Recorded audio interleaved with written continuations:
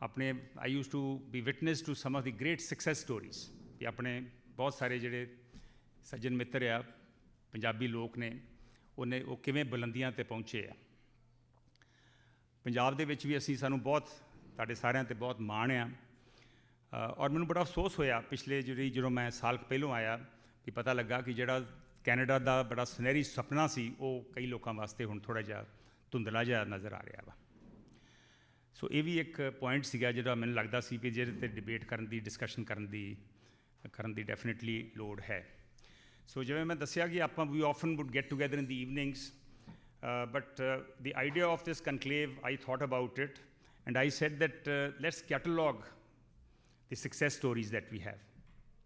ਮੈਨੂੰ ਪਤਾ ਵਾ ਆਪਣੇ 'ਚੋਂ ਬਹੁਤ ਸਾਰੇ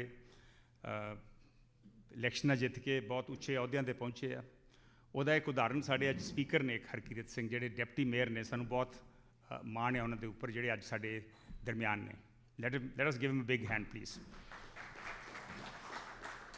ਇਸੇ ਤਰ੍ਹਾਂ ਸਾਡੇ ਹੋਰ ਬਹੁਤ ਸਾਰੇ ਸੱਜਣ ਮੈਨੂੰ ਯਾਦ ਆ ਅੱਜ ਤੋਂ 5-6 ਸਾਲ ਪਹਿਲੋਂ ਪ੍ਰਧਾਨ ਮੰਤਰੀ ਜਸਟਿਨ ਟਰੂਡੋ ਕਹਿ ਸਕਦੇ ਸੀਗੇ ਕਿ ਮੇਰੀ ਕੈਬਨਿਟ ਦੇ ਵਿੱਚ ਜ਼ਿਆਦਾ ਪੰਜਾਬੀ ਜ਼ਿਆਦਾ ਸਿੱਖ ਆ ਇੰਡੀਅਨ ਕੈਬਨਿਟ ਨਾਲੋਂ ਵੀ ਇਹ ਸ਼ਾਇਦ ਸਿਰਫ ਕੈਨੇਡਾ ਦੇ ਵਿੱਚ ਮੁਮਕਿਨ ਸੀ ਸੋ ਸਿਰਫ ਇਲੈਕਟਿਡ ਰਿਪਰੈਜ਼ੈਂਟੇਟਿਵਸ ਨਹੀਂ ਮੈਂ ਦੇਖਿਆ ਵਾ ਕਿ ਬਹੁਤ ਸਾਰੇ ਆਪਣੇ ਲੋਕ ਬਿਊਰੋਕ੍ਰੇਸੀ ਦੇ ਵਿੱਚ ਵੀ ਬੜੀਆਂ ਸੀਨੀਅਰ ਪੋਜੀਸ਼ਨਸ 'ਤੇ ਬਿਊਰੋਕ੍ਰੇਸੀ ਜਿੰਨਾ ਕਿ ਮੈਨੂੰ ਜਾਣਕਾਰੀ ਹੈ ਸ਼ਾਇਦ ਡਿਪਟੀ ਮਿਨਿਸਟਰ ਹਾਈਐਸਟ ਅਹੁਦਾ ਵਿੱਚ ਜਿੱਥੇ ਪਹੁੰਚ ਸਕਦੇ ਔਰ ਆਪਣੇ ਕਈ ਲੋਕ ਉੱਥੇ ਪਹੁੰਚੇ ਆ ਜਿਹੜੀ ਸਾਡੇ ਵਾਸਤੇ ਬਹੁਤ ਖੁਸ਼ੀ ਦੀ ਗੱਲ ਹੈ ਇਸ ਤੋਂ ਇਲਾਵਾ ਬਿਜ਼ਨਸਿਸ ਦੇ ਵਿੱਚ I think most of us, many of us know how we have controlled the trucking business, the transport business, how we have controlled the real estate business.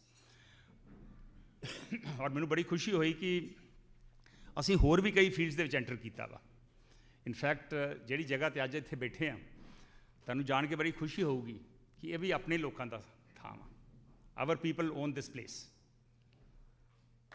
ਸੋ ਮੈਨੂੰ ਲੱਗਾ ਕਿ ਔਰ ਮੈਂ ਬਰੈਂਪਟਨ 'ਚ 15 ਸਾਲ ਤੋਂ ਆਉਂਦਾ ਰਿਹਾ ਪਰ ਮੈਂ ਇਹ ਜਗ੍ਹਾ ਨਹੀਂ ਸੀ ਦੇਖੀ it is Brampton but tucked away in a nice little corner so ਕਹਿਣ ਦਾ ਭਾਵ ਇਹ ਆ ਕਿ ਆਪਣੇ ਲੋਕੀ ਵੀ have reached the pinnacle in various fields including some of us have done very well as medical professionals as doctors as engineers as dentist ਸਾਡੇ ਡਾਕਟਰ ਹਰਿੰਦਰ ਜਿਹੜੇ ਲੰਡਨ ਦੇ ਵਿੱਚ ਅੱਜ ਅਨਫੋਰਚੂਨੇਟਲੀ ਆ ਨਹੀਂ ਸਕੇ ਉਹ ਡੀਨ dental council ਦੇ ਹਨ ਇੱਥੇ which is almost the highest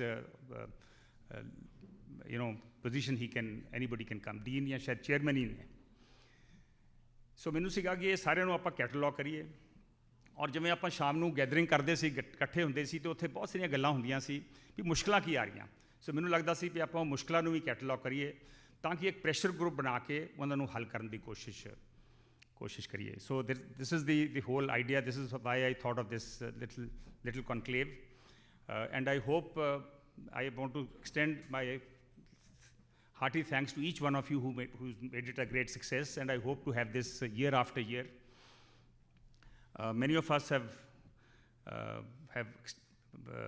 given us great help to make this a success we will acknowledge them later on in the function और मैंने बड़ी खुशी है that some people have come here from as far away as the far-off corners of the United States.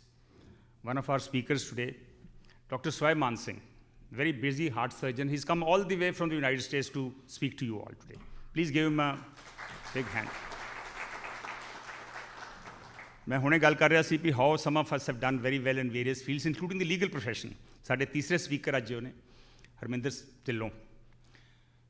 He is a typical example of how we have done well in various fields, including the legal profession. So give him a big hand, Dhillon साहब. I think you know, most of you know him very well. ਅੱਗੇ ਵਧਣ ਤੋਂ ਪਹਿਲੋਂ मैं 2-4 basic जे issues ਜਿਹੜੇ ਉਹਨਾਂ ਦੇ ਬਾਰੇ ਗੱਲ ਕਰਨੀ ਚਾਹੁੰਦਾ. ਮੈਨੂੰ ਬਹੁਤ ਸਾਰੇ ਲੋਕਾਂ ਨੇ ਪੁੱਛਿਆ कि ये तुसी कॉन्क्लेव क्यों ऑर्गेनाइज कर रहे जी. कुछ तो मैं दस ही दिता कि I want to catalogue all this.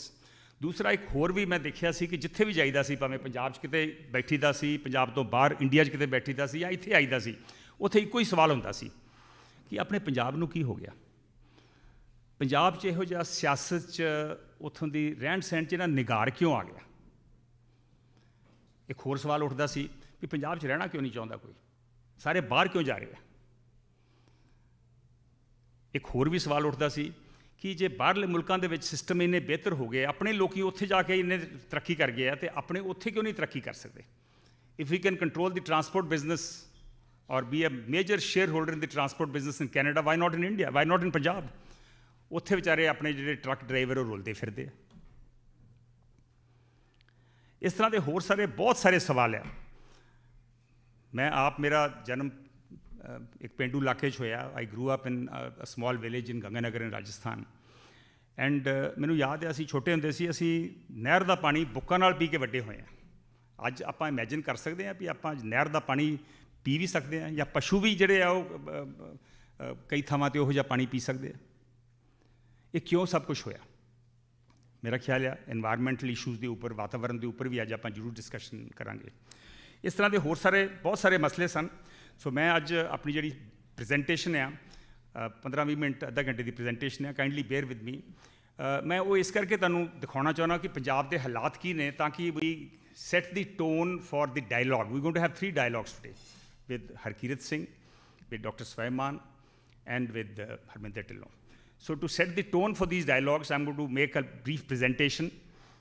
It's a slide show, and we'll start with the first slide. Now, why the Punjab Conclave? मैं जिवें पहलों कहा कि dialogue बहुत ज़रूरी है.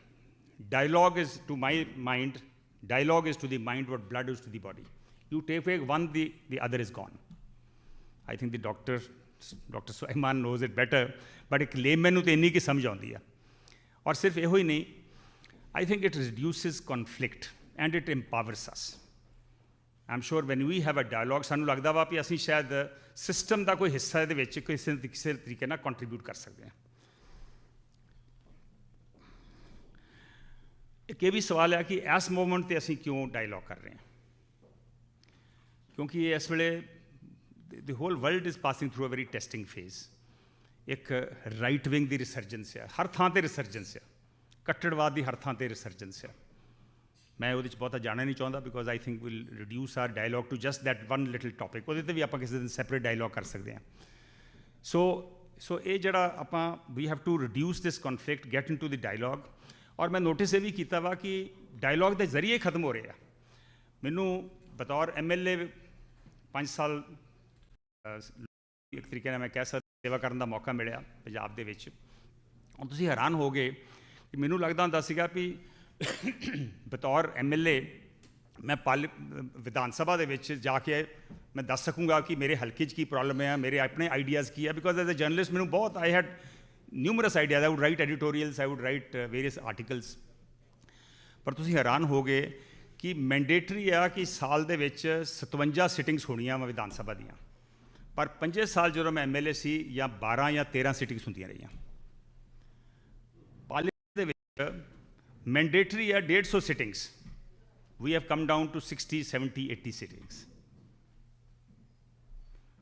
ये जे साडे बाकी मुल्कां जे उस तरह ही सिटिंग्स हो रही वा, उस तरह ही पार्लीमेंट हाउस ऑफ कॉमन्स मिल रहे हैं, तो इंडिया दे विच क्यों नहीं मिल रहे. Because nobody wants a dialogue. बड़ा सौखा ही काम है, जो अपना सिक्का चलाओ, चमदियाँ चलाओ, भावें पंजाब होवे, भावें हिंदुस्तान होवे या बाकी स्टेट्स होण.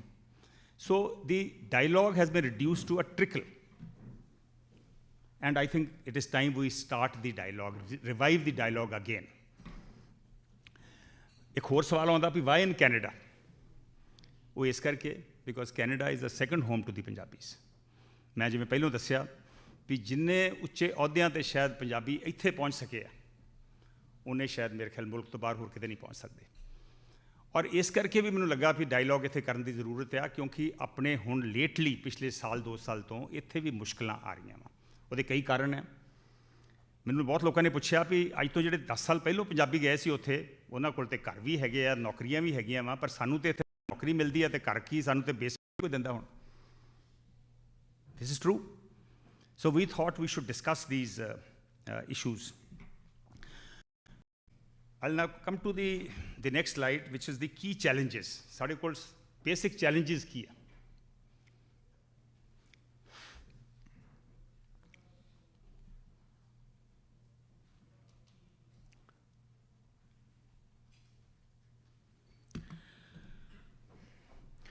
ਪੰਜਾਬ ਦੀ ਜਿਹੜੀ ਇਕੋਨਮੀ ਆ ਇਸ ਵੇਲੇ ਬੜੀ ਪਤਲੀ ਹਾਲਤ ਦੇ ਵਿੱਚ ਬੜੇ ਅਫਸੋਸ ਨਾਲ ਕਹਿਣਾ ਪੈਂਦਾ ਵਾ ਵੀ ਇਸ ਵੇਲੇ ਜਿਹੜੀ ਪੰਜਾਬ ਦੀ ਇਕੋਨਮੀ ਆ ਔਰ ਲੋਕੀ ਪੁੱਛਦੇ ਆ ਕਿ ਇੰਨੀ ਬੇਰੁਜ਼ਗਾਰੀ ਆ ਤੇ ਇਹਦਾ ਹੱਲ ਕੀ ਹੈ ਕਿ ਬਾਹਰ ਜਾਣਾ ਹੱਲ ਆ ਔਰ ਹੁਣ ਲੱਗ ਰਿਹਾ ਵਾ ਸ਼ਾਇਦ ਬਾਹਰ ਜਾਣਾ ਵੀ ਹੱਲ ਹੈ ਨਹੀਂ ਕਿਉਂਕਿ ਇੱਥੇ ਵੀ ਨੌਕਰੀਆਂ ਉਨੀਆਂ ਸੌਖੀਆਂ ਹੈ ਨਹੀਂ ਪੰਜਾਬ ਦੇ ਵਿੱਚ ਸੇਫਟੀ ਇਸ਼ੂਜ਼ ਹੈ ਬਹੁਤ ਜਿਹੜੇ ਇੱਥੋਂ ਕਈ ਵਾਰ NRI ਭਰਾ ਜਿਹੜੇ ਆ ਪੁੱਛਦੇ ਆ ਵੀ ਅਸੀਂ ਆਉਣਾ ਵਾ ਕਿ ਆਉਣਾ ਸੇਫ ਹੈ ਉੱਥੇ ਆ ਜਾਈਏ ਕੋਈ ਦਿੱਕਤ ਨਹੀਂ ਫਿਰ ਉਹ ਦੱਸਦੇ ਜੀ ਮੇਰਾ ਉੱਥੇ ਸਾਡਾ ਗੁਆਂਢੀ ਗਿਆ ਸੀ ਉੱਥੇ ਉਹਨੂੰ ਪਿੰਡ ਦੇ ਵਿੱਚੋਂ ਉਹਨੂੰ ਰੌਬ ਕਰ ਲਿਆ ਜਾਂ ਕੋਈ ਹੋਰ ਦੱਸਦੇ ਜੀ ਅਸੀਂ ਜਾ ਰਹੇ ਸੀ ਦਿੱਲੀ ਰਸਤੇ ਦੇ ਵਿੱਚ ਹਾਦਸਾ ਹੋ ਗਿਆ ਸੋ ਇਹ ਵੀ ਇੱਕ ਇਸ਼ੂ ਆ ਕਿ ਲੋਕੀ ਸੁਰੱਖਿਅਤ ਹੀ ਮਹਿਸੂਸ ਨਹੀਂ ਕਰਦੇ ਔਰ ਫਿਰ ਇਨਵਾਇਰਮੈਂਟਲ ਇਸ਼ੂਜ਼ ਹੈ ਜਿਨ੍ਹਾਂ ਬਾਰੇ ਮੈਂ ਆਲਰੇਡੀ ਗੱਲ ਕਰ ਹੀ ਚੁੱਕਾ ਹਾਂ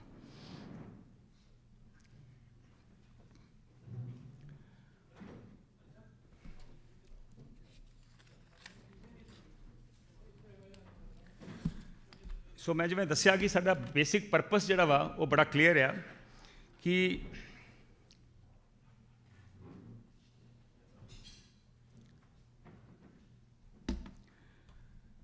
ਇਸ ਵੇਲੇ ਪੰਜਾਬੀ ਇੰਨੇ ਕੁ ਕਨਫਿਊਜ਼ ਹੋ ਚੁੱਕੇ ਆ ਵੀ ਉਹ ਮੁਲਕ ਛੱਡ ਕੇ ਪੰਜਾਬ ਛੱਡ ਕੇ ਜਿੱਥੇ ਵੀ ਜਾ ਸਕਦੇ ਉੱਥੇ ਜਾਣਾ ਚਾਹੁੰਦੇ ਆ ਇੱਕ ਤੁਸੀਂ ਕਹਾਣੀਆਂ ਪੜ੍ਹੀਆਂ ਹੋਣੀਆਂ ਕਿਵੇਂ ਡੰਕੀ ਰੂਟ ਦੇ ਜ਼ਰੀਏ ਅਮਰੀਕਾ ਪਹੁੰਚਣ ਦੀ ਕੋਸ਼ਿਸ਼ ਕਰ ਰਹੇ ਆ ਅਨਫੋਰਚੂਨੇਟਲੀ ਕੁਝ ਲੋਕ ਮਾਰੇ ਵੀ ਜਾਂਦੇ ਆ ਕਈ ਲੋਕੀ ਲੱਭੇ ਹੀ ਨਹੀਂ ਕਈ ਸਾਲਾਂ ਤੋਂ ਬਹੁਤ ਸਾਰੇ ਲੋਕੀ ਕੋਈ ਜਾਰਜੀਆ ਫਸਿਆ ਕੋਈ ਸਰਬੀਆ ਫਸਿਆ ਵਾ ਔਰ ਹੋਰ ਤੇ ਹੋਰ ਲੋਕੀ ਰਸ਼ੀਅਨ ਆਰਮੀ 'ਚ Russia is at war with Ukraine ਉਹ ਰਸ਼ੀਅਨ ਆਰਮੀ ਦੇ ਵਿੱਚ ਵੀ ਭਰਤੀ ਹੋਣ ਨੂੰ ਤਿਆਰ ਆ ਇਹ ਹਾਲਤ ਸਾਡਾ ਇਸ ਵੇਲੇ ਪੰਜਾਬ ਦਾ ਬਣਿਆ ਵਾ ਸੋ ਸਾਨੂੰ ਲੱਗਦਾ ਸੀ ਵੀ ਆਪਾਂ let's try and address these issues through a dialogue I have already spoken about the speakers today Harkirat Singh the deputy mayor of Brampton Canada ਦਾ ਉਹ ਸ਼ਹਿਰ ਆ ਜਿਹਨੂੰ ਪੰਜਾਬੀਆਂ ਦਾ ਸ਼ਹਿਰ ਮੰਨਿਆ ਜਾਂਦਾ ਔਰ ਸਾਨੂੰ ਬੜਾ ਮਾਣ ਆ ਕਿ ਇਸ ਸ਼ਹਿਰ ਦੇ ਡਿਪਟੀ ਮੇਅਰ ਬਹੁਤ ਉੱਚਾ ਅਹੁਦਾ ਵਾ ਸ਼ਾਇਦ ਪਹਿਲੀ ਵਾਰੀ ਕੋਈ ਡਿਪਟੀ ਮੇਅਰ ਬਰੈਂਪਟਨ ਦਾ ਬਣਿਆ ਵਾ ਔਰ ਉਹ ਵੀ ਇੱਕ ਪੰਜਾਬੀ ਸਾਡੇ ਵਿੱਚੋਂ so it's a great honour for us and I will be having a dialogue with him. In addition to that, we'll have Dr. Swayam Singh, heart surgeon, cardiologist. I'm so glad that he could take out time to come here.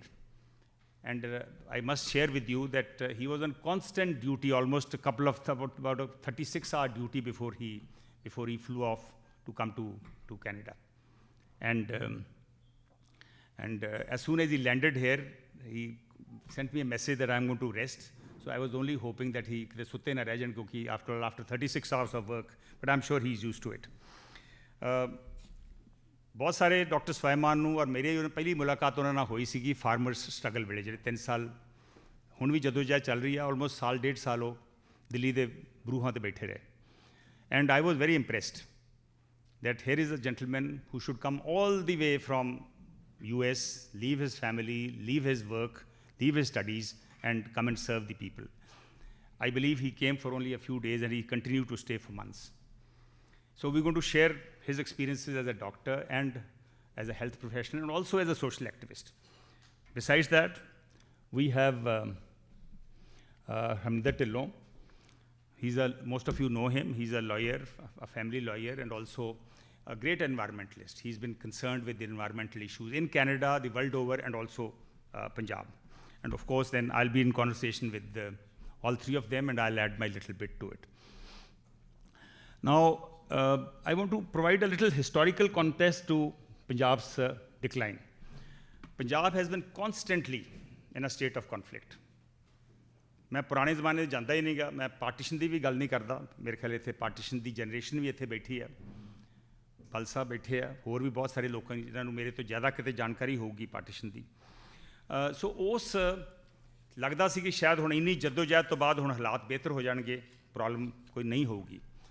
पर मैनू जिन्नी होश संभाली मैं 1960 तो बाद मैं देखा कि लगातार पंजाब दे विच कॉन्फ्लिक्ट ही चली आ रही है, अपने हकों वास्ते, लोगों के हकों वास्ते, पंजाबी वास्ते।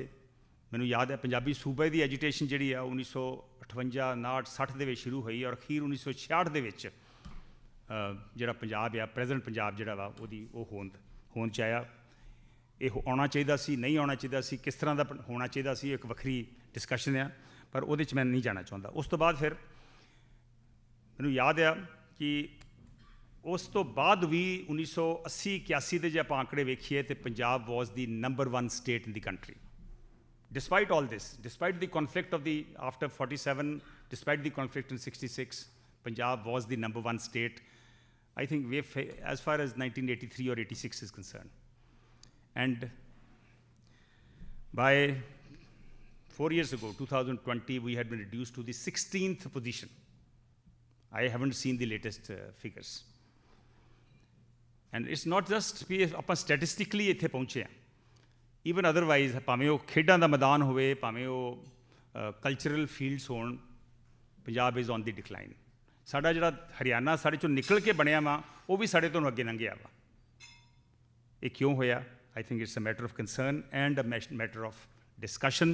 Himachal Pradesh, the industry in Himachal Pradesh is doing better. ਸਾਡੀ ਇੰਡਸਟਰੀ ਛੱਡ ਕੇ ਉੱਥੇ ਜਾ ਰਹੀ ਹੈ। ਉਹਦੇ ਲਈ ਜਿਹੜੇ ਸੈਂਟਰ ਵੱਲੋਂ ਇਨਸੈਂਟਿਵ ਮਿਲ ਰਹੇ ਆ ਉਹ ਜ਼ਿੰਮੇਵਾਰ ਆ ਜਾਂ ਕੋਈ ਹੋਰ ਕਾਰਨ ਹੈ, ਇੱਕ ਡਿਫਰੈਂਟ ਡਿਬੇਟ ਆ। ਔਰ ਇਹ ਜੋ ਇਸ ਵੇਲੇ ਹਾਲਾਤ ਬਣੇ ਹੋਏ ਨੇ ਇਹ ਬਹੁਤ ਚਿੰਤਾਜਨਕ ਹਾਲਾਤ ਨੇ। We are in a state of decline ਔਰ ਇਹੋ ਹੀ ਕਾਰਨ ਆ, ਬਹੁਤ ਵੱਡਾ ਕਾਰਨ ਆ ਜਿਹਦੇ ਕਰਕੇ ਲੋਕਾਂ ਨੂੰ ਲੱਗਦਾ ਵੀ ਸਾਡਾ ਇੱਥੇ ਭਵਿੱਖ ਨਹੀਂ ਹੈਗਾ ਔਰ ਬਾਹਰ ਜਾਣ ਦੀ ਲੋੜ ਆ। ਕੀ ਇਹ ਟ੍ਰੈਂਡ ਜਿਹੜਾ ਵਾ ਇਹ ਚੰਗਾ ਰੁਝਾਨ ਹੈ? we can debate and discuss that. Now Punjab's economic challenges. इस वेले पंजाब के उत्ते और मैं लगातार वेख्या वा कि पंजाब के उत्ते इस वेले 4.25 लाख करोड़ का कर्जा वा। अज तो 20-25 साल पहलों 5,000, 8,000, 10,000, 15,000 का कर्जा सी, हौली हौली चढ़ता वेख्या। और जिहड़ी भी सरकार आउंदी है, मैनूं याद है 2017 च मैं उदों थोड़ी देर वास्ते आम आदमी पार्टी ज्वाइन की सी। मैनूं लगदा सी भी शायद आम आदमी पार्टी दे नाल एक कायाकल्प हो जू सारा। मैं निराश होकर फिर बाद च पार्टी छड़ गया। लेकिन उदों असीं कहिंदे हुंदे सीगे भी सानूं सत्ता च आ लैण दिओ और देखियो तुसीं किवें असीं कर्जा भी लावांगे और लोकां दीयां मुश्किलां भी दूर करांगे। इस सरकार दे आउण तो बाद भी करीब 1 लाख करोड़ का कर्जा वध गया वा और वध रहा वा। ये कोई जिहड़ा अज कॉन्कलेव है किसी सियासी पार्टी नाल संबंधित नहीं, बिल्कुल निरपक्ष कॉन्कलेव है। मैं एज अ जर्नलिस्ट इस कॉन्कलेव नूं शुरू किया वा। सो मैं जो हुण सरकार की गल कर रहा तो इस करके नहीं कि असीं कोई आम आदमी पार्टी के खिलाफ हैं, मैं इस करके ये गल कर रहा वां कि जिस तो आस सी, जिस तो बदल की आस सी, वो भी उस ही नक्शे कदम पर चल रही है जिहड़ियां पुरानी सरकारां चलदी रहियां। मैं बहुते आंकड़ियां च नहीं जाना चाहता कि अपना जिहड़ा डेट रेशियो GSDP या GDP के हिसाब के नाल कित्थे आ, क्योंकि आप कन्फ्यूज़ हो जाएंगे। बट बेसिकली बहुत सारिया होर स्टेटां ते भी कर्जा वा, पर उन्हां दी आमदन, उन्हां दा खर्चा वो साडे तो घट आ। आमदन ज़्यादा वा, खर्चा घट आ। सो उन्हां दे जिहड़े कर्जा चढ़िया वा वो कैपिटल एक्सपेंडिचर करके आ, लोकां नूं सहूलतां देण करके आ। साडा कर्जा जिहड़ा वा असीं लोकां नूं फ्री बीज दे रहे हैं, मुफ्त रेहड़ियां वंड रहे हैं। ਇਹਦੇ ਤੇ भी ਆਪਾਂ गल करांगे। और पंजाब दे विच इस वेले हालात की बने आ, मैनूं याद है असीं भी जो 2016 में मैनीफेस्टो बनाउंदा सी आंदे सी भी आ जिहड़े VIP ਕਲਚਰ ਇਹਨੂੰ ਖਤਮ ਕਰਾਂਗੇ, ਲਾਲ ਬੱਤੀ ਕਲਚਰ ਖਤਮ ਕਰਾਂਗੇ। ਲਾਲ ਬੱਤੀ ਦਾ ਮਤਲਬ ਸੀ ਕਿ ਜਿਹੜਾ VIP ਕਲਚਰ 100 150 ਗਨਮੈਨ ਲਈ ਫਿਰਦੇ ਆ, ਲੋਕੀ 10 20 ਹਰ ਬੰਦਾ ਹੀ ਲਈ ਫਿਰਦਾ, ਜਿਹੜੇ MLA ਆ, ਇਹ ਅਸੀਂ ਬੰਦ ਕਰਾਂਗੇ। ਔਰ ਅਸੀਂ, ਮੈਨੂੰ ਯਾਦ ਹੈ ਉਦੋਂ ਅਸੀਂ ਕਹਿੰਦੇ ਹੁੰਦੇ ਸੀ ਵੀ ਇੱਥੇ ਮੁੱਖ ਮੰਤਰੀ ਕੋਲ ਜਹਾਜ਼ ਆ, ਬਹੁਤ ਸਾਰੇ ਮੁੱਖ ਮੰਤਰੀਆਂ ਕੋਲ ਦੁਨੀਆ 'ਚ ਜਹਾਜ਼ ਹੋਣਗੇ, ਪਰ ਪੰਜਾਬ ਦੇ ਉੱਤੇ ਕਰਜ਼ਾ ਚੜ੍ਹਿਆ ਸੀ। ਅਸੀਂ ਕਹਿੰਦੇ ਹੁੰਦੇ ਸੀ ਵੀ ਇਹ ਜਹਾਜ਼ ਜਿਹੜਾ ਪੰਜਾਬ ਦਾ ਮੁੱਖ ਮੰਤਰੀ ਦਾ, ਇਹਨੂੰ ਅਸੀਂ ਮੈਡੀਕਲ ਸਰਵਿਸਿਜ਼ ਵਾਸਤੇ ਵਰਤਾਂਗੇ, ਮੈਡੀਕਲ ਐਮਰਜੈਂਸੀ ਲਈ ਵਰਤਾਂਗੇ, ਜਿਵੇਂ ਕਈ ਮੁਲਕਾਂ 'ਚ ਹੁੰਦਾ ਵਾ। ਪਰ ਹੁਣ ਕੀ ਵੇਖਿਆ ਗਿਆ ਵਾ ਵੀ ਉਹੀ ਕੰਮ ਜੋ ਪਹਿਲਾਂ ਹੁੰਦਾ ਰਿਹਾ ਸੀਗਾ, ਉਹਨੂੰ ਅਸੀਂ ਹੋਰ ਪਰਫੈਕਟ ਕਰ ਲਾ। ਅੱਗੇ ਸਿਰਫ ਪੰਜਾਬ ਦਾ ਮੁੱਖ ਮੰਤਰੀ ਅਤੇ ਉਹਦਾ ਪਰਿਵਾਰ ਹੀ ਉੱਤੇ ਚੜ੍ਹਦਾ ਸੀਗਾ, ਹੁਣ ਸ਼ਾਇਦ ਹੋਰ ਵੀ ਸਟੇਟਾਂ ਦੇ ਮੁੱਖ ਮੰਤਰੀ ਜਾਂ ਹੋਰ ਲੋਕੀ ਜਿਹੜੇ ਰਸੂਖ ਵਾਲੇ ਲੋਕ ਨੇ, ਉਹਨਾਂ ਨੂੰ ਵੀ ਇਹ ਜਹਾਜ਼ ਦੀਆਂ ਫੈਸਿਲਿਟੀਜ਼ ਦਿੱਤੀਆਂ ਜਾਂਦੀਆਂ। ਉਸੇ ਤਰ੍ਹਾਂ ਹੀ ਵੇਸਟਫੁਲ ਐਕਸਪੈਂਡੀਚਰ, ਜਿਨ੍ਹਾਂ ਦਾ ਕੋਈ ਫਾਇਦਾ ਨਹੀਂ, ਰੈਲੀਆਂ ਉਸੇ ਤਰ੍ਹਾਂ ਹੀ, ਪਰਸਨਲ ਫੰਕਸ਼ਨ, ਪਾਰਟੀ ਦੇ ਫੰਕਸ਼ਨ, ਜਿਨ੍ਹਾਂ ਨੂੰ ਅਸੀਂ ਸਟੇਟ ਫੰਕਸ਼ਨ ਕਹਿ ਕੇ ਲੋਕਾਂ ਦਾ ਪੈਸਾ ਉਡਾ ਰਹੇ ਹਾਂ। ਪੰਜਾਬ ਦੇ ਕੁਛ ਲੋਕੀ ਅੱਜ ਵੀ ਇਸ ਗੱਲ ਦਾ ਇਤਰਾਜ਼ ਕਰ ਰਹੇ ਆ, ਇਹਦੇ 'ਤੇ ਆਵਾਜ਼ ਚੁੱਕ ਰਹੇ ਆ। RTI ਵੈਸੇ ਤਾਂ ਜਿਹੜੀ ਰਾਈਟ ਟੂ ਇਨਫੋਰਮੇਸ਼ਨ, ਉਹਨੂੰ ਖਤਮ ਕਰਨ ਦੀ ਕੋਸ਼ਿਸ਼ ਹੋਈ ਆ। ਰਾਈਟ ਟੂ ਇਨਫੋਰਮੇਸ਼ਨ ਦੇ ਕਈ ਵਾਰ ਕਿਸੇ ਵੇਲੇ 7 ਜਾਂ 8 ਕਮਿਸ਼ਨਰ ਸੀ, ਇਸ ਵੇਲੇ ਸਿਰਫ 1 ਆ। ਇਨਫੋਰਮੇਸ਼ਨ ਲੋਕੀ ਮੰਗਦੇ ਆ, ਦਿੰਦਾ ਹੀ ਕੋਈ ਨਹੀਂ। ਇਹਦੇ 'ਤੇ ਇੱਕ RTI ਐਕਟਿਵਿਸਟ ਹੈ ਮਨਿਕ ਗੋਇਲ, ਬਹੁਤ ਅੱਛਾ ਕੰਮ ਕਰ ਰਹੇ ਆ। ਲੱਕੀਲੀ ਹਾਲੀ ਤੱਕ ਤਾਂ ਉਹਨੂੰ ਕੰਮ ਕਰਨ ਦਿੱਤਾ ਜਾ ਰਿਹਾ ਵਾ, ਪਤਾ ਨਹੀਂ ਕਿੰਨੀ ਦੇਰ ਤੱਕ ਕੰਮ ਕਰਨ ਦਿੱਤਾ ਜਾ ਰਿਹਾ ਹੋਊਗਾ। ਮੈਂ ਉਹਨਾਂ ਦੀ ਬਾਈਟ ਸੁਣਾਉਣੀ ਚਾਹੁੰਦਾ ਤੁਹਾਨੂੰ ਕਿ ਮਨਿਕ ਗੋਇਲ ਨੇ ਇਸ ਬਾਰੇ, ਮਨਿਕ ਗੋਇਲ ਨੇ, ਸੌਰੀ, ਇਹ ਮਨਿਕ ਗੋਇਲ ਨਹੀਂ, ਇਹ ਜਿਹੜੀ ਬਾਈਟ ਤੁਸੀਂ ਸੁਣ ਰਹੇ ਜੇ, ਇਹ ਬਾਦਿਸ਼ ਜਿੰਦਲ ਦੀ ਆ। ਸੰਧੂ ਸਾਹਿਬ, ਇੱਕ ਚੀਜ਼ ਤਾਂ ਖੁੱਲੀ ਹੈ ਕਿ ਅੱਜ ਪੂਰਾ ਪੰਜਾਬ 2 ਨੰਬਰ ਦਾ ਬਾਜ਼ਾਰ ਬਣਿਆ ਹੋਇਆ, ਕਿਸ ਤੋਂ ਲੁਕਿਆ ਨਹੀਂ। ਅੱਜ ਤੁਸੀਂ ਕੋਈ ਲੈਂਟਰ ਦੇ ਸਰੀਏ ਤੋਂ ਲੈ ਕੇ ਦਰਵਾਜ਼ੇ ਖਿੜਕੀ ਦਾ ਹੈਂਡਲ ਲੈਣ ਚਲੇ ਜਾਓ, ਕਿਸੇ ਨੇ ਬਿੱਲ ਨਹੀਂ ਦੇਣਾ, ਔਰ ਹਰੇਕ ਨੇ ਕਹਿ ਦੇਣਾ ਕਿ ਜੇ ਬਿੱਲ ਮੰਗਦੇ ਹੋ ਤਾਂ ਟੈਕਸ ਦਿਓ। ਕੋਈ ਟੈਕਸ ਦਿੰਦਾ ਨਹੀਂ, ਤੇ ਉਹ ਸ਼ਾਮ ਨੂੰ ਸਾਰੇ ਬਿੱਲ ਜਿਹੜੇ ਨੇ ਉਹ ਐਕਸਪੋਰਟਰਾਂ ਨੂੰ ਵਿਕ ਜਾਂਦੇ। ਇਸ ਕਰਕੇ ਇਹ ਚੀਜ਼ ਜੇ ਸਾਡੇ ਤੋਂ ਲੁਕੀ ਨਹੀਂ, ਤਾਂ ਸ਼ਾਇਦ ਇਹਨਾਂ ਦੇ ਜਿਹੜੇ ਮੰਤਰੀ ਨੇ ਜਾਂ ਇਹਨਾਂ ਦੇ MLA, ਉਹਨਾਂ ਤੋਂ ਵੀ ਲੁਕੀ ਨਹੀਂ ਹੈ। ਅੱਜ ਰਜਿਸਟਰੀਆਂ ਦੇ ਵਿੱਚ ਦੇਰੀ ਹੋਣਾ, ਅੱਜ ਪੁਲਿਸ ਥਾਣਿਆਂ ਦੇ ਵਿੱਚ ਦੇਰੀ ਹੋਣਾ ਮਾਮਲਿਆਂ ਨੂੰ ਨਿਪਟਾਉਣ ਦੇ ਵਿੱਚ, ਇਹ ਜੇ ਇੱਕ ਆਮ ਬੰਦੇ ਨੂੰ ਪਤਾ, ਤੇ ਮੈਨੂੰ ਨਹੀਂ ਲੱਗਦਾ ਕਿ ਇਹਨਾਂ ਦੇ ਜਿਹੜੇ MLA ਆ ਜਾਂ ਇਹਨਾਂ ਦੇ ਮੰਤਰੀ ਹੈ, ਉਹਨਾਂ ਨੂੰ ਇਸ ਚੀਜ਼ ਦਾ ਨਾ ਪਤਾ ਹੋਵੇ। ਲੇਕਿਨ ਫਿਰ ਉਹੀ ਗੱਲ ਆ ਜਾਂਦੀ ਹੈ ਕਿ ਪਾਵਰ ਸੈਂਟਰ ਜਿਹੜਾ ਹੈ ਉਹ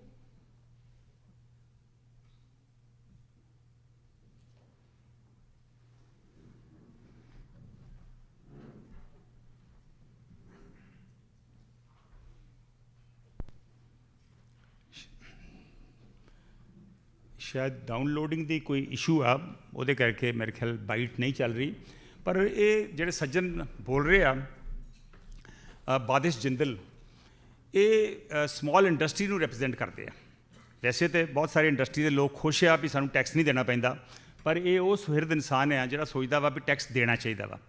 ਔਰ ਉਹ ਦੱਸ ਰਹੇ ਆ ਵੀ ਕਿਵੇਂ ਸਾਰਾ ਹੀ ਪੰਜਾਬ ਜਿਹੜਾ ਵਾ 2 ਨੰਬਰ ਦਾ ਬਾਜ਼ਾਰ ਬਣਿਆ ਵਾ, ਅਤੇ ਫਿਰ ਕਰਜ਼ਾ ਕਿਉਂ ਨਹੀਂ ਚੜੂਗਾ, ਫਿਰ ਆਪਣੀ GST ਕਲੈਕਸ਼ਨ ਕਿਉਂ ਘਟੀ ਰਹੂ, ਕਿਵੇਂ ਵਧੂਗੀ ਫਿਰ। ਸੋ ਓਬਵੀਅਸ ਆ ਕਿ ਇਹ ਜੋ ਹੋ ਰਿਹਾ ਵਾ। So I think we'll move on from here, ਕਿਉਂਕਿ ਮੇਰੇ ਖਿਆਲ ਕੋਈ ਦਿੱਕਤ ਆ ਰਹੀ ਹੈ ਇਸ again I think some technical issues we can't help it. ਪਾਣੀ ਦੀ ਪੋਜੀਸ਼ਨ ਵਾਕਈ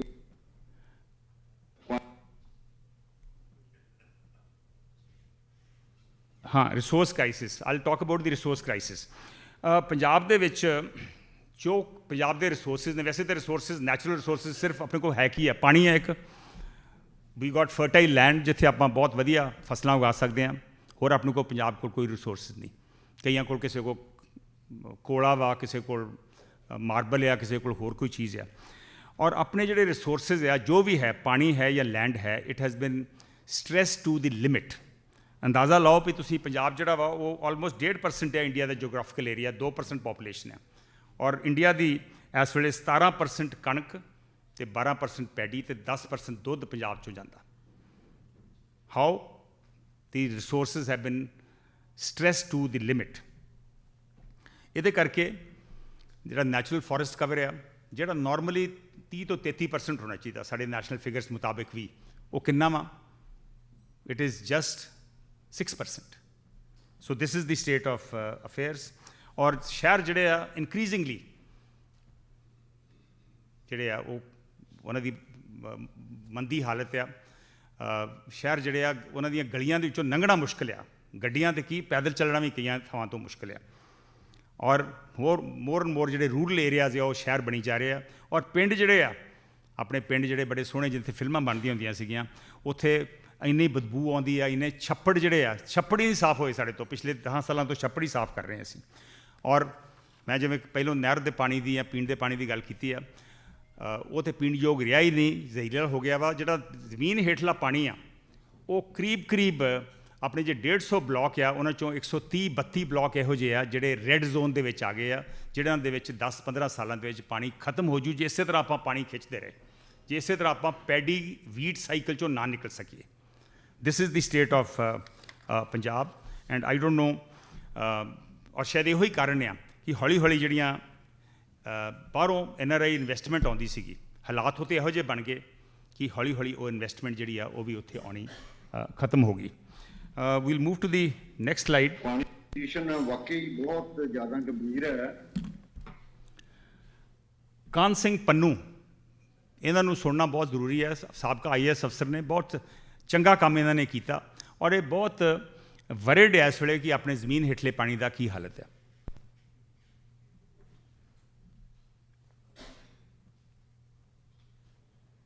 ਪਾਣੀ ਦੀ ਪੋਜੀਸ਼ਨ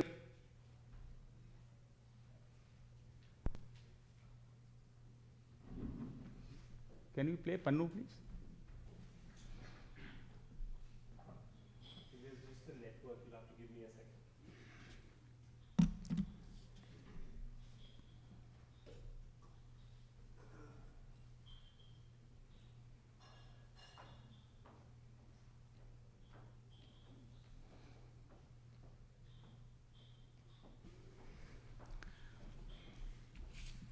ਕਾਨ ਸਿੰਘ ਪੰਨੂ ਬਹੁਤ ਸਾਲਾਂ ਤੋਂ ਕੋਸ਼ਿਸ਼ ਕਰ ਰਹੇ ਆ ਕਿ ਇਹ ਜਿਹੜਾ ਜ਼ਮੀਨ ਹੇਠਲਾ ਪਾਣੀ ਆ ਉਹਨੂੰ ਬਚਾਈਏ, ਆਪਾਂ ਪੈਡੀ ਵੀਟ ਸਾਈਕਲ ਚੋਂ ਨਿਕਲੀਏ, ਬਾਕੀ ਫਸਲਾਂ ਵਿਭਿੰਨਤਾ ਨੂੰ ਹੋਰ ਆਪਾਂ ਬੜਾਵਾ ਦਈਏ, ਹੁਲਾਰਾ ਦਈਏ ਔਰ ਦਾਲਾਂ ਸਬਜ਼ੀਆਂ ਇਹਨਾਂ ਨੂੰ ਆਪਾਂ ਜ਼ਿਆਦਾ ਉਗਾਈਏ ਤਾਂ ਕਿ ਆਪਣਾ ਜਿਹੜਾ ਜ਼ਮੀਨ ਹੇਠਲਾ ਪਾਣੀ ਆ ਉਹ ਬਚ ਸਕੇ।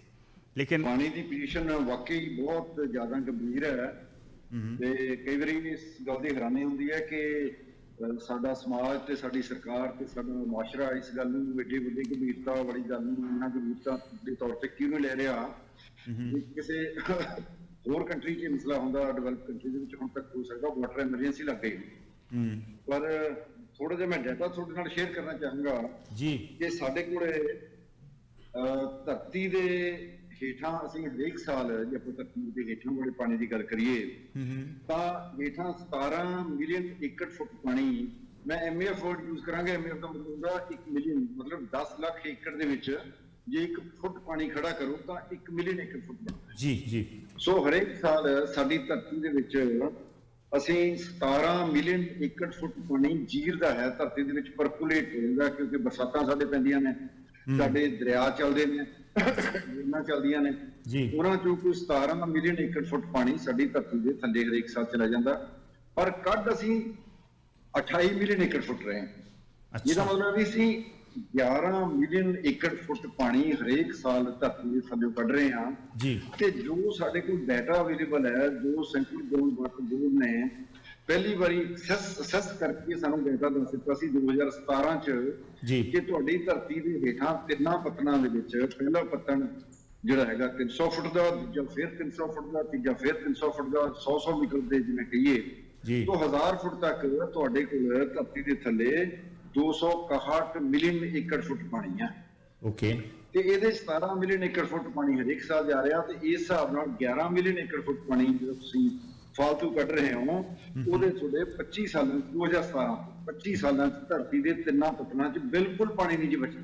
ਓਕੇ, ਇਹ ਬੜਾ ਕਲੀਅਰਲੀ ਲਿਖ ਕੇ ਡਾਕੂਮੈਂਟ ਕਰਕੇ ਨੈਟ ਤੇ ਰਿਪੋਰਟ ਪਈ ਹੈ ਤੇ ਸਰਕਾਰ ਨੂੰ ਉਹਨਾਂ ਨੇ ਭੇਜ ਦਿੱਤਾ ਤੇ ਸੈਂਟਰਲ ਗਵਰਨਮੈਂਟ ਨੂੰ ਵੀ ਦੱਸ ਦਿੱਤਾ। ਤੇ ਉਸ ਚੋਂ 7 ਸਾਲ ਸਾਡੇ ਲੰਘ ਚੁੱਕੇ ਨੇ, ਤੋਂ 18 ਸਾਲ ਸਾਡੇ ਹੋਰ ਰਹਿ ਗਏ, ਯਾਨੀ ਕਿ 2039 ਦੇ ਵਿੱਚ ਸਾਡੇ 3 ਪੱਤਨਾਂ ਦੇ ਵਿੱਚ ਪਾਣੀ ਧਰਤੀ ਦੇ ਥੱਲੇ ਬਿਲਕੁਲ ਨਹੀਂ ਰਹਿਣਾ, ਤੇ 1000 ਫੁੱਟ ਤੋਂ ਥੱਲੇ ਜੇ ਪਾਣੀ ਹੋਏਗਾ ਵੀ ਤਾਂ ਉਹ ਕੱਢਣਾ ਇੰਨਾ ਮਹਿੰਗਾ ਪਏਗਾ, ਉਹਦੇ ਵਾਸਤੇ ਪਾਵਰ ਇੰਨੀ ਚਾਹੀਦੀ ਹੈ, ਪਲੱਸ ਉਹਦੀ ਕੁਆਲਿਟੀ ਜਿਹੜੀ ਹੈ ਉਹ ਠੀਕ ਨਹੀਂ ਹੈਗੀ। ਸੋ ਇਸ ਕਰਕੇ ਇਹ ਇੱਕ ਬੜਾ ਗੰਭੀਰ ਮਸਲਾ ਹੈ ਕਿ ਇਸ ਦੇ ਉੱਤੇ ਸੋਚਣਾ ਵਿਚਾਰਨਾ ਸਰਕਾਰ ਵੱਲੋਂ ਸਮਾਜ ਵੱਲੋਂ ਬੜਾ ਜ਼ਰੂਰੀ ਹੈ। ਸੋ ਪੰਜਾਬ ਦਾ ਨਾਂ ਹੀ ਆਇਆ ਪੰਜਾਂ ਪਾਣੀਆਂ ਦੀ ਧਰਤੀ। 2.5 ਦਰਿਆ ਜਿਹੜੇ ਆ ਉਹ ਤੇ ਪਾਰਟੀਸ਼ਨ ਖਾ ਗਈ, ਤੇ ਬਾਕੀ 2.5 ਦਰਿਆ ਜਿਹੜੇ ਉਹਨਾਂ ਨੂੰ ਅਸੀਂ ਆਪ ਹੀ ਖਤਮ ਕਰ ਰਹੇ ਹਾਂ। ਆਹ ਹਾਲਤ ਆ ਜ਼ਮੀਨ ਹੇਠਲੇ ਪਾਣੀ ਦੀ। ਔਰ ਦੱਸਿਆ ਉਹਨਾਂ ਨੇ ਕਿ 2039 ਤੱਕ ਕੀ ਹਾਲਤ ਹੋ ਜਾਊਗੀ।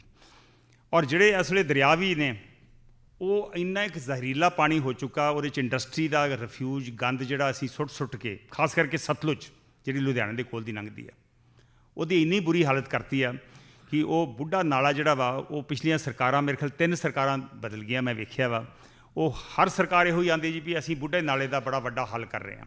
ਔਰ ਅੱਜ ਵੀ ਉਹ ਮੇਰੇ ਖਿਆਲ ਹੱਲ ਤਾਂ ਕੀ ਹੋਣਾ, ਉੱਥੇ ਇੱਕ ਐਜੀਟੇਸ਼ਨ ਚੱਲ ਰਹੀ ਹੈ ਪਿਛਲੇ 2.5 ਸਾਲ ਤੋਂ। ਸੁਣੋ ਅਮਿਤੋਜ ਮਾਨ ਜਿਹੜੇ ਮਸ਼ਹੂਰ ਐਕਟਰ ਨੇ, ਉਹ ਇਹਦੇ ਤੇ ਕਾਫੀ ਕੰਮ ਕਰ ਰਹੇ। ਬੜੇ ਚਿਰ ਦਾ ਚੱਲ ਰਿਹਾ ਸੰਧੂ ਸਾਹਿਬ ਜੀ। ਔਰ ਸਭ ਤੋਂ ਦੁੱਖ ਦੀ ਗੱਲ ਹੈ ਕਿ ਹਰ ਪਾਰਟੀ ਨਾਕਾਮ ਹੋਈ ਹੈ ਇਹਦੇ ਵਿੱਚ ਜੀ।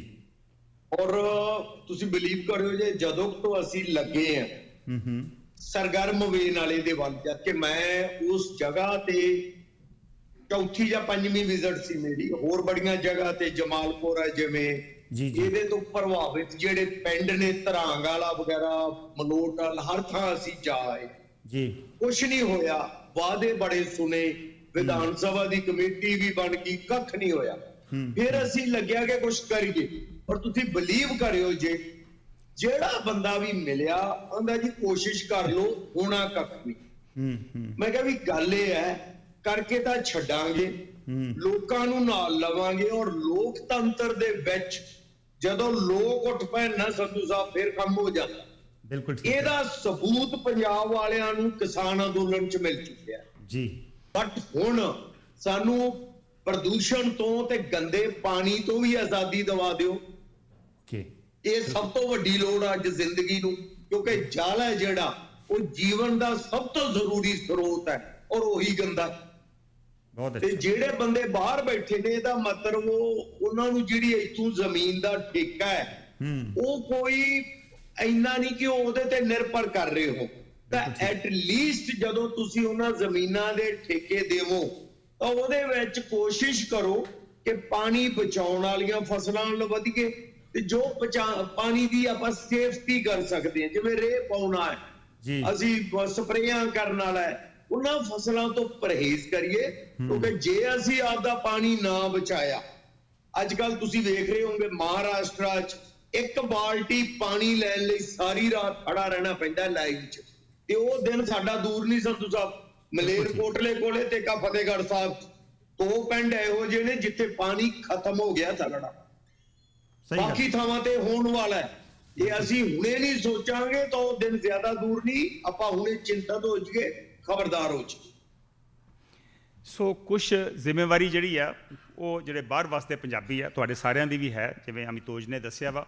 ਬਟ ਸਥਿਤੀ ਬਹੁਤ ਸੀਰੀਅਸ ਆ, ਔਰ ਮੇਰੇ ਖਿਆਲ ਸਿਰਫ ਨੀਤੀ ਨਹੀਂ, ਨੀਅਤ ਦੀ ਕਮੀ ਆ। ਅਦਰਵਾਈਜ਼ ਕਿਵੇਂ ਹੋ ਸਕਦਾ? ਮੈਂ ਵੇਖ ਰਿਹਾ ਪਿਛਲੇ 30 ਸਾਲਾਂ ਤੋਂ ਅਸੀਂ ਉਹ ਬੁੱਢਾ ਨਾਲਾ ਹੀ ਸਾਫ਼ ਕਰ ਰਹੇ ਹਾਂ। ਪੈਸਾ ਮੇਰੇ ਖਿਆਲ ਪਤਾ ਨਹੀਂ ਕਿੰਨੇ ਹਜ਼ਾਰ ਕਰੋੜ ਉੱਥੇ ਪੈਸਾ ਲੱਗ ਗਿਆ। ਕਿੱਧਰ ਜਾਂਦਾ ਪੈਸਾ? ਮੇਰੇ ਖਿਆਲ ਦੱਸਣ ਦੀ ਲੋੜ ਹੀ ਨਹੀਂ, ਆਪਾਂ ਸਭ ਨੂੰ ਪਤਾ ਹੀ ਆ ਕਿ ਪੈਸਾ ਕਿੱਥੇ ਜਾਂਦਾ। ਹਰ ਥਾਂ 'ਤੇ ਜਾਂਦਾ ਪੈਸਾ, ਲੇਕਿਨ ਬੁੱਢੇ ਨਾਲੇ ਨੂੰ ਸਾਫ਼ ਕਰਨ 'ਤੇ ਨਹੀਂ ਜਾਂਦਾ। ਅਦਰਵਾਈਜ਼ ਇੱਕ 40 ਕਿਲੋਮੀਟਰ ਦਾ ਏਰੀਆ ਜਿਹੜਾ ਵਾ ਉਹ ਕਿਵੇਂ ਨਾ ਸਾਫ਼ ਹੋਵੇ? ਇਹ ਸਿਰਫ 30-40 ਕਿਲੋਮੀਟਰ ਦਾ ਏਰੀਆ ਵਾ ਜਿਹਦੇ 'ਚ ਸਭ ਕੁਝ ਹੋ ਰਿਹਾ ਵਾ। ਕਿੰਨੀਆਂ ਕੁ ਇੰਡਸਟਰੀ, 300 ਇੰਡਸਟਰੀ ਹੋਊਗੀ। ਜਿਹਨੂੰ ਰੀਲੋਕੇਟ ਵੀ ਕਰਨਾ ਹੋਵੇ ਤਾਂ ਕਿੰਨਾ ਕੁ ਪੈਸਾ ਚਾਹੀਦਾ ਵਾ। ਖੈਰ, we'll now come to the next slide, which is the youth unemployment and flight of capital. ਬਹੁਤ ਸੀਰੀਅਸ ਮਸਲਾ ਇਸ ਵੇਲੇ ਬਣਿਆ ਹੋਇਆ ਵਾ। ਜੇ ਆਪਾਂ ਬੇਰੁਜ਼ਗਾਰੀ ਦੇ ਫਿਗਰਸ ਵੇਖੀਏ ਤੇ ਪੰਜਾਬ ਦੇ ਬੇਰੁਜ਼ਗਾਰੀ ਦੇ ਫਿਗਰਸ ਕਰੀਬ ਉਹੋ ਜਿਹੇ ਹੀ ਆ ਜਿਹੋ ਜਿਹੇ ਬਾਕੀ ਸਟੇਟਾਂ ਦੇ ਆ, ਜਾਂ ਨੈਸ਼ਨਲ ਐਵਰੇਜ ਆ। ਕਰੀਬ 6 ਤੋਂ 8%, 7% ਆ ਬੇਰੁਜ਼ਗਾਰੀ ਦੇ ਅੰਕੜੇ। ਲੇਕਿਨ ਪੰਜਾਬ ਦੀ ਇੱਕ ਮੈਟਰ ਆਫ ਕੰਸਰਨ ਜਿਹੜਾ ਵਾ ਉਹ ਇਹ ਵਾ ਕਿ ਸਾਡਾ ਜਿਹੜਾ ਅਨਐਮਪਲੋਇਡ 19 ਸਾਲ ਤੋਂ ਲੈ ਕੇ 30-35 ਸਾਲ ਤੱਕ ਆ, ਉਹਦੀ ਫਿਗਰ ਜਿਹੜੀ ਆ ਆਲਮੋਸਟ 26% ਆ। ਔਰ ਉਹਨਾਂ 'ਚ ਬੇਚੈਨੀ ਆ। ਉਹੋ ਹੀ ਲੋਕ ਜਿਹੜੇ ਬਾਹਰ ਉੱਥੇ ਆਉਣਾ ਚਾਹੁੰਦੇ ਆ। ਸੋ that is the flight of human, I won't say trafficking, but that is the price that that Punjab is paying of the human talent going abroad. ਇਹਦੇ 'ਤੇ ਮੇਰਾ ਖਿਆਲ ਆ ਤੁਹਾਨੂੰ ਵੀ ਆંકੜੇ ਬਿਹਤਰ ਪਤਾ ਹੋਣਗੇ। ਇੱਥੇ ਬਹੁਤ ਸਾਰੇ ਇਮੀਗ੍ਰੇਸ਼ਨ ਐਕਸਪਰਟਸ ਵੀ ਬੈਠੇ ਨੇ। ਢਿੱਲੋਂ ਸਾਹਿਬ ਨੂੰ ਵੀ ਇਹਦੇ ਬਾਰੇ ਪਤਾ ਵਾ ਕਿ ਕਰੀਬ ਆਲਮੋਸਟ 1.5 ਤੋਂ 2 ਲੱਖ ਪੰਜਾਬੀ ਸਟੂਡੈਂਟ ਬਾਹਰਲੇ ਮੁਲਕਾਂ 'ਚ ਆਉਣਾ ਚਾਹੁੰਦਾ। ਔਰ ਜੋ ਇੱਥੇ ਵੇਖ ਰਹੇ ਹਾਂ, ਸ਼ਾਇਦ ਇੱਥੇ ਬਲ ਸਾਹਿਬ ਤੇ ਕਾਫੀ ਇਸ ਗੱਲ 'ਤੇ ਇਹ ਮਸਲਾ ਇਹਨਾਂ ਨੇ ਚੁੱਕਿਆ ਵਾ ਕਿ ਇੱਥੇ ਪਾਬੰਦੀਆਂ ਨਹੀਂ ਲੱਗਣੀਆਂ ਚਾਹੀਦੀਆਂ। ਪਰ ਕਿਸੇ ਵਜ੍ਹਾ ਕਰਕੇ ਇੱਥੇ ਵੀ ਪਾਬੰਦੀਆਂ ਲੱਗ ਰਹੀਆਂ। ਸੋ ਅੱਗੇ ਜਿਹੜਾ ਕੈਨੇਡਾ ਆਲਮੋਸਟ 1.5-2 ਲੱਖ ਸਟੂਡੈਂਟ ਇੱਥੇ ਆ ਜਾਂਦਾ ਸੀ, ਮੈਨੂੰ ਲੱਗਦਾ ਵਾ ਕਿ ਅਗਲੇ ਸਾਲਾਂ ਦੇ ਵਿੱਚੋਂ ਨਹੀਂ ਆ ਸਕੂਗਾ। ਉਹ ਕਿੱਥੇ ਜਾਊਗਾ? ਉਹ ਮੈਂ ਜਿਵੇਂ ਅੱਗੇ ਦੱਸਿਆ ਵੀ ਹਰ ਥਾਂ 'ਤੇ ਜਾਣ ਨੂੰ ਤਿਆਰ ਆ, ਪੰਜਾਬ 'ਚ ਰਹਿਣ ਨੂੰ ਤਿਆਰ ਨਹੀਂ। ਉਹ ਰਸ਼ੀਆ ਆਰਮੀ 'ਚ ਵੀ ਭਰਤੀ ਹੋਣ ਨੂੰ ਤਿਆਰ ਆ, ਔਰ ਬਹੁਤ ਸਾਰੇ ਵਿਚਾਰੇ ਉੱਥੇ ਉਸ ਲੜਾਈ ਦੇ ਵਿੱਚ ਮਾਰੇ ਵੀ ਜਾਂਦੇ ਆ। ਔਰ ਇਹ ਸਿਰਫ it is not just the human talent which is going out, it is the flight of capital also. After all ਹਰ ਸਟੂਡੈਂਟ ਜਿਹੜਾ ਵਾ ਉਹ 15, 20, 25 ਲੱਖ ਰੁਪਈਆ ਖਰਚਦਾ ਵਾ। ਸੋ ਇੱਕ ਐਸਟੀਮੇਟ ਆ ਕਿ ਪੰਜਾਬ ਦੇ ਸਟੂਡੈਂਟ ਜਿਹੜੇ ਨੇ $3.7 ਬਿਲੀਅਨ ਹਰ ਸਾਲ ਖਰਚਦੇ ਆ ਬਾਹਰ ਫੀਸ ਦੇਣ ਵਾਸਤੇ, ਔਰ ਰਹਿਣ ਸਹਿਣ ਦਾ ਖਰਚ ਬਣਾ ਲਓ ਇਹ ਤੋਂ ਆਲਮੋਸਟ ਡਬਲ ਖਰਚ ਆ। ਇਹਦੇ 'ਤੇ ਮੈਂ ਪ੍ਰੋਫੈਸਰ ਰਣਜੀਤ ਸਿੰਘ ਘੁੰਮਣ ਨਾਲ ਗੱਲ ਕੀਤੀ, ਜਾਣੇ ਮਾਣੇ ਪ੍ਰੋਫੈਸਰ ਨੇ। ਜ਼ਰਾ ਸੁਣੋ ਪ੍ਰੋਫੈਸਰ ਰਣਜੀਤ ਸਿੰਘ ਘੁੰਮਣ ਨੇ ਇਸ ਮਸਲੇ ਉੱਪਰ ਕੀ ਕਿਹਾ।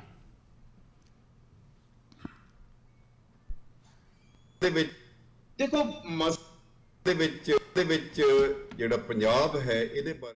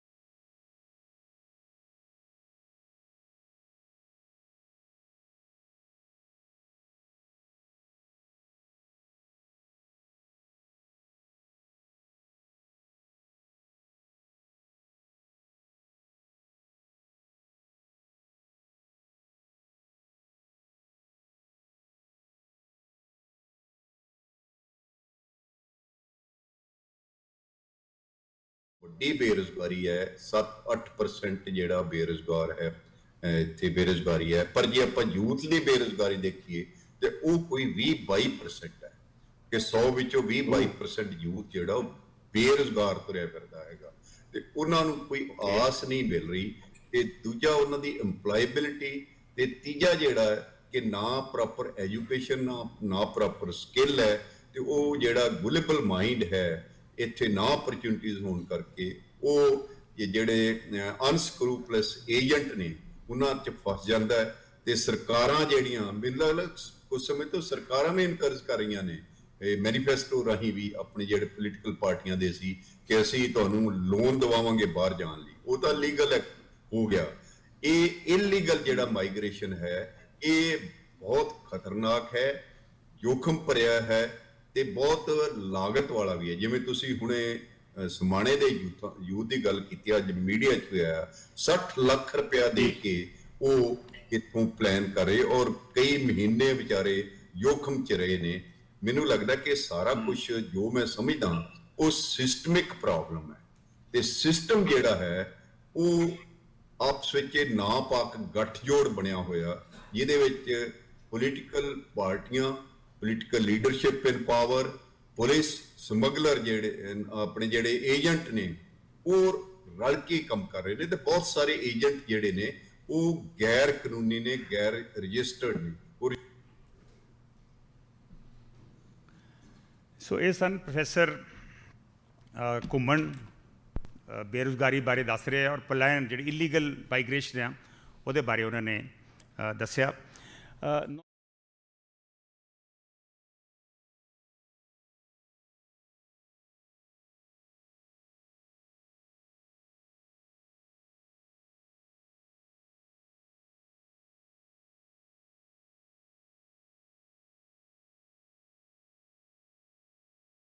ਜਾਰੀ ਹੈ। ਆਪਾਂ ਵੇਖਿਆ ਕਿ ਕਰਜ਼ੇ ਕਰਕੇ ਬਹੁਤ ਸਾਰੇ ਕਿਸਾਨ ਕਰਜ਼ੇ ਹੇਠ ਆ ਕੇ ਆਤਮ ਹੱਤਿਆ ਕਰਦੇ ਰਹੇ। ਬਹੁਤ ਸਾਰੇ ਨੌਜਵਾਨ ਬੇਰੁਜ਼ਗਾਰੀ ਕਰਕੇ ਡਰੱਗਸ ਦੇ ਵਿੱਚ ਪੈ ਗਏ ਔਰ ਓਵਰਡੋਜ਼ ਕਰਕੇ ਉਹਨਾਂ ਦੀ ਡੈਥ ਹੋਈ, ਔਰ ਆਲਮੋਸਟ 4-5 ਹਜ਼ਾਰ ਪੰਜਾਬ ਦਾ ਜਿਹੜਾ ਯੂਥ ਹੈ ਉਹ ਸੜਕ ਹਾਦਸਿਆਂ ਦੇ ਵਿੱਚ ਮਾਰਿਆ ਜਾਂਦਾ ਵਾ। ਸੋ ਹਿਊਮਨ ਲਾਈਫ ਦੀ ਉੱਥੇ ਬੁੱਕਲ ਜਿਹੜੀ ਆ ਉਹ ਬਿਲਕੁਲ ਜ਼ੀਰੋ ਹੋਈ ਪਈ ਆ। ਔਰ ਸਭ ਤੋਂ ਵੱਡੀ ਪ੍ਰੋਬਲਮ ਜਿਹੜੀ ਆ ਡਰੱਗਸ ਦੀ ਆ। ਡਰੱਗਸ ਦਾ ਮਸਲਾ ਜਿਹੜਾ ਵਾ ਇਹ ਬੜੇ ਵੱਡੇ ਲੀਡਰਾਂ ਨੇ ਕਿਹਾ ਜੀ ਅਸੀਂ ਮਹੀਨੇ 'ਚ ਖਤਮ ਕਰ ਦੇਂਗੇ, 6 ਮਹੀਨੇ 'ਚ ਖਤਮ ਕਰ ਦੇਂਗੇ। ਮੇਰਾ ਖਿਆਲ ਹੈ ਆਲਮੋਸਟ, ਮੈਨੂੰ ਯਾਦ ਹੈ ਜਦ ਮੈਂ 2016 ਦੇ ਵਿੱਚ ਮੈਨੀਫੈਸਟੋ ਬਣਾ ਰਿਹਾ ਸੀ ਤੇ ਇੱਕ ਸਾਡੇ ਗੈਦਰਿੰਗ ਦੇ ਵਿੱਚ ਇੱਕ ਲੜਕੀ ਉੱਠ ਕੇ ਉਹਨੇ ਦੱਸਿਆ ਵੀ ਉਹਦੇ ਹਸਬੈਂਡ ਨੂੰ ਜਿਹੜਾ ਡਰੱਗ ਐਡਿਕਟ ਸੀ ਉਹਨੇ ਸੁਸਾਈਡ ਕੀਤੀ, ਔਰ ਉਹਨੇ ਅਪੀਲ ਕੀਤੀ ਉਸ ਵੇਲੇ ਸਰਕਾਰ ਨੂੰ ਵੀ ਪਿਛਲੀ ਸਰਕਾਰਾਂ ਨੇ ਕੁਝ ਨਹੀਂ ਕੀਤਾ, ਹੁਣ ਜੇ ਆਮ ਆਦਮੀ ਪਾਰਟੀ ਦੀ ਸਰਕਾਰ ਆ ਗਈ ਤਾਂ ਤੁਸੀਂ, ਮੈਂ ਆਸ ਕਰਦੀ ਹਾਂ ਕਿ ਜ਼ਰੂਰ ਕੁਛ ਨਾ ਕੁਛ ਕਰੋਗੇ। ਉਦੋਂ ਤਾਂ ਨਹੀਂ ਸਰਕਾਰ ਆਈ ਪਰ ਹੁਣ ਸਰਕਾਰ ਆ ਗਈ ਹੈ। ਲੇਕਿਨ ਅੱਜ ਵੀ ਸਮੱਸਿਆ ਕਿੱਥੇ ਖੜੀ ਆ, ਮੈਂ ਤੁਹਾਨੂੰ ਇੱਕ ਇੰਟਰਵਿਊ ਸੁਣਾਉਣਾ ਚਾਹੁੰਦਾ ਵਾਂ ਮੋਹਨ ਸ਼ਰਮਾ ਨਾਲ, ਜਿਹੜੇ ਕਰੀਬ 19-20 ਸਾਲਾਂ ਤੋਂ ਇਸ ਮਸਲੇ 'ਤੇ ਕੰਮ ਕਰ ਰਹੇ ਆ। ਸੋ ਮੋਹਨ ਸ਼ਰਮਾ ਦਾ ਜ਼ਰਾ ਇੰਟਰਵਿਊ। ਮੇਰੀਆਂ ਨਸ਼ੇ ਸਾਹਿਬ ਦੇ ਖੇਤੀਆਂ 22 ਕਿਤਾਬਾਂ ਆਈਆਂ ਨੇ। ਤੇ ਲੋੜ ਨਸ਼ਿਆਂ ਦੇ ਉੱਤੇ ਮੇਰੀਆਂ 5 ਕਿਤਾਬਾਂ ਨੇ। ਪਹਿਲੀ ਗੱਲ। ਦੂਸਰੀ, ਪੰਜਾਬ ਸਰਕਾਰ ਵੱਲੋਂ ਮੈਨੂੰ 2 ਵਾਰ ਸਟੇਟ ਅਵਾਰਡ ਨਾਲ ਸਨਮਾਨਿਤ ਕੀਤਾ ਗਿਆ। ਅੱਛਾ ਜੀ। ਦੋ ਵਾਰ। ਤੇ ਮੇਰਾ ਨਸ਼ਿਆਂ ਦੇ ਮਾਮਲੇ 'ਚ ਵਿਸ਼ਾਲ ਤਜਰਬਾ ਹੈ। ਇੱਕ ਮਸ਼ਹੂਰ ਨਸ਼ਾ ਛੁਡਾਊ ਕੇਂਦਰ ਦਾ ਡਾਇਰੈਕਟਰ ਦੇ ਤੌਰ ਤੇ ਮੈਂ 19 ਸਾਲ ਸੇਵਾ ਕੀਤੀ ਹੈ। ਤੇ ਹੁਣ ਵੀ ਮੇਰਾ ਇਹ ਫੀਲਡ ਹੈ, ਮੈਂ ਲੋਕਾਂ ਨੂੰ ਅਵੇਅਰ ਕਰਨ ਵਾਸਤੇ ਹਰ ਵੇਲੇ ਯਤਨਸ਼ੀਲ। ਬਹੁਤ ਅੱਛਾ ਉਪਰਾਲਾ ਤੁਸੀਂ ਕਰ ਰਹੇ ਜੇ ਮੋਹਨ ਸ਼ਰਮਾ ਜੀ। 2-3 ਸਵਾਲ ਆ ਤੁਹਾਨੂੰ। ਪਹਿਲਾਂ ਤਾਂ ਇਹ ਦੱਸੋ ਕਿ ਇਸ ਵੇਲੇ ਹਾਲਾਤ ਕੀ ਨੇ, ਕਿਉਂਕਿ ਸਰਕਾਰਾਂ ਦਾਅਵਾ ਕਰਦੀਆਂ ਕਿ ਅੱਗੇ ਨਾਲੋਂ ਸਿਚੁਏਸ਼ਨ ਬਿਹਤਰ ਹੋਈ ਹੈ। ਤੁਹਾਡੀ ਕੀ ਇਨਫੋਰਮੇਸ਼ਨ ਹੈ?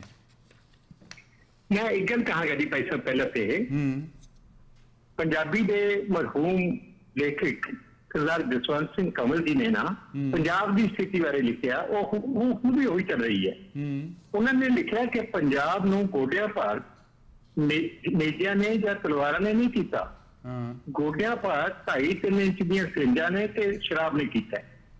ਇਸ ਵੇਲੇ ਸਥਿਤੀ ਇਸ ਤਰੀਕੇ ਦੀ ਹੈ ਕਿ ਸਾਡੇ ਨੌਜਵਾਨ ਤਾਂ ਮਰ ਰਹੇ ਨੇ ਤੇ ਉਹਨਾਂ ਦੀਆਂ ਲਾਸ਼ਾਂ ਨੂੰ ਮੋਢਾ ਦੇ ਰਹੇ ਨੇ ਉਹਨਾਂ ਦੇ ਬਾਪ, ਤੇ ਸਿਰਿਆਂ ਤੇ ਪਲੱਸ ਛੱਤਾਂ ਤੇ ਪ੍ਰਸ਼ਨ ਧੁੱਕ ਰਹੇ ਨੇ ਹੁਣ ਵੀ ਕਿ ਇਹ ਕਿਸ ਤਰੀਕੇ ਦਾ ਵਿਕਾਸ ਹੈ। ਤਾਂ ਅਥੂਆਂ ਟਮਾਟਰ ਕੀਤਾ। ਵਿਕਾਸ ਸਿਰਫ ਗਲੀਆਂ, ਨਾਲੀਆਂ, ਸੜਕਾਂ, ਮਾਰਗ ਬਣਾਉਣ ਨੂੰ ਨਹੀਂ ਕਿਹਾ ਜਾਂਦਾ। ਜਦੋਂ ਲੋਕਾਂ ਦਾ ਨਿੱਜੀ ਤੌਰ ਤੇ ਲੋਕਾਂ ਦੇ ਅਥਰੂ ਹਿੱਸੇ ਆਏ ਨੇ, ਲੋਕਾਂ ਦਾ ਚੁੱਲ੍ਹੇ ਠੰਡੇ ਹੋਏ ਨੇ, ਤੇ ਇਸ ਪੱਖ ਤੋਂ ਵਿਕਾਸ ਨਹੀਂ, ਵਿਨਾਸ਼ ਦੀ ਗੱਲ ਹੈ ਜੀ ਭਾਈ ਸਾਹਿਬ। ਸੋ ਸਿਚੁਏਸ਼ਨ ਜਿਹੜੀ ਆ ਕਾਫੀ ਸੀਰੀਅਸ ਆ ਤੁਹਾਡੇ ਮੁਤਾਬਕ। ਕੀ ਲੱਗਦਾ ਅੱਗੇ ਨੂੰ ਡਰੱਗਸ ਜਿਹੜੇ ਆ ਸਪਲਾਈ ਘਟੀ ਆ ਜਾਂ ਸਪਲਾਈ ਉਸੇ ਤਰ੍ਹਾਂ ਹੀ ਆ? ਪਹਿਲੀ ਗੱਲ ਤੇ ਸਪਲਾਈ ਲਾਈਨ ਹੈ ਜਿਹੜੀ, ਇਹ ਉਸ ਤੋਂ ਕਿਤੇ ਜ਼ਿਆਦਾ ਵਧੀ ਹੈ।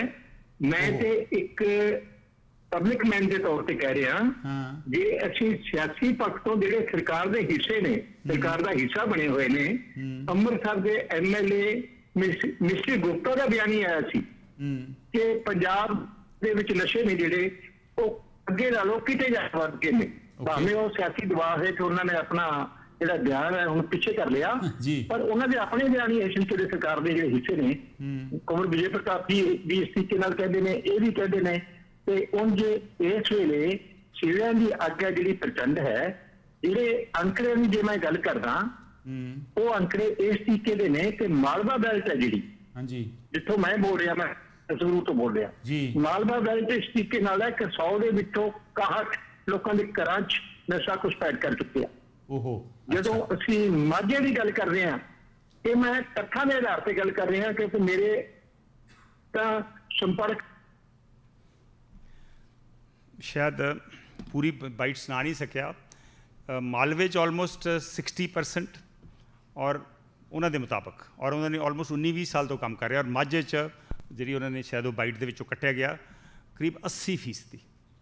ਇਹ ਇਸ ਵੇਲੇ ਹਾਲਾਤ ਪੰਜਾਬ ਦੇ ਵਿੱਚ ਬਣੇ ਹੋਏ ਆ, ਔਰ ਉਹਨਾਂ ਨੇ ਕਈ ਕਿਤਾਬਾਂ ਲਿਖੀਆਂ ਔਰ 19 ਸਾਲ ਤੋਂ ਕੰਮ ਕਰ ਰਹੇ ਆ, ਔਰ ਸਰਕਾਰ ਦੇ ਨਾਲ ਲਗਾਤਾਰ ਜੁੜ ਕੇ ਉਹ ਕੰਮ ਕਰ ਰਹੇ ਆ। ਮੈਂ ਹੁਣ ਅਗਲੀ ਗੱਲ ਕਰਨੀ ਚਾਹੁੰਦਾ ਵਾਂ। ਪੰਜਾਬ ਦੇ ਵਿੱਚ ਪਿਛਲੇ ਕਈ ਸਾਲਾਂ ਤੋਂ ਦੇਰ ਇਜ਼ ਅਨਐਂਡਿੰਗ ਸਟਰਾਈਫ। ਪਹਿਲਾਂ ਤਾਂ ਚਲੋ ਆਪਾਂ ਵੇਖਿਆ ਹੀ ਆ ਪਾਰਟੀਸ਼ਨ ਵੇਲੇ ਕੀ ਹੋਇਆ, ਉਸ ਤੋਂ ਬਾਅਦ ਫਿਰ ਪੰਜਾਬੀ ਸੂਬਾ ਵੇਲੇ ਇੱਕ ਜਦੋਜਹਿਦ ਚੱਲਦੀ ਰਹੀ, ਫਿਰ ਮਿਲੀਟੈਂਸੀ ਆਲਮੋਸਟ 10-15 ਸਾਲ ਰਹੀ, ਉਹਦੇ ਵੇਲੇ ਵੀ ਜਦੋਜਹਿਦ ਚੱਲਦੀ ਰਹੀ। ਹੁਣ ਪੰਜਾਬ ਦੇ ਹੱਕਾਂ ਲਈ ਜਦੋਜਹਿਦ ਚੱਲ ਰਹੀ ਆ, ਕਿਸਾਨ ਐਜੀਟੇਸ਼ਨ ਚੱਲਦੀ ਰਹੀ। ਅਨਐਂਡਿੰਗ ਸਟਰਾਈਕ, ਮੇਰਾ ਖਿਆਲ ਆ ਵੀ ਕਿਸਾਨ ਪਿਛਲੇ ਪਤਾ ਨਹੀਂ ਕਿੰਨੇ ਕੁ ਮਹੀਨਿਆਂ ਤੋਂ ਸੜਕਾਂ 'ਤੇ ਬੈਠੇ ਆ, ਹਰ ਵਰਗ ਜਿਹੜਾ ਵਾ ਸੜਕਾਂ 'ਤੇ, ਔਰ ਲਗਾਤਾਰ ਪਿਛਲੀਆਂ ਸਰਕਾਰਾਂ 'ਚ ਵੀ ਵੇਖ ਰਹੇ ਹਾਂ। ਟੀਚਰਸ, ਕੰਪਿਊਟਰ ਟੀਚਰਸ, ਲਾਈਨਮੈਨ, ਜਿਹੜਾ ਮਰਜ਼ੀ ਵਰਗ ਲੈ ਲਓ, ਮਜ਼ਦੂਰ, ਆ ਹੁਣ ਝੋਨੇ ਦੀ ਫਸਲ ਚੁੱਕਣੀ ਆ, ਆੜ੍ਹਤੀਏ ਵੀ ਸਟਰਾਈਕ 'ਤੇ, ਜਿਹੜੇ ਪੱਲੇਦਾਰ ਉਹ ਵੀ ਸਟਰਾਈਕ 'ਤੇ, ਮਜ਼ਦੂਰ ਵੀ ਸਟਰਾਈਕ 'ਤੇ, ਸ਼ੈਲਰ ਵੀ ਸਟਰਾਈਕ 'ਤੇ। ਸੋ ਇਹ ਪੰਜਾਬ ਦੀ ਇਸ ਵੇਲੇ ਹਾਲਤ ਬਣੀ ਹੋਈ ਆ, ਅਨਐਂਡਿੰਗ ਸਟਰਾਈਫ। ਔਰ ਫਿਰ ਮੁਲਕਾਂ ਦੇ ਵਿੱਚ ਇੰਡੀਆ ਅਤੇ ਪਾਕਿਸਤਾਨ ਦੇ ਦਰਮਿਆਨ ਰਿਸ਼ਤੇ ਨਹੀਂ ਚੰਗੇ, ਉਹਦਾ ਵੀ ਨੁਕਸਾਨ ਪੰਜਾਬ ਨੂੰ ਹੀ ਹੋ ਰਿਹਾ ਵਾ। ਸੋ ਇਹਦਾ ਵੀ ਖਮਿਆਜ਼ਾ ਪੰਜਾਬ ਜਿਹੜਾ ਵਾ ਲਗਾਤਾਰ ਭੁਗਤ ਰਿਹਾ ਵਾ।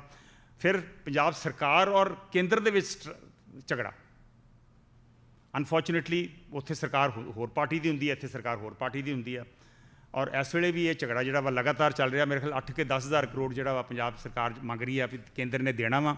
ਔਰ ਝਗੜਾ ਕੀ ਆ ਵੀ ਜਿਹੜੀਆਂ ਸਕੀਮਾਂ ਉਹ 'ਤੇ ਫੋਟੋ ਕਿਹਦੀ ਲੱਗਣੀ ਚਾਹੀਦੀ ਹੈ? ਫੋਟੋ ਪੰਜਾਬ ਦੇ ਮੁੱਖ ਮੰਤਰੀ ਦੀ ਲੱਗਣੀ ਚਾਹੀਦੀ ਆ ਕਿ ਦਿੱਲੀ ਦੇ ਪ੍ਰਧਾਨ ਮੰਤਰੀ ਦੀ ਲੱਗਣੀ ਚਾਹੀਦੀ ਆ, ਮੁਲਕ ਦੇ ਪ੍ਰਧਾਨ ਮੰਤਰੀ ਦੀ ਲੱਗਣੀ ਚਾਹੀਦੀ ਆ? ਇਹ ਮਸਲਾ ਵਾ। ਸੋ ਅਸੀਂ what have you reduced our governance to, this is the issue. But ਇਹਦੇ ਕਰਕੇ ਓਬਵੀਅਸਲੀ ਲੋਕ ਸਫਰ ਕਰ ਰਹੇ ਆ। ਔਰ ਸਿਰਫ ਇਹੋ ਹੀ ਨਹੀਂ, ਲੋਕ ਸਿਰਫ, ਮੈਂ ਸਪੈਸੀਫਿਕਲੀ ਜਾਣਨਾ ਚਾਹੁੰਦਾ ਵੀ ਸ਼ਹਿਰਾਂ ਅਤੇ ਪਿੰਡਾਂ ਦਾ ਕੀ ਹਾਲਤ ਹੈ। So let me come to that. ਇਸ ਵੇਲੇ ਪੰਜਾਬ ਦੇ ਜਿਹੜੇ ਬਹੁਤੇ ਸ਼ਹਿਰ ਨੇ, ਮੈਂ ਅੱਗੇ ਵੀ ਗੱਲ ਕੀਤੀ ਆ, ਲਿਵੇਬਲ ਨਹੀਂ ਰਹਿ ਗਏ। ਲੋਕ ਕਿਉਂ ਚੰਡੀਗੜ੍ਹ ਵੱਲ ਨੂੰ ਸਾਰੇ ਭੱਜ ਰਹੇ ਆ, ਮੋਹਾਲੀ ਵੱਲ ਨੂੰ ਸਾਰੇ ਭੱਜ ਰਹੇ ਆ। ਜਿਹਦਾ ਵੀ ਅਫੋਰਡ ਕਰ ਸਕਦਾ ਉਹ ਚੰਡੀਗੜ੍ਹ, ਮੋਹਾਲੀ, ਖਰੜ, ਜ਼ੀਰਕਪੁਰ ਇੱਥੇ ਆਉਣਾ ਚਾਹੁੰਦਾ ਵਾ। Y is this? ਔਰ ਇਹਨਾਂ ਸ਼ਹਿਰਾਂ ਦੇ ਵਿੱਚ ਲਗਾਤਾਰ ਅਫੋਰਡੇਬਲ ਹਾਊਸਿੰਗ ਨਾ ਹੋਣ ਕਰਕੇ ਆਲਮੋਸਟ 14-15 ਹਜ਼ਾਰ ਇਲੀਗਲ ਕਾਲੋਨੀਜ਼ ਹੈ। ਜਦੋਂ ਸਰਕਾਰ ਬਦਲਦੀ ਆ ਜਾਂ ਇਲੈਕਸ਼ਨਾਂ ਹੋਣੀਆਂ ਹੁੰਦੀਆਂ, ਉਹ ਸਾਰੀਆਂ ਇਲੀਗਲ ਕਾਲੋਨੀ ਨੂੰ ਲੀਗਲਾਈਜ਼ ਕਰ ਦਿੰਦੇ ਆ, ਫਿਰ ਦੁਬਾਰਾ ਇਲੀਗਲ ਕਾਲੋਨੀ ਸ਼ੁਰੂ ਹੋ ਜਾਂਦੀਆਂ। ਪ੍ਰੋਪਰ ਟਰਾਂਸਪੋਰਟ ਸਿਸਟਮ ਹੀ ਹੈ ਨਹੀਂ ਗਾ। ਹੁਣ ਸ਼ੁਰੂ ਹੋਇਆ ਵਾ ਟਰਾਂਸਪੋਰਟ ਸਿਸਟਮ, ਕਹਿੰਦੇ ਅੰਮ੍ਰਿਤਸਰ ਦੇ ਵਿੱਚ ਸ਼ਾਇਦ ਪ੍ਰਧਾਨ ਮੰਤਰੀ ਦੀ ਕੋਈ ਯੋਜਨਾ ਸੀ, ਉਹਦੇ ਤਹਿਤ ਕੋਈ ਬੱਸਾਂ ਆਈਆਂ ਵਾ, ਉਹ ਵੀ ਪਤਾ ਨਹੀਂ ਚੱਲਣੀਆਂ ਕਿ ਨਹੀਂ ਚੱਲਣੀਆਂ। ਫਿਰ ਨਾ ਮਸਲਾ ਹੋ ਜਾਵੇ ਵੀ ਉੱਥੇ ਫੋਟੋ ਕਿਹਦੀ ਲੱਗਣੀ ਚਾਹੀਦੀ ਹੈ। ਮੈਨੂੰ ਯਾਦ ਹੈ, ਮੈਂ ਜਦੋਂ 1975-76 ਦੇ ਵਿੱਚ ਜਲੰਧਰ ਪੜ੍ਹਦਾ ਸੀਗਾ, ਅਤੇ ਲਗਾਤਾਰ ਇੱਕ ਲੋਕਲ ਬੱਸ ਚੱਲਦੀ ਹੁੰਦੀ ਸੀ DAV ਕਾਲਜ ਤੋਂ ਲੈ ਕੇ ਕੈਂਟ ਤੱਕ। ਜੋ ਹੈ ਸੀ ਉਹ ਵੀ ਅਸੀਂ ਰਹਿਣ ਨਹੀਂ ਦਿੱਤਾ, ਹੁਣ ਉੱਥੇ ਹੈ ਨਹੀਂ ਬੱਸ ਸਿਸਟਮ ਹੀ ਹੈ ਨਹੀਂ, ਲੋਕਲ ਬੱਸ ਸਿਸਟਮ। ਔਰ ਸਿਰਫ ਇਹੋ ਹੀ ਨਹੀਂ, ਪਿੰਡਾਂ ਦੀ ਹਾਲਤ ਵੇਖ ਲਓ। ਮੈਂ ਜਿਵੇਂ ਹੁਣੇ ਦੱਸਿਆ ਵੀ ਛੱਪੜ ਹੀ ਨਹੀਂ ਸਾਡੇ ਤੋਂ ਸਾਫ਼ ਹੋਏ। 12,000-13,000 ਪਿੰਡ ਆ ਜਿਨ੍ਹਾਂ ਦੇ ਬਹੁਤਿਆਂ ਦੇ ਛੱਪੜ ਜਿਹੜੇ ਆ ਉਹ ਸਾਫ਼ ਹੋਣ ਵਾਲੇ ਆ। ਔਰ ਜਿਵੇਂ ਦੱਸਿਆ ਕਿ ਇਹ ਆਲਮੋਸਟ 8 ਤੋਂ 10 ਹਜ਼ਾਰ ਕਰੋੜ ਰੁਪਈਆ ਜਿਹੜਾ ਸੈਂਟਰ ਕੋਲ ਫਸਿਆ ਹੋਇਆ, ਜਿਹਦੇ ਕਰਕੇ ਲਿੰਕ ਰੋਡ ਇਸ ਵੇਲੇ ਟੁੱਟੀਆਂ ਪਈਆਂ, ਲਿੰਕ ਰੋਡਸ ਦੀ ਰਿਪੇਅਰ ਨਹੀਂ ਹੋ ਰਹੀ, ਮੰਡੀਆਂ ਦੀ ਮਾੜੀ ਹਾਲਤ ਆ।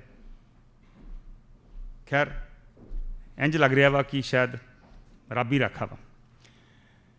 State of health and education, ਮੈਂ ਇਹਦੇ 'ਤੇ ਬਹੁਤੀ ਗੱਲ ਨਹੀਂ ਕਰਨੀ ਕਿਉਂਕਿ ਆਈ ਥਿੰਕ ਟਾਈਮ ਬਹੁਤ ਲੱਗ ਜਾਣਾ ਵਾ। We have to get into dialogues also. ਪਰ ਆਪਾਂ ਸਾਰਿਆਂ ਨੂੰ ਪਤਾ ਵਾ ਕਿ ਇਸ ਵੇਲੇ ਬਹੁਤੇ ਨੌਜਵਾਨ ਜਿਹੜੇ ਬਾਹਰ ਆ ਰਹੇ ਆ, ਇੱਥੇ ਇੰਪਲੋਏਬਿਲਿਟੀ ਉਹਨਾਂ ਦੀ ਕਿਉਂ ਨਹੀਂ ਗਈ? ਕਿਉਂਕਿ ਉੱਥੇ ਸਿੱਖਿਆ ਦੀ ਹਾਲਤ ਇਹ ਆ ਕਿ ਉਹ ਤੁਹਾਨੂੰ ਇੰਪਲੋਏ ਕਰਦੀ ਨਹੀਂ ਗੀ, ਔਰ ਸਰਕਾਰਾਂ ਨੇ ਉਹਨਾਂ ਨੂੰ ਸਕਿੱਲ ਲੈਣ ਦੀ ਕੋਈ ਦੇਣ ਦੀ ਕੋਸ਼ਿਸ਼ ਨਹੀਂ ਕੀਤੀ ਕੋਈ। Most of the people who are coming here are unskilled. ਅਸੀਂ ਬੜੇ ਸਾਲਾਂ ਤੋਂ ਕਹਿੰਦੇ ਆ ਰਹੇ ਹਾਂ ਵੀ ਜੋ ਸਕਿੱਲਸ ਬਾਹਰ ਚਾਹੀਦੀਆਂ ਵਾ, ਜਾਂ ਜੋ ਸਕਿੱਲਸ ਸਾਡੇ ਮੁਲਕ ਦੇ ਵਿੱਚ ਚਾਹੀਦੀਆਂ ਵਾ, ਆਪਾਂ ਉਹ ਸਕਿੱਲਸ ਪ੍ਰੋਵਾਈਡ ਕਰੀਏ। ਸਾਡੀਆਂ ਜਿਹੜੀਆਂ ਉੱਥੇ ITIs ਆ, ਉਹਨਾਂ ਨੂੰ ਅਪਗ੍ਰੇਡ ਹੀ ਨਹੀਂ ਕਿਸੇ ਨੇ ਕੀਤਾ। ITIs ਦੇ ਵਿੱਚ ਸਟਾਫ ਹੀ ਹੈ ਨਹੀਂ। ਹੁਣ ਥੋੜ੍ਹੀ ਜਿਹੀ ਕਿਉਂਕਿ ਇੱਥੇ ਸਟੂਡੈਂਟਸ ਆਉਣ ਦੇ ਵਿੱਚ ਸਖਤੀ ਹੋਈ ਆ ਕਿ ਥੋੜ੍ਹਾ ਜਿਹਾ ਹੁਣ ਐਨਰੋਲਮੈਂਟ ਵਧੀ ਆ, ਅਸੀਂ ਆਸ ਕਰਦੇ ਹਾਂ ਕਿ ਉੱਥੇ ਇਹਦੀ ਬਿਹਤਰ ਹੋਊਗਾ। ਮੇਰੇ ਖਿਆਲ ਇਹਦੇ ਬਾਰੇ ਮੈਂ ਬਹੁਤੀ ਗੱਲ ਨਹੀਂ ਕਰਨੀ ਚਾਹੁੰਦਾ ਕਿਉਂਕਿ ਸਾਡੇ ਕੋਲ ਐਕਸਪਰਟ ਨੇ ਡਾਕਟਰ ਸੁਭਾਇਮਾਨ। ਮੇਰੇ ਖਿਆਲ ਉਹ ਕਾਫੀ ਹਿੰਦੁਸਤਾਨ 'ਚ ਰਹਿ ਕੇ ਉਹਨਾਂ ਨੇ ਵੇਖਿਆ, ਪੰਜਾਬ 'ਚ ਰਹਿ ਕੇ ਵੀ ਉੱਥੇ ਹੈਲਥ ਫੈਸਿਲਿਟੀਜ਼ ਕਿਹੋ ਜਿਹੀਆਂ ਵਾ, ਸ਼ਾਇਦ ਉਹ ਬਿਹਤਰ ਇਹਦੇ ਬਾਰੇ ਗੱਲ ਕਰ ਸਕਦੇ। ਪਰ ਫਿਰ ਉੱਥੇ ਮਸਲਾ ਇਹੋ ਹੀ ਬਣ ਜਾਂਦਾ ਵਾ ਵੀ ਕ੍ਰੈਡਿਟ ਕਿਹਨੇ ਲੈਣਾ ਵਾ। ਇੱਕ ਸਰਕਾਰ ਆਉਂਦੀ ਆ, ਉਹ ਆਦਰਸ਼ ਸਕੂਲ ਚਲਾ ਦਿੰਦੀ ਹੈ, ਦੂਜੀ ਸਰਕਾਰ ਆਉਂਦੀ ਆ, ਉਹ ਸਕੂਲਸ ਆਫ ਮੈਰਿਟ ਚਲਾ ਦਿੰਦੀ ਹੈ, ਤੀਜੀ ਸਰਕਾਰ ਆਉਂਦੀ ਹੈ, ਸਕੂਲਸ ਆਫ ਐਮੀਨੈਂਸ ਚਲਾ ਦਿੰਦੀ ਹੈ। ਪੁਰਾਣੀ ਸਕੀਮ ਬੰਦ ਅਤੇ ਨਵੀਂ ਸਕੀਮ ਚਾਲੂ। ਉਹ ਜਿਹੜੇ ਚੰਗੇ ਭਲੇ ਹੈਲਥ ਸੈਂਟਰ ਬਣੇ ਹੋਏ ਸੀਗੇ, primary health centre, community health centre, hospitals, ਉਹਨਾਂ ਨੂੰ ਖਤਮ ਕਰਕੇ ਅਸੀਂ ਮੁਹੱਲਾ ਕਲੀਨਿਕ ਬਣਾ ਦਿੱਤੇ ਆ। ਉਹ ਨਾ ਪੁਰਾਣੇ ਹੈਲਥ ਸੈਂਟਰ ਹੀ ਰਹਿ ਗਏ ਅਤੇ ਨਾ ਪੁਰਾਣੇ ਹੁਣ ਨਵੇਂ ਕਲੀਨਿਕ ਹੀ ਚੱਲੇ ਆ, ਡਾਕਟਰ ਹੈ ਨਹੀਂ। ਸੋ ਖੈਰ, this is one issue on which I am sure we will talk about. ਸਭ ਤੋਂ ਅਫਸੋਸ ਦੀ ਗੱਲ ਆ ਕਲਚਰ ਆਫ ਫਰੀਬੀਜ਼। ਇਹ 1997 ਦੇ ਵਿੱਚ ਸ਼ੁਰੂ ਹੋਇਆ ਸੀ, ਜਦੋਂ ਮਿਸਿਸ ਰਜਿੰਦਰ ਕੌਰ ਪੱਠਲ ਥੋੜ੍ਹੇ ਦਿਨਾਂ ਵਾਸਤੇ, ਤਿੰਨ ਕੁ ਮਹੀਨਿਆਂ ਵਾਸਤੇ ਮੁੱਖ ਮੰਤਰੀ ਬਣੇ ਸੀਗੇ। ਉਦੋਂ ਉਹਨਾਂ ਨੇ ਫ੍ਰੀ ਬਿਜਲੀ ਸ਼ੁਰੂ ਕੀਤੀ ਸੀ ਕਿਸਾਨਾਂ ਵਾਸਤੇ। ਉਹ ਸਿਸਟਮ ਇਹੋ ਜਿਹਾ ਚੱਲਦਾ ਰਿਹਾ ਵੀ ਹੁਣ ਕੋਈ ਸਰਕਾਰ ਜ਼ਰੂਰਤ ਨਹੀਂ ਕਰਦੀ ਵੀ ਉਹਨੂੰ ਅਸੀਂ ਰੈਸ਼ਨਲਾਈਜ਼ ਕਰ ਸਕੀਏ। ਹੋ ਸਕਦਾ ਵਾ ਬਹੁਤ ਸਾਰੇ ਕਿਸਾਨ ਜਿਹੜੇ ਵਿਚਾਰੇ ਗਰੀਬ ਕਿਸਾਨ ਨੇ, 2 ਏਕੜ 3 ਏਕੜ 5 ਏਕੜ ਵਾਲੇ ਨੇ, ਉਹਨਾਂ ਨੂੰ ਫ੍ਰੀ ਬਿਜਲੀ ਦੀ ਲੋੜ ਆ। ਪਰ ਉੱਥੇ ਜਿਨ੍ਹਾਂ ਕੋਲ 20 25 ਟਿਊਬਵੈੱਲ ਆ, ਉਹ ਵੀ ਫ੍ਰੀ ਬਿਜਲੀ ਲੈ ਰਹੇ ਆ। ਔਰ ਇਹ ਫ੍ਰੀ ਬੀਜ ਜਿਹੜਾ ਵਾ, ਇਹ ਸਿਸਟਮ ਚੱਲਦਾ ਇਸ ਵੇਲੇ 20-25 ਹਜ਼ਾਰ ਕਰੋੜ ਸਾਲ ਦਾ ਜਿਹੜਾ ਵਾ ਉਹ ਫ੍ਰੀ ਬੀਜ ਦੇ ਵਿੱਚ ਜਾਂਦਾ। ਇਹ ਸਰਕਾਰ ਨੇ ਤਾਂ ਹੱਦ ਹੀ ਕਰਤੀ ਆ। ਔਰ ਹਾਲੀ ਸ਼ਾਇਦ ਔਰਤਾਂ ਨੂੰ ਉਹਨਾਂ ਨੇ 1000 ਰੁਪਈਆ ਕਿਹਾ ਸੀ, ਪ੍ਰੋਮਿਸ ਕੀਤਾ ਸੀ, ਉਹ ਦਿੱਤਾ ਨਹੀਂ। ਜਦੋਂ ਉਹ ਦੇਤਾ ਤਾਂ ਹੋਰ 10,000 ਕਰੋੜ ਦਾ ਹੋਰ ਬੋਝ ਪੈ ਜਾਣਾ ਵਾ। ਸੋ ਇੱਕ ਪਾਸੇ ਫ੍ਰੀ ਬੀਜ ਦਾ ਕਲਚਰ, ਦੂਜੇ ਪਾਸੇ ਵੇਸਟਫੁਲ ਐਕਸਪੈਂਡੀਚਰ। ਮੈਂ ਤੁਹਾਨੂੰ ਮਾਨਿਕ ਗੋਇਲ ਦੀ ਬਾਈਟ ਸੁਣਾਉਣੀ ਚਾਹੁੰਦਾ ਵਾਂ। Can we look for that, ਜਿਹੜੇ ਦੱਸਦੇ ਨੇ ਵੀ ਕਿਵੇਂ ਉੱਥੇ ਪੈਸਾ ਬਰਬਾਦ ਹੋ ਰਿਹਾ। ਜਦੋਂ ਪਿਛਲੀ ਗਵਰਨਮੈਂਟ ਸੀਗੀ ਉਦੋਂ ਹੈਗੇ ਸੀਗੇ ਕਮਿਸ਼ਨਰ ਹੁੰਦੇ ਸੀਗੇ, ਜਿਹੜੇ ਆਰਟੀ ਕਮਿਸ਼ਨ ਦੇ ਵਿੱਚ ਹੈਗੇ, ਇਨਫੋਰਮੇਸ਼ਨ ਕਮਿਸ਼ਨ ਦੇ ਵਿੱਚ ਕਮਿਸ਼ਨਰ ਹੁੰਦੇ ਸੀਗੇ 6-7। ਉਸ ਟਾਈਮ ਤੇ ਹੈਗੇ ਸੀ, ਕੁਝ ਰਿਟਾਇਰ ਹੋ ਗਏ ਸੀ। ਬੇਸਿਕਲੀ ਇੱਕ ਸਟੇਟ 10 ਕਮਿਸ਼ਨਰ ਭਰਤੀ ਕਰ ਸਕਦੀ ਹੁੰਦੀ ਆ। ਤੇ ਜਦੋਂ ਕੋਈ ਕੇਸ ਹੁੰਦਾ ਸੀ, ਕੋਈ ਜਾਣਕਾਰੀ ਨਹੀਂ ਦਿੰਦਾ ਸੀ ਆਰਟੀਆਈ ਦੀ, ਅਸੀਂ ਉਹਨਾਂ ਕੋਲ ਜਾਂਦੇ ਸੀ ਸੈਕੰਡ ਅਪੀਲ ਦੇ ਵਿੱਚ। ਉਹ 5-7-10 ਦਿਨ ਦੇ ਵਿੱਚ ਹੀਅਰਿੰਗ ਆ ਜਾਂਦੀ ਸੀ ਤੇ ਸਾਨੂੰ ਆਰਟੀਆਈ ਮਿਲ ਜਾਂਦੀ ਸੀ। ਹੁਣ ਆਮ ਆਦਮੀ ਪਾਰਟੀ ਨੇ ਜਾਣਬੁੱਝ ਕੇ ਆਰਟੀਆਈ ਕਮਿਸ਼ਨਰਸ ਨੂੰ ਭਰਤੀ ਨਹੀਂ ਕੀਤਾ। ਹੁਣ ਤੁਸੀਂ ਯਕੀਨ ਨਹੀਂ ਮੰਨੋਗੇ, ਉਹੀ ਪਾਰਟੀ ਹੈ ਜਿਹੜੀ ਆਰਟੀਆਈ ਦੀ ਗੱਲ ਕਰਕੇ ਸੱਤਾ ਦੇ ਵਿੱਚ ਆਈ ਸੀ, ਤੇ ਪੰਜਾਬ ਦੇ ਵਿੱਚ ਇਸ ਟਾਈਮ ਤੇ ਇੱਕ ਵੀ ਇਨਫੋਰਮੇਸ਼ਨ ਕਮਿਸ਼ਨਰ ਨਹੀਂ ਹੈਗਾ। ਇੱਕ ਵੀ ਇਨਫੋਰਮੇਸ਼ਨ ਕਮਿਸ਼ਨਰ ਨਹੀਂ ਹੈਗਾ। ਸਿਰਫ ਇੱਕ ਚੀਫ ਇਨਫੋਰਮੇਸ਼ਨ ਕਮਿਸ਼ਨਰ ਹੈ ਸ਼ਾਇਦ। ਸਿਰਫ ਇੱਕ ਚੀਫ ਇਨਫੋਰਮੇਸ਼ਨ ਕਮਿਸ਼ਨਰ ਨੇਗੇ। ਤੁਸੀਂ ਦੇਖੋ ਸਾਰੇ ਪੰਜਾਬ ਦਾ ਬੈਕਲੌਗ ਉਹ ਕਿਵੇਂ ਹੈਂਡਲ ਕਰਨਗੇ। 10-10 ਹਜ਼ਾਰ, ਮਤਲਬ ਟੈਨਸ ਆਫ ਥਾਊਜ਼ੈਂਡ ਉੱਥੇ ਬੈਕਲੌਗ ਇਕੱਠਾ ਹੋਇਆ ਪਿਆਗਾ, ਜਿਹਨੂੰ ਪਹਿਲਾਂ ਡੇਟ ਜਿਹੜੀ 5-10 ਦਿਨਾਂ ਦੀ ਮਿਲਦੀ ਸੀ, ਉਹ ਹੌਲੀ-ਹੌਲੀ 2 ਮਹੀਨਿਆਂ ਦੀ ਮਿਲਣੀ ਸ਼ੁਰੂ ਹੋ ਗਈ। ਫਿਰ ਹੋਰ ਰਿਟਾਇਰ ਹੋ ਗਏ, ਫਿਰ ਹੋਰ 6 ਮਹੀਨਿਆਂ ਦੀ ਮਿਲਣੀ ਸ਼ੁਰੂ ਹੋ ਗਈ। ਹੁਣ ਜਦੋਂ ਆਪਾਂ ਅਪੀਲ ਪਾਈ ਦੀ ਹੈ, ਡੇਟ ਹੀ ਨਹੀਂ ਆਉਂਦੀ। ਪਹਿਲਾਂ 15-20 ਦਿਨ, ਮਹੀਨਾ ਕੋਈ ਲੈਟਰ ਹੀ ਨਹੀਂ ਆਉਂਦਾ ਉਹਨਾਂ ਦਾ। ਜੇ ਲੈਟਰ ਆਉਂਦਾ ਉਹਦੇ 'ਚ ਲਿਖਿਆ ਜਾਂਦਾ ਕਿ ਜੋ ਤੁਹਾਡੀ ਵਾਰੀ ਆ ਗਈ ਤੁਹਾਨੂੰ ਦੱਸ ਦਿੱਤਾ ਜਾਊਗਾ, ਮਤਲਬ ਕੋਈ ਐਗਜ਼ੈਕਟ ਡੇਟ ਹੀ ਨਹੀਂ ਦੱਸਦਾ। ਹੀਅਰਿੰਗ ਕੌਣ ਕਰੂ, ਬੰਦੇ ਹੀ ਨਹੀਂ ਹੈਗੇ ਤੇ ਭਰਤੀ ਕਰਦੇ ਨਹੀਂ ਪਏ। ਐਡਵੋਕੇਟ HC ਅਰੋੜਾ ਜੀ ਨੇ ਵੀ ਕੋਰਟ 'ਚ ਵੀ ਇਹ ਅਪੀਲ ਕੀਤੀ ਹੋਈ ਹੈ ਕਿ ਇੱਥੇ ਲਾਏ ਜਾਣ, ਤੇ ਅਸੀਂ ਵੀ ਇਹਦੇ ਉੱਤੇ ਕੰਮ ਕਰਦੇ ਪਏ ਆਂਗੇ। ਤੇ ਪਲੱਸ ਜਿਹੜੇ ਰੈਲੀਆਂ ਵਾਲਾ ਇਹ ਹੈਗਾ, ਇਹਦੇ ਬਾਰੇ ਮੈਂ ਹਾਈ ਕੋਰਟ ਦੇ ਵਿੱਚ PIL ਪਾਈ ਹੋਈ ਹੈ ਕਿ ਜਿਹੜੇ ਇਹ ਲੋਕਾਂ ਨੂੰ ਖੱਜਲ ਕੀਤਾ ਜਾਂਦਾ ਹੈ, 2-2000 ਬੱਸ ਤੁਸੀਂ ਰੂਟ ਤੋਂ ਹਟਾ ਕੇ ਸਾਰੇ ਬੱਸ ਅੱਡੇ ਖਾਲੀ ਕਰ ਦਿੰਦੇ ਹੋ ਕਿ ਆਮ ਆਦਮੀ ਪਾਰਟੀ ਦੇ ਵਰਕਰਾਂ ਨੂੰ ਪਿੰਡਾਂ 'ਚੋਂ ਭਰ ਕੇ ਲੈ ਕੇ ਆਓ। ਇਦਾਂ ਤਾਂ ਕਿਸੇ ਨੇ ਵੀ ਨਹੀਂ ਕੀਤਾ ਸੀ ਪਹਿਲਾਂ। ਸਰਕਾਰੀ ਬੱਸਾਂ ਤਾਂ ਤੁਸੀਂ ਦੇਖਿਆ ਹੋਣਾ ਕਿ ਪਿਛਲੀਆਂ ਸਰਕਾਰਾਂ ਨੇ ਵੀ ਰੇਅਰਲੀ ਕਿਤੇ ਕੀਤੀਆਂ। ਹੁਣ ਮੈਂ ਦੇਖਿਆ ਨਹੀਂ, ਮੇਰੇ ਧਿਆਨ 'ਚ ਨਹੀਂ ਕਿ ਉਹਨਾਂ ਨੇ ਸਰਕਾਰੀ ਬੱਸਾਂ ਸਵੇਰੇ ਪਿੰਡਾਂ 'ਚ ਭੇਜ ਦਿੱਤੀਆਂ ਕਿ ਰੈਲੀਆਂ ਲਈ ਭਰ ਕੇ ਲੈ ਕੇ ਆਓ। ਤੇ ਇਹੋ ਜਿਹਾ ਸੀਨ ਤੇ ਮੈਂ ਦੇਖਿਆ ਨਹੀਂ ਕਿ ਬੱਸ ਅੱਡੇ ਖਾਲੀ ਹੋਣ, ਲੋਕ ਮਤਲਬ ਰੱਬ ਭਰੋਸੇ ਛੱਡ ਦਿੰਦੇ ਇਹ ਲੋਕਾਂ ਨੂੰ। ਇਹ ਇੱਕ ਵਾਰ ਨਹੀਂ, ਘੱਟੋ ਘੱਟ 20-25 ਵਾਰ ਹੋ ਚੁੱਕਿਆ ਹੁਣ ਤੱਕ ਦੇ ਟੈਲੀਵਿਜ਼ਨ। ਮਾਨਿਕ ਗੋਇਲ ਦੀ ਇੱਕ ਹੋਰ ਮੈਂ ਤੁਹਾਨੂੰ ਬਾਈਟ ਸੁਣਾਉਣੀ ਚਾਹੁੰਦਾ ਵਾਂ, ਵੀਡੀਓ ਸੁਣਾਉਣੀ ਚਾਹੁੰਦਾ, ਜਿਵੇਂ ਉਹ ਦੱਸ ਰਿਹਾ ਵੀ ਇੱਥੇ ਕਿਵੇਂ ਬਹੁਤ ਵੱਡੇ ਪੱਧਰ ਤੇ ਫਜ਼ੂਲ ਖਰਚੀ ਹੋ ਰਹੀ ਹੈ। ਪਾਰਟੀ ਨੇ ਕਈ ਰੈਲੀਆਂ ਕੀਤੀਆਂ, ਅੱਛਾ, ਤੇ ਜਿਹਦੇ 'ਚ ਕਾਫੀ ਜ਼ਿਆਦਾ ਪੈਸੇ ਖਰਚ ਕੀਤੇ ਗਏ ਤੇ ਉਹਨੂੰ ਦੱਸਿਆ ਗਿਆ ਕਿ ਅਸੀਂ ਰਾਜ ਸਮਾਗਮ ਕਰਦੇ ਪਏ ਹਾਂ, ਸਟੇਟ ਪ੍ਰੋਗਰਾਮ ਕਰਦੇ ਪਏ ਹਾਂ। ਉਹ ਹਰ ਕਨਸਟੀਚੁਐਂਸੀ ਵਾਈਜ਼, ਲੋਕ ਸਭਾ ਦੀ ਕਨਸਟੀਚੁਐਂਸੀ ਵਾਈਜ਼ ਕੀਤੀਆਂ ਗਈਆਂ। ਪਟਿਆਲੇ, ਗੁਰਦਾਸਪੁਰ, ਜਿਵੇਂ ਉਸ ਤੋਂ ਬਾਅਦ ਸੰਗਰੂਰ ਕੀਤੀ ਗਈ ਜਿਹੜੀ, ਠੀਕ ਹੈ, ਉਸ ਤੋਂ ਬਾਅਦ ਧੂਰੀ ਕੀਤੀ ਗਈ ਸੰਗਰੂਰ ਵਾਲੀ, ਹੈ ਨਾ। ਉਸੇ ਤਰੀਕੇ ਪਟਿਆਲੇ ਕੀਤੀ ਗਈ। ਉੱਥੇ ਹਰ ਵਾਰ ਇੱਕ ਬਹਾਨਾ ਬਣਾਇਆ ਗਿਆ, ਕਿਤੇ ਬਹਾਨਾ ਬਣਾਇਆ ਗਿਆ ਕਿ ਅਸੀਂ ਜਿਹੜਾ ਹੈਗਾ ਸਕੂਲ ਦਾ ਉਦਘਾਟਨ ਕਰ ਰਹੇ ਹੈਗੇ। ਕਿਸੇ ਪੁਰਾਣੇ ਸਕੂਲ ਨੂੰ ਰੰਗ ਕਰਕੇ ਉਹਨੂੰ ਕਹਿ ਦਿੱਤਾ ਕਿ ਅਸੀਂ ਸਕੂਲ ਦਾ ਉਦਘਾਟਨ ਕਰਦੇ ਪਏ ਹਾਂ, ਕੇਜਰੀਵਾਲ ਜੀ ਆ ਰਹੇ ਆ। ਤੇ ਉਸ ਦਾ ਕੀ ਕੀਤਾ ਕਿ ਉਸ ਤੋਂ ਬਾਅਦ ਫਿਰ ਸਾਰੇ ਪੰਜਾਬ ਚੋਂ ਰੋਡਵੇਜ਼ ਬੱਸਾਂ ਬੁਲਾ ਕੇ 2-2000, ਉੱਥੇ ਮਹਿੰਗੇ ਇਵੈਂਟ ਮੈਨੇਜਰ ਬੁਲਾ ਕੇ, ਕਰੋੜਾਂ ਦੇ ਟੈਂਟ ਲਗਾ ਕੇ, ਕਰੋੜਾਂ ਦਾ ਰੋਟੀ ਪਾਣੀ ਉੱਥੇ ਅਰੇਂਜ ਕਰਕੇ ਕੇਜਰੀਵਾਲ ਜੀ ਨੂੰ ਹਰ ਰੈਲੀ ਦੇ ਵਿੱਚ ਮਹਿੰਗੇ ਜਹਾਜ਼ ਤੇ ਬੁਲਾਇਆ ਗਿਆ। ਜਿਹੜੀ ਪਾਰਟਿਕੂਲਰ ਰੈਲੀ ਦੀ ਮੈਂ ਗੱਲ ਕਰਦਾ ਪਿਆਗਾ, ਇਹਦੇ 'ਚ ਉਹ 400 ਕਰੋੜ ਦੇ ਜਹਾਜ਼ ਤੇ ਆਏ ਸੀ, ਜਿਹਦਾ ਖਰਚਾ ਸਾਰਾ ਪੰਜਾਬ ਨੇ ਦਿੱਤਾ। ਤੇ ਇਹ ਸਾਰੀਆਂ ਰੈਲੀਆਂ, ਮਾਨਿਕ ਇੱਕ ਮਿੰਟ, ਜਿਹੜੀਆਂ ਰੈਲੀਆਂ ਦੀ ਤੁਸੀਂ ਗੱਲ ਕਰ ਰਹੇ ਜੇ, ਇਹ ਸਾਰੇ ਸਟੇਟ ਫੰਕਸ਼ਨ ਸੀਗੇ ਔਰ ਮੌੜ ਨੂੰ ਮੈਂ ਵੇਖਿਆ ਵਾ ਕਿ ਸ਼ਾਇਦ ਉਹਨੂੰ ਵਿਕਾਸ ਰੈਲੀ ਕਿਹਾ ਗਿਆ ਵਾ। ਉਹਨੂੰ ਵਿਕਾਸ ਰੈਲੀ ਕਿਹਾ ਗਿਆ ਜੀ, ਪਰ ਉਹਨੂੰ ਐਜ਼ ਏ ਸਟੇਟ ਫੰਕਸ਼ਨ ਰਾਜ ਸਮਾਗਮ ਕਹਿ ਕੇ ਉਹਨੂੰ ਖਰਚੇ ਪਾਏ ਗਏ ਹੈ।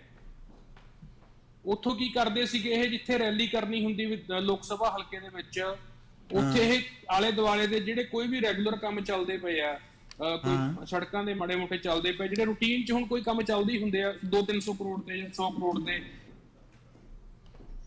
ਸੋ ਬੇਸਿਕਲੀ ਫਜ਼ੂਲ ਖਰਚੀ, ਇੱਕ ਸਟੇਟ ਜਿਹਦੇ ਤੇ ਆਲਮੋਸਟ 4.25 ਲੱਖ ਕਰੋੜ ਦਾ ਕਰਜ਼ਾ ਚੜ੍ਹਿਆ ਹੋਵੇ, ਜਿਹੜਾ ਬਹੁਤਾ ਪੈਸਾ ਜੋ ਪੈਸਾ ਆਉਂਦਾ ਬਜਟ ਆਪਣੀ ਉਹਨੂੰ ਡੈਟ ਨੂੰ ਸਰਵਿਸ ਕਰਨ ਤੇ ਲਾ ਦੇਵੇ, ਕੀ ਉਹਨੂੰ ਸ਼ੋਭਾ ਦਿੰਦਾ ਵਾ ਇਸ ਤਰ੍ਹਾਂ ਫਜ਼ੂਲ ਖਰਚੀ ਕਰਨੀ? ਮੈਂ ਇਹ ਜ਼ਿਆਦਾ ਐਗਜ਼ਾਮਪਲ ਇਸ ਸਰਕਾਰ ਦੇ ਦਿੱਤੇ ਆ, ਉਹ ਇਸ ਕਰਕੇ ਕਿਉਂਕਿ ਇਸ ਵੇਲੇ ਸਾਡੇ ਕੋਲ ਇਹੋ ਹੀ ਅਵੇਲੇਬਲ ਆ, ਪਰ ਇਹੋ ਹੀ ਕੰਮ ਪਹਿਲਾਂ ਹੁੰਦਾ ਰਿਹਾ। ਕੈਪਟਨ ਅਮਰਿੰਦਰ ਸਿੰਘ ਵੇਲੇ ਵੀ ਇਸੇ ਤਰ੍ਹਾਂ ਹੀ ਫਜ਼ੂਲ ਖਰਚੀ, ਪ੍ਰਕਾਸ਼ ਸਿੰਘ ਬਾਦਲ ਵੇਲੇ ਵੀ ਇਸੇ ਤਰ੍ਹਾਂ ਹੀ ਫਜ਼ੂਲ ਖਰਚੀ। ਇਹ ਬੜੀ ਤਰਾਸਦੀ ਆ ਪੰਜਾਬ ਦੀ ਕਿ ਪਿਛਲੇ ਐਟਲੀਸਟ 1980 ਦੇ ਦਹਾਕੇ ਤੋਂ ਬਾਅਦ ਜਿਹੜੀਆਂ ਅਸੀਂ ਸਰਕਾਰਾਂ ਵੇਖੀਆਂ ਵਾ ਉਹ ਇਸੇ ਤਰ੍ਹਾਂ ਹੀ ਚੱਲਦੀ ਰਹੀਆਂ। ਹੁਣ ਆ ਮੈਂ ਦਿਖਾਉਣਾ ਚਾਹੁੰਦਾ ਤੁਹਾਨੂੰ ਵੀ ਪੰਚਾਇਤੀ ਰਾਜ ਆ, ਹੁਣੇ ਪੰਚਾਇਤ ਚੋਣਾਂ ਹੋ ਕੇ ਹਟੀਆਂ ਵਾ। ਅਸੀਂ ਕੋਸ਼ਿਸ਼ ਕਰਦੇ ਹਾਂ, ਦਾਅਵਾ ਕਰਦੇ ਹਾਂ ਜੀ ਅਸੀਂ ਸਰਬਸੰਮਤੀ ਨਾਲ ਸਰਪੰਚ ਚੁਣਨੇ ਆ, ਔਰ ਅਸੀਂ ਕਹਿੰਦੇ ਹਾਂ ਜੀ ਉਹਨਾਂ ਨੂੰ ਹਰ ਸਰਪੰਚ ਨੂੰ ਅਸੀਂ 5-5 ਲੱਖ ਰੁਪਈਆ ਦੇਵਾਂਗੇ ਹਰ ਪਿੰਡ ਨੂੰ ਜਿੱਥੇ ਸਰਬਸੰਮਤੀ ਨਾਲ ਚੁਣਿਆ ਜਾਊਗਾ। ਪਰ ਸਰਬਸੰਮਤੀ ਨੂੰ ਵੀ ਅਸੀਂ ਧੱਕੇ ਨਾਲ ਸਰਬਸੰਮਤੀ ਬਣਾਉਣੀ ਚਾਹੁੰਦੇ ਹਾਂ ਵੀ ਜਿੱਥੇ ਸਰਕਾਰ ਦਾ ਬੰਦਾ, ਔਰ ਇਹੋ ਹੀ ਕੰਮ ਕਾਂਗਰਸ ਵੇਲੇ ਹੁੰਦਾ ਰਿਹਾ, ਇਹੋ ਹੀ ਅਕਾਲੀ ਦਲ ਵੇਲੇ, ਅਤੇ ਅਫਸੋਸ ਆ ਇਹੋ ਹੀ ਕੰਮ ਹੋਣਾ। ਪਰ ਐਰਕੀ ਜੋ ਵੇਖਣ 'ਚ ਆਇਆ ਉਹ ਪਹਿਲੋਂ ਕਦੇ ਨਹੀਂ ਵੇਖਣ 'ਚ ਆਇਆ ਕਿ ਸਰਪੰਚੀ ਦੀ ਪੋਸਟ ਜਿਹੜੀ ਆ ਉਹਦੀ ਬੋਲੀ ਲੱਗੇ। ਇੱਕ ਥਾਂ ਤੇ 50 ਲੱਖ, ਇੱਕ ਥਾਂ ਤੇ 60 ਲੱਖ, ਇੱਕ ਥਾਂ ਤੇ 2 ਕਰੋੜ ਦੀ ਬੋਲੀ। ਉਹ ਫਿਰ ਮੀਡੀਆ 'ਚ ਖਬਰਾਂ ਆ ਗਈਆਂ, ਉਹ ਸ਼ਾਇਦ ਸਿਰੇ ਤੇ ਨਹੀਂ ਗੱਲ ਚੜੀ। ਇੱਥੋਂ ਅੰਦਾਜ਼ਾ ਲਾ ਲਓ ਵੀ ਭ੍ਰਿਸ਼ਟਾਚਾਰ ਦਾ ਕੀ ਹਾਲਤ ਹੈ, ਵੀ ਜੇ ਕੋਈ 2 ਕਰੋੜ ਰੁਪਈਏ ਦੇ ਵਿੱਚ ਸਰਪੰਚੀ ਖਰੀਦਦਾ ਵਾ 5 ਸਾਲ ਵਾਸਤੇ, ਤੇ ਉਹ ਇਹਦਾ ਐਟਲੀਸਟ 2 ਕਰੋੜ ਦੇ ਥਾਂ ਤੇ ਕਿੰਨਾ ਕਰੋੜ ਆਪਣੇ ਆਪ ਬਣਾਊਗਾ ਅਤੇ ਕਿੰਨਾ ਕੁ ਪੈਸਾ ਉਹ ਖਰਚੂਗਾ ਆਪਣੇ ਪਿੰਡ ਦੇ ਵਿਕਾਸ ਵਾਸਤੇ। ਸੋ ਵੀ ਹੈਵ ਐਕਚੁਅਲੀ, ਮੈਂ ਇੱਥੇ ਡਿਕਲਾਈਨ ਲਿਖਿਆ ਵਾ, I think it's we are moving towards the death of the panchayati raj. It is so very unfortunate. So ਇਹਦੇ ਕਰਕੇ ਮੈਂ ਤੁਹਾਨੂੰ ਇਹ ਥੋੜ੍ਹੀਆਂ ਜਿਹੀਆਂ ਜਿਹੜੀਆਂ ਅੱਜ ਸਲਾਈਡਸ ਦਿਖਾਈਆਂ ਵਾ, ਇੱਕ ਸਿਰਫ ਹਾਲਾਤ ਦਾ ਜਾਇਜ਼ਾ ਦੇਣ ਵਾਸਤੇ ਸੁਣਾਈਆਂ ਵਾ, ਦਿਖਾਈਆਂ ਵਾ।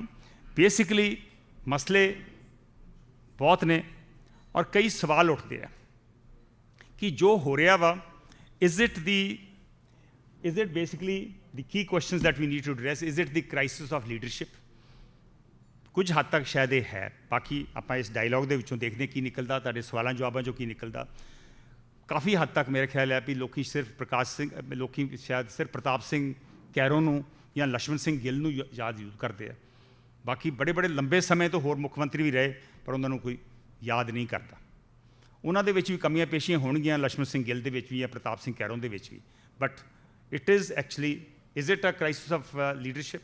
I think this is the issue we need to address.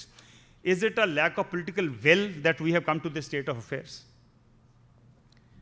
Is it due to the indifference of the centre towards Punjab? Or is it because of Punjab's attitude towards the centre? Or is it both?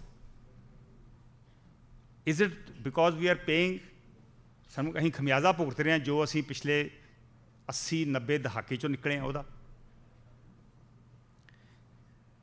ਜਿਹੜਾ normal trade route ਹੈ ਜਿਹੜਾ ਹੋਣਾ ਚਾਹੀਦਾ ਵਾ ਆਪਣੇ neighbours ਦੇ ਨਾਲ, ਉਹ ਨਹੀਂ ਹੋ ਸਕਿਆ ਕਿਉਂਕਿ ਇੰਡੀਆ ਅਤੇ ਪਾਕਿਸਤਾਨ ਦੇ ਤਾਲੁਕਾਤ ਨਹੀਂ ਸਹੀ ਹੋਏ, ਉਹਦਾ ਵੀ ਪੰਜਾਬ ਖਮਿਆਜ਼ਾ ਭੁਗਤ ਰਿਹਾ। ਸੋ ਬਹੁਤ ਸਾਰੇ ਸਵਾਲ ਉੱਠਦੇ ਨੇ, ਕੀ ਕਰਨ ਦੀ ਲੋੜ ਆ। ਬਾਹਰ ਵੀ ਹੁਣ ਅੱਗੇ ਪੰਜਾਬੀ ਬਾਹਰ ਆਉਂਦੇ ਸੀ, ਇੱਥੇ ਬੁਲੰਦੀਆਂ ਹਾਸਲ ਕਰਦੇ ਸੀ, ਉੱਥੇ ਵੀ ਹੁਣ ਦਿੱਕਤਾਂ ਆ ਰਹੀਆਂ ਵਾ। So these are numerous issues that we going to discuss in the various dialogues today. We will start with the first dialogue now. We will start with Harkirat Singh, the Deputy Mayor. I'll request him to kindly take the stage. After Harkirat Singh will continue, we'll have a short, after the dialogue with him, we'll have a short break. And once we've had a dialogue with him, we'll have a session of questions from you.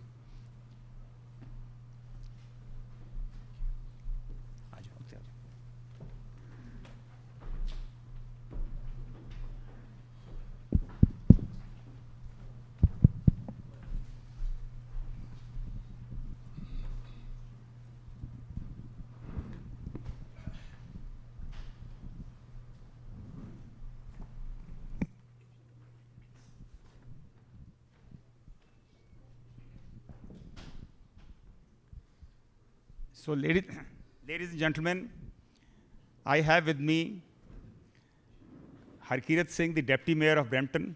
ਸਾਡੇ ਸਾਰਿਆਂ ਵਾਸਤੇ ਬਹੁਤ ਮਾਣ ਦੀ ਗੱਲ ਆ ਕਿ Brampton ਵਰਗੇ ਸ਼ਹਿਰ ਦੇ ਵਿੱਚ ਪੰਜਾਬੀਆਂ ਦਾ ਆਪਣਾ ਸ਼ਹਿਰ ਆ, ਉੱਥੇ ਜਿਹੜੇ ਡਿਪਟੀ ਮੇਅਰ ਨੇ ਉਹ ਸਾਡੇ ਆਪਣੇ ਨੇ। So give him a big loud of applause please, hand of applause. Harkirat ji, ਮੈਂ ਤੁਹਾਡਾ ਬਾਇਓਡਾਟਾ ਵੇਖ ਰਿਹਾ ਸੀਗਾ, ਤੁਸੀਂ BA ਕੀਤੀ, ਫਿਰ MSc ਕੀਤੀ, ਫਿਰ ਤੁਸੀਂ MBA ਕੀਤੀ।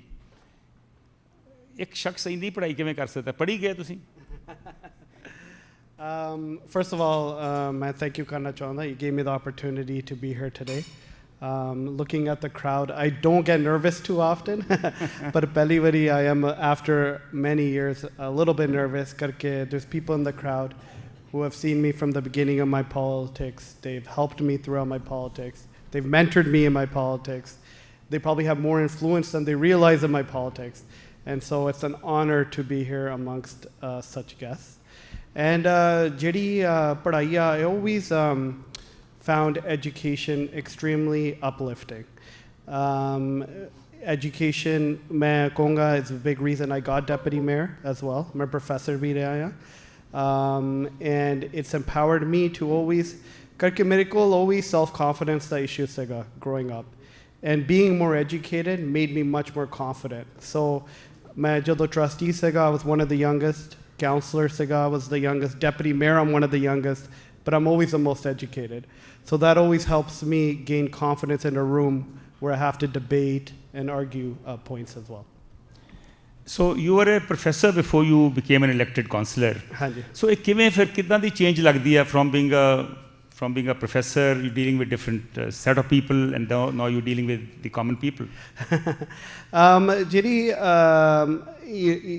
the professor, ਜਦੋਂ ਮੈਂ professor ਸੀਗਾ, I've taught over 400 international students, so Okay. And regular students, but over 400. So ਮੇਰਾ ਕਾਫੀ experience ਰਿਹਾ ਆ, ਮੈਂ ਬਹੁਤ ਕੁਝ ਸਿੱਖਿਆ ਆ।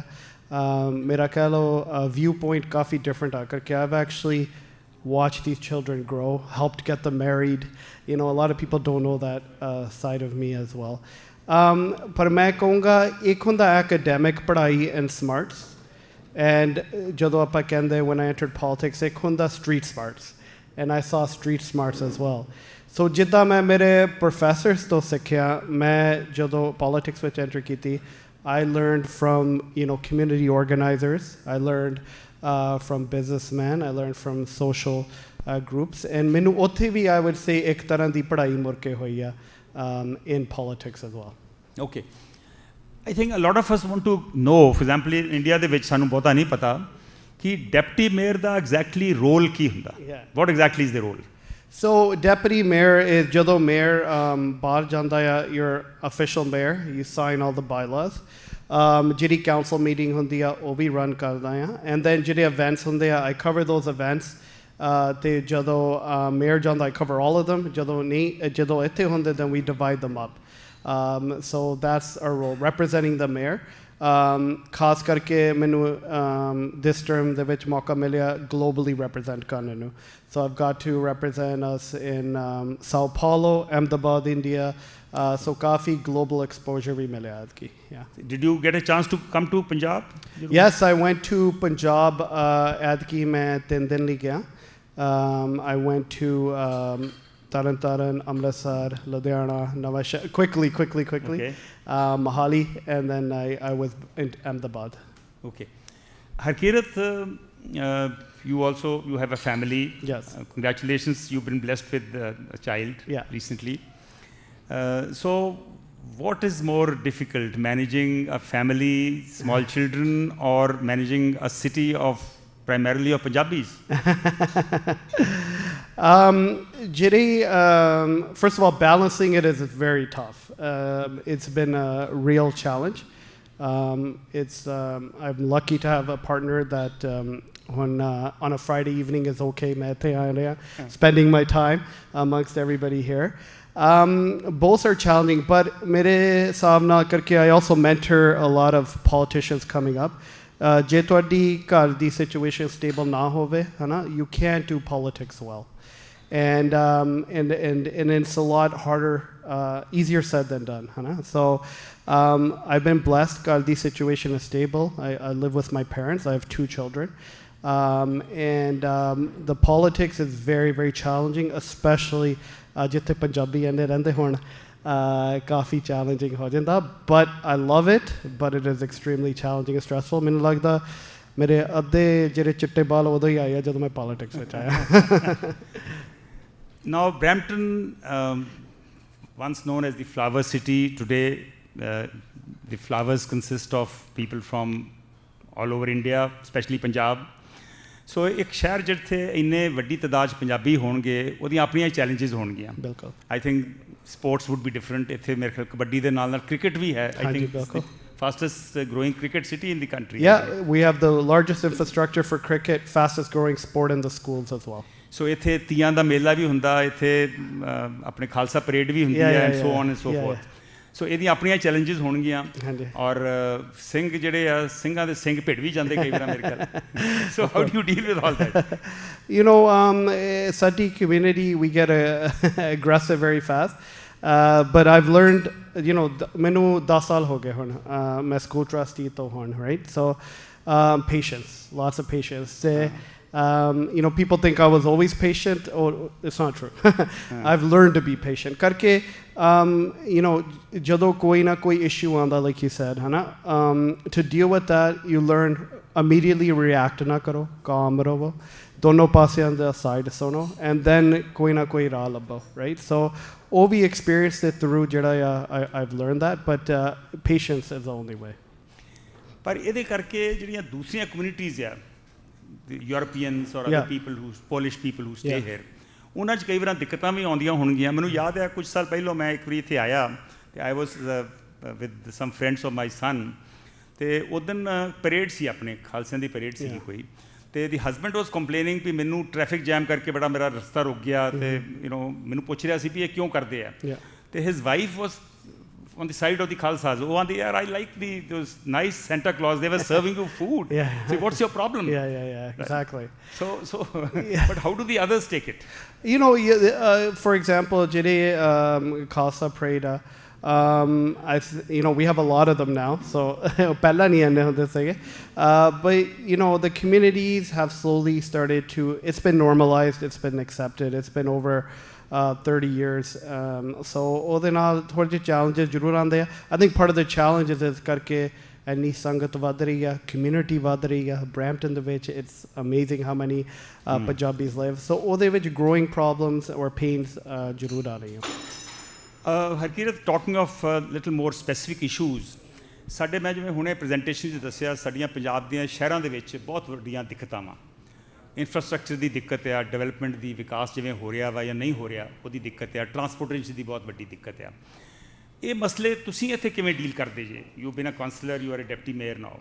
How do you deal with these kind of developmental issues, infrastructural issues of Brampton? You know, ਇੱਥੇ ਕਾਫੀ structure ਹੁੰਦਾ ਹੈ. For example, ਆਉਣ ਤੋਂ ਪਹਿਲਾਂ 11:30 ਵਜੇ we opened up a transit facility. ਉੱਥੇ ਫੈਡਰਲ ਸਰਕਾਰ ਸੀਗੀ, ਪ੍ਰੋਵਿੰਸ਼ੀਅਲ ਸਰਕਾਰ ਸੀਗੀ, ਉਸ ਮੇਰੇ ਏਰੀਆ 'ਚ, ਰਾਈਟ? ਉਹਦੇ ਵਿੱਚ ਸਾਰਿਆਂ ਦਾ ਹਿੱਸਾ ਆ. ਸੋ 1/3 ਫੈਡਰਲ ਗਵਰਨਮੈਂਟ ਨੇ ਦੇਣਾ, 1/3 ਪ੍ਰੋਵਿੰਸ਼ੀਅਲ ਗਵਰਨਮੈਂਟ ਨੇ ਦੇਣਾ, ਅਤੇ ਆਪਾਂ 1/3 ਦੇਣਾ. ਉਹ ਜਿਹੜੀ ਫੈਸਿਲਿਟੀ ਉਹ ਸਾਡੀ ਜਿਹੜੀ ਟ੍ਰਾਂਜ਼ਿਟ ਉਹ ਗਰੋ ਹੋਊਗੀ. ਉਹਦੇ ਵਿੱਚ ਆਪਾਂ ਲਗਾਤਾਰ ਪ੍ਰੋਬਬਲੀ 6-7 ਸਾਲ ਦੀ ਲੌਬਿੰਗ ਕੀਤੀ ਆ. ਉਹ ਪਲਾਨਸ ਦਿੱਤੇ ਆ, ਉਹ ਅਪਰੂਵ ਹੋਏ ਆ, ਗ੍ਰਾਂਟਸ ਓਪਨ ਅਪ ਹੋਏ ਆ, ਅਤੇ ਅੱਜ ਆਪਾਂ ਉਹਦੀ ਰਿਬਨ ਕਟਿੰਗ ਕੀਤੀ ਆ.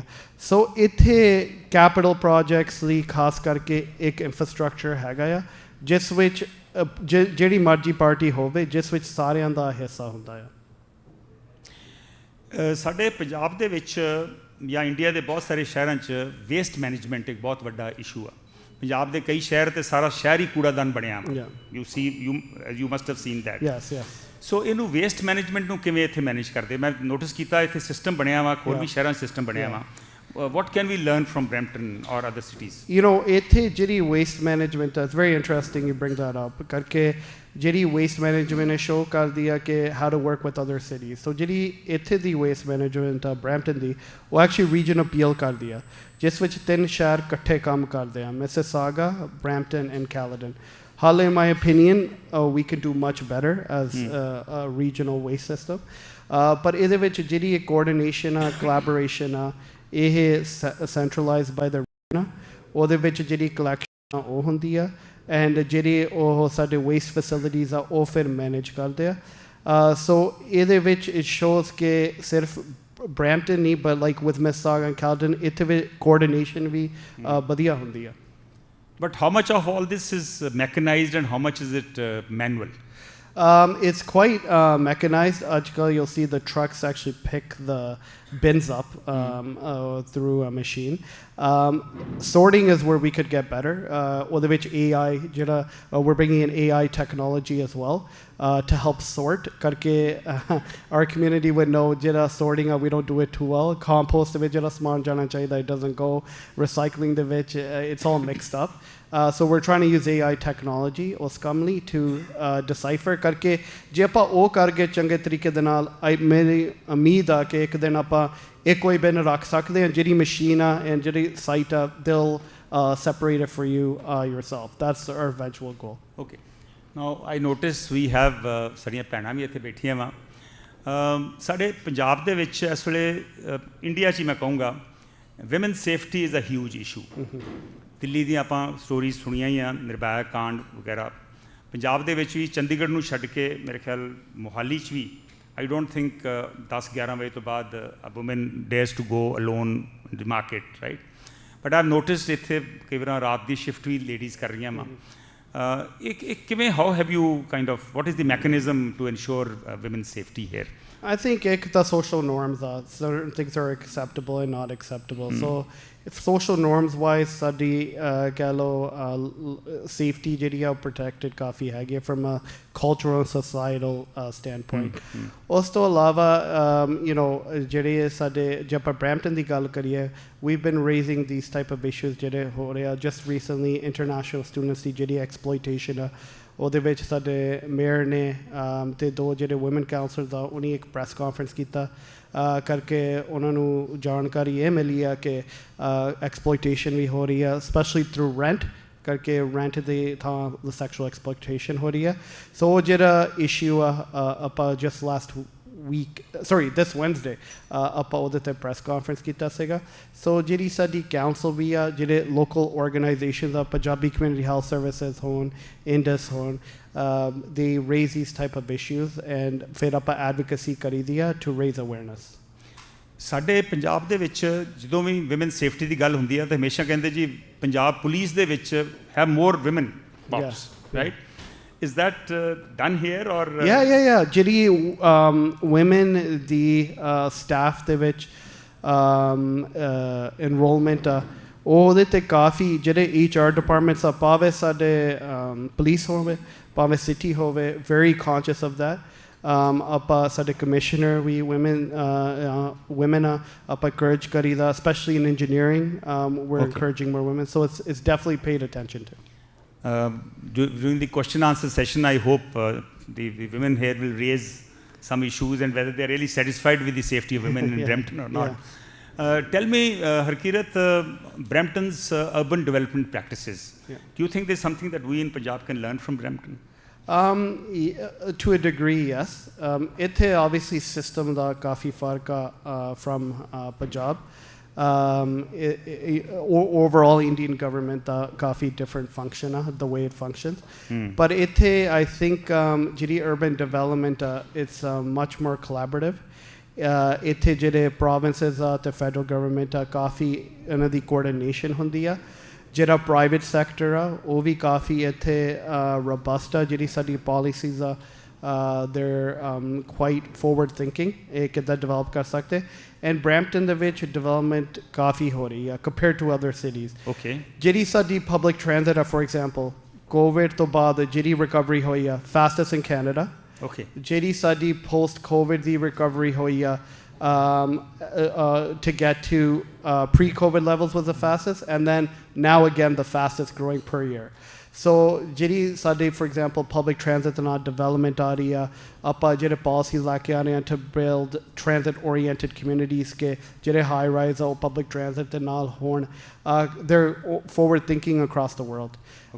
And ਮੈਨੂੰ ਲੱਗਦਾ ਆਉਣ ਵਾਲੇ ਸਮੇਂ ਦੇ ਵਿੱਚ Brampton ਜੋ ਸਾਡੇ ਨਜ਼ਰ ਆ ਰਿਹਾ it's going to be completely different in the next 20 to 30 years. Oh, very good to hear that. What is the role of the political leadership, the elected leaders in the development of the city? ਕਿਉਂਕਿ ਸਾਡੇ India 'ਚ ਪੰਜਾਬ 'ਚ ਅਸੀਂ notice ਕੀਤਾ ਵੀ ਉੱਥੇ ਅਫਸਰਸ਼ਾਹੀ ਜਿਹੜੀ ਹੈ ਦੀ bureaucracy ਉਹ ਹਾਵੀ ਆ ਇੱਥੇ ਕੀ ਸਿਸਟਮ ਆ how do you control the bureaucracy Yeah, so I noticed that when I went for G20 of how strong the bureaucracy is there. Okay. I was talking to your son about that too. I was impressed with the bureaucracy, totally different than the elected leadership, and I didn't know that. Some very smart individuals there. Political leadership is more building a vision, getting people to buy it, into it. And GD bureaucracy, it be quite stronger. But the leadership itself has more of an overall goal of representing Brampton, of addressing community concerns. But the bureaucracy here, jira technical details, jira actual execution, ovi ithe still bureaucracy da hunda hai. And we have some smart people in bureaucracy here as well. Okay. What would be the level of the involvement of citizens in the development of the city or in functioning of the city? Quite a bit. Formally, jidda kalo city ne ek karni consultation, utte collaboration ਘੱਟ ਹੁੰਦੀ ਹੈ. But I would say because our politicians, for example, myself, not to toot my own horn, but myself, most people have my personal number. Most people in this room would have my personal number. So idda saadi informal consultation hundi rendi hai. For example, if we're going through an issue, I'll get 4 or 5 calls and get people's opinion. Oh jehdi natural organic consultation hai, ithe kafi robust, not just for me, other councillors as well. Karke ithe on average, I would say, not all, but on average, jehde politician are khas karke sade community de, they're very accessible because they have to be. It's sade community de vich expectation we are, and you know, sometimes it gets tough. But jado khas karke newer people are coming into politics, I say, expectation, if you don't like it, don't come into politics. Karke sade community the expectation that you remain accessible, whether you like it or not. Karke it's a privilege to be here. Nobody forced you to be here. So je aana ya changi tarah karo, you kind of thing. How busy are the weekends of the elected councillors? ਸਾਡੇ India ਦੇ ਵਿੱਚ ਤੇ ਸਭ ਤੋਂ ਜ਼ਿਆਦਾ ਕੰਮ 5 ਦਿਨ ਕੰਮ ਹੋਵੇ ਨਾ ਹੋਵੇ, ਲੇਕਿਨ ਜਿਹੜੇ ਵੀਕਐਂਡ ਆ ਉੱਥੇ ਭੋਗ ਵਿਆਹ ਸ਼ਾਦੀ ਸਭ ਤੋਂ ਜ਼ਿਆਦਾ ਬਿਜ਼ੀ ਸਾਡੇ ਕਾਉਂਸਲਰਸ ਔਰ ਐਮਐਲਏਜ਼ ਉਦੋਂ ਹੁੰਦੇ ਆ. ਇੱਥੇ ਕੀ ਸਿਸਟਮ ਹੈ? No, ਇੱਥੇ ਬਿਲਕੁਲ same system ਆ. ਇੱਥੇ ਵੀਕਐਂਡਸ ਜਿਹੜੇ ਆ, they're obviously busy with you know, funerals, you know, I go to ਨਹੀਂ ਇਹ ਸਿਰਫ ਬਰੈਂਪਟਨ ਪੰਜਾਬ ਬਰੈਂਪਟਨ ਚ ਹੈ ਜਾਂ ਸਾਰੇ ਪਾਸੇ ਹੀ ਹੈ? ਨਹੀਂ Brampton ਜ਼ਿਆਦਾ, way more in Brampton. Yeah, definitely Brampton ਜ਼ਿਆਦਾ ਆ. But you know, ਪਹਿਲਾ tough ਸੀਗਾ, right? But I necessarily don't take it as a negative anymore. ਮੇਰੇ ਇਹਦੇ ਤੇ ਵਿਚਾਰ ਬਦਲ ਗਿਆ. Like before, you know, ਮੈਂ ਕਹਿੰਦਾ ਸੀਗਾ we have other things to focus on, but you know, ਜਿਹੜੀ ਸਾਡੀ politics ਆ, ਖਾਸ ਕਰਕੇ ਸਾਡੇ ਪੰਜਾਬੀ community ਦੇ ਵਿੱਚ, ਆਪਾਂ like ਇੱਥੋਂ ਨਹੀਂ ਕਰਦੇ, ਇੱਥੋਂ ਕਰਦੇ ਆ. So ਉਹ ਜਿਹੜੀ connection ਆ, I don't even call them voters anymore, supporters, ਉਹ ਇੱਕ almost family ਮਾਹੌਲ ਜਿਹਾ ਬਣ ਜਾਂਦਾ ਆ. And ਉਹਦੇ ਕਰਕੇ ਜਦੋਂ ਕਿਸੇ ਦੇ, you know, somebody close to somebody passes away, ਕਹਿ ਲਓ ਉਹਨਾਂ ਦਾ father or ਚਾਚਾ ਤਾਇਆ, whatever, ਹੈ ਨਾ, you were there to like help them through the grieving process, where they feel a connection to you.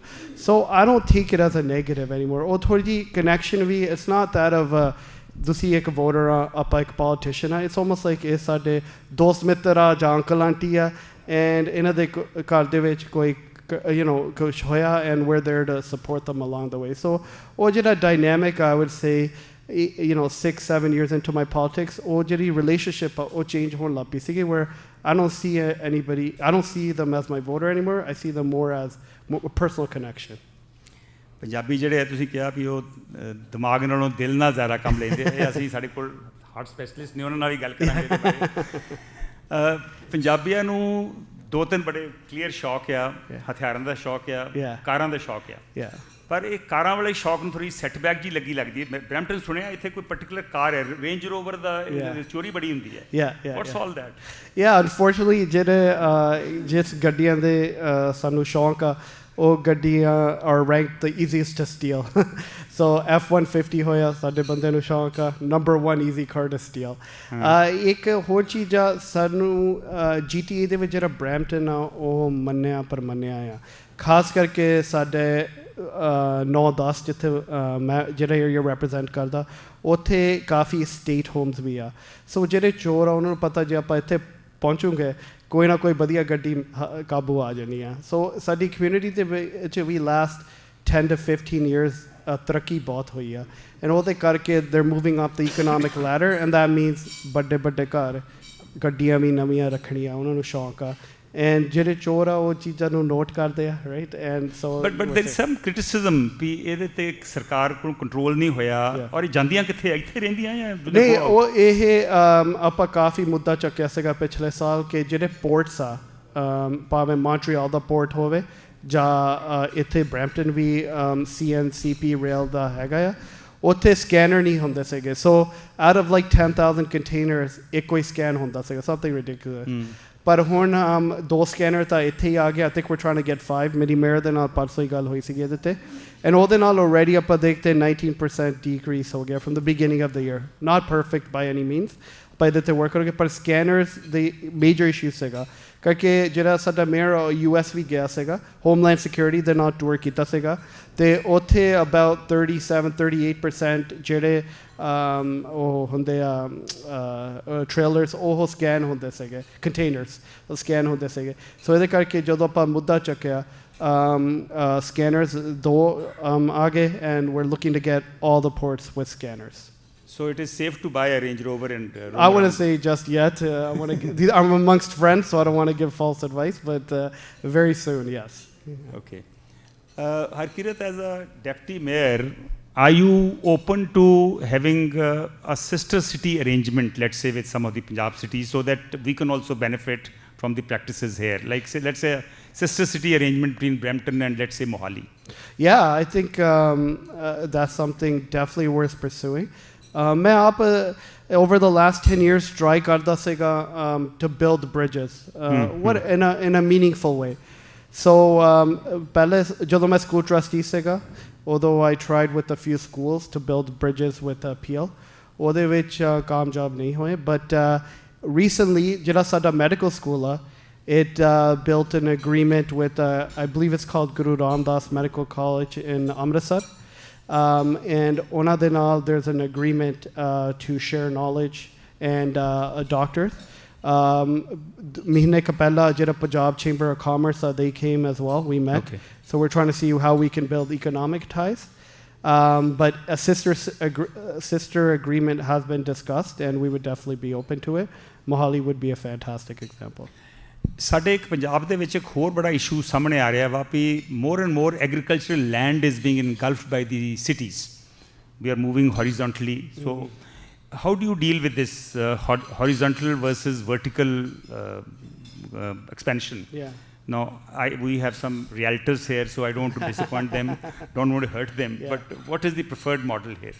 So ਇੱਥੇ ਦਾ ਜਿਹੜਾ Brampton from east to west ਸਾਰਾ agriculture land ਜਿਹੜਾ zoned ਆ So one day, every single piece of agricultural land in Brampton will either become houses or employment land or something. So Brampton is done. Karke jira growth plan, it's been around for 30 years.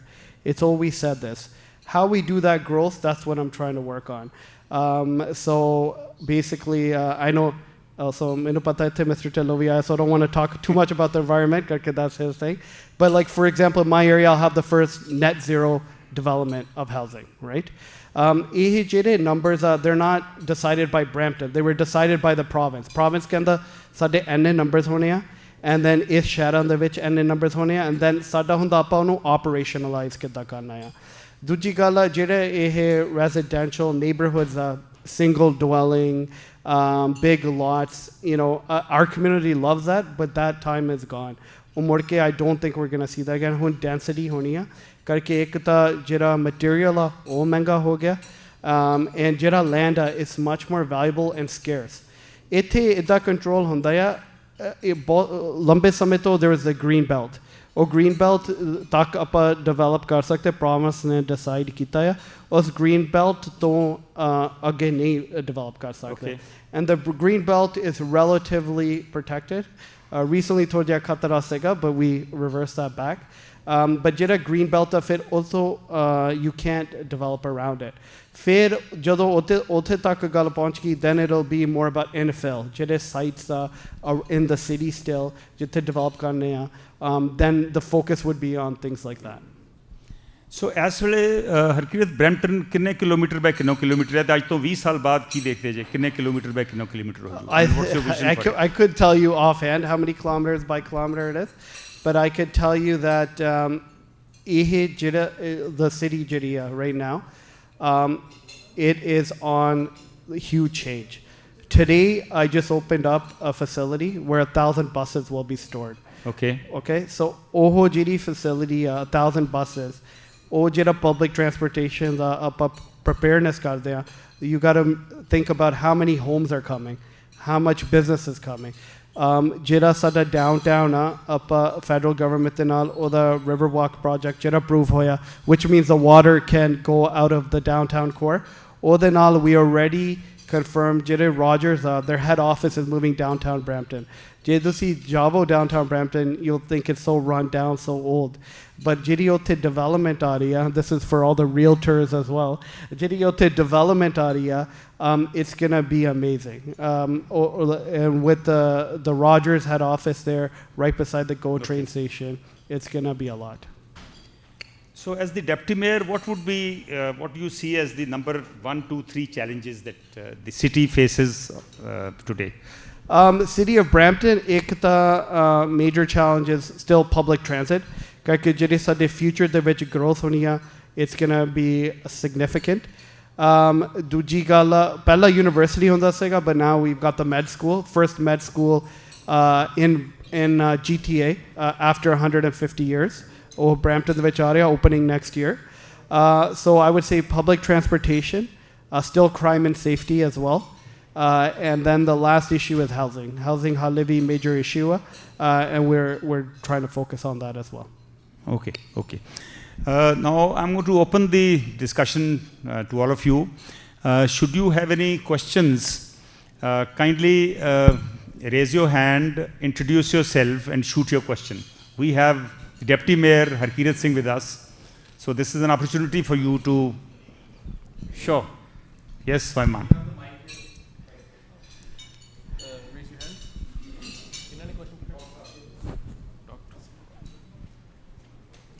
Dr. Swaiman is here from the United States, so it's interesting that he has a question for Harkirat. Sat Shri Akal ji, great program. So my question, first of all, we are so proud of you. I mean, just being a Sardar or from similar background, having somebody like you represent us is just an amazing thing. So we're so thankful because politics is hard. You know, you're giving time away from your family, so thank you. My big question is, when we are in the, I'm in the United States, we hear a lot of things, negative things said about the Punjabi community, the students, and it's so sad because these are our brothers, and some of these people, we know them personally, and to hear these stories and this negativity that comes out, and it seems like your government is pro students. Justin Trudeau has done a lot of good work, it seems like, but this negativity, where is it coming from? And is it really true? Are the students really that bad? 2 million people, if 1,000 people do bad, things come out that, but it seems no one says anything about it from the government standpoint that, hey, these are our kids, don't say that. So what do you think about these kids? Are they good? Are they bad for Canada? Because Punjab is having a brain drain problem. They're giving their heart to Canada. And to hear these stories come out, it's pretty saddening that we're losing, but then it seems like we're losing on the other side as well. So would love to hear your views. What are you doing for these kids? How are you trying to change the outlook? So thank you. Thank you. And so, ਜਿਹੜੇ international student ਦਾ ਚਰਚਾ ਆ, like community ਦੇ ਵਿੱਚ, ਉਹਦੇ ਵਿੱਚ there are some points ਕਰਕੇ, like you said, the cases that are bad, they're very bad, some of them. And we live in a WhatsApp social media environment. So ek gal hove, video hove especially, it's gonna go viral. But we're quick, as Punjabis, we're sometimes our own worst enemy. We're quick to spread these things, believe these things without the proper work being done. For international students itself, it's a struggle. Our government has reduced numbers recently, significantly. But I think especially as a family who's been here since the 50s, 1950s, there's a lot of similarities in how we're treating them, like how our parents were treated by the white community. And that's what I'm seeing, and that's what my parents are seeing and recognizing. And so, like I said, sometimes we're our own worst enemy.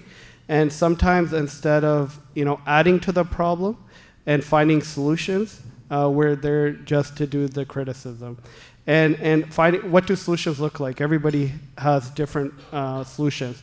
One thing I worked on, and I didn't advertise it, but we started with the Gurdwara Sikhya Institute. So basically we got money from the provincial government. There's 2 international students hired.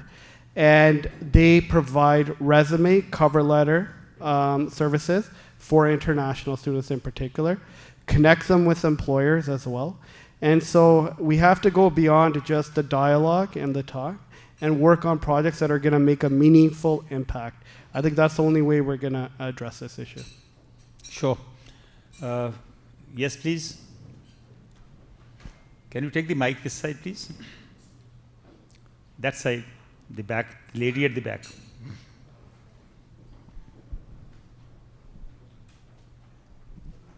Actually, good to hear both of you. Can you introduce yourself, please? Hello. My name is Rashpar Gill. Actually, we are well aware of the issues of Punjab, and good thing you're comparatively listening from Harkirat. And we are here to listen how we can bridge the gap and how we can find the strategies to solve those problems. So it is good for your information. I think most of us, we know how the system is working here and what are the concerns in India and Punjab particularly. So now we are here to listen.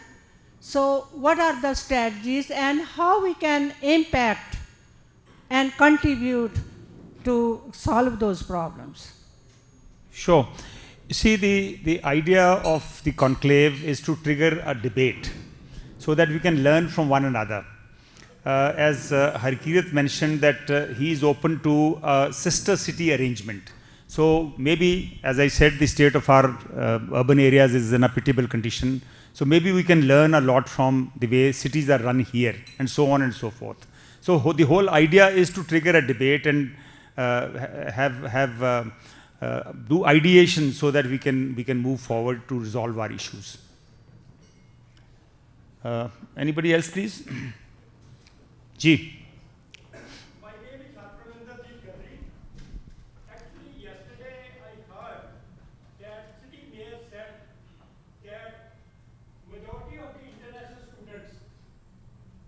Involved in the sex trafficking. So I think he is pointing out the Punjabi students.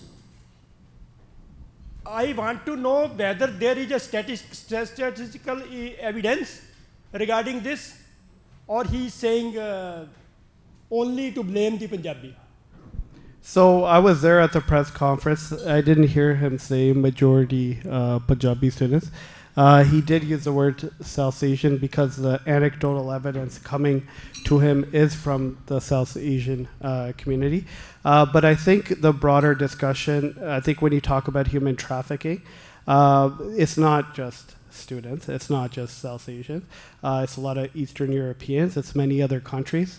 And the proximity to the airport is also, and that was brought up yesterday as well, the proximity in the airport makes Brampton and Mississauga more vulnerable to that as well.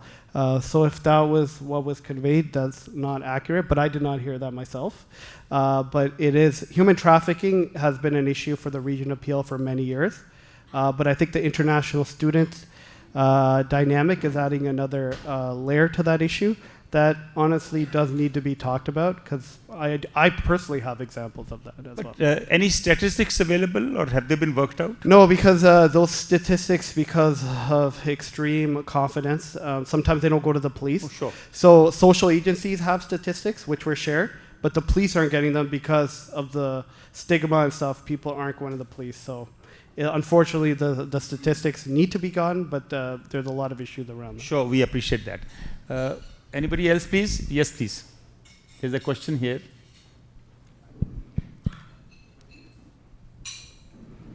Hi. Sat Shri Akal, and I would like to thank Mr. Kanwar Sandhu for organizing this, and I think he has taken such a wonderful, step forward.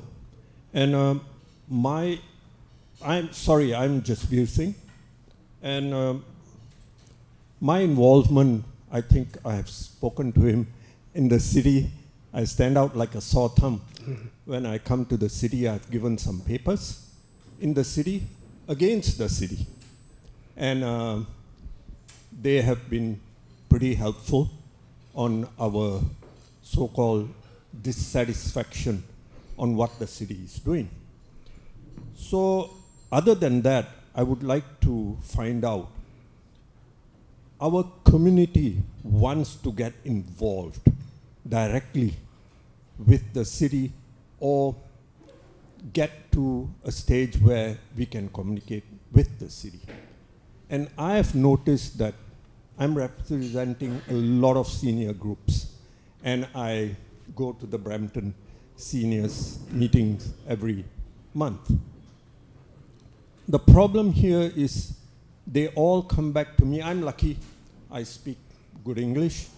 So, ਉਹ ਸਾਰੇ ਕਹਿੰਦੇ ਨੇ ਸਾਡਾ ਅੰਗਰੇਜ਼ੀ ਵਿੱਚ ਹੱਥ ਤੰਗ ਹੈ ਤਾਈਓ ਅਸੀਂ ਜਾਂਦੇ ਨਹੀਂ how can we bridge this gap because they want to get involved ਉਹਨਾਂ ਨੇ ਉਹ ਚਾਹੁੰਦੇ ਨੇ ਅਸੀਂ ਮੂਹਰੇ ਆਈਏ ਪਰ ਜਦੋਂ ਜਾਂਦੇ ਨੇ ਉਹ ਗੱਲ ਕਰਦੇ ਹੀ ਨਹੀਂ ਉਹ ਪਿੱਛੇ ਬੈਠੇ ਰਹਿੰਦੇ ਨੇ ਸੋ ਮੈਂ ਉਹਨਾਂ ਨੂੰ ਪੁੱਛਿਆ ਵੀ city should get involved with ਤੁਸੀਂ interpreter though ਉਹਨਾਂ ਨੂੰ especially city hall ਵਿੱਚ ਜਦੋਂ crowd ਵੱਡਾ ਹੁੰਦਾ so how much would you expect like okay if there are only ਦੋ ਜਾਣੇ I can understand you cannot get an interpreter but ਜੇ ਤੁਹਾਡੇ ਕੋਲ ਕਿੰਨੇ ਨੰਬਰ ਹੋਣ then city should provide an interpreter technically especially at the city meetings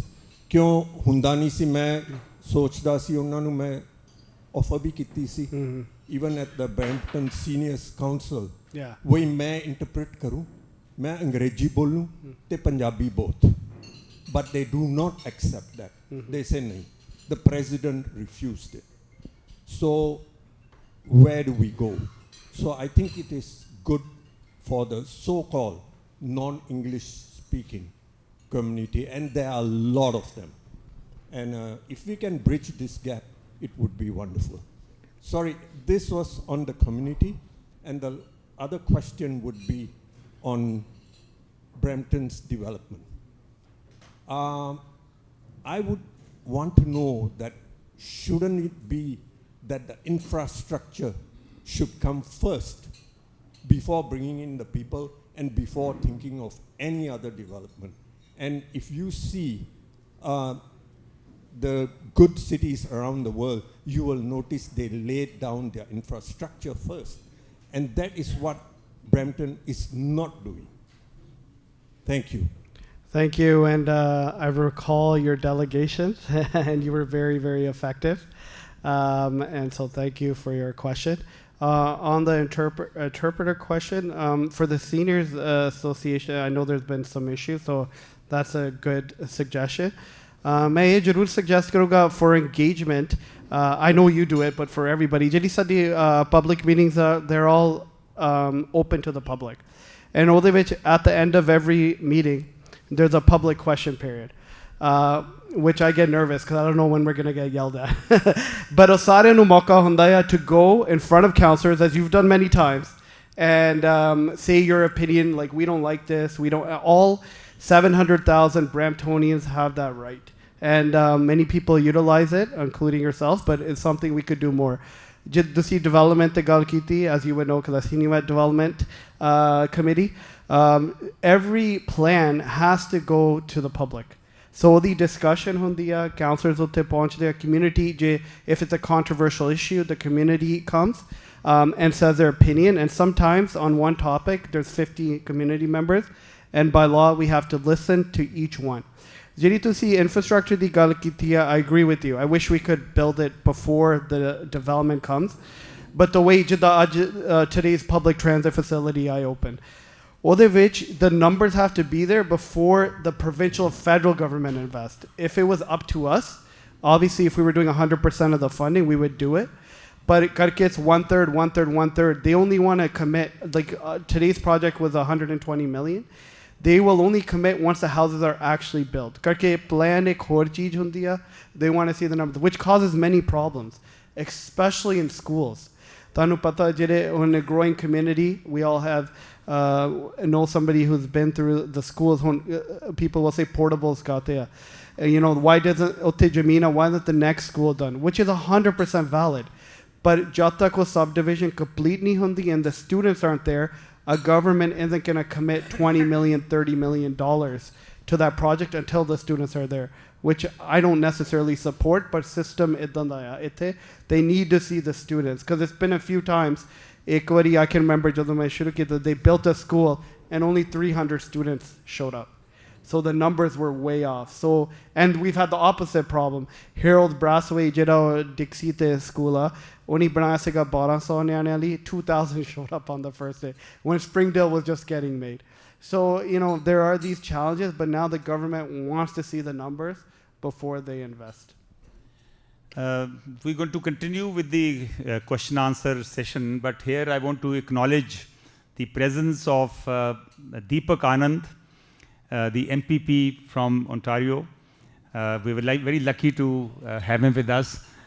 Deepak, we're talking about the issues concerning people from Punjab, so it's very good to have you here.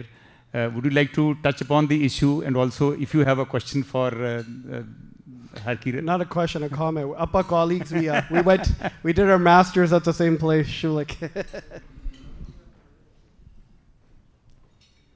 ਮੇਰੀ ਬੇਟੀ ਜਿਹੜੀ ਹੈਗੀ ਹੈ, ਉਹਨੂੰ ਕੋਈ ਪੁੱਛੇ ਕਿ ਬੇਟਾ ਤੁਸੀਂ ਕਿੱਥੇ ਬੌਰਨ ਹੋਏ ਹੋ, ਉਹਦਾ ਜਵਾਬ ਹਮੇਸ਼ਾ ਉਹ ਦਿੰਦੀ ਹੈ ਪੰਜਾਬ ਕੈਨੇਡਾ, ਕਿਉਂਕਿ ਉਹ ਬਰੈਂਪਟਨ 'ਚ ਪੈਦਾ ਹੋਈ ਸੀਗੀ।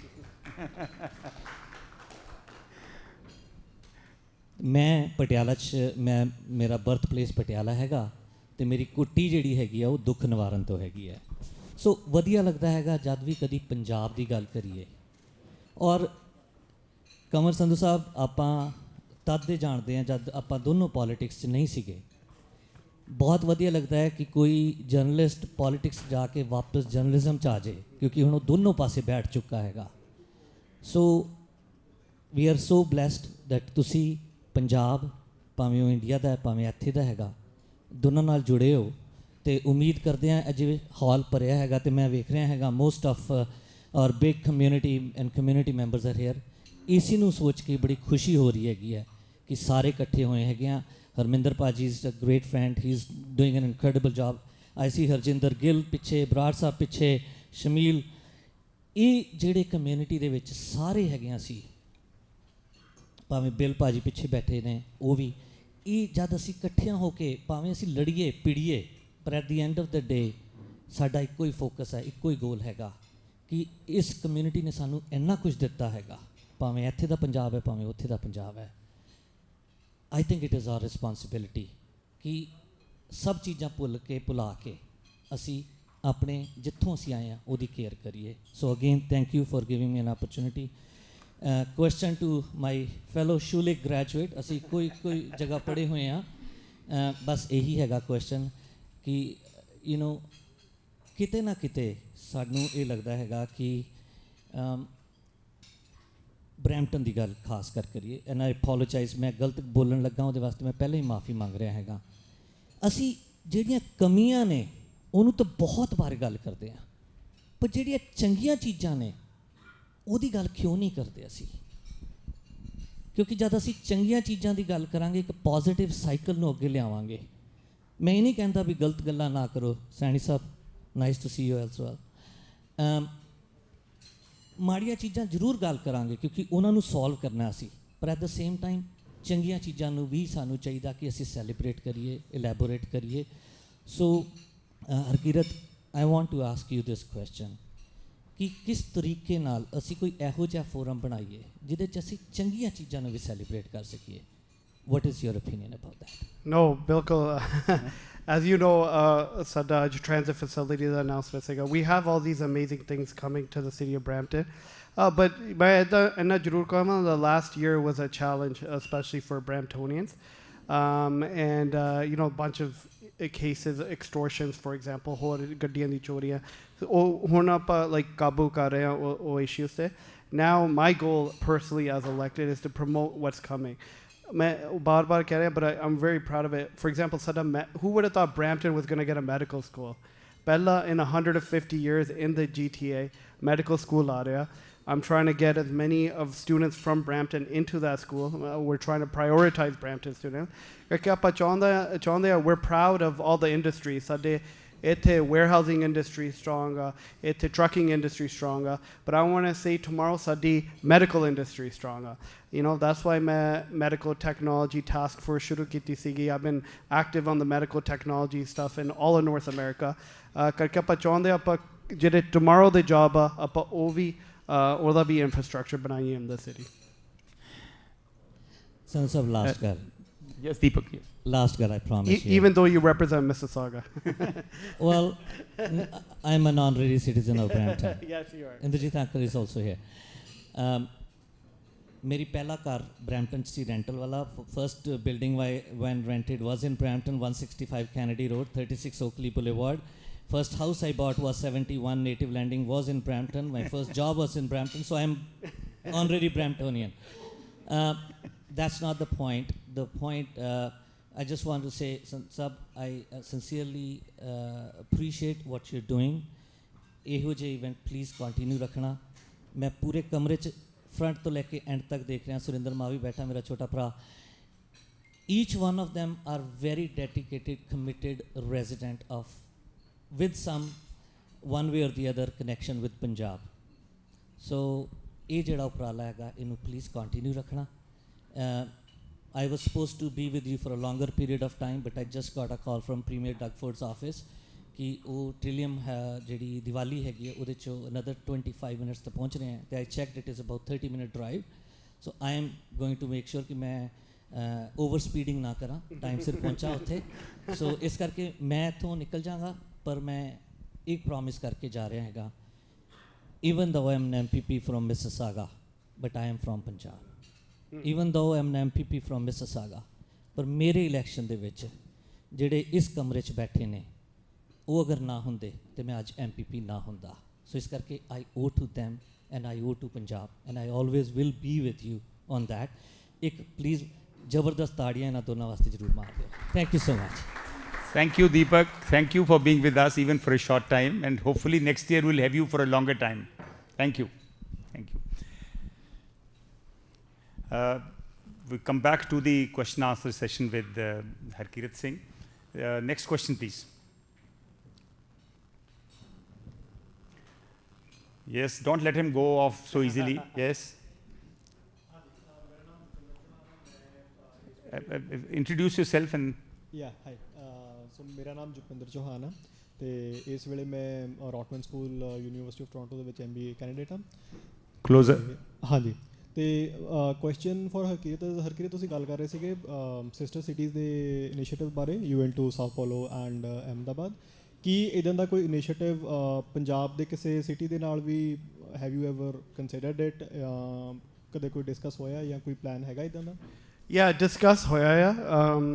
I know for a fact Kapurthala approached us and Amritsar approached us as well. But nothing came out of that, to be honest with you. And congratulations on being at Rotman, great school. So is which opportunity Jarud Hagia. But I want it to be meaningful. Like I'm more than happy to go sign something and take a picture. But the engagement, what does it look like? Is which Brampton nu ki miluga or Shad nu ki miluga, whichever one we pick. I think that's the question. That's why ਜਦੋਂ ਮੈਂ ਉੱਥੇ ਗਿਆ ਸੀਗਾ ਐਤਕੀ I knew we were going to have a medical school. ਤੇ ਮੈਂ ਚਾਹੁੰਦਾ ਸੀਗਾ ਉਹ medical school ਦੇ ਨਾਲ ਕੋਈ ਨਾ ਕੋਈ connection ਹੋਵੇ with Punjab, and that's why I went to Guru Ramdas Medical College. because a lot of people may know or may not go, they have a palliative care program.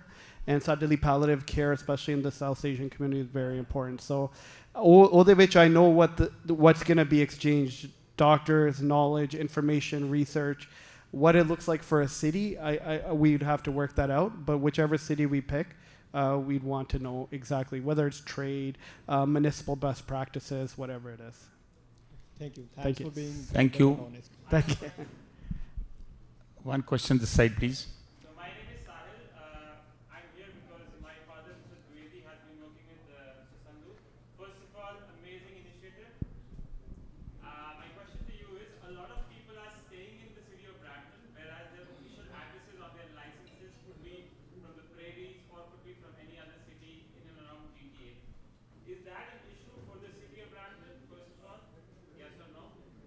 It is an issue. That's more of the licenses are issued by the province, and so I do know they're working on that, just like they're working on license plates. But as a city, we don't issue the license. Nothing to do with it. Anecdotally, I know that's an issue, and I agree with you, and we've raised that many times. So how long is a person allowed to, let's say if I come from Alberta, I'm driving a vehicle that's plated in Alberta, I'm paying insurance that is valid in Alberta, how long am I supposed to, or if I'm not supposed to, stay in the city? Let's say I'm staying here for a year and nobody's noticed that I'm driving a vehicle with Alberta plates, paying insurance there in Alberta, not paying the city. So how long can I stay if I can stay? I honestly would not know the answer to that because that doesn't come under us at all. I only like to say things I know that are for sure. I don't know that's a completely provincial issue. I hope the cops are not listening to you. Yes, Rajinder.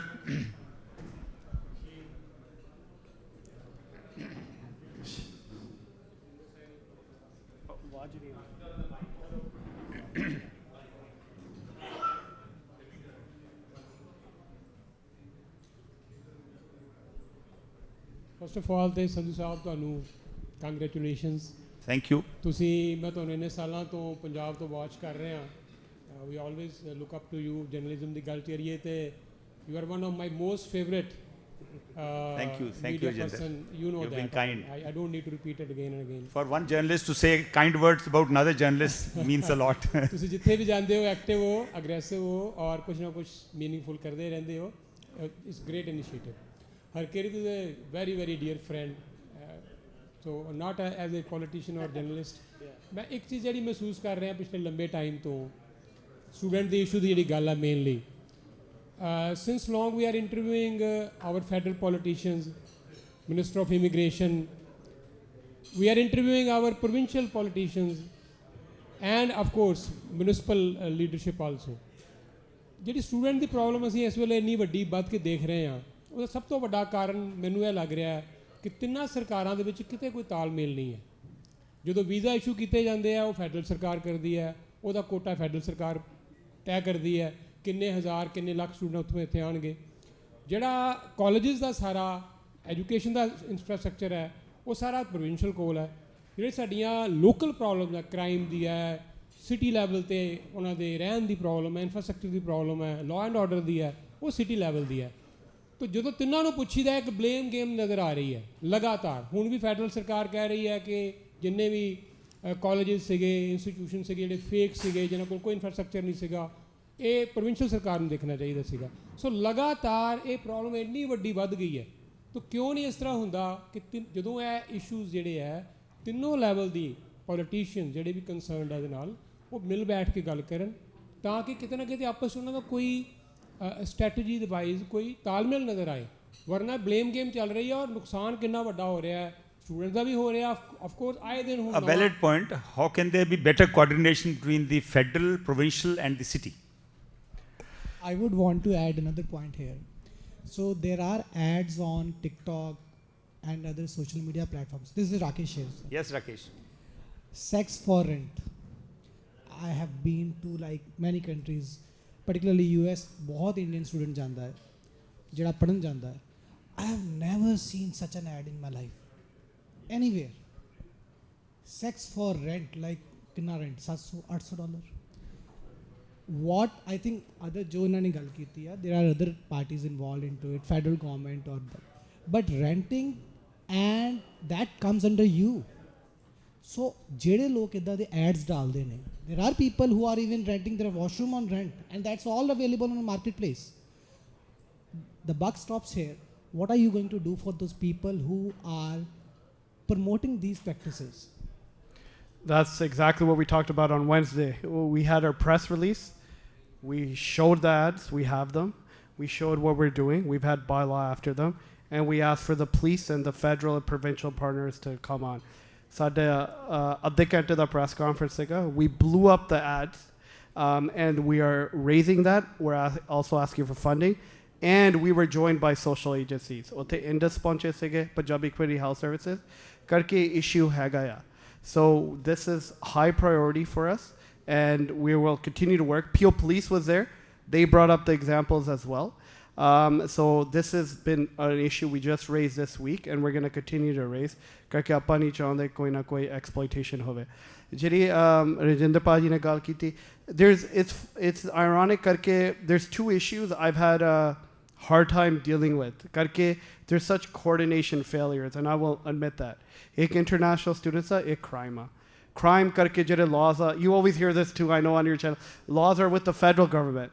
When he kind of policing is with the provincial government. When he kind of city we do the budget. So city does the budget, and everybody plays a blame game on that issue and both international students. ਜਿਹੜਾ international student issue in particular, it's unfortunate karke another group that should be at the table but isn't at the table is international students. And so we make decisions as politicians on behalf of internationals, but they are the voiceless, organizing language barriers, whatnot. Sure, we see the protests, but that's not effective lobbying. But also, we as politicians, we do coordinate, but we need better coordination, no doubt. I think that coordination is why you're seeing the announcements of the federal government.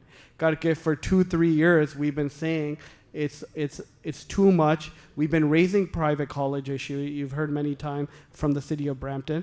Karke, a lot of them are here. And finally, they are making the changes. What the impact will be, we'll know in a few months to a year. Is it enough? We'll also know in a few months to a year. But as city of Brampton, what we're known for now, we do press conferences on all these issues that necessarily aren't us. Auto theft, we've done 3 or 4 announcements at this point. Women exploitation we just did this week. So we always bring awareness to make them come to the table, which has been effective, but we need to do better for sure. But I admit, international student, definitely coordination failure, all levels. Thank you. We'll take the last question, and then I just want to announce that we're not having a break. The refreshments, the bar is open. You can please go out, take your fill, come back and join the next dialogue. The next dialogue after this question will be with Dr. Swaiman Singh. Last question, please.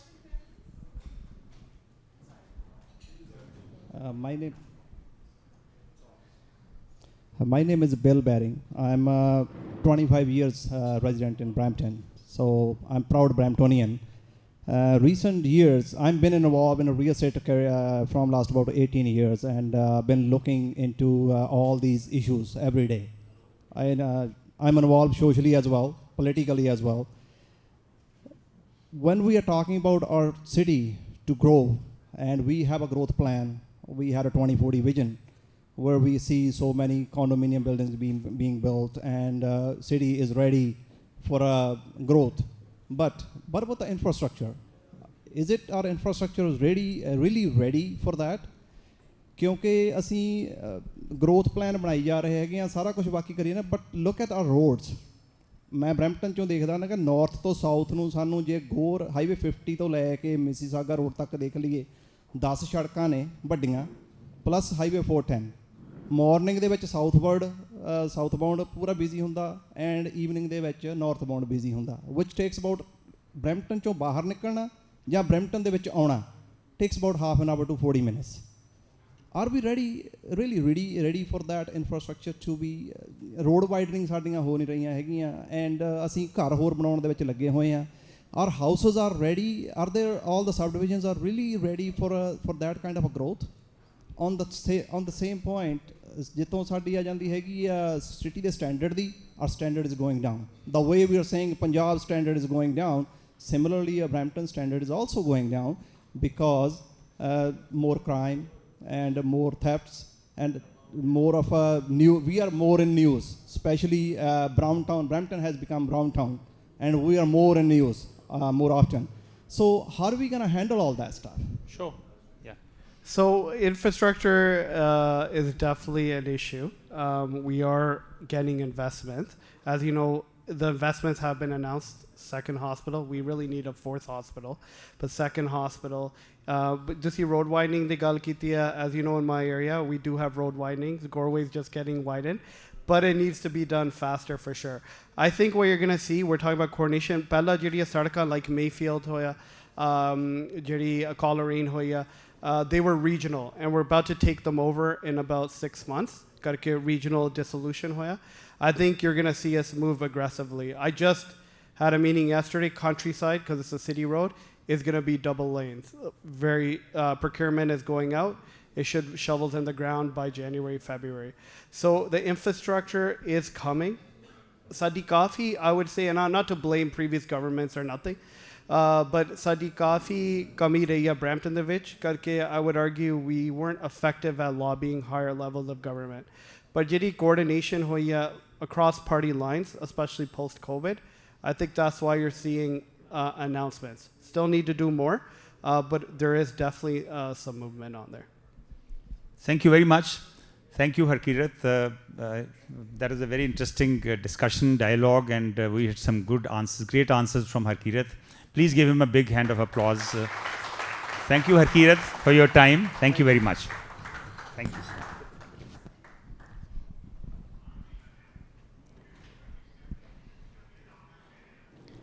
May I request Dr. Swaiman Singh to please join me on the stage.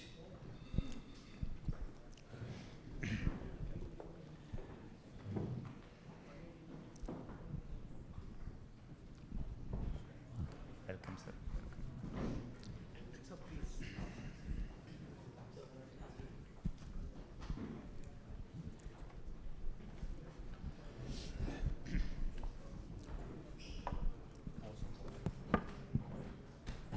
Hello, ਮੈਂ ਤਾਂ ਸਵੇਰ ਦੀ ਰੋਟੀ ਵੀ ਨਹੀਂ ਖਾਧੀ ਸੀ, ਮੈਨੂੰ ਲੱਗਾ ਮੈਨੂੰ ਵੀ ਕੁਝ ਦੇ ਜਾਣਗੇ, ਮੈਨੂੰ ਕੁਝ ਦੇ ਕੇ ਹੀ ਨਹੀਂ ਗਏ.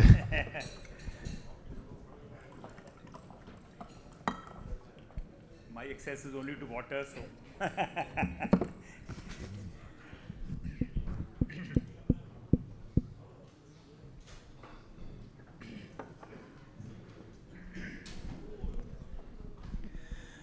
So I have with me a very great personality, Dr. Swaiman Singh,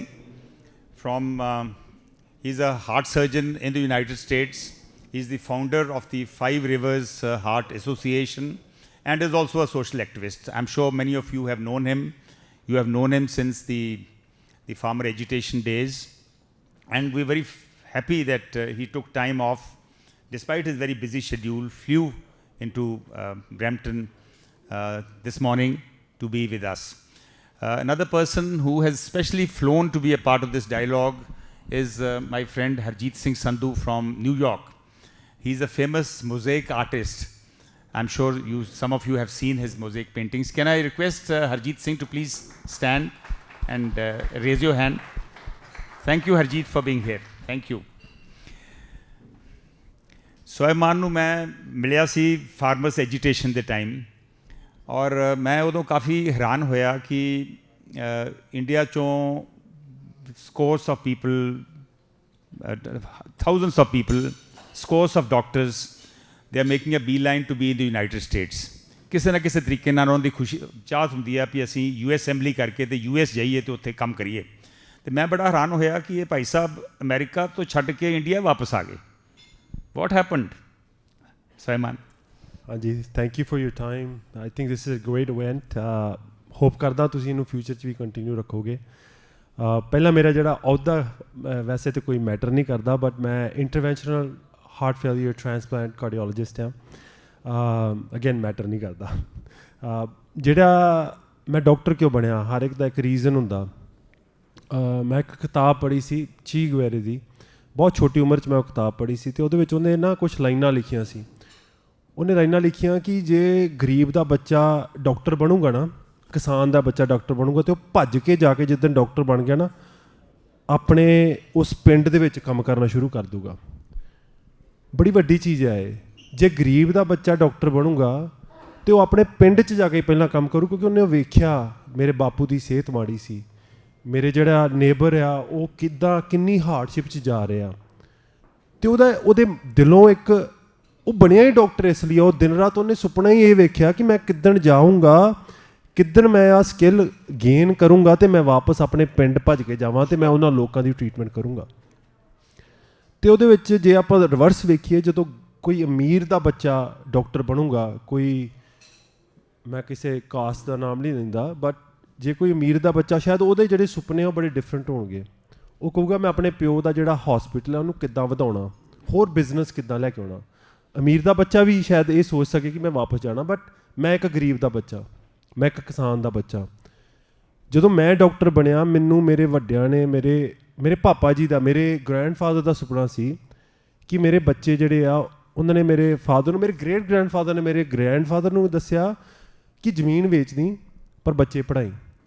ਇੱਦਾਂ ਹੀ ਮੇਰੇ ਗ੍ਰੈਂਡਫਾਦਰ ਦਾ ਸੁਪਨਾ ਸੀ ਮੇਰੇ ਫਾਦਰ ਨੂੰ ਕਿ ਬੱਚੇ ਪੜ੍ਹਾਈ। ਮੇਰੇ ਫਾਦਰ ਦਾ ਸੁਪਨਾ ਸੀ ਕਿ ਮੇਰਾ ਪੁੱਤ ਡਾਕਟਰ ਬਣੇ ਅਤੇ ਡਾਕਟਰ ਬਣ ਕੇ ਆਪਣੇ ਲੋਕਾਂ ਦੀ ਸੇਵਾ ਕਰੇ। ਸੋ ਸਾਡਾ ਸੁਪਨਾ ਹੀ ਇਹ ਸੀ। ਅਸੀਂ ਬਣੇ ਹੀ ਡਾਕਟਰ ਇਸ ਲਈ ਸਾਂ ਕਿ ਕਿੱਦਣ, ਮੈਂ ਅੱਜ ਵੀ ਜਦੋਂ ਮੈਂ ਕੰਮ 'ਤੇ ਹੁੰਦਾ, ਮੇਰਾ ਦਿਮਾਗ ਅੱਧਾ ਪੰਜਾਬ 'ਚ ਹੁੰਦਾ ਕਿ ਕਿੱਦਣ ਪਰਮਾਤਮਾ ਮੇਰੇ ਕੋਲ ਸਕਿੱਲ ਆ ਜੇ ਜਿਹੜਾ ਮੈਨੂੰ ਚਾਹੀਦਾ ਕਿ ਮੈਂ ਗਰਾਊਂਡ 'ਚ ਜਾ ਕੇ ਆਪਣੇ ਲੋਕਾਂ ਦੀ ਸੇਵਾ ਕਰ ਸਕਾਂ, ਕਿਉਂਕਿ ਮੈਨੂੰ ਪਤਾ ਉੱਥੇ ਲੋੜ ਆ। ਔਰ ਮੈਨੂੰ ਇਹ ਪਤਾ ਜਿਹੜੇ ਘਰ 'ਚ ਆਪਾਂ ਰਹਿੰਦੇ ਹਾਂ, ਅੱਜ ਮੇਰਾ ਕੱਲ੍ਹ ਕਿਸੇ ਹੋਰ ਦਾ ਹੋਣਾ। ਜਿਹੜੀ ਜ਼ਮੀਨ ਮੈਂ ਅੱਜ ਆਪਣੀ ਮੰਨੀ ਫਿਰਦਾ ਉਹ ਕੱਲ੍ਹ ਕਿਸੇ ਦੀ ਹੋਰ ਦੀ ਹੋਣੀ ਆ।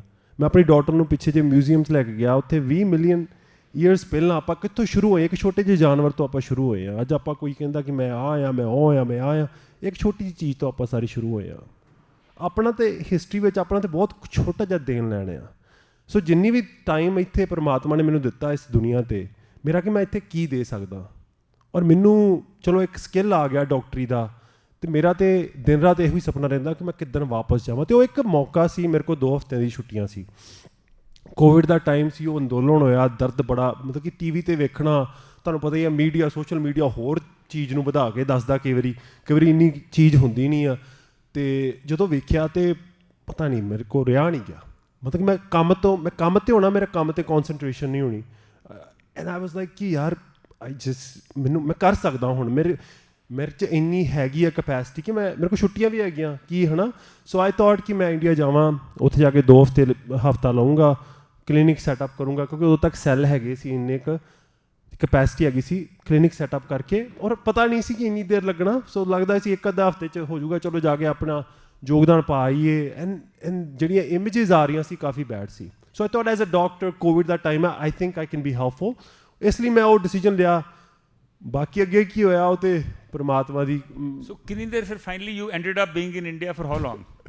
ਇੱਕ ਗੱਲ ਤੋਂ ਦੂਜੀ ਗੱਲ ਹੋ ਗਈ, ਪਹਿਲਾਂ ਉਹ ਧਰਨਾ ਸੀ, ਧਰਨੇ ਤੋਂ ਬਾਅਦ ਇਲੈਕਸ਼ਨਾਂ ਹੋ ਗਈਆਂ, ਅਤੇ ਐਂਡਡ ਅਪ 16 ਮਹੀਨੇ 16 months 16 months you are away from your family and your wife waited for you.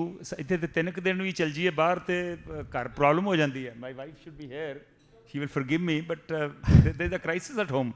How did your wife put up with this? I think you had a small child. Yeah, ਮੇਰੀ ਬੇਟੀ ਸੀ 2 ਸਾਲ ਦੀ, ਤੇ ਅੱਜ ਮੈਂ ਹੁਣ ਕਿਤੇ ਵੀ ਜਾਂਦਾ ਨਾ, ਮੇਰੀ ਬੇਟੀ ਮੈਨੂੰ ਕਹਿ ਦਿੰਦੀ ਪਾਪਾ ਵਾਪਸ ਆ ਜਾਓ ਰਾਤ ਨੂੰ. Like she is actually missing me right now. ਮੇਰਾ ਬਹੁਤ ਗੋਲ ਸੀ ਕਿ ਮੈਂ ਅੱਜ ਵਾਪਸ ਜਾ ਸਕਾਂ ਅਮਰੀਕਾ, ਬਟ ਫਲਾਈਟ ਲੇਟ ਸੀ, ਸੋ ਮੈਂ ਤੁਹਾਨੂੰ ਵੀ ਪੁੱਛਿਆ, ਤੁਸੀਂ ਕਹਿੰਦੇ ਨਹੀਂ ਅੱਜ ਨਾ ਜਾਈਂ, ਸੋ ਕੱਲ੍ਹ ਜਾਣਾ. ਸੋ ਬੱਚੇ ਨੂੰ ਛੱਡਣਾ ਬਹੁਤ ਔਖਾ. ਔਰ ਆਈ ਮੀਨ ਮੇਰੀ wife, I mean she is a big guide. ਮੇਰੇ ਫਾਦਰ ਮੇਰੇ ਬਹੁਤ ਵੱਡੇ ਗਾਈਡ ਆ, ਮੇਰੀ ਮਦਰ, ਮੇਰੀ ਸਿਸਟਰ, ਬ੍ਰਦਰਸ, ਚਾਚੇ ਬਹੁਤ ਵੱਡੇ ਗਾਈਡਸ ਨੇ, ਬਟ ਮੇਰੀ ਵਾਈਫ ਵੀ ਬਹੁਤ ਵੱਡੀ ਗਾਈਡ ਆ.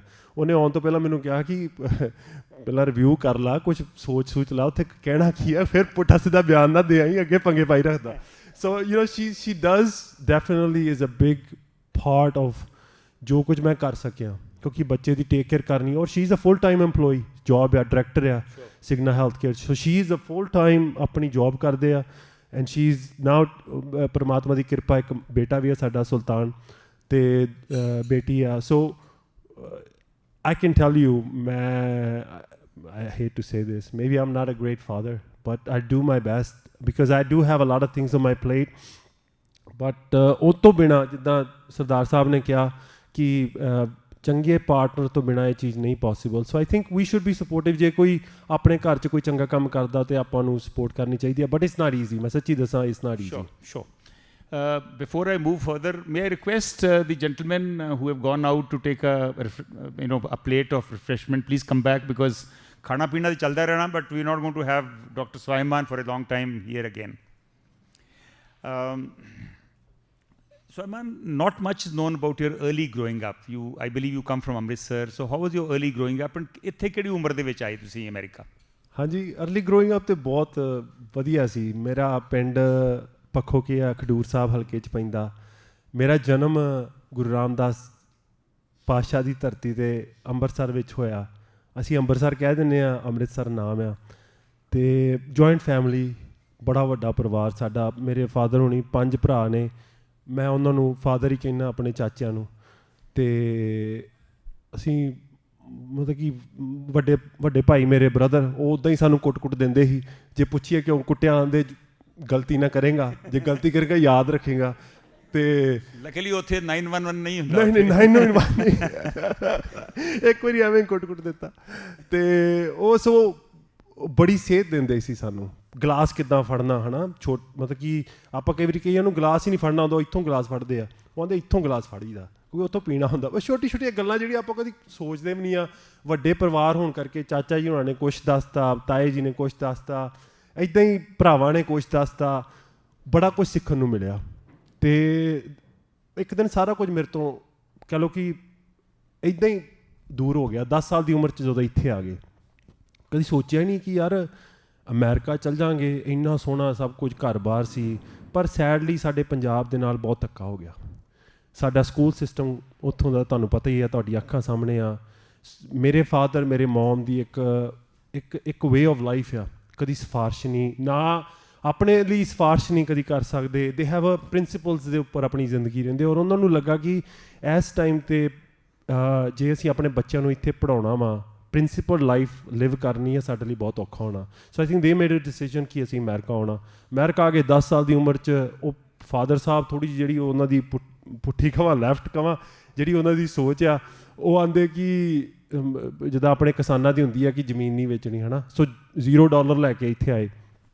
ਮੈਂ ਪਹਿਲੇ ਦਿਨ ਆ ਕੇ ਗੈਸ ਸਟੇਸ਼ਨ 'ਤੇ ਕੰਮ ਕਰਨਾ ਸ਼ੁਰੂ ਕਰਤਾ 10 ਸਾਲ ਦੀ ਉਮਰ 'ਤੇ ਮੇਰੀ ਸਿਸਟਰ ਨੇ ਸਫਾਈ ਮੋਪ ਮਾਰਨਾ ਮੇਰੇ ਬ੍ਰਦਰ ਨੇ ਜੋਬ ਕੀਤੀ ਨਾਲ ਸੋ ਮੈਂ ਉਹੀ ਨਾ ਜਦੋਂ ਮੈਂ ਸੋਸ਼ਲ ਮੀਡੀਆ 'ਤੇ ਵੇਖਦਾ ਆਪਣੇ ਸੋਸ਼ਲ ਮੀਡੀਆ 'ਤੇ ਨਾ ਬੜੀ ਰੋਣ ਧੋਣ ਦੀਆਂ ਵੀਡੀਓ ਪਾ ਦਿੰਦੇ ਆ ਉਹ ਦੇਖੋ ਜੀ ਸਾਡੀਆਂ ਬੇਟੀਆਂ ਉੱਥੇ ਸਫਾਈਆਂ ਕਰਦੀਆਂ ਨਾਲ ਉਹ ਗਾਣਾ ਜਿਹਾ ਲਾ ਦਿੰਦੇ ਆ ਬਾਈ ਅਸੀਂ ਵੀ ਉਹੀ ਕੰਮ ਕੀਤੇ ਆ ਜੇ ਗੁਰੂ ਨਾਨਕ ਪਾਤਸ਼ਾਹ ਦੀ ਦਿੱਤੀ ਕਿਰਤ ਆ ਜਿਹੜੀ ਉਹ ਕਿਰਤ ਕਰਕੇ ਇੱਥੋਂ ਤੱਕ ਪਹੁੰਚੇ ਆ ਜਿਹੜੇ ਅੱਜ ਸਫਾਈਆਂ ਕਰਨ ਦੇ ਕੱਲ੍ਹ ਡਾਕਟਰ ਬਣ ਜਾਣਗੇ so I think that was the thing ਸਾਡੇ ਫਾਦਰ ਨੇ ਇੱਕ ਚੀਜ਼ ਜ਼ਰੂਰ ਸਾਨੂੰ ਦਿੱਤੀ ਸੀ ਸਫਾਈਆਂ ਕਰ ਲਿਓ ਜੋ ਮਰਜ਼ੀ ਕਰ ਲਿਓ ਹਾਰਡ ਵਰਕ ਕਰਾਂਗੇ ਬਟ ਐਜੂਕੇਸ਼ਨ ਜਿਹੜੀ ਆ ਨਾ ਉਹ ਨਾ ਛੱਡਿਓ so I think we always had this pressure ਕਿ ਮਿਹਨਤ ਕਰਨੀ ਪੈਣੀ ਆ ਇਸ ਦੇਸ਼ 'ਚ ਆਏ ਆ ਔਰ ਇੱਥੇ ਆ ਕੇ ਬਹੁਤ ਕੁਝ ਸਿੱਖਿਆ ਹਾਰਨਾ ਸਿੱਖਿਆ ਦੁੱਖ ਇਹ ਵੀ ਚੀਜ਼ ਜਿਹੜੀ ਕਿ ਨੀਡਸ ਅਤੇ ਵਾਂਟਸ ਦੇ ਵਿੱਚ ਕੀ ਡਿਫਰੈਂਟ ਆ ਨੀਡਸ ਜਿਹੜੀਆਂ ਵਾ ਉਹ ਜ਼ਰੂਰੀ ਆ ਵਾਂਟਸ ਆ ਉਹਨਾਂ ਤੋਂ ਬਿਨਾਂ ਆਪਾਂ ਰਹਿ ਸਕਦੇ ਹਾਂ ਲੈਂਬਰਗਿਨੀ ਤੋਂ ਬਿਨਾਂ ਆਪਾਂ ਰਹਿ ਸਕਦੇ ਵੱਡੇ ਘਰ ਤੋਂ ਬਿਨਾਂ ਆਪਾਂ ਰਹਿ ਸਕਦੇ ਹਾਂ ਮੈਕਡੋਨਲਡ ਖਾਣ ਤੋਂ ਬਿਨਾਂ ਆਪਾਂ ਰਹੇ ਹਾਂ ਸੋ ਆਈ ਥਿੰਕ ਕਮਿੰਗ ਹੇਅਰ ਬੜੀ ਛੋਟੀ ਜੀ ਬਹੁਤ ਕੁਝ ਛੱਡ ਕੇ ਆਏ ਫਿਰ ਥੱਲੇ ਡਿੱਗੇ ਫਿਰ ਉੱਥੋਂ ਰਾਈਜ਼ ਕਰਨ ਦਾ ਮੌਕਾ ਮਿਲਿਆ ਮੈਂ ਨਹੀਂ ਕਹਿੰਦਾ ਕਿ ਮੈਂ ਕੋਈ ਬਹੁਤ ਉਹ ਹਾਂ ਪਰ ਚਲੋ ਫਿਰ ਵੀ ਜੋ ਵੀ ਆ ਡਾਕਟਰ ਆ ਹੈ ਨਾ ਉਹ ਕਦੀ ਸੋਚਿਆ ਨਹੀਂ ਕਿ ਇੱਥੇ ਆ ਕੇ ਇੱਕ ਇਮੀਗ੍ਰੈਂਟ ਦਾ ਬੱਚਾ ਜਿੱਥੋਂ ਅਸੀਂ ਸ਼ੁਰੂ ਕੀਤੇ ਆ ਕਿ ਡਾਕਟਰ ਬਣਾਂਗੇ ਉਹਦੇ ਵਿੱਚ so I think it was a big kind of thing and I think all you ਜੋ ਵੀ ਇੱਥੇ ਆਏ ਨੇ ਉਹ ਸਾਰਿਆਂ ਦੀ ਸੇਮ ਸਟੋਰੀ ਆ ਇੱਥੇ ਕੋਈ ਅਸੀਂ ਮੈਨੂੰ ਲੱਗਦਾ ਬਹੁਤ ਘੱਟ ਪੰਜਾਬੀ ਜਿਹੜੇ ਆਪਣੀ ਜ਼ਮੀਨਾਂ ਵੇਚ ਕੇ ਆਏ ਆ ਸੋ ਜ਼ਮੀਨਾਂ ਉੱਥੇ ਹੀ ਆ ਇੱਥੋਂ $0 ਲੈ ਕੇ ਆਏ ਕੋਈ ਟੈਕਸੀ ਚਲਾਉਂਦਾ ਕੋਈ ਕੁਛ ਚਲਾਉਂਦਾ ਬਟ ਲੱਕਲੀ ਤੁਸੀਂ ਐਜੂਕੇਸ਼ਨ ਨੂੰ ਪਿਆਰ ਕਰਦੇ ਹੋ ਜੇ ਨਹੀਂ ਕਰਦੇ ਤਾਂ ਮੈਂ ਕਹੂੰਗਾ ਕਿ ਪਿਆਰ ਕਰੋ ਆਪਣੇ ਬੱਚਿਆਂ ਨੂੰ ਜ਼ਰੂਰ ਪੜ੍ਹਾਓ ਐਜੂਕੇਟ ਕਰੋ ਕਿਉਂਕਿ ਇਹੋ ਹੀ ਇੱਕ ਚੀਜ਼ ਹੈ ਦੁਨੀਆ 'ਚ ਜਿਹੜੀ ਅਸੀਂ ਜਿਹਦੇ ਨਾਲ ਆਪਣੀ ਪਹਿਚਾਣ ਬਣਾਈ ਆ ਅਤੇ ਬਣਾ ਸਕਦੇ ਹਾਂ ਜਿਹੜੀ ਅਸੀਂ ਜਿਹਦੇ ਨਾਲ ਆਪਣੀ ਪਹਿਚਾਣ ਬਣਾਈ ਆ ਅਤੇ ਬਣਾ ਸਕਦੇ ਹਾਂ Soiman, tell me, what is the state of healthcare in the United States? You are a part of the system. We've been hearing a lot about Obamacare. How do we compare this with the healthcare in India? Because ਤੁਸੀਂ ਉੱਥੋਂ ਦਾ ਵੀ system ਵੇਖ ਹੀ ਲਿਆ ਹੁਣ, ਕੀ ਇਹਨਾਂ ਦੋਵਾਂ ਦੇ ਵਿੱਚ ਕੋਈ ਕੰਪੈਰੀਜ਼ਨ ਹੈ ਵੀ ਆ ਜਾਂ ਕੰਪੈਰੀਜ਼ਨ ਅਨਫੇਅਰ ਆ? ਕੀ ਸਿੱਖ ਸਕਦੇ ਹਾਂ ਆਪਾਂ? What are the takeaways from your system back in India? I mean, ਮੈਂ ਕੰਪੇਅਰ ਨਹੀਂ ਜ਼ਿਆਦਾ ਕਰਨਾ ਚਾਹੁੰਦਾ. ਹੁਣ ਉੱਥੇ ਵੀ ਮੀਟਿੰਗਸ ਹੋਈਆਂ ਪਿੱਛੇ ਜੇ ਸੈਨੇਟਰਸ ਦੇ ਨਾਲ, ਔਰ ਉੱਥੇ ਵੀ ਇਹੋ ਵੀ ਡਿਸਕਸ਼ਨ ਪੁਆਇੰਟਸ ਹੈ ਕਿ ਉੱਥੋਂ ਦੇ ਹੈਲਥ ਸਿਸਟਮ 'ਚ ਕੀ ਪ੍ਰੋਬਲਮਸ ਆ. ਸੋ ਅਗੇਨ ਇਹ ਨਹੀਂ ਕਿ ਅਮਰੀਕਾ ਦਾ ਹੈਲਥ ਸਿਸਟਮ ਪਰਫੈਕਟ ਆ, ਪਰ ਕਿਤੇ ਨਾ ਕਿਤੇ ਦੁਨੀਆ ਦਾ ਇੱਕ ਬਹੁਤ ਵਧੀਆ ਹੈਲਥ ਸਿਸਟਮ ਆ. ਅਸੀਂ ਉਹਨਾਂ ਹੈਲਥ ਸਿਸਟਮ ਦੇ ਵਿੱਚ ਰਹਿੰਦੇ ਹਾਂ. ਮੈਨੂੰ ਪਤਾ ਮੇਰੇ ਕੋਲ ਕੋਈ ਗਰੀਬ ਤੋਂ ਗਰੀਬ ਪੇਸ਼ੈਂਟ ਆ ਜਾਏ, ਜਾਨ ਲਾ ਦਈਦੀ ਆ, ਪੈਸੇ ਦੀ ਪਰਵਾਹ ਨਹੀਂ ਕਿ ਬਾਈ ਕੋ ਪਤਾ ਸਿਸਟਮ ਨੇ ਕਵਰ ਕਰ ਲੈਣਾ. ਕੋਈ ਆ ਜਾਏ 80-year-old 30-year-old does not matter, insurance ਹੈਗੀ, ਸਾਨੂੰ ਪਤਾ ਹੀ ਨਹੀਂ ਹੁੰਦਾ ਕਿ ਉਹਦੇ ਕੋਲ ਕੀ ਹੈਗਾ ਕੀ ਨਹੀਂ ਹੈਗਾ, ਡਜ਼ਨਟ ਮੈਟਰ. ਉਹਨੂੰ ਉਹੀ ਕੇਅਰ ਮਿਲਣੀ ਆ. ਪ੍ਰਧਾਨ ਮੰਤਰੀ ਆ ਜਾਏ ਅਤੇ ਸਵੀਪਰ ਆ ਜਾਏ, ਡਜ਼ਨਟ ਮੈਟਰ, ਉਹਨਾਂ ਨੂੰ ਵੀ ਕੋਈ ਕੇਅਰ ਮਿਲਣੀ ਆ. ਬਾਅਦ 'ਚੋਂ ਹੌਸਪੀਟਲ ਵੇਖਦਾ ਰਹੇ ਬਿੱਲ ਕੀ ਆ ਨਹੀਂ ਆ, ਰਾਈਟ. ਸੋ ਇਹ ਚੀਜ਼ ਬਹੁਤ ਵੱਡੀ ਗੱਲ ਆ ਕਿ ਮੈਂ ਕਈ ਵਾਰੀ ਸੋਚਦਾ ਹੁੰਦਾ ਗੁਰੂ ਨਾਨਕ ਪਾਤਸ਼ਾਹ ਨੇ ਸਿੱਖ ਧਰਮ ਚਲਾਇਆ ਅਤੇ ਪੰਜਾਬ 'ਚ ਆ, ਪਰ ਕਿਤੇ ਨਾ ਕਿਤੇ ਕਈ ਚੀਜ਼ਾਂ ਲੱਗਦਾ ਕਿ ਅਮਰੀਕਾ 'ਚ ਆ ਗਈਆਂ. ਆ ਜਿੱਦਾਂ ਹੈਲਥ ਕੇਅਰ ਸਿਸਟਮ ਆ, ਕਿਰਤ ਕਰਦੇ ਆ, ਵੰਡ ਕੇ ਛਕਦੇ. ਟੈਕਸ ਮੈਨੂੰ ਨਹੀਂ ਪਤਾ ਕਿਉਂ ਲੋਕ ਟੈਕਸ ਦੇਣੋਂ ਡਰਦੇ ਆ. ਟੈਕਸ ਦੇਣਾ ਚਾਹੀਦਾ. ਇਲੈਕਟ ਕਰੋ ਲੋਕਾਂ ਨੂੰ ਜਿਹੜੇ ਤੁਹਾਡੇ ਟੈਕਸ ਦੇ ਪੈਸੇ ਨੂੰ ਧਿਆਨ ਨਾਲ ਵਰਤਣ, right. So that's why you have elections. But ਜਿਹੜਾ ਹੈਲਥ ਸਿਸਟਮ ਅਮਰੀਕਾ ਦਾ, ਠੀਕ ਹੈ ਸਾਡੇ ਪ੍ਰੋਬਲਮਸ ਹੈਗੀਆਂ, ਬਟ ਮੈਂ ਤੁਹਾਨੂੰ ਦੱਸ ਹੁਣ ਕੋਈ doctor insurance system is a big problem. ਮੈਂ ਜ਼ਿਆਦਾ ਡਿਸਕਸ ਨਹੀਂ ਕਰਦਾ ਕਿਉਂਕਿ ਪੰਜਾਬ ਦੀ ਆਪਾਂ ਗੱਲ ਕਰਨੀ ਆ. ਪੰਜਾਬ ਦੇ ਹੈਲਥ ਸਿਸਟਮ 'ਚ ਬਹੁਤ ਜ਼ਿਆਦੀਆਂ ਪ੍ਰੋਬਲਮ ਆ. ਭਾਵੇਂ ਬ੍ਰੇਨ ਡਰੇਨ ਦੀ ਗੱਲ ਕਰ ਲਓ, ਉੱਥੇ ਡਾਕਟਰ ਹੀ ਨਹੀਂ ਕੋਈ ਕੰਮ ਕਰਨਾ ਚਾਹੁੰਦਾ. ਡਾਕਟਰ ਡਰਦੇ ਆ, ਰਿਸਪੈਕਟ ਨਹੀਂ ਹੈਗੀ. ਫਿਰ ਉੱਥੇ ਪਿੰਡਾਂ ਦੇ ਵਿੱਚ ਡਾਕਟਰ ਜਿਹੜੇ ਡਾਕਟਰ ਹੀ ਨਹੀਂ ਆ, ਉਹ ਵੀ ਲੋਕਾਂ ਦਾ ਟਰੀਟਮੈਂਟ ਕਰੀ ਜਾਂਦੇ ਆ. ਫਿਰ ਉਹਦੇ ਵਿੱਚ ਜਿਹੜੀ ਬਾਬੇ ਸ਼ੁਰੂ ਹੋ ਗਏ ਆ ਪ੍ਰਸ਼ਾਦ ਵੰਡਣ ਦਾ, ਉਹਦਾ ਪ੍ਰਸ਼ਾਦ ਦਾ ਨਾਮ ਲੈ ਕੇ ਉਹ ਕੋਈ ਆਂਦਾ ਜੀ ਮੇਰੇ ਸਿਰ ਪੀੜ ਹੁੰਦੀ ਆ, ਹੁੰਦਾ ਆਹ ਪ੍ਰਸ਼ਾਦ ਲੈ ਲਓ. I mean come on. ਅਤੇ where are the government regulations? Regulations ਹੀ ਨਹੀਂ ਹੈਗੀਆਂ. ਕੋਈ ਆਯੁਰਵੈਦਿਕ ਦੇ ਨਾਮ 'ਤੇ ਕੋਈ ਚੀਜ਼ਾਂ ਵੇਚੀ ਜਾਂਦਾ, ਪਤਾ ਹੀ ਨਹੀਂ ਹੈਗਾ. I mean there is so much to do. ਬਹੁਤ ਕੁਝ ਕਰ ਸਕਦੇ ਆ. ਮੈਂ ਨਹੀਂ ਕਹਿੰਦਾ ਕਿ, ਔਰ ਲੋਕਾਂ ਦਾ ਬਲੇਮ ਕਿੱਥੇ ਜਾਂਦਾ? ਡਾਕਟਰਾਂ 'ਤੇ, ਜਿਹੜੇ ਵਿਚਾਰੇ ਕਈ ਵਾਰੀ ਬਲੇਮ ਕਰਨ ਉਹਨਾਂ ਨੂੰ, ਉਹ ਅੱਗੇ ਓਵਰਵੈਲਮਡ ਆ. ਜਿੰਨੇ ਪੇਸ਼ੈਂਟਸ ਆ ਉੱਥੇ ਵੇਖੋ, ਹੁਣ ਜੇ ਕੋਈ 2 ਕਰੋੜ ਦੇ ਕੇ ਡਾਕਟਰ ਬਣਦਾ ਅਤੇ ਹੁਣ 2 ਕਰੋੜ ਤਾਂ ਉਹਨੇ ਕਮਾਉਣਾ ਹੀ ਆ. ਪਹਿਲਾਂ ਜਾਂ ਤਾਂ ਆਪਣਾ ਹੈਲਥ ਸਿਸਟਮ ਸੁਧਾਰੋ. ਬਈ ਨਹੀਂ, ਜੇ ਤੁਸੀਂ ਕੁਆਲੀਫਾਈ ਕਰਦੇ ਹੋ, ਗਰੀਬਾਂ ਦੇ ਬੱਚੇ ਜੋ ਵੀ ਆ, ਤੁਹਾਡੀ ਜਿਹੜੀ ਪੜ੍ਹਾਈ ਉਹ ਫ੍ਰੀ ਆ, ਸਿਸਟਮ ਚੁੱਕੂਗਾ. ਪਰ ਤੁਸੀਂ ਸਾਈਨ ਕਰੋ ਕਿ 10 ਸਾਲ ਤੁਸੀਂ ਇੱਥੇ ਸਿਸਟਮ ਦੇ ਨਾਲ ਕੰਮ ਕਰੋਗੇ, ਫਿਰ ਤੇ ਗੱਲ ਬਣਦੀ ਆ. 2 ਕਰੋੜ ਦੇ ਕੇ ਕੋਈ ਡਾਕਟਰ ਬਣਿਆ ਅਤੇ ਤੁਸੀਂ ਉਹਨੂੰ ਐਕਸਪੈਕਟ ਕਰੋ ਨਹੀਂ ਇਹ ਸੇਵਾ ਕਰੂਗਾ, ਕਿੱਦਾਂ ਹੋ ਸਕਦਾ, ਰਾਈਟ. ਸੋ ਹਰ ਇੱਕ ਬੱਚਾ ਦੇ ਵਿੱਚ ਉਹ ਨਹੀਂ ਹੁੰਦਾ ਜਜ਼ਬਾ ਕਿ ਉਹ ਚੀਜ਼ ਕਰ ਸਕੇ. ਸੋ ਆਈ ਥਿੰਕ ਦੇਰ ਬਹੁਤ ਚੀਜ਼ਾਂ, ਬਹੁਤ ਪ੍ਰੋਬਲਮਸ ਆ. ਹੁਣ ਮੈਂ ਇੱਕ ਐਗਜ਼ਾਮਪਲ ਦਿੰਦਾ ਕਾਰਡੀਐਕ ਦੀ. ਪੰਜਾਬ ਦੇ ਕੋਲ ਹਾਰਟ ਟ੍ਰਾਂਸਪਲਾਂਟ ਸੈਂਟਰ ਹੀ ਨਹੀਂ ਹੈਗਾ. ਹਾਰਟ ਟ੍ਰਾਂਸਪਲਾਂਟ ਸੈਂਟਰ ਹੀ ਨਹੀਂ ਹੈਗਾ. ਫਿਰ ਕਦੀ ਤੁਸੀਂ ਸਟੈਮੀ ਸੈਂਟਰ ਦਾ ਸੁਣਿਆ ਨਾਮ? ਕਿ ਪੰਜਾਬ ਦੇ ਵਿੱਚ ਸਟੈਮੀ, ਹੁਣ 90 ਮਿੰਟ ਹੁੰਦੇ ਆ ਜੇ ਕਿਸੇ ਨੂੰ ਹਾਰਟ ਅਟੈਕ ਹੋ ਜੇ, ਫਰੋਮ ਦ ਟਾਈਮ ਉਹਨੂੰ ਹਾਰਟ ਸਾਡੇ ਹੌਸਪੀਟਲ 'ਚ ਆਉਂਦਾ ਅਤੇ ਉਹਨੂੰ ਕੈਥ ਲੈਬ 'ਚ ਲੈ ਕੇ ਜਾਣਾ, ਉਹਦੀ ਐਂਜੀਓਗ੍ਰਾਫੀ ਕਰਨੀ, ਉਹਦੇ ਅੰਦਰ ਸਟੈਂਟ ਪਾਉਣਾ, 90 ਮਿੰਟਸ ਹੁੰਦੇ ਆ. ਸਾਡੇ ਪਿੰਡਾਂ 'ਚ ਕਿਹੜੀ ਐਂਬੂਲੈਂਸ ਪਹੁੰਚੂਗੀ ਕਿ ਜਿਹੜਾ ਉਹ ਪੇਸ਼ੈਂਟ ਨੂੰ 90 ਮਿੰਟਾਂ 'ਚ ਉੱਥੇ ਲੈ ਕੇ ਆਵੇ? ਅਤੇ ਕੌਣ ਇਹਦੇ ਬਾਰੇ ਗੱਲ ਕਰ ਰਿਹਾ? ਤੁਸੀਂ ਬਹੁਤ ਸੋਹਣੀ ਗੱਲ ਕੀਤੀ, ਹਵਾਈ ਜਹਾਜ਼ ਚਾਹੀਦਾ, ਹਵਾਈ ਜਹਾਜ਼ ਪੇਸ਼ੈਂਟ ਟਰਾਂਸਪੋਰਟ ਨਹੀਂ ਚਾਹੀਦਾ. ਇਹ ਗੱਲਾਂ ਵਾ, ਇਹ ਸਿਸਟਮ ਆ, ਇਹ ਹੌਲੀ ਹੌਲੀ ਇਹ ਪਾਲਿਸੀ ਤੋਂ ਬਣਦੀਆਂ. ਔਰ one of the big reason ਮੈਂ ਸੋਚਦਾ ਜਿਹੜਾ ਬ੍ਰੇਨ ਡਰੇਨ ਹੁੰਦਾ ਜਾਂ ਸਿਸਟਮ ਨੂੰ ਕੋਈ ਛੱਡ ਕੇ ਜਾਂਦਾ, ਉਹਦਾ ਵੱਡਾ ਰੀਜ਼ਨ ਕੀ ਆ? ਮੇਰਾ ਇਹ ਮੰਨਣਾ 3 ਚੀਜ਼ਾਂ ਵਾ. Number 1 health care, number 2 education, ਅਤੇ ਨੰਬਰ 3 ਸਿਕਿਉਰਿਟੀ. ਜੇ ਤੁਸੀਂ ਇਹ 3 ਚੀਜ਼ਾਂ 'ਤੇ ਕੰਮ ਕਰ ਲਓ, ਕੋਈ ਵੀ ਬੰਦਾ ਉਹ ਦੇਸ਼ ਛੱਡ ਕੇ ਨਹੀਂ ਜਾਊਗਾ. ਐਜੂਕੇਸ਼ਨ, ਮੇਰੇ ਬੱਚਿਆਂ ਲਈ ਚੰਗੀ ਐਜੂਕੇਸ਼ਨ ਹੋਵੇ ਕਿ ਕੱਲ੍ਹ ਉਹ ਕੰਮ ਲੱਭ ਸਕਣ. ਹੈਲਥ ਕੇਅਰ, ਕਿ ਮੈਂ ਜਦੋਂ ਬੁੱਢਾ ਹੋਵਾਂ ਜਾਂ ਮੈਨੂੰ ਕੋਈ ਪ੍ਰੋਬਲਮ ਆ ਜਾਏ ਕਿ ਮੇਰੇ ਕੋਲ ਚੰਗੀ ਹੈਲਥ ਕੇਅਰ ਹੋਵੇ. ਅਤੇ ਤੀਜਾ ਸਿਕਿਉਰਿਟੀ, ਯਾਰ ਮੇਰੇ 'ਤੇ ਕੋਈ ਧੱਕਾ ਨਾ ਕਰ ਜੇ. ਇਹ 3 ਚੀਜ਼ਾਂ ਜਿਹੜੇ ਦੇਸ਼ 'ਚ ਹੈਗੀਆਂ, ਜਿਹੜੇ ਆਪਣੇ ਲੋਕਾਂ ਨੂੰ ਇਹ 3 ਚੀਜ਼ਾਂ ਦੱਸਦੇ, ਹੋ ਹੀ ਨਹੀਂ ਸਕਦਾ ਤੁਸੀਂ ਉਸ ਦੇਸ਼ ਨੂੰ ਛੱਡ ਕੇ. ਔਰ ਇਸ ਵੇਲੇ ਪੰਜਾਬ ਕੋਲ 3 ਹੀ ਨਹੀਂ ਹੈਗੀਆਂ. ਕੀ ਵਜ੍ਹਾ ਵਾ ਕਿ ਉਹੀ ਡਾਕਟਰ ਉੱਥੇ ਕੰਮ ਕਰਨਾ ਨਹੀਂ ਚਾਹੁੰਦੇ ਜਾਂ ਉਹਨਾਂ ਨੂੰ ਕੰਮ ਕਰਨ ਨਹੀਂ ਦਿੱਤਾ ਜਾਂਦਾ, ਔਰ ਉਹ ਅਮਰੀਕਾ ਆਉਂਦੇ ਆ ਅਤੇ ਇੱਥੇ ਉਹ ਕਾਮਯਾਬ ਹੋ ਜਾਂਦੇ ਆ? ਰਿਸਪੈਕਟ ਆ. ਤੁਸੀਂ ਨਾ ਕਿੱਦਾਂ, ਨੰਬਰ 1 ਕਿੱਦਾਂ ਕਿਸੇ ਨੂੰ ਤੁਸੀਂ ਰਿਸਪੈਕਟ ਮੈਜਰ ਕਰ ਸਕਦੇ ਹੋ? ਮੈਜਰੇਬਲ ਕੀ ਚੀਜ਼ ਆ? ਇੱਕ ਤਾਂ ਪੇ ਆ ਨਾ. ਹੁਣ ਪੇ ਦਾ ਫਰਕ ਵੇਖ ਲਓ. ਉੱਥੇ MBBS ਡਾਕਟਰ ਸ਼ਾਇਦ ਹੋ ਸਕਦਾ 40,000 50,000 ਕਮਾਉਂਦਾ ਹੋਵੇ, ਰਾਈਟ. ਇਹਨਾਂ ਕੀ ਆ? ਅਤੇ ਸਾਡੇ ਇੱਥੇ ਹੁਣ ਇੱਕ internal medicine doctor $4.5 lakh, cardiologist ਆ ਜਿਹੜਾ $8.5 ਲੱਖ, ਜੇ ਇੰਟਰਵੈਂਸ਼ਨਲ ਹਾਰਟ ਟ੍ਰਾਂਸਪਲਾਂਟ ਡਾਕਟਰ ਹੈ ਤਾਂ $1 ਮਿਲੀਅਨ ਤੋਂ ਉੱਪਰ ਕਮਾ ਲੈਂਦਾ. ਸੋ ਹੁਣ ਤੁਸੀਂ ਵੇਖੋ ਕਿੰਨਾ ਗੈਪ ਆ. ਸੋ ਕਿਉਂ ਨਾ ਕੋਈ ਆਉਣਾ ਚਾਹੂਗਾ ਜਿਹਦੇ ਕੋਲ ਓਪਰਚੁਨਿਟੀ ਹੋਏ, ਜਾਂ ਤਾਂ ਹੋਵੇ ਨਾ ਕਿ ਪੰਜਾਬ ਦੇ ਵਿੱਚ ਤੁਸੀਂ ਮੈਨੂੰ ਐਜੂਕੇਸ਼ਨ, ਹੈਲਥ ਕੇਅਰ ਅਤੇ ਸਿਕਿਉਰਿਟੀ ਆਫਰ ਕਰ ਰਹੇ ਹੋ, ਫਿਰ ਤਾਂ ਮੈਂ ਕਹੂੰਗਾ ਨਹੀਂ, ਮੇਰੇ ਆਪਣੇ ਬੱਚੇ ਇੱਥੇ ਹਰ ਕੋਈ ਬੰਦਾ ਆਪਣਾ ਘਰ ਨਹੀਂ ਛੱਡਣਾ ਚਾਹੁੰਦਾ। ਪਰ ਜੇ ਮੈਨੂੰ ਪਤਾ ਕਿ ਕੱਲ੍ਹ ਮੇਰੇ ਨਾਲ ਧੱਕਾ ਹੋ ਸਕਦਾ, ਅੱਜ ਪਤਾ ਨਹੀਂ ਕੱਲ੍ਹ ਕਿਹੜੇ ਬੰਦੇ ਨੇ ਆਪਣੇ ਆਪ ਨੂੰ ਸੋਸ਼ਲ ਐਕਟਿਵਿਸਟ ਦਾ ਨਾਮ ਦੇ ਕੇ ਮੇਰੇ ਹਸਪੀਟਲ ਜਾ ਕੇ ਕਹਿਣਾ ਕਿ ਬਈ ਇੰਨੇ ਪੈਸੇ ਦੇ, ਨਹੀਂ ਤਾਂ ਆਹ ਬੰਦੇ ਦਾ ਕੇਸ ਤੂੰ ਕੀਤਾ ਸੀ, ਅਸੀਂ ਪੁੱਠਾ ਸਿੱਧਾ ਕਰਕੇ ਤੇਰੇ 'ਤੇ ਫਾਈਨ ਪਵਾ ਦੇਣਾ। ਜਾਂ ਮੈਨੂੰ ਮੈਨੂੰ ਪਤਾ ਹੀ ਨਹੀਂ ਮੇਰੇ ਬੱਚੇ, ਹੁਣ ਮੈਂ ਆਪਣੇ ਭਰਾ ਨਾਲ ਇਹੋ ਗੱਲ ਕਰ ਰਿਹਾ, ਮੈਂ ਕਿਹਾ ਬਾਈ ਤੂੰ ਤਾਂ ਇੰਡੀਆ ਪੰਜਾਬ ਚੱਲ ਜਾਏਗਾ, ਮੈਂ ਵੀ ਪੰਜਾਬ ਚੱਲ ਜਾਊਂਗਾ, ਕੱਲ੍ਹ ਮੇਰੇ ਨਿਆਣਿਆਂ ਨੇ ਪੰਜਾਬ ਨਹੀਂ ਰਹਿਣਾ ਚਾਹਣਾ, ਉੱਥੇ ਐਜੂਕੇਸ਼ਨ ਤਾਂ ਦਾਇਰੇ ਨਹੀਂ ਹੈਗੇ, ਕਾਲਜਿਸ ਬੰਦ ਹੋ ਰਹੇ ਆ, ਜਿਹੜਾ ਛੋਟੇ ਹੁੰਦੇ ਤੋਂ ਜਿਹੜਾ ਐਜੂਕੇਸ਼ਨ ਸਿਸਟਮ ਉਹ ਫੇਲ ਹੋ ਰਿਹਾ।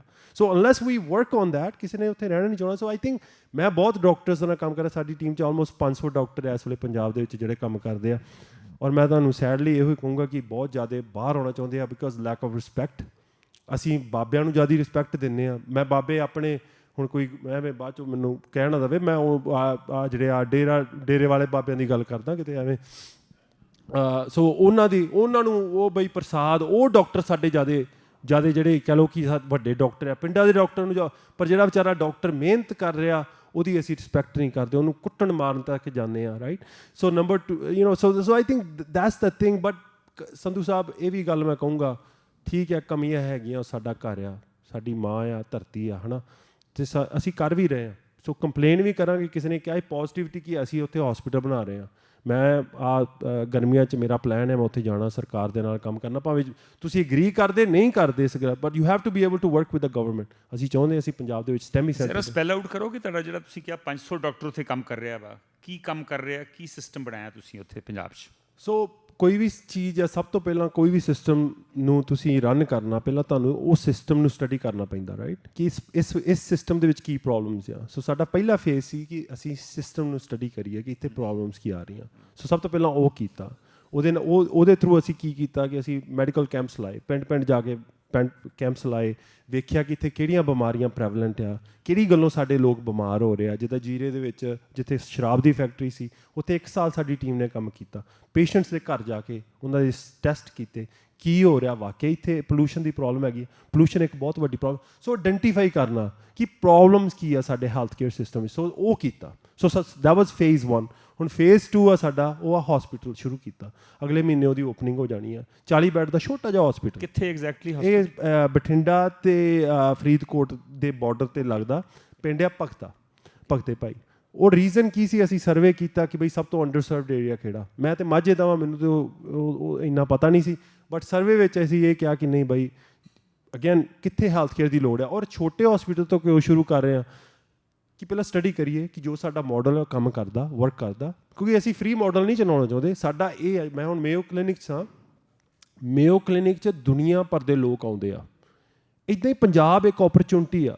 ਪੰਜਾਬ ਕੋਲ ਮੈਂ ਨਹੀਂ ਕਹਿੰਦਾ ਦੁਨੀਆ ਭਰ ਦੇ ਲੋਕ ਆ ਸਕਦੇ, ਪਰ ਐਟਲੀਸਟ ਜਿਹੜਾ ਬਹੁਤ ਜ਼ਿਆਦਾ ਮਿਡਲ ਈਸਟਰਨ ਕੰਟਰੀਜ਼ ਆ ਉਹ ਆ ਸਕਦੇ ਜੇ ਅਸੀਂ ਉੱਥੇ ਚੰਗਾ ਇੱਕ ਹੈਲਥ ਕੇਅਰ ਦਈਏ। ਅਤੇ ਅਸੀਂ ਤਾਂ ਆਪਣੇ ਲੋਕਾਂ ਨੂੰ ਨਹੀਂ ਦੇ ਸਕਦੇ, ਬਟ ਦੂਰ ਦੀਆਂ ਗੱਲਾਂ, ਬਟ ਦੈਟ ਵਾਜ਼ ਆਰ ਗੋਲ ਕਿ ਉਹ ਕਿੱਦਾਂ ਦੇ ਸਕਦੇ ਹਾਂ ਜੇ ਅਸੀਂ ਚੰਗੇ ਡਾਕਟਰਸ ਰਿਕਰੂਟ ਕਰੀਏ, ਅਤੇ ਚੰਗੇ ਡਾਕਟਰਸ ਚੰਗੀ ਸਰਵਿਸ ਦਈਏ ਲੋਕਾਂ ਨੂੰ, ਪੇਸ਼ੈਂਟਸ ਨੂੰ ਪਤਾ ਹੋਵੇ ਕਿ ਹਾਂ ਨਹੀਂ ਉੱਥੇ ਇਮਾਨਦਾਰੀ ਦਾ ਕੰਮ ਹੁੰਦਾ, ਠੀਕ ਹੈ, ਦੁਨੀਆ ਭਰ ਦੇ ਲੋਕ ਜਿਹੜੇ ਡਾਕਟਰ ਹੈ ਉੱਥੇ ਆ ਰਹੇ ਆ, ਉੱਥੇ ਕੰਮ ਕਰ ਰਹੇ। So that is our plan ਕਿ ਚੰਗਾ ਕੰਮ ਦਈਏ ਲੋਕਾਂ ਨੂੰ। ਉਹ ਜਿਹੜੀ ਚੀਜ਼ ਅਸੀਂ ਕਹਿੰਦੇ ਆਪਾਂ ਅੱਜ ਗੱਲ ਕਰ ਰਹੇ ਹਾਂ ਕਿ ਆਹ ਹੋਣਾ ਚਾਹੀਦਾ, ਨਹੀਂ ਪ੍ਰੈਕਟੀਕਲ ਕਰਕੇ ਦਿਖਾਈਏ, ਉੱਥੇ ਪ੍ਰੈਕਟੀਕਲ ਜਾ ਕੇ ਕੰਮ ਕਰੀਏ, ਉੱਥੇ ਦਿਖਾਈਏ ਲੋਕਾਂ ਨੂੰ ਕਿ ਹਾਂ ਇਹ ਕੁਝ ਹੋ ਸਕਦਾ। ਜਿਹੜਾ ਅਮੀਰ ਹੈ ਉਹ ਪੈਸੇ ਦੇਊਗਾ, ਉਹਦੇ ਪੈਸੇ ਜਿਹੜਾ ਗਰੀਬ ਨਹੀਂ ਦੇ ਸਕਦਾ ਉਹਦੇ ਵੱਲ ਡਿਵਰਟ ਹੋ ਜਾਣਗੇ। ਸੋ ਦੈਟ ਇਜ਼ ਦੈਟ ਇੱਕ ਫ੍ਰੀ ਮਾਡਲ ਨਹੀਂ, ਫ੍ਰੀ ਮਾਡਲ ਨੂੰ ਤੁਸੀਂ ਅਪਸਕੇਲ ਨਹੀਂ ਕਰ ਸਕਦੇ। ਜਿਹੜਾ ਇੱਕ ਮਾਡਲ ਐਸਾ ਹੋਵੇ ਜਿਹੜਾ ਤੁਸੀਂ ਅਪਸਕੇਲ ਕਰ ਸਕਦੇ ਹੋ, ਸਸਟੇਨੇਬਲ ਹੋਵੇ, ਉਹ ਇਹੋ ਹੀ ਆ। ਕਈ ਵਾਰੀ ਆਪਾਂ ਫ੍ਰੀ ਦੇ ਚੱਕਰਾਂ 'ਚ ਜਿਹੜੀ ਲੈਵਲ ਆ ਉਹ ਬਹੁਤ ਡੇਗ ਲੈਂਦੇ ਆ। ਸੋ ਇਹ ਸਾਡਾ ਗੋਲ ਹੈ ਕਿ ਲੈਵਲ ਬਹੁਤ ਉੱਪਰ ਚਾਹੀਦਾ, ਔਰ ਲੈਵਲ ਬਹੁਤ ਉੱਪਰ ਕੀ ਦੁਨੀਆ ਦਾ ਨੰਬਰ 1 ਹੌਸਪੀਟਲ ਚਾਹੀਦਾ। ਇਹ ਗੋਲ ਰੱਖ ਕੇ ਮੈਂ ਆਪਣਾ ਜਾਂ ਸਾਡੀ ਟੀਮ ਦਾ ਇੱਕ ਗੋਲ ਆ, ਔਰ 2028 ਦੇ ਵਿੱਚ ਇਹਨੂੰ ਜੇ ਸਾਰਾ ਕੁਝ ਪੋਜ਼ਿਟਿਵ ਗਿਆ, ਇੱਕ ਵੱਡਾ ਸਟੈਮੀ ਸੈਂਟਰ। ਬਹੁਤ ਲੋਕ ਐਸੇ ਕੈਨੇਡਾ 'ਚ ਹੋਣਗੇ ਜਿਹੜੇ ਇੰਡੀਆ ਜਾਂਦੇ ਨਹੀਂ ਆ। ਕਿਉਂ ਨਹੀਂ ਜਾਂਦੇ ਯਾਰ? ਕੱਲ੍ਹ ਉੱਥੇ ਜਾ ਕੇ ਬਿਮਾਰ ਨਾ ਹੋ ਜਾਣ। ਤੁਸੀਂ ਸੋਚੋ ਟੂਰਿਜ਼ਮ ਕਿੰਨਾ ਪੰਜਾਬ ਦਾ ਵੱਧ ਸਕਦਾ ਜੇ ਸਿੰਪਲੀ ਅਸੀਂ ਉੱਥੇ ਇੱਕ ਚੰਗਾ ਹੈਲਥ ਕੇਅਰ ਸਿਸਟਮ ਦੇ ਦਈਏ। ਬਹੁਤ ਬਜ਼ੁਰਗ ਉੱਥੇ ਕਹਿਣਗੇ ਨਹੀਂ ਯਾਰ ਮੈਂ ਸਰਦੀਆਂ 'ਚ ਉੱਥੇ ਚੱਲ ਜਾ ਕਰੂੰਗਾ, ਗਰਮੀਆਂ 'ਚ ਆ ਜਾ ਕਰੂੰਗਾ, ਉੱਥੇ ਹੌਸਪੀਟਲ ਹੈਗਾ। ਸੋ ਐਸੀ ਚੀਜ਼ ਆ, ਆਪ ਪ੍ਰੈਕਟੀਕਲ ਕਰਕੇ ਮੈਂ ਚਾਹੁੰਦਾ ਕਿ ਆਪ ਕੰਮ ਕਰੀਏ। ਬਹੁਤ ਸ਼ਲਾਘਾਯੋਗ ਐਫਰਟ ਹੈ ਤੁਹਾਡਾ, ਉਪਰਾਲਾ ਵਾ। ਪਰ ਜਿਹੜਾ ਸਰਕਾਰੀ ਸਿਸਟਮ ਹੈ, ਜਿੰਨੇ ਤੱਕ ਸਰਕਾਰੀ ਸਿਸਟਮ ਬਿਹਤਰ ਨਹੀਂ ਹੋਊਗਾ, ਮੇਰੇ ਖਿਆਲ ਉਹਨਾਂ ਚਿਰ ਤੱਕ ਲੋਕਾਂ ਨੂੰ ਬਹੁਤ ਵੱਡੇ ਪੱਧਰ 'ਤੇ ਰਾਹਤ ਸ਼ਾਇਦ ਨਹੀਂ ਮਿਲਣੀ। ਸੋ ਤੁਸੀਂ ਜਿਹੜਾ ਪੰਜਾਬ ਦਾ ਸਿਸਟਮ ਹੈ, you know it very well, we know exactly what ails the health care system. ਜੇ ਆਪਾਂ ਸ਼ੁਰੂਆਤ ਕਰਨੀ ਹੋਵੇ ਪੰਜਾਬ ਦੇ ਹੈਲਥ ਕੇਅਰ ਸਿਸਟਮ ਨੂੰ ਦੁਬਾਰਾ ਤੋਂ ਰਿਵਾਈਵ ਕਰਨ ਨੂੰ, ਤੇ ਕਿਵੇਂ ਸ਼ੁਰੂਆਤ ਹੋ ਸਕਦੀ ਹੈ, ਕਿਵੇਂ ਕਰਨੀ ਚਾਹੀਦੀ? Sandhu Sahib, there is a huge lack of ਜਿਹੜੇ ਡਾਕਟਰਸ ਦੀ ਨਾ ਬਹੁਤ ਕਮੀ ਹੈ ਦੁਨੀਆ 'ਚ। ਤੁਹਾਡੇ ਕੈਨੇਡਾ 'ਚ ਤੁਹਾਨੂੰ ਪਤਾ, ਅਸੀਂ ਕੀ ਇੰਡੀਆ 'ਚ ਬੜੀ ਕਮੀ ਆ, ਬਾਈ ਕੈਨੇਡਾ 'ਚ ਤਾਂ ਉਹ ਤੋਂ ਵੀ ਜ਼ਿਆਦਾ ਕਮੀ ਆ, ਰਾਈਟ? ਸੋ ਇੱਕ ਡਿਵੈਲਪਡ ਨੇਸ਼ਨ ਹੈ, ਅਮਰੀਕਾ 'ਚ ਸਾਡੇ ਕਮੀ ਆ। ਮੈਂ ਕਈ ਵਾਰੀ ਉੱਥੇ ਜਦੋਂ ਗੱਲ ਕਰ ਰਿਹਾ, ਮੇਰੀ ਕਲੀਵਲੈਂਡ ਕਲੀਨਿਕ ਵਿੱਚ ਇੰਟਰਵਿਊ ਸੀ ਜੋਬ ਦੇ ਲਈ, ਅਤੇ ਅਸੀਂ ਗੱਲ ਕਰ ਰਹੇ ਹਾਂ, ਅਤੇ ਮੈਂ ਕਿਹਾ ਮੈਂ ਇਹ ਕਰਨਾ ਚਾਹੁੰਦਾ, ਹੁੰਦਾ ਯਾਰ ਸਾਡੇ ਤਾਂ ਕਲੀਵਲੈਂਡ 'ਚ ਬੜੀ ਪ੍ਰੋਬਲਮ ਆ, ਤੂੰ ਪੰਜਾਬ ਜਾ ਕੇ ਗੱਲਾਂ ਕਰਦੇ ਆ, ਰਾਈਟ?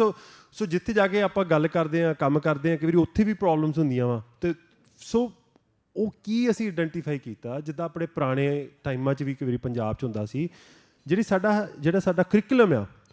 ਸੋ ਜੇ ਸਾਡੇ ਕਰਿਕੂਲਮ ਦੇ ਵਿੱਚ 7ਵੀਂ 8ਵੀਂ ਵਿੱਚ ਸਾਨੂੰ ਬੇਸਿਕਸ ਚੀਜ਼ਾਂ ਪੜ੍ਹਾਈਆਂ ਜਾਣ, ਹਾਈਪਰਟੈਂਸ਼ਨ, ਡਾਇਬੀਟੀਜ਼, ਸਾਡੇ ਬੱਚਿਆਂ ਨੂੰ ਉਹ ਚੀਜ਼ ਦੀਆਂ ਨੌਲੇਜ ਦਿੱਤੀ ਜਾਵੇ, ਕੀ ਖਾਣੇ ਚੰਗੇ ਆ, ਕੀ ਖਾਣੇ ਮਾੜੇ ਆ। ਸਾਡੇ ਬੱਚੇ ਘਰ ਆ ਕੇ ਸਾਨੂੰ ਦੱਸਣ, ਜਿਹੜੇ ਬਜ਼ੁਰਗ ਆ ਉਸ ਘਰ ਦੇ, ਉਹਨਾਂ ਦੀ ਬਲੱਡ ਪ੍ਰੈਸ਼ਰ ਚੈੱਕ ਕਰ ਸਕਣ, ਉਹਨਾਂ ਦੀ ਡਾਇਬੀਟੀਜ਼ ਚੈੱਕ ਕਰ ਸਕਣ।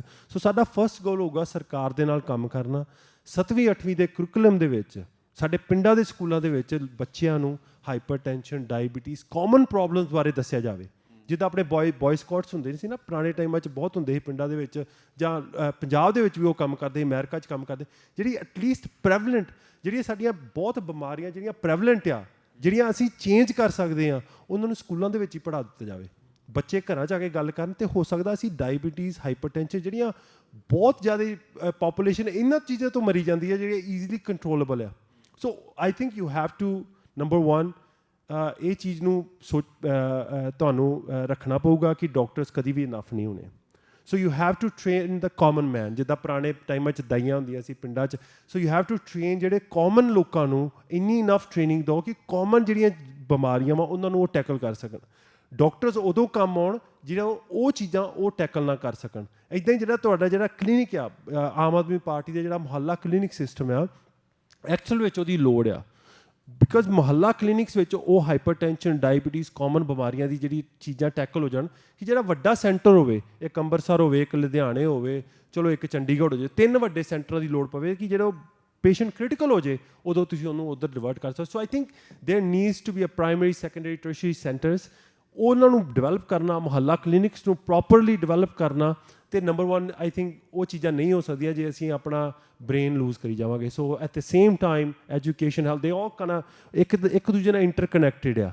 ਸੋ ਉਹਨਾਂ ਨੂੰ ਉਹਨਾਂ ਚੀਜ਼ਾਂ 'ਤੇ ਕੰਮ ਕਰਕੇ ਇਹ ਚੀਜ਼ਾਂ ਨੂੰ, ਕਰਿਕੂਲਮ ਨੂੰ ਬੈਟਰ ਕਰਨਾ। ਮੈਡੀਕਲ ਸਕੂਲ ਕਰਿਕੂਲਮ ਹੁਣ ਜਿਹੜਾ ਐਜੂਕੇਸ਼ਨ ਆ ਬਹੁਤ ਤੇਜ਼ੀ ਨਾਲ ਵੱਧ ਰਹੀ ਹੈ। ਜਦੋਂ ਮੇਰੇ ਫਾਦਰ ਹੁਣੀ ਸਕੂਲ 'ਚ ਜਾਂਦੇ ਸੀ, ਭਾਵੇਂ ਟੀਚਰ ਮਾੜਾ ਵੀ ਹੋਵੇ, ਟੀਚਰ ਉਹ ਤਾਂ ਬਹੁਤ ਚੰਗੇ ਸੀ, ਬਟ ਟੀਚਰ ਮਾੜਾ ਵੀ ਹੋਵੇ, ਕਿਤਾਬਾਂ ਸੇਮ ਹੀ ਸੀ। ਅਮਰੀਕਾ 'ਚ ਉਹ ਐਜੂਕੇਸ਼ਨ ਦਾ ਜਿਹੜਾ ਸੀ ਨਾ, ਉਹਨੂੰ ਲਿਆਉਣਾ ਇੱਕ ਅੱਧੀ ਕਿਤਾਬ, ਉਹ ਕਿਤਾਬਾਂ ਸੇਮ ਸੀ, ਬੰਦਾ ਪੜ੍ਹ ਸਕਦਾ ਸੀ। ਅੱਜ ਜਿਹੜਾ ਇੰਟਰਨੈਟ ਦਾ ਯੁੱਗ ਆ ਗਿਆ, ਜਿਹੜੀ ਸਪੀਡ ਦੇ ਨਾਲ ਜਿਹੜੀ ਐਡਵਾਂਸਮੈਂਟ ਹੋ ਰਹੀ ਆ, ਰਿਸਰਚ ਹੋ ਰਹੀ ਆ, ਆਪਾਂ ਬਹੁਤ ਪਿੱਛੇ ਜਾ ਰਹੇ ਹਾਂ।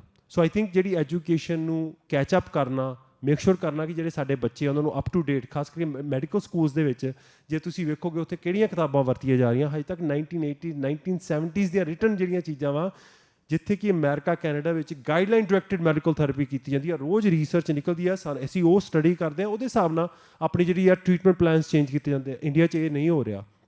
ਸੋ ਅਗੇਨ ਹੈਲਥ ਸਿਸਟਮ ਨੂੰ ਰੀਵੈਂਪ ਕਰਨਾ, ਗਾਈਡਲਾਈਨ ਡਾਇਰੈਕਟਡ ਮੈਡੀਕਲ ਥੈਰੇਪੀ ਕਰਨਾ। ਮੇਰਾ ਇੱਕ ਵੱਡਾ ਰੀਜ਼ਨ ਮੈਂ ਹੁਣ ਦੱਸ ਦਿੰਦਾ, ਯੂਨੀਵਰਸਿਟੀ ਆਫ ਕੈਲੀਫੋਰਨੀਆ ਦੇ ਨਾਲ ਮੈਂ ਸਾਈਨ ਕੀਤਾ।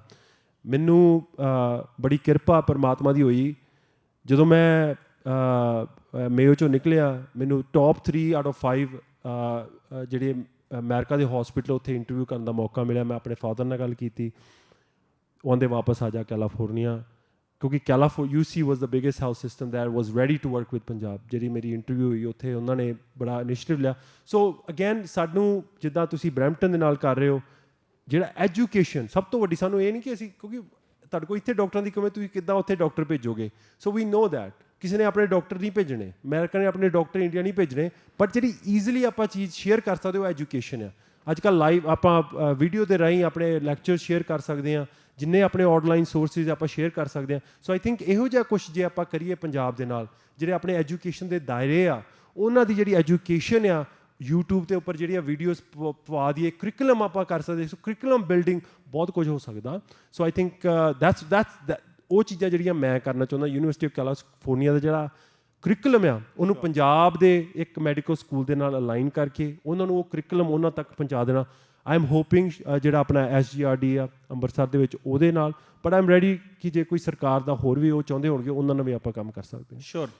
ਅਨਫੋਰਚੂਨੇਟਲੀ ਸੁਲੇਮਾਨ, ਮੈਂ ਤਾਂ ਪਿਛਲੇ ਕਰੀਬ 40-50 ਸਾਲਾਂ ਤੋਂ ਵੇਖਿਆ ਵਾ ਕਿਵੇਂ ਹੌਲੀ ਹੌਲੀ ਸਿਸਟਮ ਅਸੀਂ ਕੋਲੈਪਸ ਹੋਣ ਦਿੱਤਾ। ਸਾਡੇ ਇੰਡੀਆ ਦੇ ਵਿੱਚ ਵੀ, ਪੰਜਾਬ ਦੇ ਵਿੱਚ ਵੀ ਬਹੁਤ ਅੱਛਾ ਸਿਸਟਮ ਬਣਾਉਣ ਦੀ ਕੋਸ਼ਿਸ਼ ਹੋਈ ਆ। ਆਲਮੋਸਟ 1000 ਕੁ ਸਬਸਿਡਰੀ ਹੈਲਥ ਸੈਂਟਰ ਸੀਗੇ, ਫਿਰ ਉਸ ਤੋਂ ਬਾਅਦ ਕਰੀਬ 500 ਦੇ ਕਰੀਬ ਪ੍ਰਾਇਮਰੀ ਹੈਲਥ ਸੈਂਟਰ ਸੀ, 100 ਦੇ ਕਰੀਬ ਕਮਿਊਨਿਟੀ ਹੈਲਥ ਸੈਂਟਰ ਸੀ, ਫਿਰ district hospitals and so on and so forth. ਉਹ ਹੌਲੀ ਹੌਲੀ lack of doctors, lack of medicines ਕਰਦੇ ਕਰਦੇ ਉਹ ਬਿਲਡਿੰਗਸ ਵੀ ਹੁਣ ਢਹਿ ਗਈਆਂ ਸਾਰੀਆਂ। So this is how the system was allowed to collapse. ਮੈਂ ਹੁਣ ਥੋੜ੍ਹੇ ਜਿਹੇ ਦੂਸਰੇ ਮਸਲੇ 'ਤੇ ਆਉਣਾ ਚਾਹੁੰਦਾ, ਮੈਂਟਲ ਹੈਲਥ 'ਤੇ। ਮੈਂਟਲ ਹੈਲਥ ਦੀ ਇੱਕ ਤਾਂ ਅਵੇਅਰਨੈਸ ਹੀ ਸਾਡੇ ਇੰਡੀਆ 'ਚ, ਪੰਜਾਬ 'ਚ ਬਹੁਤ ਘੱਟ ਆ। ਹੁਣ ਵੱਧ ਵੀ ਰਹੀ ਆ ਮੈਂਟਲ ਹਿਲਨੈਸ, ਆਪਾਂ ਨੂੰ ਪਤਾ ਹੀ ਆ, ਕਿਉਂਕਿ ਐਡਿਕਸ਼ਨ ਕਰਕੇ, ਡਰੱਗ ਐਡਿਕਸ਼ਨ, ਐਲਕੋਹਲਿਜ਼ਮ ਕਰਕੇ। ਔਰ ਬਹੁਤ ਸਾਰੀ ਇਨਸੈਂਸਿਟਿਵਿਟੀ ਵੀ ਆ ਕਿ ਅਸੀਂ ਸ਼ਾਇਦ ਰਿਅਲਾਈਜ਼ ਹੀ ਨਹੀਂ ਕਰਦੇ। ਅਸੀਂ ਜਿਹੜਾ ਕੋਈ ਮੈਂਟਲ ਹਸਪੀਟਲ ਨੂੰ ਅਸੀਂ ਉਹਨੂੰ ਪਾਗਲਖਾਨਾ ਹੀ ਕਹਿ ਦਿੰਦੇ ਹਾਂ, ਜਾਂ and so on so forth. So ਇਸ ਇਸ਼ੂ ਨੂੰ ਕਿਵੇਂ ਐਡਰੈਸ ਕਰਨਾ ਚਾਹੀਦਾ? What is your take on it, on mental health? I mean ਇਹ ਤਾਂ ਬਹੁਤ ਵੱਡੇ ਇਸ਼ੂ ਆ ਨਾ। ਡਿਵੈਲਪਿੰਗ ਨੇਸ਼ਨਸ ਵੀ ਇਹਨਾਂ ਨਾਲ ਸਟਰਗਲ ਕਰ ਰਹੀਆਂ, ਡਿਵੈਲਪਡ ਨੇਸ਼ਨਸ ਵੀ ਇਹਨਾਂ ਨਾਲ ਸਟਰਗਲ ਕਰਦੀਆਂ। ਸੌਰੀ, ਕੈਨੇਡਾ ਆਪਣੇ ਸਟੂਡੈਂਟਸ ਹੈ ਜਿਹੜੇ ਇੱਥੇ, ਯੂ ਵਿਲ ਨੋ ਕਿੰਨਾ ਜ਼ਿਆਦਾ ਡਿਪਰੈਸ਼ਨ ਦੇ ਵਿੱਚ ਜਾਂਦੇ ਆ। ਆਈ ਐਮ ਸ਼ੋਰ ਮੈਂ ਵੀ ਆਪਣੀ ਜ਼ਿੰਦਗੀ ਦੇ ਵਿੱਚ ਬਹੁਤ ਵਾਰੀ, ਖਾਸ ਕਰਕੇ ਐਜ਼ ਇਮੀਗ੍ਰੈਂਟਸ, ਆਪਾਂ ਸਾਰੇ ਹੀ ਇਸ ਮੈਂਟਲੀ ਆਪਣੇ ਆਪ ਨਾਲ ਸਟਰਗਲ ਕੀਤੇ ਆ ਕਦੀ ਨਾ ਕਦੀ ਆਪਣੀ ਲਾਈਫ ਦੇ ਵਿੱਚ। ਹਾਂ, ਜਿਹਦੇ ਕੋਲ ਫੈਮਿਲੀ ਹੈਗੀ ਉਹ ਉਹਦੇ ਵਿੱਚੋਂ ਨਿਕਲ ਗਿਆ, ਜਿਨ੍ਹਾਂ ਕੋਲ ਨਹੀਂ ਹੈਗੀ, ਕਈਆਂ ਨੇ ਕਮਿਟ ਕਰ ਲਿਆ, ਸੁਸਾਈਡ ਕਮਿਟ ਕਰ ਲਿਆ, ਕਈਆਂ ਨੇ ਖਾਸ ਕਰਕੇ tough times in your life, education ਦਾ, ਜਦੋਂ ਕਾਲਜ ਦੇ ਵਿੱਚੋਂ ਕੋਈ ਕਿਸੇ ਦਾ BE ਆ ਜਾਂਦਾ, ਹਾਈ ਸਕੂਲ ਦੇ ਵਿੱਚੋਂ ਅੱਜ ਕੱਲ੍ਹ ਕਿਸੇ ਦਾ BE ਆ ਜਾਂਦਾ, ਉਹ ਡਰ ਕੇ ਬੰਦਾ ਮੈਂਟਲੀ ਸਿੱਕ ਹੋ ਜਾਂਦਾ। ਔਰ ਜੇ ਤੁਸੀਂ ਪੰਜਾਬ ਦੀ ਗੱਲ ਕਰੋ, ਜਿੱਥੇ ਪਾਣੀ ਵੀ ਨਹੀਂ ਸਾਫ਼, ਜਿੱਥੇ ਬੱਚਿਆਂ ਦਾ ਭਵਿੱਖ ਦਾ ਨਹੀਂ ਪਤਾ, ਗਵਾਂਢੀ ਨੇ ਗੱਡੀ ਲੈ ਲਈ, ਮੁੰਡਾ ਮੈਨੂੰ ਤੰਗ ਕਰਨ ਦਿਆ, ਬਾਪੂ ਖੇਤ ਵੇਚ ਅਤੇ ਤੂੰ ਵੀ ਗੱਡੀ ਲੈ, ਰਾਈਟ। ਸੋ ਉੱਥੇ ਤਾਂ ਬਹੁਤ ਜ਼ਿਆਦਾ ਵੈਰੀ ਮੱਚ, ਐਂਡ ਇਸੇ ਲਈ ਸ਼ਾਇਦ ਜਿਹੜਾ ਬਹੁਤ ਲੋਕ ਜਿਹੜੇ ਪਖੰਡੀ ਬਾਬਿਆਂ ਤੋਂ ਡੇਰਿਆਂ ਤੱਕ ਜਾਂਦੇ ਆ, ਇਹੋ ਹੀ ਇਹਦਾ ਇੱਕ ਵੱਡਾ ਰੀਜ਼ਨ ਆ। ਬਹੁਤ ਲੋਕ ਵਿਚਾਰੇ ਮੈਂਟਲੀ ਉਹ ਹੈਲਪ ਚਾਹੁੰਦੇ ਆ, ਅਤੇ ਅਸੀਂ ਉਹਨਾਂ ਨੂੰ ਕਹਿੰਦੇ ਆ ਬਾਈ ਤੂੰ ਆਹ ਡੇਰੇ ਨਾ ਜਾ, ਆਉਣਾ ਜਾ। ਪਰ ਜੇ ਆਪਾਂ ਵੇਖੀਏ, ਸ਼ਾਇਦ ਉਹੀ ਡੇਰੇ ਉਹਨਾਂ ਨੂੰ ਬਚਾਈ ਬੈਠੇ ਆ। ਇੱਦਾਂ ਹੀ ਅਮਰੀਕਾ ਦੇ ਵਿੱਚ ਸੀ, ਜਿੱਥੇ ਐਜੂਕੇਸ਼ਨ ਦਾ ਪੱਧਰ ਘੱਟ ਸੀ, ਉੱਥੇ ਤੁਸੀਂ ਵੇਖਿਆ ਕਿ ਇਹੋ ਜਿਹੇ ਧਾਰਮਿਕ ਸੋ ਕਾਲ ਧਾਰਮਿਕ ਡੇਰੇ ਬਹੁਤ ਵਧੇ। ਬਟ ਐਨੀਵੇ, ਤੁਸੀਂ ਗੱਲ ਕੀਤੀ mental health the, it's a huge issue. ਸਾਡੇ ਕੋਲ ਰਿਸੋਰਸਿਸ ਹੀ ਨਹੀਂ ਹੈਗੇ ਪੰਜਾਬ ਦੇ ਵਿੱਚ ਉਹ ਚੀਜ਼ ਨੂੰ ਟੈਕਲ ਕਰਨ ਲਈ। ਦੂਜੀ ਗੱਲ, ਅਸੀਂ ਰਿਸਪੈਕਟ ਨਹੀਂ ਦਿੰਦੇ ਸਾਈਕਾਇਟਰਿਸਟ ਨੂੰ। ਇੱਥੇ ਵੀ ਅਸੀਂ ਸਟਰਗਲ ਕਰ ਰਹੇ ਹਾਂ, ਪੰਜਾਬ 'ਚ ਤਾਂ ਬਹੁਤ ਜ਼ਿਆਦਾ ਸਟਰਗਲ ਕਰ ਰਹੇ ਹਾਂ। It's a real issue. I mean, I know you have been personally affected by this issue. I've been personally affected by this issue. I wish I could do more, but ਆਉਂਦੇ ਹੁੰਦੇ ਨਾ, ਕਿਸੇ ਦੀ ਅੱਗੇ plate ਭਰੀ ਪਈ ਆ। ਸਾਡੀ team ਇਹਦੇ ਉੱਤੇ ਜ਼ਰੂਰ ਕੰਮ ਕਰ ਰਹੀ ਆ, ਮੈਂਟਲ ਹੈਲਥ ਦੇ ਉੱਤੇ। ਸਾਡਾ ਆਪ ਦਾ ਸੈੱਲ ਆ ਪੰਜਾਬ ਦੇ ਵਿੱਚ, ਨੰਬਰਸ ਇਹ ਅਸੀਂ ਮੈਡੀਕਲ ਸਕੂਲਸ ਦੇ ਵਿੱਚ ਕਰਦੇ ਹਾਂ। ਬੱਚਿਆਂ ਨੂੰ ਜਿਹੜੇ ਸਟਰਗਲ ਕਰ ਰਹੇ ਆ, ਤੁਸੀਂ ਸਾਨੂੰ ਟੈਲੀਫੋਨ ਕਰ ਸਕਦੇ ਹੋ, 1-on-1 ਗਾਈਡੈਂਸ ਤੁਹਾਨੂੰ ਦੇ ਸਕਦੇ ਹਾਂ ਕਿ when you are struggling, when you are having tough time. I think that having helplines, ਇਹੋ ਜਿਹੀਆਂ ਚੀਜ਼ਾਂ। But I think maybe curriculum ਦੇ ਵਿੱਚ ਬੱਚਿਆਂ ਨੂੰ ਦੱਸਣਾ ਕਿ it's okay to be depressed, it's okay to have these problems, but you need to come out. ਦੱਸਣਾ ਜ਼ਰੂਰੀ ਆ, ਸ਼ੇਅਰ ਕਰਨਾ ਜ਼ਰੂਰੀ ਆ, ਡਾਕਟਰ ਨੂੰ ਮਿਲਣਾ ਜ਼ਰੂਰੀ ਆ। ਔਰ ਜੇ ਕੋਈ ਤੁਹਾਨੂੰ ਦੱਸਦਾ ਕਿ ਪਾਪਾ ਜਾਂ ਜੋ ਵੀ ਤੁਹਾਨੂੰ ਕਹਿ ਕੇ ਕਿ ਮੈਨੂੰ I'm going through this, okay, that's okay.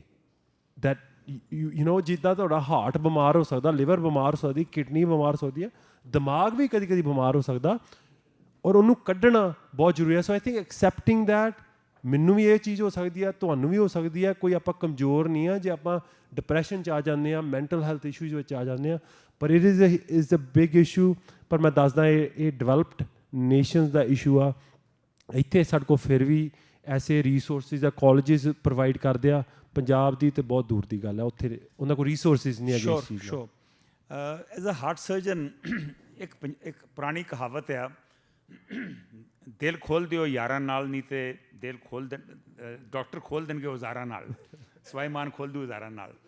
ਕਿ ਵਾਕਈ ਜੇ ਰੀਕ੍ਰੀਏਸ਼ਨ ਸਹੀ ਹੋਵੇ, ਜੇ ਫੈਸਿਲਿਟੀ ਸਹੀ ਹੋਣ, ਤੇ ਹਾਰਟ ਪ੍ਰੋਬਲਮ ਵੱਧ ਤੋਂ ਬਚ ਸਕਦੇ ਹਾਂ? ਹਾਂਜੀ, ਵੇਖੋ ਕੁਛ ਚੀਜ਼ਾਂ ਜੈਨੇਟਿਕ ਹੁੰਦੀਆਂ, ਮੈਂ ਇਸ ਲਈ ਕਦੀ ਕਿਸੇ ਨੂੰ ਡਾਇਬੀਟੀਜ਼ ਹੋਵੇ ਉਹਨੂੰ ਬਲੇਮ ਨਾ ਕਰਿਆ ਕਰੋ। ਮੈਂ ਬਹੁਤ ਵਾਰੀ ਵੇਖਦਾ ਕਮਿਊਨਿਟੀ ਵਿੱਚ ਉਹ ਕਹਿਣਗੇ ਯਾਰ ਇਹਨੂੰ ਡਾਇਬੀਟੀਜ਼ ਹੈ, ਸ਼ੂਗਰ ਬੜੀ ਖਾਂਦਾ ਸੀ। ਕਈ ਵਾਰੀ ਜੈਨੇਟਿਕ ਚੀਜ਼ਾਂ ਹੁੰਦੀਆਂ। ਸੋ ਕੁਛ ਚੀਜ਼ਾਂ ਅੰਦਰੂਨੀ ਜਿਹੜੀਆਂ, ਵੇਖੋ ਤੁਹਾਡੀ ਲਾਈਫ ਹੈ 120 ਈਅਰਸ ਦੱਸਿਆ ਜਾਂਦਾ ਸਾਇੰਸ ਵੱਲੋਂ ਕਿ ਇੱਕ ਬੰਦਾ ਕਿੰਨੇ ਸਾਲ ਜੀ ਸਕਦਾ, 120। ਸਾਡੀ ਆਪਾਂ ਸਾਰੇ ਇਸ ਦੁਨੀਆ 'ਚ ਆਪਣਾ ਇਸ ਕਮਰੇ 'ਚ ਜਿਹੜੇ ਆਏ ਹਾਂ, if we eat the right way, ਜੇ ਆਪਾਂ ਐਕਸਰਸਾਈਜ਼ ਕਰੀਏ, ਚੰਗਾ ਆਪਣਾ ਮੈਂਟਲ ਸਟੇਟਸ ਰੱਖੀਏ, এনवायरमेंट ਆਪਣੀ ਸਾਫ਼ ਹੋਵੇ, 120 ਸਾਲ ਐਟਲੀਸਟ ਆਪਾਂ ਨੂੰ ਜੀਣਾ ਚਾਹੀਦਾ। ਬਟ ਆਪਾਂ ਤੁਹਾਨੂੰ ਪਤਾ ਹੀ ਹੈ ਕਿ ਬਹੁਤ ਕੰਟਰੀਜ਼ ਵਿੱਚ ਇੰਨੀ ਲਾਈਫ ਐਕਸਪੈਕਟੈਂਸੀ ਨਹੀਂ ਹੈਗੀ। ਕਿਉਂ? ਸਾਡੀ ਪੂਅਰ ਡਾਇਟ, ਸਟ੍ਰੈਸ, ਬਹੁਤ ਚੀਜ਼ਾਂ ਮੈਟਰ ਕਰਦੀਆਂ। ਸੋ ਹਾਂ, ਜੇ ਸਾਡੇ ਬੱਚਿਆਂ ਨੂੰ ਸਾਡੀ ਜਿਹੜੀ এনवायरमेंट ਆ ਉਹ ਵਧੀਆ ਹੋਵੇ, ਮੈਂਟਲੀ ਬਹੁਤ ਅਸੀਂ ਇਹਨੂੰ ਨੈਗਲੈਕਟ ਕਰਦੇ ਹਾਂ। ਜਦੋਂ ਤੁਸੀਂ ਮੈਂਟਲ ਹੈਲਥ ਦੀ ਗੱਲ ਕੀਤੀ ਨਾ, ਜਦੋਂ ਆਪਾਂ ਮੈਂਟਲੀ ਸਿੱਕ ਹੋ ਜਾਂਦੇ ਹਾਂ, ਤੁਹਾਡੇ ਅੰਦਰ ਸੋਚ ਪੈਦਾ ਸ਼ੁਰੂ ਹੋ ਜਾਂਦੀ, ਤੁਹਾਡੇ ਅੰਦਰ ਐਸੇ ਹਾਰਮੋਨਸ ਰਿਲੀਜ਼ ਹੁੰਦੇ ਜਿਹੜੇ ਸੋਚ ਪੈਦਾ ਕਰਦੇ ਆ ਔਰ ਤੁਹਾਡੀ ਆਰਗਨਸ ਨੂੰ ਸਿੱਕ ਕਰਦੇ ਆ।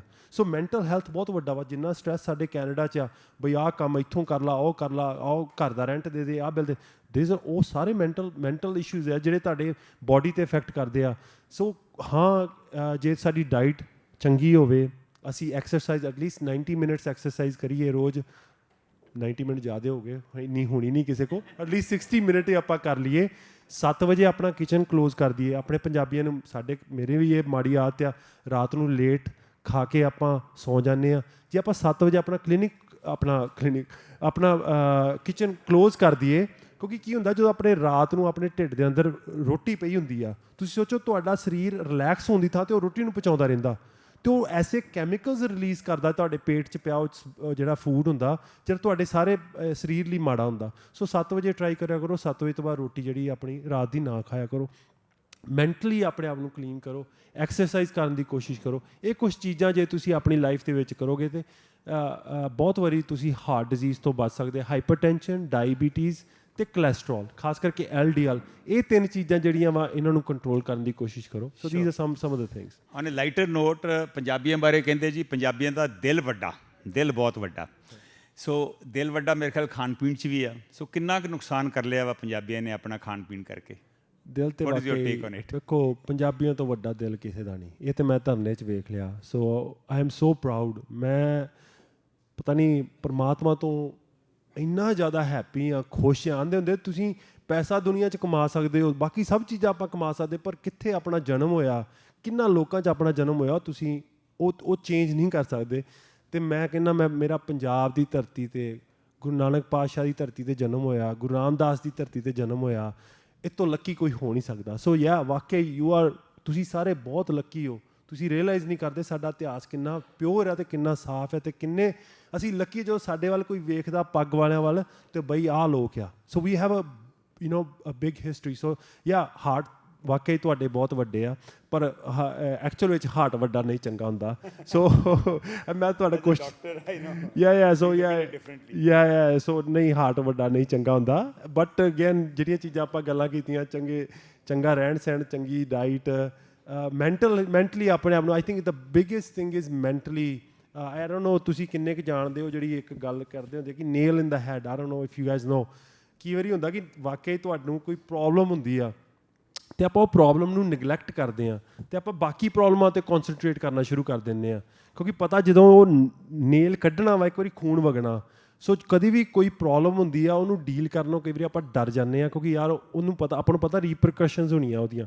ਪਰ ਮੈਂ ਤੁਹਾਨੂੰ ਇੱਕੋ ਹੀ ਚੀਜ਼ ਕਹੂੰਗਾ ਜ਼ਿੰਦਗੀ ਦੇ ਵਿੱਚ, ਜੇ ਵਾਕਈ ਤੁਹਾਡੇ ਅੰਦਰ ਨੇਲ ਫਸਿਆ, ਕੋਈ ਚੀਜ਼ ਤੁਹਾਨੂੰ ਪ੍ਰੋਬਲਮ ਦੇ ਰਹੀ ਆ, take it out. there will be problems after that. Your boss is giving you a hard time. ਤੁਹਾਡੀ ਜੋਬ 'ਤੇ ਤੁਹਾਡਾ ਮਨ ਨਹੀਂ ਲੱਗ ਰਿਹਾ, ਤੁਹਾਡੇ ਬਾਪੂ ਜੀ ਤੁਹਾਨੂੰ ਕਹਿੰਦੇ ਡਾਕਟਰ ਬਣ ਜਾ, ਤੁਹਾਡਾ ਦਿਲ ਕਰਦਾ ਮੈਂ ਇੰਜੀਨੀਅਰ ਬਣਨਾ, just say it, do it, again. Soiman, you were deeply involved in the farmers' protest. You were there, as you said, almost for a year, then some months even after that. Personally, what was your takeaway from the farmers' protest? ਕੀ ਸਿੱਖ ਮਿਲੀ ਤੁਹਾਨੂੰ, ਅਤੇ ਕੀ ਲੱਗਦਾ ਵਾ ਵੀ ਉੱਧਰ ਜੋ ਹੋ ਰਿਹਾ ਵਾ ਉਹ ਕਿੱਧਰ ਪਾਸੇ ਗੱਲ ਜਾ ਰਹੀ ਹੈ? ਮੈਂ ਸਭ ਤੋਂ ਵੱਡੀ ਜਿਹੜੀ ਚੀਜ਼ ਸਿੱਖੀ ਨਾ, ਜਿਹੜੀ ਮੈਨੂੰ ਪਹਿਲਾਂ ਪਤਾ ਨਹੀਂ ਸੀ, ਇੱਕ ਤਾਂ ਆਪਣੇ ਇਤਿਹਾਸ ਨਾਲ ਜੁੜਿਆ, ਪੰਜਾਬੀਆਂ ਨਾਲ ਜੁੜਿਆ, ਤੁਹਾਡੇ ਦਿਲ ਵੇਖਿਆ ਕਿ ਅਸੀਂ ਵਾਕਈ ਯੂਨੀਫਾਈ ਹੋ ਸਕਦੇ ਹਾਂ। ਲੋਕਾਂ ਦੇ ਉਦੋਂ ਬੜਾ ਪ੍ਰਚਾਰ ਕਰਦੇ ਸੀ ਪਹਿਲਾਂ, ਯਾਰ ਪੰਜਾਬ ਨੂੰ ਆਹ ਹੋ ਗਿਆ। ਅੱਜ ਵੀ ਆਪਾਂ ਗੱਲਾਂ ਕਰ ਰਹੇ ਹਾਂ, ਪੰਜਾਬ ਨੂੰ ਆਹ ਹੋ ਗਿਆ, ਪਤਾ ਨਹੀਂ ਕੱਲ੍ਹ ਕੀ ਹੋ ਜਾਣਾ। ਉੱਥੇ ਪਤਾ ਲੱਗ ਗਿਆ ਕੁਛ ਨਹੀਂ ਹੋਣਾ। ਸਾਡੇ ਲੋਕਾਂ 'ਚ ਇੰਨਾ ਜਜ਼ਬਾ, ਇੰਨਾ ਦਮ ਹੈਗਾ, ਪੰਜਾਬ ਨੂੰ ਥੱਲੇ ਡਿੱਗੇ ਨੂੰ ਵੀ ਠਾ ਲੈਣਗੇ। ਇੰਨੇ NRI ਸਾਡੇ ਆ, ਐਵੇਂ ਥੋੜ੍ਹੀ ਆ ਟਾਈਮ ਆਉਣ ਦਿਓ, ਕੁਛ ਨਾ ਕੁਛ ਤਾਂ ਜ਼ਰੂਰ ਹੋਊਗਾ। ਸੋ ਇਹ ਜਜ਼ਬਾ ਮੈਨੂੰ ਪੰਜਾਬੀਆਂ ਦੇ ਵਿੱਚ ਵੇਖਣ ਨੂੰ ਮਿਲਿਆ ਕਿ ਨਹੀਂ, ਅਸੀਂ ਆਪਣੇ ਪੰਜਾਬ ਨੂੰ ਐ ਨਹੀਂ ਜਾਣ ਦਿੰਦੇ। So I think that was good. ਮੈਂ ਇੱਕ ਦੂਜੀ ਚੀਜ਼ ਜਿਹੜੀ ਮੈਨੂੰ ਮੇਰੀ ਲਾਈਫ ਬਹੁਤ ਚੇਂਜ ਕਰਤੀ, ਮੇਰਾ ਨਾ ਪਹਿਲਾਂ ਹੀ ਸੁਪਨਾ ਸੀ ਮੈਂ ਪੰਜਾਬ ਦੇ ਵਿੱਚ ਕੁਛ ਕਰਨਾ ਚਾਹੁੰਦਾ ਸੀ। ਮੈਂ ਤੁਹਾਨੂੰ ਪਹਿਲਾਂ ਦੱਸਿਆ ਮੈਂ ਡਾਕਟਰ ਬਣਿਆ, ਮੈਂ ਇਸ ਲਈ ਮੇਰੇ ਅੰਦਰ ਰੋਜ਼ ਹੀ ਉਹ ਇੱਕ ਕੀੜਾ ਸੀ, ਮੈਂ ਪੰਜਾਬ 'ਚ ਆ ਕੇ ਕੁਛ ਕਰਨਾ। ਪਰ ਪਹਿਲਾਂ ਸੋਚਦਾ ਹਾਂ 30 ਸਾਲ ਕਮਾਈ ਕਰੂੰਗਾ, ਬੱਚੇ ਵੱਡੇ ਕਰਕੇ ਫਿਰ ਮੈਂ ਪੰਜਾਬ ਦੇ ਵਿੱਚ ਕੰਮ ਕਰਨਾ, ਮਤਲਬ ਬੁੱਢੇ ਵੇਲੇ ਮੈਂ ਜਾ ਕੇ ਪੰਜਾਬ 'ਚ ਕੰਮ ਕਰੂੰਗਾ। ਉਹ ਪਰ ਉੱਥੇ ਜਾ ਕੇ ਉਹ ਸਾਰਾ ਕੁਝ ਹੀ ਬਦਲ ਗਿਆ, ਬਹੁਤ ਕੁਝ ਬਦਲ ਗਿਆ। ਮੈਂ ਇੱਕ ਐਗਜ਼ਾਮਪਲ ਤੁਹਾਨੂੰ ਦੱਸਦਾ। ਰਾਤ ਜਿੱਦਾਂ ਸਾਨੂੰ ਨਾ ਕਾਲ ਆਉਂਦੀ ਹੁੰਦੀ ਸੀ ਮੋਰਚੇ ਦੇ ਉੱਤੇ, ਪਤਾ ਸੀ ਇਹ ਡਾਕਟਰ ਆ, ਨੰਬਰ ਦਿੱਤਾ ਹੁੰਦਾ ਸੀ, ਟੀਮ ਦਾ ਨੰਬਰ ਸੀ, ਮੇਰਾ ਪਰਸਨਲ ਨੰਬਰ ਸੀ ਬੇਸਿਕਲੀ। ਮੇਰਾ ਫੋਨ ਮੇਰੇ ਕੋਲ ਕਦੀ ਹੁੰਦਾ ਨਹੀਂ ਸੀ, ਉਹ ਟੀਮ ਕੋਲ ਹੁੰਦਾ ਸੀ। ਕਈ ਲੋਕ ਤਾਂ ਮੇਰੇ ਨਾਲ ਗੁੱਸੇ ਵੀ ਹੋ ਜਾਂਦੇ, ਯਾਰ ਤੂੰ ਫੋਨ ਨਹੀਂ ਚੁੱਕਦਾ। ਮੈਂ NRIਆਂ ਦੀ ਗੱਲ ਕਰਦਾ, ਮੇਰੇ ਫਾਦਰ ਵੀ ਮੇਰੇ ਨਾਲ ਗੁੱਸੇ ਹੋ ਜਾਂਦੇ, ਤੂੰ ਫੋਨ ਨਹੀਂ ਚੁੱਕਦਾ। ਐਨੀਵੇ ਉਹ ਕਾਲ ਆਉਣੀ ਕਿ ਬਾਈ ਬਿਮਾਰ ਬੰਦਾ ਵਾ, ਪੇਸ਼ੈਂਟ ਇੱਦਾਂ ਸੇਕਿਆ, ਪੇਸ਼ੈਂਟ ਨੂੰ ਆਹ ਹੋ ਗਿਆ, ਮਤਲਬ ਜਲਦੀ ਆਓ, ਰਾਈਟ। ਉਹ ਕਾਲ ਜਿਹਨੇ ਲੈਣੀ, ਬਹੁਤ ਵਾਰੀ ਮੇਰੇ ਤੱਕ ਬਾਅਦ 'ਚੋਂ ਕਿਸੇ ਦੂਜੇ ਬੰਦੇ ਨੇ ਦੱਸਣੀ, ਉਹ ਬੰਦਾ ਪਹਿਲਾਂ ਹੀ ਉੱਥੇ ਭੱਜਿਆ ਹੁੰਦਾ ਸੀ। ਮਤਲਬ ਜਿਹੜੀ ਟੀਮ ਸੀ, ਕਾਲ ਆ ਗਈ, ਪੇਸ਼ੈਂਟ ਸੇਕਿਆ, ਕ੍ਰਿਟੀਕਲ ਹੈ, ਕੋਈ ਆਓ। ਟ੍ਰੇਨ ਨਹੀਂ ਸੀ, ਜਜ਼ਬਾ ਸੀ। ਉਹ ਭੱਜ ਜਾਣਾ, ਉਹਨੇ ਦੂਜੇ ਨੂੰ ਦੱਸ ਦੇਣਾ, ਬਈ ਡਾਕਟਰ ਨੂੰ ਦੱਸ ਦੇ, ਜਾਂ ਸੁਖਮਨ ਨੂੰ ਡਾਕਟਰ ਨੂੰ ਦੱਸ ਦੇ, ਜਾਂ ਡਾਕਟਰ ਸਵੈਮਾ ਨੂੰ ਦੱਸ ਦੇ ਕਿ ਆ ਜਾਓ, ਇੱਦਾਂ ਪ੍ਰੋਬਲਮ ਆ ਗਈ ਹੈ, ਰਾਈਟ। ਅਤੇ ਮੈਂ ਉਹਨਾਂ ਨੇ ਉੱਥੇ ਪਹੁੰਚੀ ਹੋਣਾ, ਅਤੇ ਮੈਂ ਜਾਣਾ, ਮੈਂ ਕਹਿਣਾ ਬਾਈ ਤੁਹਾਨੂੰ ਕਿੰਨੀ ਵਾਰੀ ਕਿਹਾ ਹੈ, ਮੈਨੂੰ ਦੱਸਿਆ ਕਰੋ, ਮੈਂ ਡਾਕਟਰ ਹਾਂ, ਮੈਂ ਇਹਦੀ ਟੇਕ ਕੇਅਰ ਕਰਨੀ ਆ, ਤੁਸੀਂ ਆਪ ਭੱਜ ਜਾਂਦੇ ਹੋ, ਰਾਈਟ। ਤੁਹਾਡਾ ਇੱਥੇ ਆਉਣ ਦਾ ਕੀ ਫਾਇਦਾ। ਫਿਰ ਮੈਂ ਇੱਕ ਦਿਨ ਜਦੋਂ 2 ਹਫ਼ਤੇ ਇੱਕ ਵਾਰੀ ਵੇਖਿਆ, ਬੈਠਾ, ਮੈਂ ਸੋਚਿਆ, ਮੈਂ ਕਿਹਾ ਯਾਰ ਕੀ ਆ। ਫਿਰ ਮੈਂ ਸੋਚਿਆ ਯਾਰ ਜੋ ਕੁਝ ਮੈਨੂੰ ਮਿਲਿਆ ਨਾ, ਮੈਨੂੰ ਐਜੂਕੇਸ਼ਨ, ਮੈਨੂੰ ਮੇਰੀ ਫੈਮਿਲੀ ਮਿਲੀ, ਜਿਹਨਾਂ ਨੇ ਮੈਨੂੰ ਸਪੋਰਟ ਕੀਤੀ, ਮੈਂ ਡਾਕਟਰ ਬਣ ਗਿਆ। ਇਹ ਲੋਕ ਡਾਕਟਰ ਬਣਨਾ ਚਾਹੁੰਦੇ ਅੱਜ। ਔਰ ਮੈਂ ਕਹਿੰਦਾ ਮੇਰੇ ਨਾਲ ਜੇ ਅੱਜ ਉੱਥੇ 1000 ਬੰਦਾ ਸੀ ਨਾ ਵੋਲੰਟੀਅਰ, ਮਤਲਬ ਕਿ ਔਨ ਐਂਡ ਆਫ, ਅਤੇ ਕੋਈ ਵੀ ਐਸਾ ਨਹੀਂ ਹੋਊਗਾ ਜਿਹੜਾ ਉਸ ਟਾਈਮ 'ਤੇ ਡਾਕਟਰ ਨਹੀਂ ਬਣਨਾ ਚਾਹੁੰਦਾ ਸੀ, ਪਰ ਉਹਨਾਂ ਨੂੰ ਓਪਰਚੁਨਿਟੀ ਨਹੀਂ ਮਿਲੀ। ਜੇ ਉਹਨਾਂ ਨੂੰ ਅੱਜ ਮੈਂ ਕਹਾਂ ਨਾ ਬਾਈ ਜੇ ਮੈਂ ਤੈਨੂੰ ਵਾਪਸ ਟਾਈਮ 'ਤੇ ਲੈ ਜਾ, ਮੇਰੀਆਂ ਹਾਰਡਸ਼ਿਪਸ ਤੈਨੂੰ ਡੀਲ ਕਰਨੀਆਂ ਪੈਣਗੀਆਂ, ਮੈਨੂੰ ਲੱਗਦਾ ਕੋਈ ਵੀ ਬੰਦਾ ਨਹੀਂ ਹੋਊਗਾ ਜਿਹੜਾ ਕਹੂਗਾ ਕਿ ਨਹੀਂ ਮੈਂ ਤੇਰੀ ਲਾਈਫ ਨਹੀਂ ਲੈਣਾ ਚਾਹੁੰਦਾ, ਮੈਂ ਹਾਰਡਸ਼ਿਪਸ 'ਚੋਂ ਨਿਕਲ ਜੂੰਗਾ। ਮੈਂ ਸਭ ਕੁਝ ਜੋ ਤੂੰ ਵੇਖਿਆ, ਜਿਹਨੂੰ ਤੂੰ ਹਾਰਡ ਕਹਿਣਾ, ਮੇਰੇ ਲਈ ਉਹ ਬਹੁਤ ਈਜ਼ੀ ਆ। ਮੈਂ ਆਹ ਜਿਹੜਾ ਅਹੁਦਾ ਨਾ ਤੇਰਾ, ਮੈਂ ਉਹ ਅਹੁਦਾ ਚਾਹੁੰਦਾ, ਮੈਂ ਡਾਕਟਰ ਚਾਹੁੰਦਾ, ਮੈਂ ਸੇਵਾ ਕਰਨਾ ਚਾਹੁੰਦਾ। ਜਿਹੜੀ ਉਹ ਫੀਲਿੰਗ ਆ ਕਿ ਤੂੰ ਜਾਨਾ, ਤੂੰ ਕਿਸੇ ਨੂੰ ਬਚਾਉਣਾ, ਮੈਨੂੰ ਉਹ ਫੀਲਿੰਗ ਚਾਹੀਦੀ ਹੈ। ਮੈਂ ਸੋਚਿਆ ਨਹੀਂ, ਜੋ ਓਪਰਚੁਨਿਟੀ ਮੈਨੂੰ ਮਿਲੀ ਆ ਨਾ, ਇਹ ਵੀ ਡਿਜ਼ਰਵ ਕਰਦੇ ਆ। ਕਿਉਂ ਆ ਸਾਡੇ ਪੰਜਾਬ ਦੇ ਬੱਚੇ ਜਿਹੜੇ ਪਿੰਡਾਂ 'ਚ ਸ਼ਹਿਰਾਂ 'ਚ ਆ, ਉਹਨਾਂ ਨੂੰ ਓਪਰਚੁਨਿਟੀ ਨਹੀਂ ਮਿਲਦੀ। ਕਿਉਂ ਆ ਪਰਮਾਤਮਾ ਨੇ ਮੈਨੂੰ ਉਹ ਓਪਰਚੁਨਿਟੀ ਦਿੱਤੀ, ਪਰ ਉਹਨਾਂ ਕੋਲ ਕਿਉਂ ਨਾ ਸਾਡੀ ਰਿਸਪੌਂਸਿਬਿਲਿਟੀ ਨਹੀਂ ਆ। ਜਿਹੜੀ ਓਪਰਚੁਨਿਟੀ ਸਾਨੂੰ ਮਿਲੀ ਹੈ, ਅਸੀਂ ਆਪਣੇ ਉਹਨਾਂ ਬੱਚਿਆਂ ਨੂੰ ਦਈਏ। ਅਸੀਂ ਉਹਨਾਂ ਨੂੰ ਬਲੇਮ ਕਰਦੇ ਹਾਂ, ਯਾਰ ਤੁਸੀਂ ਪੜ੍ਹਦੇ ਨਹੀਂ ਹੋ, ਤੁਹਾਡਾ ਆਹ ਹੋ ਗਿਆ, ਤੁਹਾਡਾ ਉਹ ਹੋ ਗਿਆ, ਪੰਜਾਬ ਦਾ ਬੇੜਾ ਗਰਕ ਗਿਆ। ਪਰ ਸਾਡੀ ਰਿਸਪੌਂਸਿਬਿਲਿਟੀ ਕੀ ਆ? ਪਰਮਾਤਮਾ ਨੇ ਸਾਡੇ 'ਤੇ ਕਿਰਪਾ ਹੋਈ, ਸਾਨੂੰ ਓਪਰਚੁਨਿਟੀ ਮਿਲੀ। Don't we owe Punjab something, ਕਿ ਅਸੀਂ ਉਹ ਓਪਰਚੁਨਿਟੀ ਜਿਹੜੀ ਸਾਨੂੰ ਮਿਲੀ ਆ ਉਹਨਾਂ ਲੋਕਾਂ ਨੂੰ ਦੇ ਸਕੀਏ। So I think that's what I learn, ਕਿ ਹਾਂ ਮੈਨੂੰ ਭਾਵੇਂ ਕਰ ਸਕਾਂ ਕਿ ਨਾ ਕਰ ਸਕਾਂ, ਉਹ ਉੱਪਰ ਵਾਲੇ ਦੇ ਹੱਥ 'ਚ ਆ। ਮਿਹਨਤ ਅਤੇ ਕੋਸ਼ਿਸ਼ ਤਾਂ ਸਾਡੇ ਹੱਥ 'ਚ ਆ ਨਾ। ਸੋ ਮੇਰੀ ਇੱਕੋ ਹੀ ਮੇਰਾ ਗੋਲ ਆ, ਹੋਰ ਕੋਈ ਗੋਲ ਨਹੀਂ ਬਾਕੀ, ਕਿ ਜਿਹੜੀ ਓਪਰਚੁਨਿਟੀ ਪਰਮਾਤਮਾ ਨੇ ਮੈਨੂੰ ਦਿੱਤੀ, ਉਹ ਓਪਰਚੁਨਿਟੀ ਹਰ ਇੱਕ ਬੰਦਾ ਇਸ ਦੁਨੀਆ 'ਤੇ, ਇਕੱਲਾ ਪੰਜਾਬੀ ਨਹੀਂ, ਹਰ ਇੱਕ ਬੰਦਾ ਡਿਜ਼ਰਵ ਕਰਦਾ। ਔਰ ਮੈਂ ਕੀ ਕਰ ਸਕਦਾ ਕਿ ਮੈਂ ਉਹਨਾਂ ਆਪਣੇ ਭੈਣ ਭਰਾਵਾਂ ਨੂੰ ਪੰਜਾਬ ਦੇ ਵਿੱਚ ਅੱਜ ਜੋ ਪਹਿਲੀ 'ਚ ਆ, ਕਿੰਡਰਗਾਰਟਨ ਜਾਂ ਦੂਜੀ 'ਚ ਆ, 10ਵੀਂ 'ਚ ਆ, ਉਹ ਓਪਰਚੁਨਿਟੀ ਉਹਨਾਂ ਤੱਕ ਪਹੁੰਚਾ ਸਕਾਂ। ਕਿਉਂਕਿ ਮੈਨੂੰ ਲੱਗਦਾ ਜਿਹੜਾ ਜਜ਼ਬਾ ਮੈਂ ਵੇਖਿਆ, ਉਸ ਬੰਦੇ ਨੂੰ ਜਦੋਂ ਭੱਜ ਕੇ ਜਾਂਦੇ ਸੀ, ਜਾ ਕੇ ਬਲੱਡ ਪ੍ਰੈਸ਼ਰ ਚੈੱਕ ਕਰਨਾ ਸ਼ੁਰੂ ਕਰ ਦਿੰਦੇ ਸੀ, ਉਹਦੀ ਸ਼ੂਗਰ ਚੈੱਕ ਕਰਨੀ ਸ਼ੁਰੂ ਕਰ ਦਿੰਦੇ ਸੀ, ਜਿਹਨੂੰ ਕੋਈ ਟ੍ਰੇਨਿੰਗ ਵੀ ਨਹੀਂ ਹੈਗੀ ਡਾਕਟਰ ਦੀ, ਪਰ ਰਹਿ ਕੇ ਉਹਨਾਂ ਨੇ ਟ੍ਰੇਨਡ ਹੋ ਗਏ ਉੱਥੇ। ਉਹਨਾਂ ਲੋਕਾਂ 'ਚ ਜਜ਼ਬਾ ਵਾ ਸੇਵਾ ਦਾ। ਉਹਨਾਂ ਜਿਹੜੇ ਛਬੀਲਾਂ ਲਾਈ ਫਿਰਦੇ ਹਾਂ ਅਸੀਂ, ਗੁਰੂ ਘਰਾਂ 'ਚ ਅਸੀਂ ਲੰਗਰ ਵੰਡਦੇ ਹਾਂ, ਸਾਡੇ ਅੰਦਰ ਪ੍ਰਮਾਤਮਾ ਵੱਲੋਂ ਇੱਕ ਦੇਣ ਆ, ਉਹ ਜਜ਼ਬਾ ਵਾ ਸੇਵਾ ਦਾ। ਪਰ ਹੁਣ ਸੇਵਾ ਦਾ ਜਜ਼ਬਾ, ਉਹਨੂੰ ਕਿੱਦਾਂ ਅਸੀਂ ਵੱਡਾ ਕਰਨਾ, ਇੰਸਟੈਡ ਕਿ ਅਸੀਂ ਬਸ ਉਹ ਗੁਰੂ ਘਰ 'ਚ ਲੰਗਰ ਤੱਕ ਹੀ ਰੱਖਤਾ, ਉਹਨੂੰ ਕਿੱਦਾਂ ਐਜੂਕੇਸ਼ਨ ਤੱਕ ਲੈ ਕੇ ਆਉਣਾ, ਕਿ ਉਹ ਬੱਚੇ ਵਾਕਈ ਵੱਧ ਫੁੱਲ ਕੇ ਵੱਡੀਆਂ ਥਾਵਾਂ 'ਤੇ ਜਾ ਕੇ ਵੱਡੇ ਅਹੁਦਿਆਂ 'ਤੇ ਬਹਿ ਸਕਣ ਅਤੇ ਦੁਨੀਆ ਦਾ ਕੁਛ ਭਲਾ ਕਰ ਸਕਣ। ਸੋ ਦੈਟ ਇਜ਼ ਮਾਈ ਡਰੀਮ, ਕਿ ਓਪਰਚੁਨਿਟੀ ਜਿਹੜੀ ਮੈਨੂੰ ਮਿਲੀ ਆ ਉਹਨਾਂ ਤੱਕ ਕਿੱਦਾਂ, ਇਹ ਮੈਂ ਧਰਨੇ 'ਚੋਂ ਸਿੱਖਿਆ। ਸ਼ੋਰ ਅਖੀਰ 'ਚ ਮੈਂ ਇਹ ਪੁੱਛਣਾ ਚਾਹੁੰਦਾ ਕਿ ਆਪਾਂ ਪੰਜਾਬ ਦੇ ਮਸਲਿਆਂ ਦੀ ਗੱਲ ਕਰ ਰਹੇ ਹਾਂ, ਐਜੂਕੇਸ਼ਨ, ਹੈਲਥ, ਉੱਥੋਂ ਦੇ ਹੋਰ ਸਿਸਟਮਸ, ਗਵਰਨੈਂਸ ਦੀ, ਤੁਹਾਨੂੰ ਕੀ ਲੱਗਦਾ ਵਾ ਵੀ ਜਿਹੜੇ ਬਾਹਰ ਵਸਦੇ ਪੰਜਾਬੀ ਆ ਉਹ ਕਿਵੇਂ ਕੰਟਰੀਬਿਊਟ ਕਰ ਸਕਦੇ ਇਸ ਸਾਰੇ ਦਾਰੋਮਦਾਰ 'ਚ?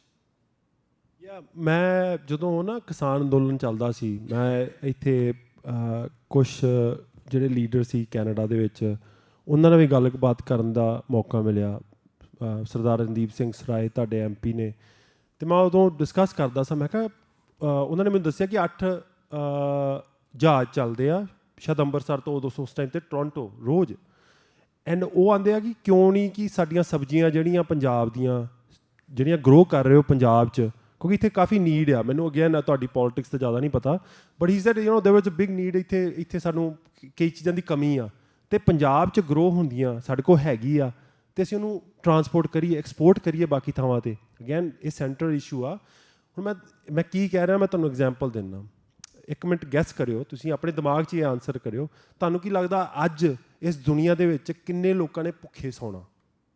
ਜੇ ਮੈਂ ਤੁਹਾਨੂੰ ਇੱਕ ਸਵਾਲ ਕਰਾਂ, ਆਪਣੇ ਆਪ 'ਚ ਹੀ ਆਨਸਰ ਕਰੋ, ਕਿੰਨੇ ਲੋਕਾਂ ਨੇ, ਮਤਲਬ ਕਿ ਮੈਕਡੋਨਲਡ ਨਹੀਂ, ਉਹਨਾਂ ਦੇ ਘਰ 'ਚ ਇੱਕ ਚੌਲ ਦਾ ਦਾਣਾ ਨਹੀਂ ਹੈਗਾ। ਕਿੰਨੀ ਦੁਨੀਆ ਵਾ ਇਸ ਟਾਈਮ 'ਤੇ ਅੱਜ ਜਿਨ੍ਹਾਂ ਦੇ ਛੋਟੇ ਛੋਟੇ ਬੱਚੇ, ਤੁਹਾਡੇ ਵੀ ਬੱਚੇ ਹੋਣਗੇ, ਤੁਸੀਂ ਸੋਚ ਕੇ ਵੇਖਿਓ ਰਾਤ ਨੂੰ ਜੇ ਬੱਚਾ ਭੁੱਖਾ ਹੋਵੇ ਕਿੱਦਾਂ ਸੌਂਦਾ। ਕਿੰਨੇ ਲੋਕਾਂ ਨੇ ਅੱਜ ਵਿਦਆਊਟ ਫੂਡ ਸੌਣਾ? ਤੁਸੀਂ 780 ਮਿਲੀਅਨ ਲੋਕਾਂ ਨੇ ਇਸ ਦੁਨੀਆ ਦੇ ਵਿੱਚ ਅੱਜ ਭੁੱਖੇ ਸੌਣਾ, ਜਿਨ੍ਹਾਂ ਦੇ ਵਿੱਚ ਛੋਟੇ ਛੋਟੇ ਬੱਚੇ ਆ। ਅਤੇ ਸਾਡੇ ਪੰਜਾਬ ਦੀਆਂ ਮੰਡੀਆਂ ਦੇ ਵਿੱਚ ਝੋਨਾ ਰੁਲ ਰਿਹਾ। ਤੁਸੀਂ ਮੈਨੂੰ ਦੱਸ ਰਹੇ ਹੋ ਡਿਮਾਂਡ ਐਂਡ ਸਪਲਾਈ ਦਾ ਮੈਨੂੰ ਕੌਨਸੈਪਟ ਜ਼ਿਆਦਾ ਨਹੀਂ ਪਤਾ, ਇਕਨੋਮਿਕਸ ਦਾ ਮੈਂ ਕੋਈ ਜ਼ਿਆਦਾ ਸਟੂਡੈਂਟ ਨਹੀਂ ਆ, ਪਰ ਇਹ ਮੈਂ ਸੁਣਿਆ ਸੀ ਜੇ ਡਿਮਾਂਡ ਹੈਗੀ ਆ, ਅਤੇ ਮੇਰੇ ਕੋਲ ਚੀਜ਼ ਆ ਵੇਚਣ ਲਈ, ਅਤੇ ਲੋਕ ਉਹ ਚੀਜ਼ ਖਰੀਦਣਗੇ। 780 ਮਿਲੀਅਨ ਲੋਕ ਭੁੱਖੇ ਆ ਇਸ ਦੁਨੀਆ 'ਤੇ, ਮੇਰੇ ਕੋਲ ਵੇਚਣ ਲਈ ਝੋਨਾ ਵਾ, ਕਣਕ ਆ, ਅਤੇ ਮੇਰੀ ਉਹ ਝੋਨਾ ਅਤੇ ਕਣਕ ਜਿਹੜੀ ਆ ਉਹ ਰੁਲਦੀ ਆ। Is that a problem? ਲੱਗਦਾ ਨਹੀਂ ਕੋਈ ਕਿਤੇ ਨਾ ਕਿਤੇ ਕੋਈ ਪ੍ਰੋਬਲਮ ਆ। ਕਿਹਦੀ ਪ੍ਰੋਬਲਮ ਆ? ਕੌਣ ਕਰ ਰਿਹਾ ਸਾਡੇ ਨਾਲ? ਉਹ ਕਿਹੜੀ ਪੋਲਿਸੀ ਆ ਜਿਹੜੀ ਇਹ ਚੀਜ਼ ਨੂੰ ਰੈਕੋਗਨਾਈਜ਼ ਨਹੀਂ ਕਰ ਰਹੀ? ਮੈਂ ਰੈਕੋਗਨਾਈਜ਼ ਕਰ ਰਿਹਾ, ਇੱਕ ਸਾਇੰਸ ਦਾ ਸਟੂਡੈਂਟ ਇਹ ਚੀਜ਼ ਨੂੰ ਰੈਕੋਗਨਾਈਜ਼ ਕਰ ਰਿਹਾ, ਪਰ ਉਹ ਸਿਸਟਮ ਜਿਹੜਾ ਇੰਡੀਆ ਦੇ ਵਿੱਚ ਉਹ ਚੀਜ਼ ਨੂੰ ਰੈਕੋਗਨਾਈਜ਼ ਨਹੀਂ ਕਰ ਰਿਹਾ ਕਿ ਵੀ ਹੈਵ ਸੱਚ ਅ ਬਿਗ ਕੈਪੇਬਿਲਿਟੀ। ਕੱਲ੍ਹ ਦੀ ਲੜਾਈ ਇਸ ਦੁਨੀਆ ਦੇ ਵਿੱਚ ਪਾਣੀ ਦੀ ਲੜਾਈ ਹੋਊਗੀ, ਹਰ ਇੱਕ ਨੂੰ ਇਹ ਚੀਜ਼ ਦਾ ਪਤਾ। 2050 ਤੱਕ ਇਸ ਦੁਨੀਆ ਦੀ ਜਿਹੜੀ ਆਬਾਦੀ ਹੈ ਡਬਲ ਹੋ ਰਹੀ ਹੈ। ਜੇ ਅੱਜ 780 ਮਿਲੀਅਨ ਲੋਕ ਭੁੱਖੇ ਆ, ਅਤੇ ਆਉਣ ਵਾਲੇ 10 ਸਾਲਾਂ ਦੇ ਵਿੱਚ 2 ਬਿਲੀਅਨ ਲੋਕ ਭੁੱਖੇ ਹੋਣੇ ਆ। ਰੋਟੀ ਦੀ ਲੜਾਈ ਆ। ਕੋਵਿਡ ਦੇ ਵਿੱਚ ਸਿੱਖ ਲਿਆ, ਇਸ ਲਈ ਦਾਨੀ ਬਾਨੀ ਸਾਡੀਆਂ ਜ਼ਮੀਨਾਂ ਚਾਹੁੰਦੇ ਸੀ, ਉੱਤੇ ਕੰਟਰੋਲ ਚਾਹੁੰਦੇ ਸੀ। ਪੰਜਾਬ ਪਰਮਾਤਮਾ ਦੀ ਕਿਰਪਾ, ਸਾਡੇ ਕੋਲ ਪਾਣੀ ਆ, ਫਰਟਾਈਲ ਲੈਂਡ ਆ, ਅਸੀਂ ਤਾਂ ਗੋਲਡ ਮਾਈਨ ਦੇ ਉੱਤੇ ਬੈਠੇ ਹਾਂ। ਮੈਂ ਇਸ ਲਈ ਸਾਰੇ NRI ਨੂੰ ਕਹਿੰਦਾ ਕਦੀ ਆਪਣੀ ਜ਼ਮੀਨ ਨਾ ਵੇਚ ਦਿਓ, ਗਲਤੀ ਨਾ ਕਰ ਲਿਓ। ਸੋ ਪੋਲਿਸੀ ਦੀ ਲੋੜ ਆ। ਐਕਸਪੋਰਟ ਇੰਪੋਰਟ, ਸੈਂਟਰਲ ਗਵਰਨਮੈਂਟ ਜੇ ਸਾਡੇ ਨਾਲ ਧੱਕਾ ਕਰ ਰਹੀ ਹੈ, ਅਤੇ ਜਿਹੜੇ ਸਾਡੇ ਮਾਣਯੋਗ ਸਰਦਾਰ ਭਗਵੰਤ ਸਿੰਘ ਮਾਨ ਜੀ ਆ, ਜਿਨ੍ਹਾਂ 'ਤੇ ਸਾਨੂੰ ਬਹੁਤ ਮਾਣ ਆ, ਤੁਸੀਂ ਉਹਨਾਂ ਨਾਲ ਅਗਰੀ ਕਰੋ ਨਾ ਅਗਰੀ ਕਰੋ, ਕਦੀ ਨਾ ਕਦੀ ਹਰ ਇੱਕ ਪੰਜਾਬੀ ਨੇ ਸੋਚਿਆ ਸੀ ਕਿ ਭਗਵੰਤ ਮਾਨ ਵਾਕਈ ਚੇਂਜ ਲੈ ਕੇ ਆਉਣਗੇ। ਅਤੇ ਕਿਉਂ ਨਾ ਅੱਜ ਜੇ ਵਾਕਈ ਤੁਹਾਡੇ ਉਹ ਫਰੈਂਡ ਆ, ਜਾਂ ਤੁਸੀਂ ਆਮ ਆਦਮੀ ਪਾਰਟੀ ਨੂੰ ਸਪੋਰਟ ਕੀਤੀ ਸੀ, ਪੈਸੇ ਉਹਨਾਂ ਨੂੰ ਭੇਜੇ ਸੀ, ਅੱਜ ਫੋਨ ਕਰੋ, ਬਾਈ ਤੈਨੂੰ ਕੀ ਹੋ ਗਿਆ, ਜਾਗ ਯਾਰ, ਕੀ ਗੱਲ ਕਰ, ਕੀ ਹੋ ਕੀ ਗਿਆ ਤੈਨੂੰ ਬਾਈ, ਜਿਹੜੀਆਂ ਤੂੰ ਗੱਲਾਂ ਕਰਦਾ ਸਾਂ ਅੱਜ ਉਹਨਾਂ 'ਤੇ ਖੜਾ ਹੋ। ਆ ਜਿਹੜੇ 93 MLA ਬਣਾਏ, ਇਹਨਾਂ ਨੂੰ ਕਹਿ ਬਈ ਕੁਛ ਕਰੋ। ਆ ਜਿਹੜਾ ਲਾਅ ਐਂਡ ਆਰਡਰ ਇਹਨੂੰ ਕਰੈਕਟ ਕਰੋ। ਆ ਜਿਹੜਾ ਹੈਲਥ ਕੇਅਰ ਐਜੂਕੇਸ਼ਨ ਸਿਸਟਮ ਹੈ, ਅਤੇ ਜਿਹੜਾ ਲਾਅ ਐਂਡ ਆਰਡਰ ਹੈ, ਇਹਨੂੰ ਕਰੈਕਟ ਕਰੋ। ਜਿੱਦਣ ਉਹ ਚੀਜ਼ਾਂ ਪੰਜਾਬ ਦੀਆਂ ਬਦਲ ਗਈਆਂ, ਪੰਜਾਬ ਦਾ ਜਿਹੜੀ ਕਹਿ ਲਓ ਕਿ ਜਿਹੜਾ ਚਿਹਰਾ ਹੀ ਆ ਉਹ ਬਦਲ ਜਾਣਾ। ਅਤੇ ਜੇ ਵਾਕਈ ਸੈਂਟਰਲ ਦੀ ਗਵਰਨਮੈਂਟ ਆ ਜਿਹੜੀ ਪ੍ਰੋਬਲਮ ਖੜੀ ਕਰ ਰਹੀ ਆ, ਅਤੇ ਸਾਨੂੰ ਦੱਸੋ, ਕਿਉਂਕਿ ਇਹ ਤੋਂ ਵੱਡੀ ਪ੍ਰੋਬਲਮ ਨਹੀਂ ਹੋ ਸਕਦੀ ਜੇ ਵਾਕਈ। ਔਰ ਉਹ ਕਈ ਵਾਰੀ ਅਸੀਂ ਇਹਨੂੰ ਸਿੱਖ ਮਸਲਾ ਕਹਿ ਦਿੰਦੇ ਹਾਂ। ਬਹੁਤ ਲੋਕ ਇਸ ਵੇਲੇ ਕੈਨੇਡਾ ਦੇ ਵਿੱਚ ਇਹਨੂੰ ਇੱਕ ਸਿੱਖ ਮਸਲਾ ਕਹਿੰਦੇ ਆ। ਇਕੱਲੀ ਸਿੱਖਾਂ ਦੀ ਮੌਤ ਨਹੀਂ ਹੋ ਰਹੀ ਪੰਜਾਬ ਦੇ ਵਿੱਚ, ਪੰਜਾਬ ਦੇ ਵਿੱਚ ਹਿੰਦੂਆਂ ਦੀ ਮੌਤ ਵੀ ਹੋ ਰਹੀ ਆ, ਕ੍ਰਿਸਚਨਾਂ ਦੀ ਮੌਤ ਵੀ ਹੋ ਰਹੀ ਆ, ਮੁਸਲਮਾਨਾਂ ਦੀ ਹੋ ਰਹੀ ਆ। ਪੰਜਾਬ ਸਟੇਟ ਇਸ ਵੇਲੇ ਜਿਹੜੀ ਆ ਉਹਦੀ ਮੌਤ ਹੋ ਰਹੀ ਆ। ਸਾਰੇ ਪੰਜਾਬ ਨੂੰ ਕਿੱਦਾਂ ਇਕੱਠਿਆਂ ਕਰਨਾ, ਯੂਨਾਈਟ ਕਰਨਾ, ਹਰ ਇੱਕ ਨੂੰ ਦੱਸਣਾ ਕਿ ਬਾਈ ਇਹ this is not a Sikh problem. ਜਿਹੜਾ ਵੀ ਇਸ ਦਾ ਜੋ ਵੀ ਇਸ ਪ੍ਰੋਬਲਮ ਜਿਹਨੇ ਵੀ ਕ੍ਰੀਏਟ ਕੀਤੀ ਆ, ਜਾਂ ਜਿਹਦੇ ਕਰਕੇ ਵੀ ਇਹ ਪ੍ਰੋਬਲਮ ਇਸ ਵੇਲੇ ਰਹਿ ਰਹੀ ਆ, ਉਹਦੇ ਤੱਕ ਦੱਸਣਾ ਬਈ ਸਾਨੂੰ ਪਤਾ ਲੱਗ ਗਿਆ ਤੇਰੇ ਕਰਕੇ ਇਹ problem. Sure. So basically the NRIs can definitely act as a pressure group for the governments to solve our issues. That's what Swayman feels. ਆਪਣੇ ਕੋਲ ਥੋੜਾ ਜਿਹਾ ਸਮਾਂ ਹੈ ਕੁਐਸਚਨਸ ਲੈਣ ਦਾ, ਔਰ ਮੈਂ ਇਹ ਵੀ ਅਨਾਉਂਸ ਕਰਦਾ ਕਿ ਸੂਪ ਤੇ ਸੈਲਡ ਤਿਆਰ ਆ, ਕਾਈਂਡਲੀ ਲੈ ਕੇ ਤੇ ਆ ਜਾਓ। ਆਪਾਂ ਫਿਰ ਇਸ ਤੋਂ ਬਾਅਦ ਅਗਲਾ ਡਾਇਲੌਗ ਵੀ ਕਰਨਾ। anybody has a question for Swayman? ਜੀ। Shall I start? ਹਾਂ ਪਲੀਜ਼। ਡਾਕਟਰ ਸੁਲੇਮਾਨ ਜੀ ਬਹੁਤ ਬਹੁਤ ਤੁਹਾਡਾ ਧੰਨਵਾਦ, ਤੁਸੀਂ ਬਹੁਤ ਹੀ ਵਧੀਆ ਗੱਲਾਂ ਕੀਤੀਆਂ। ਇੱਕ ਤੁਸੀਂ ਵਿੱਚ ਆਪਣੀ ਗੱਲਬਾਤ ਦੇ ਦੌਰਾਨ ਕਿਹਾ ਸੀਗਾ ਕਿ ਵੱਡੇ ਸੈਂਟਰ 3-4 ਪੰਜਾਬ ਦੇ ਵਿੱਚ ਮੈਡੀਕਲ ਸੈਂਟਰ ਕਾਇਮ ਕੀਤੇ ਜਾਣ ਅਤੇ ਮੁਹੱਲਾ ਕਲੀਨਿਕ ਜਿਹੜੇ ਆ ਉਹ ਪਿੰਡਾਂ 'ਚ ਸ਼ਹਿਰਾਂ 'ਚ ਜਿੱਥੇ ਵੀ ਥਾਂ ਥਾਈਂ ਮਤਲਬ ਬਣਾਏ ਜਾਣ। ਔਰ ਇਸ ਵੇਲੇ ਜਿਵੇਂ 700-800 ਤੋਂ ਵਧੇਰੇ ਗਿਣਤੀ ਜਿਵੇਂ ਮੁਹੱਲਾ ਕਲੀਨਿਕਾਂ ਦੀ ਬਣ ਚੁੱਕੀ ਹੈਗੀ ਆ ਸ਼ਹਿਰਾਂ ਦੇ ਵਿੱਚ ਖਾਸ ਤੌਰ 'ਤੇ, ਅਤੇ ਉਹ ਕਈਆਂ ਦਾ ਇਹ ਕ੍ਰਿਟਿਸਿਜ਼ਮ ਚੱਲਦਾ ਹੈਗਾ ਕਿ ਮੁਹੱਲਾ ਕਲੀਨਿਕ ਜਿਹੜੇ ਆ ਇਹ ਪੁਰਾਣੇ ਜਿਹੜੇ ਛੋਟੇ ਹਸਪਤਾਲ ਸੀਗੇ, ਪ੍ਰਾਇਮਰੀ ਮੈਡੀਕਲ ਸੈਂਟਰ ਸੀ, ਉਹ ਖਤਮ ਕਰਕੇ ਤੇ ਮੁਹੱਲਾ ਕਲੀਨਿਕ ਬਣਾਏ ਗਏ ਹੈਗੇ ਆ। ਅਤੇ ਇਹ ਮਤਲਬ ਪੋਲਿਸੀ ਜਿਹੜੀ ਆ ਇਹ ਗਲਤ ਹੈਗੀ ਆ, ਲੋਕਾਂ ਦਾ ਕਹਿਣਾ ਕਈਆਂ ਦਾ। ਪਰ ਮੈਂ ਪਿਛਲੇ ਸਾਲ ਇੰਡੀਆ ਗਿਆ ਸੀਗਾ ਅਤੇ ਮੈਂ ਉੱਥੇ ਕੁਝ ਡਾਕਟਰਾਂ ਨੂੰ ਮਿਲਿਆ ਜਿਹੜੇ ਮੁਹੱਲਾ ਕਲੀਨਿਕਾਂ ਦੇ ਵਿੱਚ ਐਜ਼ ਡਾਕਟਰ ਕੰਮ ਕਰ ਰਹੇ ਸੀਗੇ, ਜਿਵੇਂ ਉਹ ਥੋੜ੍ਹੀ ਤਨਖਾਹ ਦੇ ਕਰਦੇ ਹੈਗੇ, ਰਿਟਾਇਰਡ ਜਿਹੜੇ ਹੈਗੇ ਆ। ਉਹਨਾਂ ਦਾ ਕਹਿਣਾ ਸੀਗਾ ਕਿ ਮੁਹੱਲਾ ਕਲੀਨਿਕ, ਇੱਕ ਡਾਕਟਰ ਕਹਿ ਰਿਹਾ ਸੀ ਕਿ ਸਾਡੇ ਕੋਲ 60, 70, 80 ਮਰੀਜ਼ ਜਿਹੜੇ ਆ ਉਹ ਦਿਹਾੜੀ ਦੇ ਆ ਜਾਂਦੇ, ਅਤੇ ਕਈ ਵਾਰੀ ਇਹਦੋਂ ਵੀ ਗਿਣਤੀ ਵੱਧ ਜਾਂਦੀ ਆ। ਜੇ ਮੁਹੱਲਾ ਕਲੀਨਿਕ ਇੰਨੇ ਪਾਪੂਲਰ ਹੈਗੇ ਆ ਅਤੇ ਫਿਰ ਇਹਨਾਂ ਨੂੰ ਵਧਾਉਣ ਦੇ ਵਿੱਚ ਮੈਂ ਸਮਝਦਾ ਵੀ ਸਰਕਾਰ ਹੋਰ ਵੀ ਕੋਸ਼ਿਸ਼ ਕਰਨੀ ਚਾਹੀਦੀ ਆ। ਅਤੇ ਪਰ ਜਿਹੜੇ ਕ੍ਰਿਟਿਸਿਜ਼ਮ ਕਰਨ ਵਾਲੇ ਉਹ ਕਹਿੰਦੇ ਵੀ ਇਹ ਮੁਹੱਲਾ ਕਲੀਨਿਕ ਐਵੇਂ ਹੀ ਆ, ਕੋਈ ਐਡੀ ਗੱਲ ਨਹੀਂ, ਕੋਈ ਬਹੁਤਾ ਨਹੀਂ ਹੈ ਕਰ ਰਹੇ ਹੈਗੇ। ਤੁਸੀਂ ਇਹਦੇ ਬਾਰੇ ਕੀ ਕਹਿਣਾ ਚਾਹੋਗੇ ਜੀ? I think the big thing Rome was not built in a day. Rome ਇੱਕ ਦਿਨ 'ਚ ਨਹੀਂ ਬਣਿਆ। ਸੋ ਜੇ ਕੋਈ ਵੀ ਕੋਸ਼ਿਸ਼ ਕਰ ਰਿਹਾ ਉਹਦੇ ਵਿੱਚ ਪਹਿਲਾਂ ਪ੍ਰੋਬਲਮਸ ਤੇ ਆਉਣਗੀਆਂ। ਸੋ ਆਈ ਥਿੰਕ ਜਿਹੜਾ ਕੌਨਸੈਪਟ ਹੈ ਬਹੁਤ ਵਧੀਆ, ਕੌਨਸੈਪਟ ਵਿੱਚ ਪ੍ਰੋਬਲਮ ਨਹੀਂ ਆ। ਪ੍ਰੋਬਲਮ ਹੈ ਪੰਜਾਬ ਕੋਲ ਡਾਕਟਰ ਹੀ ਨਹੀਂ ਹੈਗੇ। ਸੋ ਫਸਟ ਸਾਨੂੰ ਮੈਡੀਕਲ ਸਟੂਡੈਂਟਸ ਜਿਹੜੇ ਆ ਉਹ ਵਧਾਉਣੇ ਪੈਣਗੇ, ਜਿਹੜੀਆਂ ਸੀਟਾਂ ਵਧਾਉਣੀਆਂ ਪੈਣਗੀਆਂ, ਜਿਹੜੇ ਸਾਡੇ ਡਾਕਟਰ ਆ ਉਹਨਾਂ ਨੂੰ ਉੱਥੇ ਰੱਖਣਾ ਪਊਗਾ, ਰਿਟੇਨ ਕਰਨਾ ਪਊਗਾ। ਉਹ ਕਿੱਦਾਂ? ਹੈਲਥ ਕੇਅਰ, ਐਜੂਕੇਸ਼ਨ ਅਤੇ ਜਿਹੜੀ ਸਾਡੀ ਸਿਕਿਉਰਿਟੀ ਉਹਨਾਂ ਦੀ ਦੇਣੀ ਪਊਗੀ। ਜਦੋਂ ਡਾਕਟਰ ਉੱਥੇ ਰਹਿਣਗੇ, ਮੁਹੱਲਾ ਕਲੀਨਿਕ 'ਚ ਡਾਕਟਰ ਹੋਣਗੇ। ਬਹੁਤ ਮੁਹੱਲਾ ਕਲੀਨਿਕ ਐਸੀਆਂ ਜਿੱਥੇ ਡਾਕਟਰ ਹੀ ਨਹੀਂ ਹੈਗੇ, ਭਾਵੇਂ ਜਿੰਨੀ ਮਰਜ਼ੀ ਸਰਕਾਰ ਕੋਸ਼ਿਸ਼ ਕਰ ਲੇ, ਜੇ ਡਾਕਟਰ ਹੀ ਨਹੀਂ ਹੋਣਗੇ ਤਾਂ ਕਿੱਦਾਂ ਸਰਕਾਰ ਪ੍ਰੋਵਾਈਡ ਕਰ ਸਕਦੀ ਹੈ good health care, right? So I think ਇਹ ਸਾਰਾ ਕੁਝ ਇੱਕ ਸਿਸਟਮ ਆ, ਇੱਕ ਜਿਹੜਾ ਪੂਰਾ ਕੋਸ਼ਿਸ਼, ਜੇ ਉਹ ਕੋਸ਼ਿਸ਼ ਕਰ ਰਿਹਾ ਮੁਹੱਲਾ ਕਲੀਨਿਕ ਦੀ, ਉਹਨਾਂ ਨੂੰ ਟਾਈਮ ਦੇਣਾ ਚਾਹੀਦਾ। ਉਹਨਾਂ ਨੂੰ ਜ਼ਰੂਰ ਅਸੀਂ ਧੰਨਵਾਦ ਕਰਦੇ ਹਾਂ। ਪ੍ਰੋਬਲਮਸ ਹੈਗੀਆਂ ਵਾ, ਸਾਡੇ ਵੀ ਸੁਣ 'ਚ ਆਈਆਂ ਵਾ, ਰਾਈਟ? ਇਹ ਈਜ਼ੀ ਟਾਸਕ ਨਹੀਂ ਆ, ਬਹੁਤ ਵੱਡਾ ਟਾਸਕ ਆ। So I think Mohalla clinic ਦੀ ਬਹੁਤ ਲੋੜ ਆ, ਉਹਨਾਂ ਨੂੰ ਵਧਾਉਣਾ ਚਾਹੀਦਾ। ਪਰ ਵਿਦਆਊਟ ਡਾਕਟਰਸ, ਵਿਦਆਊਟ ਜਿਹੜਾ ਸਟਾਫ ਆ, ਉਹ ਤੋਂ ਬਿਨਾਂ ਉਹ ਚੱਲ ਨਹੀਂ ਸਕਦੇ। ਸੋ ਉਹਨਾਂ ਨੂੰ ਵੀ ਪੈਦਾ ਕਰਨਾ, ਉਹਨਾਂ ਨੂੰ ਪ੍ਰੋਪਰ ਪੇ ਦੇਣੀ, ਉਹਨਾਂ ਨੂੰ ਪ੍ਰੋਪਰ ਰਿਸਪੈਕਟ ਦੇਣੀ, ਉਹ ਵੀ ਬਹੁਤ ਜ਼ਰੂਰੀ ਆ। ਹਾਂਜੀ ਹਾਂਜੀ। Swayman, thank you for your services during that time in Punjab. Incidentally, Rakesh also comes from your own town, Amritsar. Yeah. So I think from one Amritsari to another one. ਨੇੜੇ ਕਰ ਲਓ, ਨੇੜੇ ਕਰ। Yeah. ਇੱਕ ਨਾ confusion ਹਮੇਸ਼ਾ ਰਹੀ ਤੁਹਾਡੇ ਬਾਰੇ ਕਿ when you were there and I could see on social media was one set of people were calling you a radical. Whereas another one, those who were radicals were calling you, he's a communist. तो ਮੈਨੂੰ ਇਹ ਲੱਗਦਾ ਸੀ ਕਿ ਤੁਹਾਡੇ ਕੋਲ ਜਾ ਕੇ ਪੁੱਛਿਆ ਜਾਏ। I will not question that today again. No, I don't want to. So ਮੇਰਾ question, thanks for your services, but I just want to ask a question to you both, that ਇਹ ਜਿਹੜੇ 15-16 ਮਹੀਨੇ ਜਿਹੜਾ ਉੱਥੇ ਅਸੀਂ ਲੜਾਈ ਲੜੀ ਆ, ਮੈਂ ਉਹਦੇ ਨਾਲ ਸਹਿਮਤ ਹਾਂ ਨਹੀਂ ਆ, that's a separate question. ਉਹਦੇ ਇਫੈਕਟ ਹੁਣ ਇਸ ਤਰ੍ਹਾਂ ਦੇ ਨੇ, and that's a reality, I have seen that, ਕਿ ਛੋਟੇ ਛੋਟੇ ਗਰੁੱਪਸ ਇੱਦਾਂ ਦੇ ਬਣ ਗਏ ਨੇ ਕਿ ਜੇ ਸਪੋਜ਼ ਕਰੋ ਕਿ ਮੇਰੀ ਫੈਕਟਰੀ ਆ ਅਤੇ ਮੇਰਾ ਇੰਪਲੋਈ ਜਿਹੜਾ ਹੈਗਾ ਵਾ ਸਮਹਾਊ ਹੀ ਇਜ਼ ਨਾਟ ਡੂਇੰਗ ਵੈਲ, ਜਾਂ ਕੋਈ ਪ੍ਰੋਬਲਮ ਆ ਗਈ ਮੇਰੇ ਉਹਦੇ ਵਿੱਚ, ਜੇ ਮੈਂ ਉਹਨੂੰ ਆਪਣੀ ਫੈਕਟਰੀ ਤੋਂ ਕੱਢਦਾ ਵਾਂ, ਉਹ 15-16 ਬੰਦੇ ਲੈ ਕੇ, ਜਿਹੜੇ ਫਾਰਮਰ ਗਰੁੱਪਸ ਦਾ ਨਾਮ ਲੈ ਕੇ, ਬੋਰਡ ਲੈ ਕੇ ਮੇਰੀ ਫੈਕਟਰੀ ਦੇ ਅੱਗੇ ਬਹਿੰਦੇ ਨੇ, ਮੇਰਾ ਕੰਮ ਠੱਪ ਕਰਦੇ ਨੇ, ਮੈਂ ਆਪਣੀ ਫੈਕਟਰੀ ਨਹੀਂ ਚਲਾ ਪਾਉਂਦਾ ਵਾਂ। I have agencies in Amritsar and I have seen this. ਇੱਕ ਬੰਦੇ ਦੀ ਕਾਰ ਦੀ ਸਰਵਿਸ ਜਿਹੜੀ ਸੀ, ਉਹਦੀ ਇੰਸ਼ੋਰੈਂਸ ਨਹੀਂ ਸੀ, ਉਹਦਾ ਐਕਸੀਡੈਂਟ ਹੋ ਗਿਆ ਸਮਹਾਊ, ਐਂਡ ਇੰਸਟੈਡ ਕਿ ਮਤਲਬ ਉਹ ਬੰਦਾ ਆਪਣਾ ਪੇ ਕਰੇ ਜਿਹੜਾ ਉਹਨੂੰ ਰੂਟ ਹੈ, ਉਹ ਆਪਣੇ ਪਿੰਡ ਤੋਂ ਇਹੀ ਪ੍ਰਧਾਨ ਐਂਡ ਆਲ ਦੈਟ ਪੀਪਲ ਲੈ ਕੇ ਟਰਾਲੀ ਲੈ ਕੇ ਪਹੁੰਚ ਗਿਆ। ਉੱਥੇ ਦਰੀਆਂ ਵੀ ਲੱਗ ਗਈਆਂ, ਨਾਰੇ ਵੀ ਲੱਗ ਗਏ। In the end our family had to bear that pain.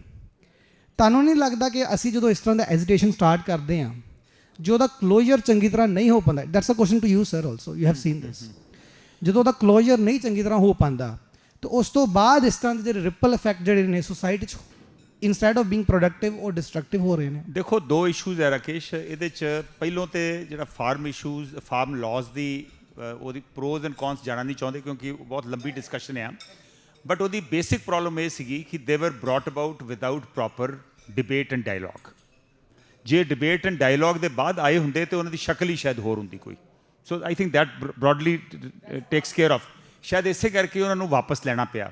ਉਹਦਾ ਸਹੀ ਕਲੋਜ਼ਰ ਨਹੀਂ ਹੋ ਸਕਿਆ, ਉਹ ਇੱਕ ਸੈਪਰੇਟ ਇਸ਼ੂ ਆ, ਇਟਸ ਅਨਫੋਰਚੂਨੇਟ। ਔਰ ਸ਼ਾਇਦ ਉਹਦਾ ਹੀ ਖਮਿਆਜ਼ਾ ਅਸੀਂ ਅੱਜ ਵੀ ਭੁਗਤ ਰਹੇ ਹਾਂ ਵੀ ਅੱਜ ਵੀ ਕਿਸੇ ਨਾ ਕਿਸੇ ਸ਼ਕਲ ਦੇ ਵਿੱਚ ਉਹ ਐਜੀਟੇਸ਼ਨ ਚੱਲ ਰਹੀ ਆ।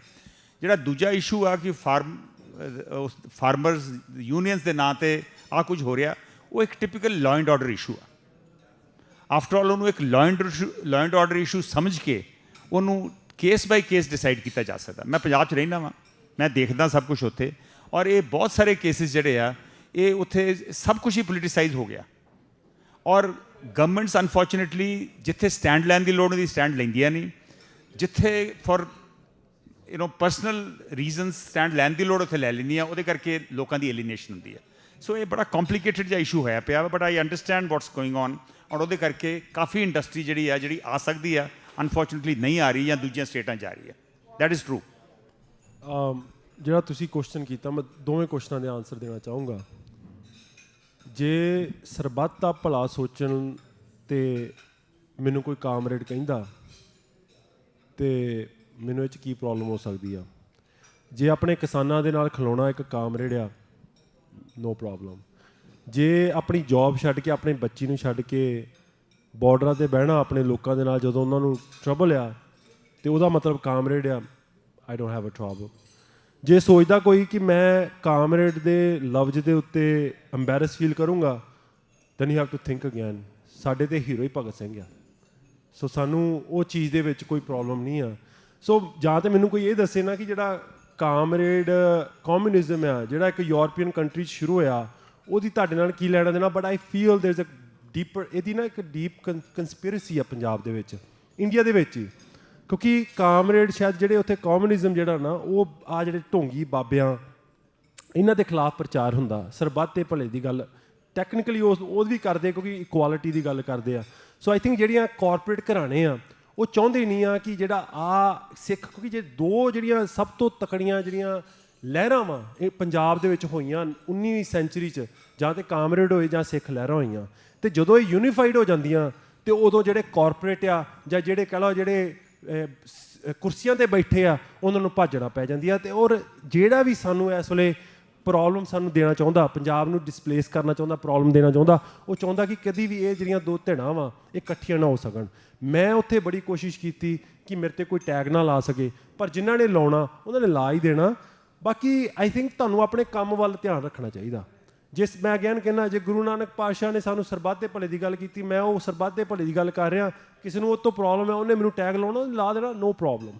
ਇੱਦਾਂ ਹੀ ਮੈਂ ਜਦੋਂ ਨਰਿੰਦਰ ਮੋਦੀ ਜਾਂ ਜਿਹੜੀ ਸਰਕਾਰ ਹੈ ਅੱਜ ਦੀ ਮੌਜੂਦਾ ਸਰਕਾਰ ਆ, ਜਿਨ੍ਹਾਂ ਨੇ ਸਾਡਾ ਵਾਹਗਾ ਬਾਰਡਰ ਬੰਦ ਕਰਤਾ, ਜਿਨ੍ਹਾਂ ਨੇ ਸਾਨੂੰ ਆ ਜਿਹੜੀਆਂ ਮੰਡੀਆਂ ਦੇ ਵਿੱਚ ਜੇ 780 ਮਿਲੀਅਨ ਲੋਕ ਭੁੱਖੇ ਆ ਅਤੇ ਸਾਡੀਆਂ ਮੰਡੀਆਂ 'ਚੋਂ ਝੋਨਾ ਨਹੀਂ ਚੁੱਕਿਆ ਜਾ ਰਿਹਾ, ਉਹਦੀ ਪ੍ਰੋਬਲਮ ਕਿਹੜੀ ਆ? ਸੈਂਟਰ ਦੀ ਸਰਕਾਰ। ਜੇ ਮੈਂ ਸੈਂਟਰ ਦੀ ਸਰਕਾਰ ਦੇ ਖਿਲਾਫ ਅੱਜ ਕੋਈ ਵੀ ਸਿੱਖ, ਸੈਡਲੀ ਕੋਈ ਵੀ ਸਿੱਖ ਸੈਂਟਰ ਦੇ ਖਿਲਾਫ ਗੱਲ ਕਰਦਾ, ਉਸ ਵੇਲੇ ਉੱਤੇ ਟੈਗ ਲੱਗ ਜਾਂਦਾ ਖਾਲਿਸਤਾਨੀ ਦਾ। ਅਤੇ ਜੇ ਮੈਨੂੰ ਆਹ ਗੱਲ ਕਰਨ ਲੱਗਿਆ ਕੋਈ ਖਾਲਿਸਤਾਨੀ ਦਾ ਟੈਗ ਲਾਉਂਦਾ ਜਾਂ ਕੋਈ ਵੀ ਟੈਗ ਲਾਉਂਦਾ, ਦੈਨ ਆਈ ਡੋਂਟ ਕੇਅਰ। ਸੱਚ ਬੋਲਣਾ ਸਾਡਾ ਧਰਮ ਆ, ਉਹ ਅਸੀਂ ਬੋਲਦੇ ਰਹਾਂਗੇ।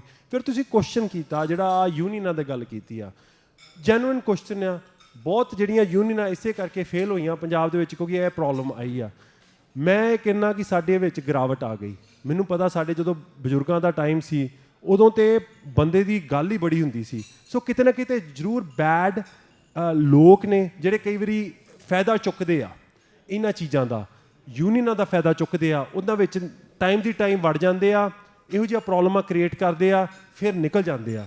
ਪਰ ਜੇ ਮੈਂ ਯੂਨੀਅਨਾਂ ਦੀ ਗੱਲ ਕਰਾਂ, ਉਹਨਾਂ ਦੀ ਬਹੁਤ ਲੋੜ ਹੈ ਸਾਨੂੰ ਪੰਜਾਬ ਦੇ ਵਿੱਚ। ਜਿਹੜਾ ਉਹਨਾਂ ਦਾ ਯੂਨੀਅਨਾਂ ਦਾ ਜੋ ਕੰਮ ਰਿਹਾ ਵਾ, ਇਟਸ ਐਸੈਂਸ਼ੀਅਲ।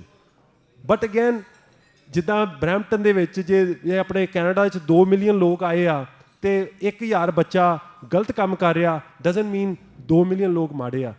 ਯੂਨੀਅਨਾਂ ਐਸ ਵੇਲੇ ਪੰਜਾਬ ਦੀਆਂ ਭਾਵੇਂ ਅਗਰਾਹ ਆ, ਭਾਵੇਂ ਰਾਜੇਵਾਲ ਆ, ਹੋਰ ਯੂਨੀਅਨਾਂ ਵਾ, ਉਹ ਕੰਮ ਕਰ ਰਹੀਆਂ ਜਿਹੜੀਆਂ ਸਰਕਾਰ ਨਹੀਂ ਕਰ ਸਕਦੀ।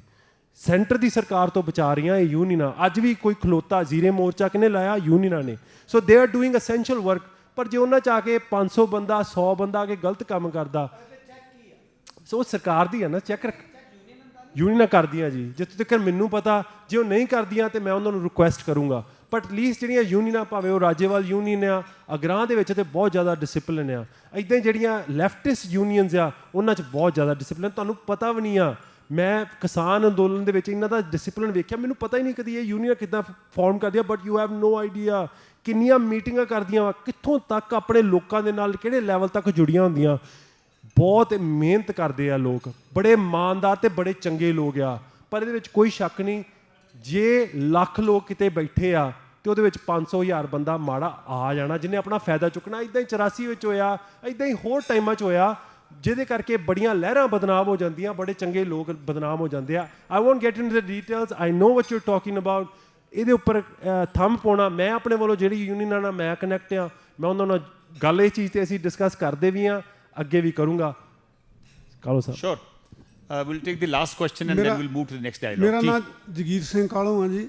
ਮੈਨੂੰ ਇਸ ਵੇਲੇ ਬਹੁਤ ਮਾਣ ਮਹਿਸੂਸ ਹੋ ਰਿਹਾ ਕਿ ਸਵੈਮਾਨ ਦੇ ਮਾਪੇ ਜਿਹੜੇ ਆ, ਇਹਦੇ ਪਿਤਾ ਤੇ ਮਾਤਾ ਦੋਨੇ ਹੀ ਸਟੂਡੈਂਟ ਮੂਵਮੈਂਟ ਦੇ ਵਿੱਚ ਲੀਡਰ ਸੀਗੇ। ਜਦੋਂ ਉਹਨਾਂ ਦਾ ਵਿਆਹ ਹੋਇਆ ਤਾਂ ਇਹਦੇ ਬਾਪੂ ਜੀ ਜਿਹੜੇ ਆ ਜੇਲ੍ਹ 'ਚੋਂ ਆਏ ਸੀਗੇ ਉਦਣ, ਤੇ ਮੈਨੂੰ ਮਾਣ ਆ ਕਿ ਮੈਂ ਉਹ ਵੀ ਵਿਆਹ ਅਟੈਂਡ ਕੀਤਾ ਤੇ ਸਵੈਮਾਨ ਦਾ ਵਿਆਹ ਵੀ ਅਟੈਂਡ ਕੀਤਾ ਹੈਗਾ। ਔਰ ਮੈਂ ਉਸ ਕਾਲਜ 'ਚ ਪੜ੍ਹਾਇਆ ਜਿੱਥੇ ਕੰਵਰ ਸੰਧੂ ਹੁਣੀ ਪੜ੍ਹੇ ਆ। ਸੋ ਇਹ ਹੈਗੀ ਮੇਰੇ ਮਾਣ ਦੀ ਗੱਲ। ਤੇ ਸਵੈਮਾਨ, ਤੁਸੀਂ ਬਹੁਤ ਵਧੀਆ ਗੱਲਾਂ ਕੀਤੀਆਂ, ਤੁਹਾਡਾ ਮਿਸ਼ਨ ਵੀ ਬਹੁਤ ਵਧੀਆ ਆ।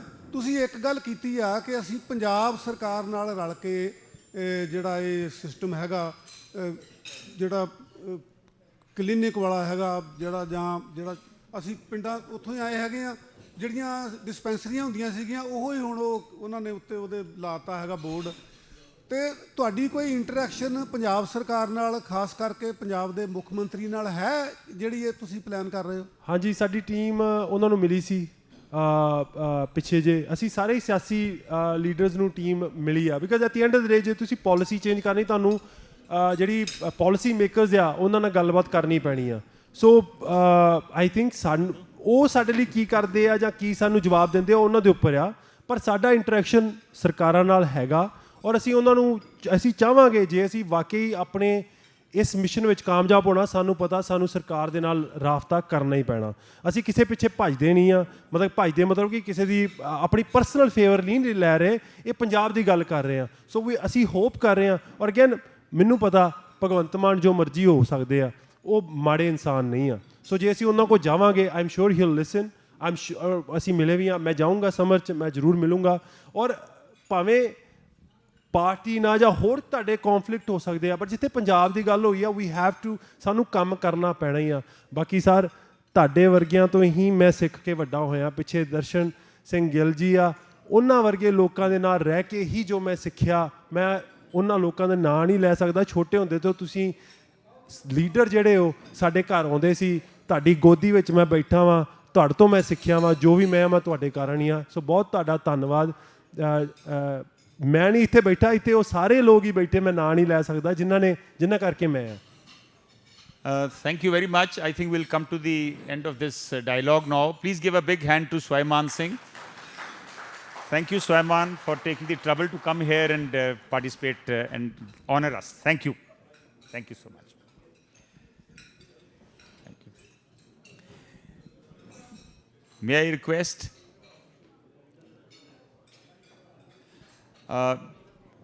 Dr. Swayman, ਤੁਹਾਨੂੰ ਆਨਰ ਕਰਨਾ ਚਾਹੁੰਦੇ, 1 ਮਿੰਟ ਅਨਾਉਂਸ ਕਰਨਾ ਚਾਹੋਗੇ?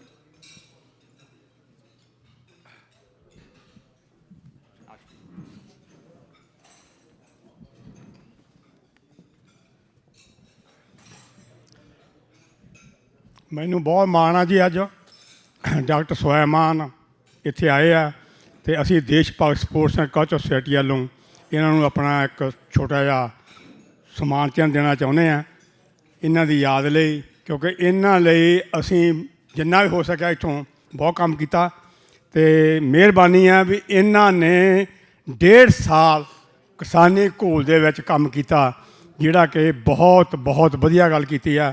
ਮੈਂ ਸਾਰਿਆਂ ਦਾ ਇਹਨਾਂ ਦਾ ਬਹੁਤ ਬਹੁਤ ਧੰਨਵਾਦੀ ਹਾਂ ਦੇਸ਼ ਭਗਤ ਸਪੋਰਟਸ ਕਲੱਬ ਵੱਲੋਂ, ਅਤੇ ਇਹ ਅਸੀਂ ਇਹਨਾਂ ਨੂੰ ਮਾਣ ਸਨਮਾਨ ਦੇ ਰਹੇ ਹਾਂ। Thank you. ਮੈਂ ਦੱਸ ਦੇਵਾਂ, ਇਹਦੇ ਉੱਤੇ ਵੀ ਸਰਦਾਰ ਸ਼ਹੀਦ ਆਜ਼ਮ ਸਰਦਾਰ ਭਗਤ ਸਿੰਘ ਹੋਣਾ ਦੀ ਫੋਟੋ ਆ। ਪਿੱਛੇ ਜੇ ਪੰਜਾਬ ਦੇ ਵਿੱਚ ਕੁਛ ਗੱਲਬਾਤ ਚੱਲੀ ਸੀ ਜਿਨ੍ਹਾਂ ਨੇ ਭਗਤ ਸਿੰਘ ਨੂੰ ਵੀ ਮਾੜਾ ਕਹਿ ਦਿੱਤਾ। 100 ਗੱਲਾਂ ਸਾਡੇ 'ਚ ਡਿਫਰੈਂਸ ਹੋ ਸਕਦੇ ਆ ਬਾਈ, ਪਰ ਉਹ ਲੋਕ ਜਿਨ੍ਹਾਂ ਕਰਕੇ ਸਾਨੂੰ ਆਜ਼ਾਦੀ ਮਿਲੀ, ਜਿਨ੍ਹਾਂ ਕਰਕੇ ਇਹਨਾਂ ਸਟੇਜਾਂ 'ਤੇ ਖੜ੍ਹੇ ਆ, ਬਾਹਰਲੇ ਦੇਸ਼ਾਂ 'ਚ ਮਾਣ ਨਾਲ ਖੜ੍ਹੇ ਆ, ਉਹਨਾਂ ਨੂੰ ਕੋਈ ਮਾੜਾ ਕਹਿ ਜੇ ਅਤੇ ਅਸੀਂ ਉਹਨਾਂ ਨੂੰ ਬੈਕਅਪ ਕਰੀਏ, ਇਹ ਤੋਂ ਵੱਡੀ ਮੰਦਭਾਗੀ ਕੋਈ ਚੀਜ਼ ਹੋ ਨਹੀਂ ਸਕਦੀ। ਸੋ ਭਗਤ ਸਿੰਘ ਸਾਡਾ ਮਾਣ ਆ ਅਤੇ ਉਹਨੂੰ ਇੱਦਾਂ ਹੀ ਜ਼ਿੰਦਾ ਰੱਖੋ। ਬਹੁਤ ਬਹੁਤ ਤੁਹਾਡਾ ਧੰਨਵਾਦ। ਮੈਂ ਦੱਸ ਦਿੰਦਾ, ਜਿਹੜਾ ਗਰੁੱਪ ਆ ਨਾ, ਇਹਨਾਂ ਨੇ ਕਿਸਾਨ ਅੰਦੋਲਨ ਦੇ ਵਿੱਚ ਦਿਨ ਰਾਤ ਮਿਹਨਤ ਕੀਤੀ ਆ, ਉੱਥੇ ਦਵਾਈਆਂ ਭੇਜੀਆਂ ਆਪਣੀ ਮਿਹਨਤ ਦੀ ਕਮਾਈਆਂ ਦੀਆਂ। ਉਹ ਅੰਦੋਲਨ ਜਿੱਤਿਆ ਸੀ। ਇਹ ਸਰਦਾਰ ਸਾਹਿਬ ਉਹਨਾਂ ਨੂੰ ਮੈਂ ਕਿਹਾ ਪੈਸੇ ਨਾ ਦਿਓ। ਮੈਂ ਇੱਦਾਂ ਹੀ, ਮੇਰਾ ਇੱਕ ਮੈਸੇਜ ਹੁੰਦਾ ਸੀ ਸਾਰਿਆਂ ਨੂੰ ਹੱਥ ਜੋੜ ਕੇ ਕਿ ਪੈਸੇ ਨਾ ਦਿਓ, ਦਵਾਈਆਂ ਭੇਜਿਓ। ਇਹਨਾਂ ਨੇ ਆਪਣੀ ਮਿਹਨਤ ਦੀ ਕਮਾਈ ਦੀਆਂ ਉੱਥੇ ਦਵਾਈਆਂ ਭੇਜੀਆਂ, ਜਿਨ੍ਹਾਂ ਕਰਕੇ ਕਿੰਨੀਆਂ ਜਾਨਾਂ ਬਚੀਆਂ। ਸੋ ਮੈਂ ਤੁਹਾਨੂੰ ਸਾਰਿਆਂ ਨੂੰ, ਤੁਹਾਡੀ ਸਾਰੀ ਜਿਹੜੀ ਕਲੱਬ ਆ, ਉਹਨਾਂ ਸਾਰਿਆਂ ਦਾ ਧੰਨਵਾਦ ਕਰਦਾ ਕਿ ਤੁਹਾਡੇ ਕਰਕੇ ਹੀ ਮੈਂ ਉੱਥੇ ਬਹਿ ਸਕਿਆ ਸਾਂ, ਨਹੀਂ ਤਾਂ ਮੈਂ ਉੱਥੇ ਬਹਿ ਨਹੀਂ ਸਕਦਾ ਸਾਂ।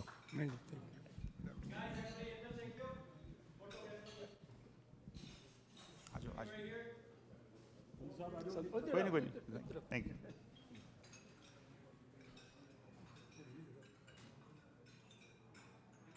Thank you. ਥੈਂਕ ਯੂ ਜੀ। Thank you.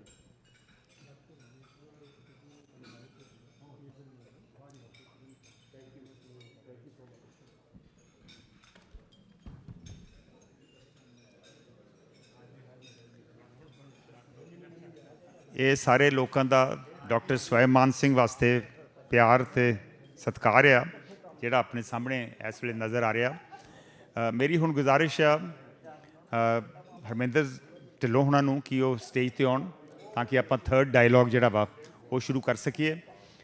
ਇਸ ਤੋਂ ਬਾਅਦ ਫਿਰ ਆਪਾਂ ਕੁਐਸਚਨ ਆਨਸਰ ਸੈਸ਼ਨ ਹੋਊਗਾ। ਜੇ ਤੁਸੀਂ ਆਪਣੀ ਰੀਫਿਲ ਲੈ ਕੇ ਆਉਣਾ ਤਾਂ ਕਾਈਂਡਲੀ ਲੈ ਆਓ। ਅਸੀਂ ਇਸ ਤੋਂ ਬਾਅਦ ਫਿਰ ਥਰਡ ਡਾਇਲੋਗ ਸ਼ੁਰੂ ਕਰਨ ਜਾ ਰਹੇ ਹਾਂ।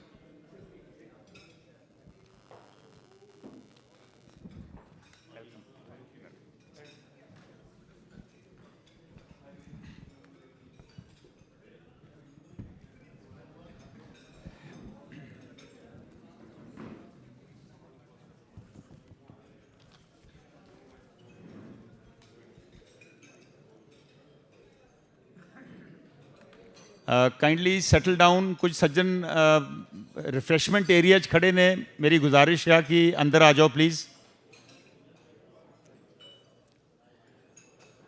ਜਿਹੜੇ ਬਾਹਰ ਸੱਜਣ ਖੜ੍ਹੇ ਆ, please kindly come inside. Please take your refill and come back. Please come back, come back.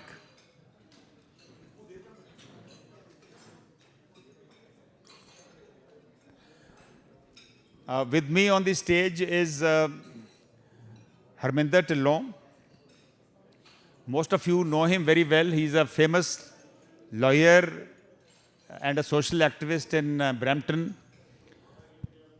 He has been very active. He has been seen on television in various media outlets, and his contribution to the community is very well known. It's a matter of honor for us that he's with me on the stage for the third dialogue. Welcome Harminder ji. Harminder ਜੀ, ਇਸ ਤੋਂ ਪਹਿਲਾਂ ਕਿ ਮੈਂ ਸ਼ੁਰੂ ਕਰਾਂ, ਉਹ ਕਹਿੰਦੇ ਆ ਕਿ ਜਿਹੜੇ ਵਕੀਲ ਹੁੰਦੇ ਆ ਇੱਥੇ, ਸਪੈਸ਼ਲੀ ਇੱਥੇ ਜੋ ਸਿਸਟਮ ਆ, ਉਹ ਹਰ ਘੰਟੇ ਦਾ ਪੈਸਾ ਲੈਂਦੇ ਆ, ਔਰ ਚੰਗੇ ਵਕੀਲ ਜਿਹੜੇ ਸ਼ਾਇਦ ਉਹ $500 ਤੇ $1000 ਪਰ ਆਵਰ ਲੈਂਦੇ ਆ। ਅਤੇ ਅਸੀਂ ਤਾਂ ਤੁਹਾਨੂੰ ਇੱਥੇ 3 ਘੰਟੇ ਲਈ ਬੁਲਾ ਲਿਆ, ਸੋ 3000 ਦਾ ਬਿੱਲ ਤਾਂ ਨਹੀਂ ਭੇਜ ਦਿਓਗੇ ਕਿਤੇ? ਨਹੀਂ, ਬਿਲਕੁਲ ਨਹੀਂ। ਨਹੀਂ ਜੀ, ਧੰਨਵਾਦ ਤੁਹਾਡਾ ਮੌਕਾ ਦੇਣ ਦੇ ਲਈ। ਮੈਂ ਤਾਂ ਜਿਹੜੇ ਡਾਕਟਰ ਸਵੈਮਾਨ ਗਏ ਨੇ, ਨੇੜੇ ਕਰ, ਉਹਨਾਂ ਦੇ ਲਾਗੇ ਛਾਗੇ ਵੀ ਨਹੀਂ, ਜੋ ਕੁਛ ਉਹਨਾਂ ਨੇ ਕੰਮ ਕੀਤਾ, ਜੋ ਕੁਛ ਉਹ ਕਰ ਰਹੇ ਨੇ। ਸੋ ਜੋ ਮੈਂ ਇੱਥੇ ਆਉਣਾ, ਮੇਰਾ ਉਹ ਹਾਲਾਂਕਿ ਅਸੀਂ 3 ਜਾਣੇ ਸੀ, ਡਾਕਟਰ ਸਵੈਮਾਨ ਅਤੇ ਹਰਕੀਰਤ, ਉਹ ਬੜੀਆਂ ਵੱਡੀਆਂ ਪਦਵੀਆਂ ਵਾਲੇ ਨੇ, ਵੱਡੇ ਵੱਡੇ ਕੰਮਾਂ ਵਾਲੇ ਨੇ। ਸੋ ਮੇਰਾ ਜਿਹੜਾ ਆਉਣਾ ਹੈ ਉਹ ਕਲਾਈਮੇਟ ਚੇਂਜ ਨਾਲ ਜਿਹੜਾ ਮੈਂ ਕੰਮ ਕਰਦਾ ਉਹਦੇ ਨਾਲ ਜੁੜਿਆ ਹੋਇਆ। ਸੋ ਉਹਦੇ ਨਾਲ, ਪੰਜਾਬ ਨਾਲ ਜੋੜ ਕੇ ਅਸੀਂ ਗੱਲ ਕਰਾਂਗੇ ਜੀ।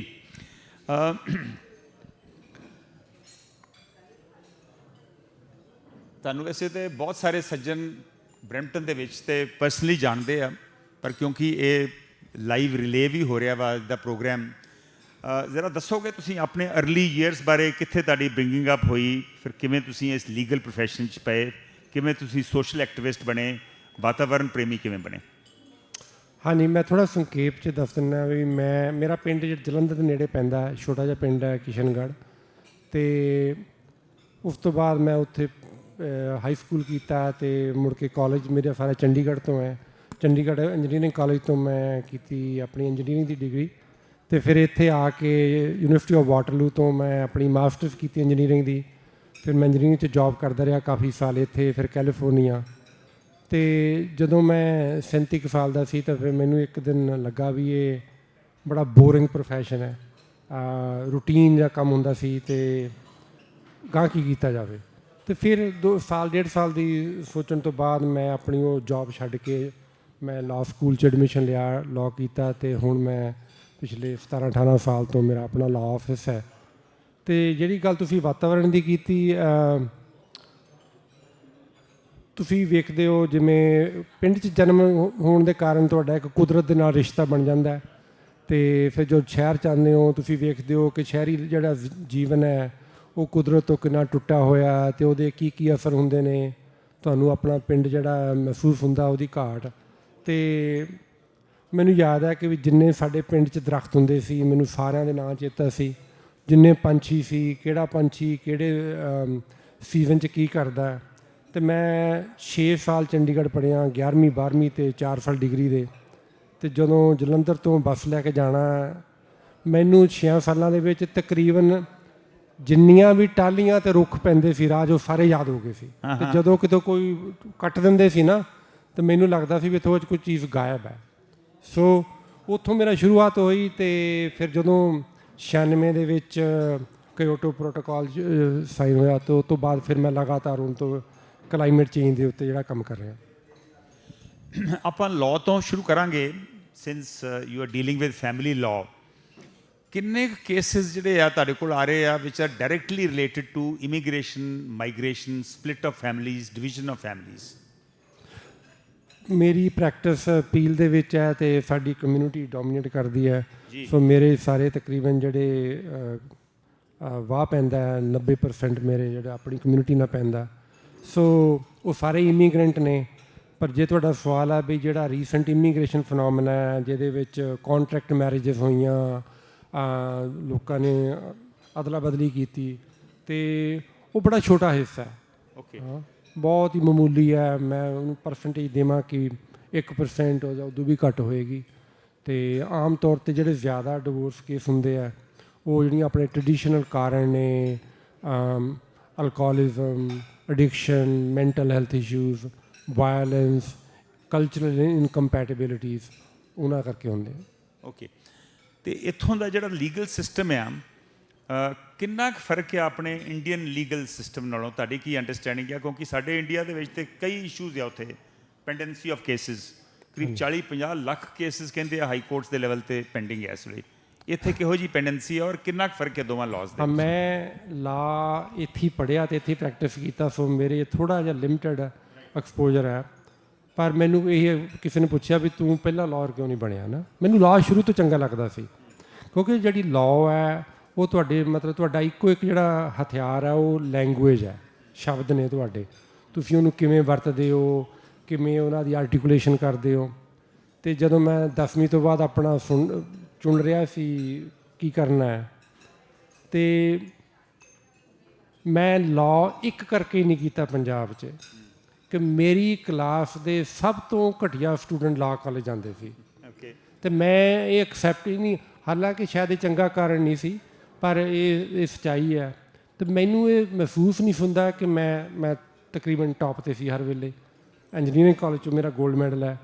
ਸੋ ਮੈਨੂੰ ਇਹ ਮੇਰੇ ਮਨ ਨੂੰ ਇਹ ਸਵੀਕਾਰ ਨਹੀਂ ਹੋਇਆ ਕਿ ਮੈਂ ਕਿਵੇਂ ਆਪਣੇ ਉਹਨਾਂ ਜਮਾਤੀਆਂ ਨਾਲ ਬੈਠਾਂਗਾ ਜਿਨ੍ਹਾਂ ਨੇ ਇੱਕ ਕਲਾਸ 2-2 ਵਾਰੀ ਫੇਲ ਹੋ ਕੇ ਕੀਤੀ ਹੋਈ ਹੈ। ਕਿਉਂਕਿ ਇਹ ਸ਼ਾਇਦ ਹਕੀਕਤ ਉਦੋਂ ਸੀ, ਇਹ 60-70 ਦੇ ਦਹਾਕੇ ਦੀ ਗੱਲ ਹੈ। ਹਾਂ, 80s ਦੀ। ਮੈਂ 80s 'ਚ ਪੰਜਾਬ ਛੱਡਿਆ, ਹੁਣ ਤਾਂ ਉੱਥੇ ਲਾਅ ਦਾ ਪ੍ਰੋਫੈਸ਼ਨ ਬੜਾ ਬਦਲ ਗਿਆ।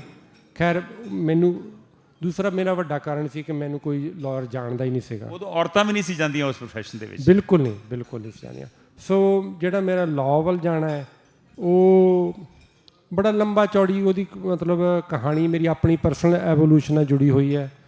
ਅਤੇ ਪਰ ਉਹਦੇ 'ਚ ਮੇਨ 2 ਕਾਰਨ ਸੀ। ਇੱਕ ਤਾਂ ਮੈਂ ਜਦੋਂ ਇੰਜੀਨੀਅਰ ਸੀ ਮੈਨੂੰ ਹਮੇਸ਼ਾ ਹੀ ਕਿਸੇ ਕੰਪਨੀ 'ਚ ਕੰਮ ਕਰਨਾ ਪੈਂਦਾ ਸੀ, ਅਤੇ ਮੈਨੂੰ ਜਿਹੜੇ ਆਲਸੀ ਲੋਕ ਆ ਉਹਨਾਂ ਨਾਲ ਬੜੀ ਵੱਡੀ ਪ੍ਰੋਬਲਮ ਆਉਂਦੀ ਹੈ। ਜਦੋਂ ਤੁਸੀਂ ਇੰਜੀਨੀਅਰਿੰਗ ਕੰਪਨੀ 'ਚ ਕੰਮ ਕਰਦੇ ਹੋ, ਤੁਹਾਡੀ ਟੀਮ ਹੈ, 9 ਜਣੇ ਕੰਮ ਨਹੀਂ ਕਰਦੇ, ਤੁਹਾਨੂੰ ਕੰਮ ਕਰਨਾ ਪੈਂਦਾ, ਕ੍ਰੈਡਿਟ ਸਾਰਾ ਸਾਂਝਾ। ਅਤੇ ਮੈਂ ਉਹ ਕੰਮ ਕਰਨਾ ਚਾਹੁੰਦਾ ਸੀ ਜਿਹੜਾ ਮੈਂ ਖੁਦ ਕਰਾਂ, ਜਿੰਨਾ ਜੀ ਕਰਦਾ ਕਰਾਂ, ਵੱਧ ਕਰਾਂ ਘੱਟ ਕਰਾਂ। ਅਤੇ ਦੂਸਰਾ ਮੈਨੂੰ ਲਾ ਜਿਹੜਾ ਉਹਦਾ ਸੋਸ਼ਲ ਜਸਟਿਸ ਹੈ, ਮੈਂ ਆਪਣੇ ਡਾਕਟਰ ਸੁਲੇਮਾਨ ਉਹਨਾਂ ਦੇ ਪੇਰੈਂਟਸ ਦਾ ਜ਼ਿਕਰ ਹੋਇਆ ਵੀ ਸਟੂਡੈਂਟ ਮੂਵਮੈਂਟ 'ਚ ਰਹੇ, ਮੈਂ ਵੀ ਸਟੂਡੈਂਟ ਮੂਵਮੈਂਟ 'ਚ ਰਿਹਾ ਬਹੁਤ ਉਹਨਾਂ ਤੋਂ ਪਿੱਛੋਂ ਚੰਡੀਗੜ੍ਹ 'ਚ। ਸੋ ਜਿਹੜਾ ਸੋਸ਼ਲ ਜਸਟਿਸ ਦਾ ਮੇਰਾ ਮਾਈਂਡ ਬੈਂਡ ਸੀ ਉਹ ਪਹਿਲਾਂ ਹੀ ਸੀ, ਅਤੇ ਫਿਰ ਮੈਂ ਇਹਨਾਂ ਨੂੰ ਕੰਬਾਈਨ ਕਰਕੇ ਮੈਂ ਲਾਅ 'ਚ ਚਲਾ ਗਿਆ। ਓਕੇ, ਪਰ ਇੱਥੇ ਪੈਂਡੈਂਸੀ ਕਿੰਨੀ ਕਿ ਆਪਣੇ ਕੈਨੇਡਾ ਦੇ ਵਿੱਚ? ਮੈਂ ਇਸ ਕਰਕੇ ਪੁੱਛ ਰਿਹਾ ਵੀ ਇੰਡੀਆ ਦੇ ਵਿੱਚ ਪੈਂਡੈਂਸੀ ਆਫ ਕੇਸਿਸ ਬਹੁਤ ਵੱਡਾ ਇਸ਼ੂ ਆ। ਨਹੀਂ, ਇੱਥੇ ਤਾਂ ਬਹੁਤ ਤੇਜ਼ ਚੱਲਦੇ ਨੇ। ਯਾਦ ਹੋਣਾ ਉਸ ਆਪਣੇ ਜਿਹੜੇ ਕਵੀ ਸੀਗੇ ਸੁਰਜੀਤ ਪਾਤਰ, ਉਹਨਾਂ ਨੇ ਲਿਖਿਆ ਵੀ ਸੀਗਾ ਵੀ ਇਸ ਅਦਾਲਤ 'ਚ ਬੰਦੇ ਬਿਰਖ ਹੋ ਗਏ, ਕੇਸ ਸੁਣਦੇ ਸੁਣਦੇ ਸੁੱਕ ਗਏ। ਸੋ ਇੱਥੇ ਕੀ ਪ੍ਰੋਬਲਮ ਕੀ? ਇੱਕ ਮੇਰਾ ਜਿਹੜਾ ਲਾਅ ਕਰਨ ਦਾ ਇਹੀ ਸੀ ਬਈ ਜਿਹੜਾ ਇੱਥੇ ਲਾਅ ਪ੍ਰੋਫੈਸ਼ਨ ਹੈ, ਮਤਲਬ ਉਹਨੂੰ ਕਹਿੰਦੇ ਨੇ ਵੀ ਆਫੀਸਰ ਆਫ ਦਾ ਕੋਰਟ, ਚਾਹੇ ਤੁਸੀਂ ਕੋਰਟ 'ਚ ਹੋ ਜਾਂ ਬਾਹਰ ਹੋ, ਤੁਹਾਡੇ ਤੋਂ ਉਹੀ ਐਕਸਪੈਕਟੇਸ਼ਨ ਹੁੰਦੀ ਆ। ਅਤੇ ਉਹਦੀ ਮੈਂ ਮਿਸਾਲ ਦਿੰਦਾ। ਮੈਂ ਜਦੋਂ ਲਾਅ ਕੀਤਾ, ਮੈਂ ਕੋਰਟ 'ਚ ਗਿਆ ਤਾਂ ਅਸੀਂ ਇੱਕ ਮੋਸ਼ਨ ਲੈ ਕੇ ਆਂਦਾ, ਉਹਨੂੰ ਕਹਿੰਦੇ ਐਕਸ ਪਾਰਟੇ, ਵੀ ਮਤਲਬ ਅਸੀਂ ਦੂਜੀ ਧਿਰ ਨੂੰ ਦੱਸਿਆ ਹੀ ਨਹੀਂ ਵੀ ਅਸੀਂ ਕੋਰਟ ਜਾ ਰਹੇ ਤੁਹਾਡੇ ਖਿਲਾਫ। ਉਹ ਮਾਮਲਾ ਇੱਦਾਂ ਦਾ ਸੀ ਬੱਚੇ ਦੀ ਸੇਫਟੀ ਦਾ, ਅਤੇ ਮੈਂ ਮੋਸ਼ਨ ਲੈ ਕੇ ਅਸੀਂ ਆਪਣੇ ਡਾਕੂਮੈਂਟਸ ਲੈ ਕੇ ਗਿਆ ਅਤੇ ਐਮਰਜੈਂਸੀ ਜੱਜ ਦੇ ਸਾਹਮਣੇ ਪੇਸ਼ ਹੋਇਆ। ਸੋ ਮੈਂ ਉਹ ਹੁਣ ਜਸਟਿਸ ਵੈਨ ਰੈਨਸਬਰਗ, ਉਹ ਕੋਰਟ ਆਫ ਅਪੀਲ 'ਤੇ ਨੇ ਹੁਣ। ਸੋ ਮੈਨੂੰ ਉਹ ਕਹਿੰਦੇ ਬਈ mister Dylan, I haven't seen you before. And I said, Your Honor, I just started my practice only recently. She said, okay, tell me everything you want and why do you want, but be careful. I should not find something tomorrow that you didn't tell me the truth about. ਮੈਂ ਇੱਕ ਵਾਰੀ ਹਿੱਲ ਗਿਆ ਖੜ੍ਹ ਕੇ ਨਾ। ਸੋ naturally ਇਹ ਇੱਥੇ ਜਿਹੜਾ officer ਦਾ role ਹੈ, ਲਾਇਰ ਦਾ ਰੋਲ ਹੈ, ਜੇ ਤੁਸੀਂ ਜੱਜ ਨੂੰ ਕੁਝ ਕਹਿ ਤਾ ਨਾ, ਜੱਜ ਉੱਤੇ ਕਿੰਤੂ ਪ੍ਰੰਤੂ ਨਹੀਂ ਕਰਦਾ। ਓਕੇ, ਮਤਲਬ ਹਾਂ, ਟਰਸਟ 'ਤੇ ਬੇਸਡ ਹੈ। ਅਤੇ ਜਿਹੜੀ ਤੁਸੀਂ ਕਹਿੰਦੇ ਹੋ ਕੇਸ ਦੀ ਆਮ ਜਿਹੜਾ ਟਿਪੀਕਲ ਕੇਸ ਹੈ ਅਤੇ 2 ਸਾਲ 3 ਸਾਲ 'ਚ ਖਤਮ ਹੋ ਜਾਂਦਾ। ਜਿਹੜਾ ਵੱਡਾ ਕੇਸ ਹੈ, ਜਿਹੜੇ ਛੋਟੇ ਨੇ ਉਹ ਤਾਂ 5-6 ਮਹੀਨੇ 'ਚ ਖਤਮ ਹੋ ਜਾਂਦੇ। ਕਿਉਂਕਿ ਬਹੁਤ ਸਾਰੇ ਕੇਸਿਸ ਤੁਸੀਂ ਪੰਜਾਬੀਆਂ ਦੇ ਡੀਲ ਕਰਦੇ ਜੇ, ਤੁਹਾਨੂੰ ਲੱਗਦਾ ਵਾ ਕਿ ਦੋਵਾਂ ਸਰਕਾਰਾਂ ਦੀ ਲਾਇਰਸ ਇਹਨਾਂ 'ਚ ਆਪਸ 'ਚ ਕੋਆਰਡੀਨੇਸ਼ਨ ਦੀ ਲੋੜ ਆ? ਲੋੜ ਤਾਂ ਜੀ ਬਹੁਤ ਹੈ, ਕਰਨ ਦਾ ਮਨ ਨਹੀਂ ਕਿਸੇ ਦਾ। ਸਾਡੇ ਜਿਹੜੇ ਲਾਜ਼ ਨੇ ਅਤੇ ਸਾਡੇ ਜਿਹੜੇ ਪ੍ਰੈਕਟਿਸਿਸ ਨੇ, ਪ੍ਰੋਸੀਜਰਸ ਨੇ, ਉਹ ਹਾਲੇ ਵੀ ਬ੍ਰਿਟਿਸ਼ ਵੇਲੇ ਦੇ ਨੇ। ਸੋ ਉੱਥੇ ਮੇਰੇ ਖਿਆਲ ਕਿ ਪੂਰੇ 2 ਮਹੀਨੇ ਕੋਰਟ ਬੰਦ ਰਹਿੰਦੀ ਹੈ। ਜੋ ਸਮਰ ਵੈਕੇਸ਼ਨ ਆ ਗਈ, ਹੁਣ ਇਹ ਕ੍ਰਿਸਮਸ ਬ੍ਰੇਕ ਆ ਗਈ, ਇੱਥੇ ਕੋਈ ਬ੍ਰੇਕ ਨਹੀਂ ਆਉਂਦੀ ਹੈ ਨਾ। ਜੱਜ ਇੱਥੇ ਈਵਨ ਜੇ ਐਮਰਜੈਂਸੀ ਹੈ, ਤੁਸੀਂ ਐਤਵਾਰ ਰਾਤ ਨੂੰ ਵੀ ਜੇ ਲੈ ਜਾਓ, ਕੋਈ ਏਡਾ ਵੱਡਾ ਮਾਮਲਾ ਹੈ ਵੀ ਜੱਜ ਕੋਲ ਜਾਣਾ ਹੈ, ਉਹ ਤੁਹਾਨੂੰ ਐਤਵਾਰ ਰਾਤ ਨੂੰ ਵੀ ਜੱਜ ਮੁਹੱਈਆ ਕਰਨਗੇ। ਓਕੇ, ਔਨ ਕਾਲ ਜਿਹਨੂੰ ਕਹਿ ਲਓ ਤੁਸੀਂ। ਸੋ ਕੋਆਪਰੇਸ਼ਨ ਦੀ ਬੜੀ ਸੰਭਾਵਨਾ ਹੈ। ਅਤੇ ਪਰ ਜਿਹੜੇ ਮੇਰੇ ਖਿਆਲ ਪੰਜਾਬ ਦੀਆਂ ਜਾਂ ਇੰਡੀਆ ਦੀਆਂ ਨੇ ਮੁਸੀਬਤਾਂ ਨੇ, ਉਹ ਉਹਨਾਂ ਨੇ ਤਾਂ ਹਾਲੇ ਮੁੱਢਲੇ ਕੰਮ ਨਹੀਂ ਕੀਤੇ। ਉਹਨਾਂ ਨੂੰ ਆਪਣੇ ਲਾਅ ਰਿਫਾਰਮਸ ਕਰਨ ਦੀ ਲੋੜ ਹੈ, ਆਪਣੀਆਂ ਕੋਰਟਸ ਦੀ ਆਰਗੇਨਾਈਜੇਸ਼ਨ ਚੇਂਜ ਕਰਨ ਦੀ ਲੋੜ ਹੈ। ਸੋ ਉਹ ਤਾਂ ਹਾਲੇ ਇਸ ਮਾਮਲੇ 'ਚ ਬਹੁਤ ਪਿੱਛੇ ਨੇ। ਸ਼ੋਰ, ਮੈਂ ਹੁਣ ਇਨਵਾਇਰਮੈਂਟ ਦੀ ਗੱਲ ਕਰਨੀ ਆ। ਪੰਜਾਬ ਦੇ ਵਿੱਚ ਇਨਵਾਇਰਮੈਂਟ ਦੇ ਬਹੁਤ ਵੱਡੇ ਇਸ਼ੂਜ਼ ਆ। ਮੈਂ ਆਪਣੀ ਪ੍ਰੈਜੈਂਟੇਸ਼ਨ ਦੇ ਵਿੱਚ ਦਰਿਆਵਾਂ ਦੀ ਗੱਲ ਕੀਤੀ, ਬੁੱਢੇ ਨਾਲਾਂ ਦੀ ਗੱਲ ਕੀਤੀ, ਡਾਕਟਰ ਸੁਲੇਮਾਨ ਨੇ ਜ਼ੀਰਾ ਸ਼ਰਾਬ ਫੈਕਟਰੀ ਦੀ ਗੱਲ ਕੀਤੀ। ਉੱਥੇ ਬੜੇ ਕਈ ਮਹੀਨਿਆਂ ਤੋਂ ਐਜੀਟੇਸ਼ਨ ਚੱਲ ਰਹੀ ਆ। ਸੋ ਕੈਨੇਡਾ ਦੇ ਵਿੱਚ ਜਿਹੜੇ ਇਹੋ ਜਿਹੇ ਇਨਵਾਇਰਮੈਂਟਲ ਇਸ਼ੂਜ਼ ਆ, ਇੰਡਸਟਰੀਅਲ ਵੇਸਟ ਆ, ਇਹਨਾਂ ਨੂੰ ਇੱਥੇ ਕਿਵੇਂ ਡੀਲ ਕੀਤਾ ਜਾਂਦਾ ਔਰ ਅਸੀਂ ਕੀ ਸਿੱਖ ਸਕਦੇ ਹਾਂ ਇੱਥੋਂ? ਇੱਥੇ ਬੜੇ ਸਟ੍ਰਿਕਟ ਲਾਜ਼ ਨੇ ਜੀ। ਮੈਂ ਤੁਹਾਨੂੰ ਛੋਟੀ ਜਿਹੀ ਮਿਸਾਲ ਦਿੰਦਾ ਬਈ ਆਪਣੇ ਗੁਰਦੁਆਰਾ ਸਾਹਿਬ ਇੱਥੇ ਸੀ, ਉਹਨਾਂ ਦੇ ਕੋਲ ਦੀ ਇੱਕ ਕ੍ਰੀਕ ਲੰਘਦੀ ਹੈ। ਉਹਨਾਂ ਨੇ ਆਪਣੀ ਜਦੋਂ ਤਿਆਰੀ ਵਗੈਰਾ ਕਰ ਰਹੇ ਸੀ ਤਾਂ ਉਹਨਾਂ ਨੇ ਕੁਝ ਮਿੱਟੀ ਕਰੀਕ 'ਚ ਪਾਤੀ। ਉਹ ਜੇ ਤੁਸੀਂ ਕਰੀਕ ਵੇਖੋ ਜਾ ਕੇ ਨਾ, ਮੈਂ ਕਿਹਾ ਤੁਹਾਨੂੰ ਛਾਲ ਵੀ ਨਾ ਮਾਰਨੀ ਪਵੇ, ਉਂਝ ਹੀ ਪੈਰ ਰੱਖ ਕੇ ਟੱਪ ਜਾਓ, ਇੰਨੀ ਛੋਟੀ ਹੈ ਜਦੋਂ ਮੀਂਹ ਨਹੀਂ ਪੈਂਦਾ। ਅਤੇ ਸੋ ਥੋੜ੍ਹੀ ਮਿੱਟੀ ਪਾਤੀ ਉਹਨਾਂ ਨੇ, ਕਰੀਕ ਪੂਰੀ ਨਹੀਂ, ਕਰੀਕ ਨੂੰ ਰੋਕਿਆ ਨਹੀਂ, ਕੁਛ ਨਹੀਂ ਕੀਤਾ, ਉਹ 'ਚ ਮਿੱਟੀ ਚਲੀ ਗਈ। ਉਹਦੀ ਸ਼ਿਕਾਇਤ ਹੋ ਗਈ। ਸਿਟੀ ਨੇ ਮੁੜ ਕੇ ਉਹਨਾਂ ਤੋਂ ਮੇਰੇ ਖਿਆਲ ਉਹਨਾਂ ਨੂੰ $1.5-2 ਲੱਖ ਲਾ ਕੇ ਉਹ ਮਿੱਟੀ ਚੱਕ ਕੇ ਮੁੜ ਕੇ ਪਾਣੀ ਦਾ ਵਹਾਅ ਉਵੇਂ ਕਰਨਾ ਪਿਆ। ਸੋ ਜਿਹੜੇ ਇੱਥੇ ਇਹਨਾਂ ਦੇ ਨੈਚੁਰਲ ਰਿਸੋਰਸਿਸ ਨੇ, ਪਾਣੀ, ਹਵਾ, ਧਰਤੀ, ਉਹਦੇ ਬੜੇ ਸਟ੍ਰਿਕਟ ਲਾਜ਼ ਨੇ। ਤੁਹਾਨੂੰ ਜੇ ਕੋਈ ਜਿਵੇਂ ਤੁਸੀਂ ਈਵਨ ਕਾਰ ਮਕੈਨਿਕ ਦਾ ਗਰਾਜ ਹੈ, ਉਹਨਾਂ ਨੂੰ ਲਾਇਸੈਂਸ ਲੈਣਾ ਪੈਂਦਾ, ਉਹਨਾਂ ਦੀਆਂ ਇਨਸਪੈਕਸ਼ਨ ਹੁੰਦੀਆਂ ਨੇ। ਸੋ ਜਦੋਂ ਉਹਨਾਂ ਨੇ ਵੇਚਣਾ ਹੈ, ਜੇ ਤੁਸੀਂ ਕੋਈ ਟਰੱਕਿੰਗ ਯਾਰਡ ਵੇਚਣਾ ਹੈ, ਕੋਈ ਜਿੱਥੇ ਕੈਮੀਕਲਸ ਡੁੱਲਦੇ ਆ, ਤੁਹਾਨੂੰ ਉਹਦਾ ਇੱਕ ਸਰਟੀਫਿਕੇਟ ਲੈਣਾ ਪੈਂਦਾ, ਉਹਦੀ ਰਿਪੋਰਟ ਲੈਣੀ ਪੈਂਦੀ ਹੈ। ਤੁਹਾਨੂੰ ਕੋਈ ਬੈਂਕ ਲੋਨ ਨਹੀਂ ਦਿੰਦੀ ਜੇ ਨਾ ਕਰੋ। ਸੋ ਇੱਥੇ ਇਹਨਾਂ ਨੇ ਜਿਹੜਾ ਆਪਣਾ ਕੰਮ ਕੀਤਾ, ਕਾਫੀ ਹੋਰ ਵੀ ਹੋ ਸਕਦਾ, ਪਰ ਜਿਹੜਾ ਇੱਥੇ ਵਾਤਾਵਰਣ ਨਾਲ ਜੁੜਿਆ ਹੋਇਆ ਕੰਮ ਹੈ, ਸਾਡੀ ਪਾਣੀ, ਹਵਾ ਅਤੇ ਧਰਤੀ ਦਾ, ਇਹਨਾਂ ਦੇ ਰੂਲ ਕਾਫੀ ਐਡਵਾਂਸ ਨੇ। ਪਰ ਜਿਹੜੀਆਂ ਇੱਥੇ ਲਿਕਰ ਫੈਕਟਰੀਜ਼ ਹੈ ਪਾਰਟੀਕੂਲਰਲੀ, ਸਾਡੇ ਉੱਥੇ ਲਿਕਰ ਫੈਕਟਰੀਜ਼ ਕਰਕੇ ਬਹੁਤ ਵੱਡੀ ਪ੍ਰੋਬਲਮ ਹੈ। ਮੈਨੂੰ ਯਾਦ ਹੈ 2018 'ਚ ਬਿਆਸ ਦੇ ਨੇੜੇ ਕੀੜੀ ਅਫਗਾਨਾ 'ਚ ਜਿਹੜੀ ਇੱਕ ਫੈਕਟਰੀ ਆ, ਉਹਨਾਂ ਨੇ ਆਪਣਾ ਜਿਹੜਾ ਮੋਲਾਸਿਸ ਆ ਉਹ ਸੁੱਟਤਾ, ਜਿਹਦੇ ਕਰਕੇ ਮੇਰੇ ਖਿਆਲ ਹਜ਼ਾਰਾਂ ਦੀ ਤਾਦਾਦ 'ਚ ਬਿਆਸ ਦੀਆਂ ਮੱਛੀਆਂ ਮਰ ਗਈਆਂ, ਨੁਕਸਾਨ ਪਿੰਡਾਂ 'ਚ ਵੀ ਹੋਇਆ। ਔਰ ਜ਼ੀਰਾ ਫੈਕਟਰੀ 'ਤੇ ਆਪਾਂ ਗੱਲ ਕਰ ਹੀ ਰਹੇ ਹਾਂ। ਮੈਂ ਥੋੜ੍ਹੇ ਦਿਨ ਪਹਿਲੋਂ ਡਾਊਨਟਾਊਨ ਗਿਆ, ਜਿੱਥੇ ਸ਼ਾਇਦ ਡਿਸਟਿਲਰੀ ਡਿਸਟ੍ਰਿਕਟ ਬਣੀ ਹੈ, ਜਿੱਥੇ ਬਹੁਤ ਸਾਰੀਆਂ ਈਟਰੀਜ਼ ਆ। ਔਰ ਮੈਂ ਪੁੱਛਿਆ ਕਿ ਇਹ ਡਿਸਟਿਲਰੀ ਡਿਸਟ੍ਰਿਕਟ ਕਿਉਂ ਕਹਿੰਦੇ, ਜਿੱਥੇ ਪੁਰਾਣੀਆਂ ਸ਼ਰਾਬ ਦੀਆਂ ਫੈਕਟਰੀਆਂ ਸੀ। ਸੋ ਮੇਰੇ ਮਨ 'ਚ ਸਵਾਲ ਆਇਆ ਕਿ ਇਹ ਜਦੋਂ ਸ਼ਰਾਬ ਦੀਆਂ ਫੈਕਟਰੀਆਂ ਸੀ ਤਾਂ ਆਪਣਾ ਵੇਸਟ ਕਿੱਥੇ ਸੁੱਟਦੇ ਸੀ? ਉਹਨੂੰ ਸੁੱਟਦੇ ਤਾਂ ਆਪਣੇ ਸੀਵਰੇਜ ਦੇ ਵਿੱਚ ਹੀ ਸੀ, ਪਰ ਉਹਨੂੰ ਟਰੀਟ ਕਰਕੇ, ਹੈ ਨਾ। ਤੁਸੀਂ ਜਿਹੜਾ ਰੌਸ ਉਹਦਾ ਟੌਕਸ ਕੈਮੀਕਲਸ ਹੈ, ਤੁਸੀਂ ਉਹ ਪਾ ਨਹੀਂ ਸਕਦੇ, ਤੁਹਾਨੂੰ ਟਰੀਟਮੈਂਟ ਪਲਾਨ ਲਗਾਉਣਾ ਪੈਂਦਾ। ਇਨਫੈਕਟ ਇੱਥੇ ਤਾਂ ਜਿਹੜੀ ਬਰੂਰੀ 'ਤੇ ਜਾ ਕੇ ਉੱਥੇ ਤੁਸੀਂ ਟਾਈਮ ਬਿਤਾਉਣਾ, ਲੰਚ ਕਰਨਾ, ਉਹ ਇੱਕ ਪਿਕਨਿਕ ਹੈ। ਮਤਲਬ ਇੱਥੇ ਕੈਲੀਡਨ ਦੇ ਵਿੱਚ ਬਰੂਰੀਜ਼ ਨੇ, ਤੁਸੀਂ ਜਾਓ ਤੁਹਾਨੂੰ ਪਤਾ ਨਹੀਂ ਲੱਗਦਾ ਕਿ ਤੁਸੀਂ ਇੱਥੇ ਡਿਸਟਿਲਰੀ 'ਤੇ ਬਰੂਰੀ 'ਤੇ ਬੈਠੇ ਹੋ ਨਾ। ਤੁਹਾਡੇ ਲਾਗੇ ਡਰਮ ਪਏ ਨੇ ਜਿਹ 'ਚੋਂ ਬੀਅਰ ਬਣਾਉਂਦੇ ਆ, ਨਾ ਤੁਹਾਨੂੰ ਕੋਈ ਉਹਦੀ ਸਮੈਲ ਆਉਂਦੀ ਆ, ਨਾ ਤੁਹਾਨੂੰ ਕੋਈ ਦਿਖਦਾ। ਇਨਫੈਕਟ ਇੰਨਾ ਵਧੀਆ ਲੱਗਦਾ ਤੁਹਾਨੂੰ ਤਾਂ ਕਿਸੇ ਆਪਣੇ ਚੀਫ ਮਿਨਿਸਟਰ ਦੀ ਕੋਠੀ ਵਾਂਗੂ ਸਾਫ਼ ਫੁੱਲ ਲੱਗੇ ਹੋਏ ਨੇ, ਬੈਂਚ ਲੱਗੇ ਹੋਏ ਨੇ, ਲੋਕ ਜਾ ਕੇ ਪੈਸੇ ਦੇ ਕੇ ਉੱਥੇ ਟਾਈਮ ਬਿਤਾਉਂਦੇ ਆ। ਇੱਕ ਸਾਡੇ ਪੰਜਾਬ 'ਚ ਬਹੁਤ ਵੱਡਾ ਇਸ਼ੂ ਆ ਲੂਜ਼ਿੰਗ ਫੋਰੈਸਟ ਕਵਰ। ਇਸ ਵੇਲੇ ਆਲਮੋਸਟ 6-7% ਰਹਿ ਗਿਆ ਵਾ। ਔਰ ਮੇਰੇ ਖਿਆਲ ਕੈਨੇਡਾ ਦੇ ਵਿੱਚ ਆਈ ਥਿੰਕ ਯੂ ਆਰ ਬਲੈਸਡ, ਇੱਥੇ ਬਹੁਤ ਜ਼ਿਆਦਾ ਫੋਰੈਸਟਰੀ ਆ, ਪਾਣੀ ਵੀ ਤੁਹਾਡੇ ਕੋਲ ਬਹੁਤ ਆ। ਸੋ ਕਿਵੇਂ ਪ੍ਰੋਟੈਕਟ ਕੀਤਾ ਜਾਂਦਾ ਇੱਥੇ? ਕੀ ਲਾਜ਼ ਆ ਜਿਹੋ ਜਿਹੇ ਲਾਜ਼ ਸਾਨੂੰ ਬਣਾਉਣ ਦੀ ਲੋੜ ਆ? ਹਾਲਾਂਕਿ ਜਿਵੇਂ ਪਤਾ ਲੱਗਾ ਕਿ ਜਿਵੇਂ ਸਿਟੀਜ਼ ਇੱਥੇ ਵੀ ਗਰੋ ਕਰ ਰਹੀਆਂ ਵਾ, ਹੌਲੀ ਹੌਲੀ ਐਗਰੀਕਲਚਰ ਲੈਂਡ ਲੈ ਰਹੀਆਂ ਵਾ ਇੱਥੇ ਵੀ, ਪਰ ਫੋਰੈਸਟ ਕਵਰ ਨੂੰ ਕਿਵੇਂ ਪ੍ਰੀਜ਼ਰਵ ਕਰਦੇ ਤੁਸੀਂ? ਦੇਖੋ ਜੀ, ਕੈਨੇਡਾ ਦਾ ਬਹੁਤਾ ਹਿੱਸਾ ਤਾਂ ਹੈ ਹੀ ਫੋਰੈਸਟ ਹੈ, ਉਹ ਸਰਕਾਰ ਓਨ ਕਰਦੀ ਹੈ, ਉੱਥੇ ਤੁਸੀਂ ਕੱਟ ਹੀ ਨਹੀਂ ਸਕਦੇ। ਜਿੱਥੇ ਫੋਰੈਸਟਰੀ ਪੇਪਰ ਮਿਲ ਵਗੈਰਾ ਨੇ ਉੱਥੇ ਕੱਟਦੇ ਨੇ, ਪਰ ਨਾਲ ਰੀਪਲਾਂਟੇਸ਼ਨ ਹੁੰਦੀ ਹੈ। ਪਰ ਪੰਜਾਬ ਦੇ ਵਿੱਚ ਉਹ ਹੈ ਨਹੀਂ, ਸਾਡੇ ਸਾਰਾ ਖੇਤੀ ਪ੍ਰਧਾਨ ਸੂਬਾ ਹੈ। ਜਿਵੇਂ ਤੁਸੀਂ ਕਿਹਾ ਵੀ ਪੰਜਾਬ ਇੰਡੀਆ ਦੇ ਉਹਨਾਂ ਸੂਬਿਆਂ 'ਚੋਂ ਆ ਜਿੱਥੇ ਸਭ ਤੋਂ ਘੱਟ ਫੋਰੈਸਟ ਏਰੀਆ ਹੈ, ਔਰ ਉਹ ਲਗਾਤਾਰ ਘਟ ਰਿਹਾ। ਮਤਲਬ ਪਿਛਲੇ 20 ਸਾਲਾਂ 'ਚ ਮੈਂ ਅੱਜ ਹੀ ਚੈੱਕ ਕਰ ਰਿਹਾ ਸੀਗਾ,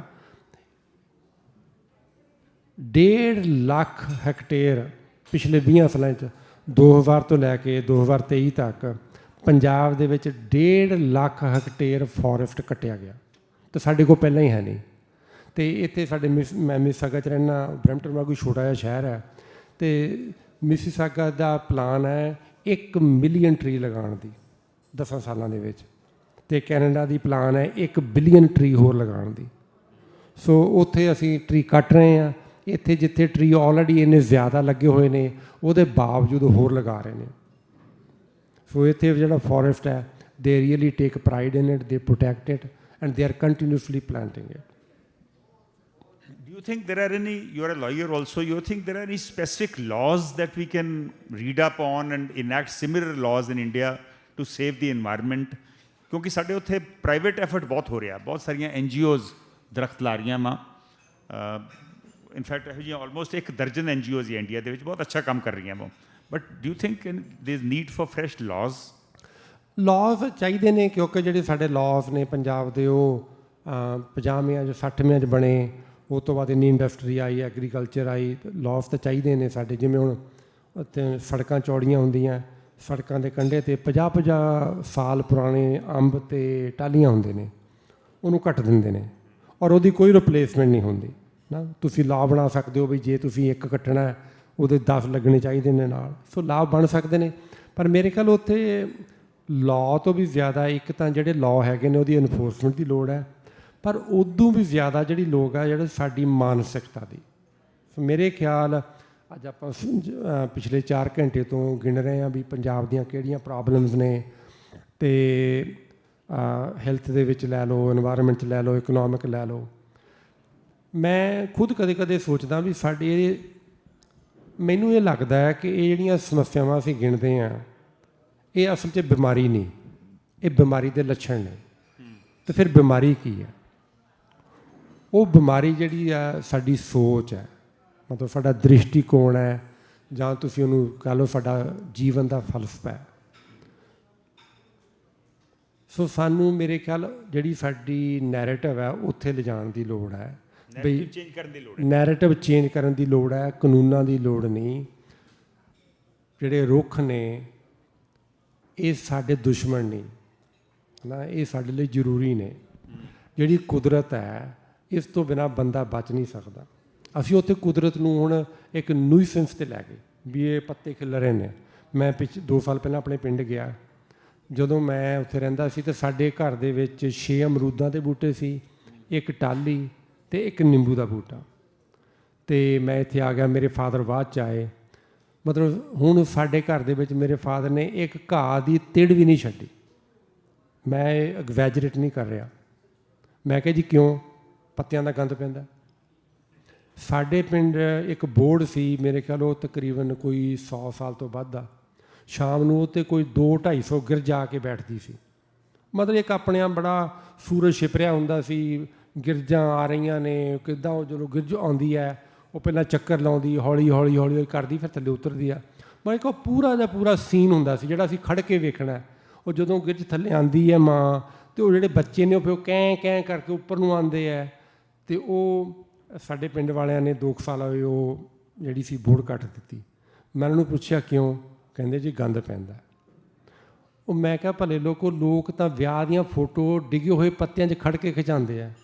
ਤੁਸੀਂ ਜਿੰਨੇ ਵੇਖੋ ਪੁਰਾਣੀਆਂ ਆਪਣੀਆਂ ਫਿਲਮਾਂ ਨੇ, ਜਿੰਨੇ ਸਾਡੇ ਗੀਤ ਹੁੰਦੇ ਸੀ ਫਿਲਮਾਂ ਦੇ, ਬੰਬੇ ਆਪਣੀ ਬਾਲੀਵੁੱਡ ਵਾਲੇ, ਉਹ ਸਾਰੇ ਕਸ਼ਮੀਰ ਦੀਆਂ ਵਾਦੀਆਂ 'ਚ ਪੱਤੇ ਸੀ। ਸਾਡੀ ਮੁੱਕਦੀ ਗੱਲ ਜਿਹੜੀ ਸਾਡੀ ਸੋਚ ਹੈ ਬਈ ਅਸੀਂ ਕੁਦਰਤ ਨੂੰ ਇੱਕ ਆਪਣਾ ਦੁਸ਼ਮਣ ਬਣਾ ਲਿਆ, ਉਹਨੂੰ ਆਪਣਾ ਇੱਕ ਕੰਪੀਟੀਸ਼ਨ ਬਣਾ ਲਿਆ। ਅਤੇ ਸਾਨੂੰ ਇਹ ਦੱਸਣ ਦੀ ਲੋੜ ਹੈ ਕਿ ਕੁਦਰਤ ਦਾ ਬੰਦੇ ਤੋਂ ਬਿਨਾਂ ਗੁਜ਼ਾਰਾ ਹੋ ਸਕਦਾ। ਬੰਦੇ ਦਾ ਕੁਦਰਤ 'ਚ ਕੋਈ ਰੋਲ ਨਹੀਂ। ਜੇ ਕੱਲ੍ਹ ਨੂੰ ਦੁਨੀਆ 'ਚੋਂ ਸਾਰੇ ਬੰਦੇ ਖਤਮ ਹੋ ਜਾਣ, ਸਾਰੇ ਮਨੁੱਖ ਖਤਮ ਹੋ ਜਾਣ, ਤਾਂ ਧਰਤੀ ਦੇ ਚੱਲਣ 'ਤੇ ਇੱਕ ਵਾਲ ਵੀ ਵਿੰਗਾ ਨਹੀਂ ਹੋਣਾ। ਪਰ ਜੇ ਕੁਦਰਤ ਦਾ ਵਾਲ ਵਿੰਗਾ ਹੋ ਗਿਆ ਤਾਂ ਬੰਦੇ ਦਾ ਬਚਾਅ ਨਹੀਂ। ਬਿਲਕੁਲ ਠੀਕ ਹੈ। I think very well said ਕਿ we can't do without nature, we have to respect nature, love nature. Any questions, please? Anything relating to law, anything relating to environment? Ji.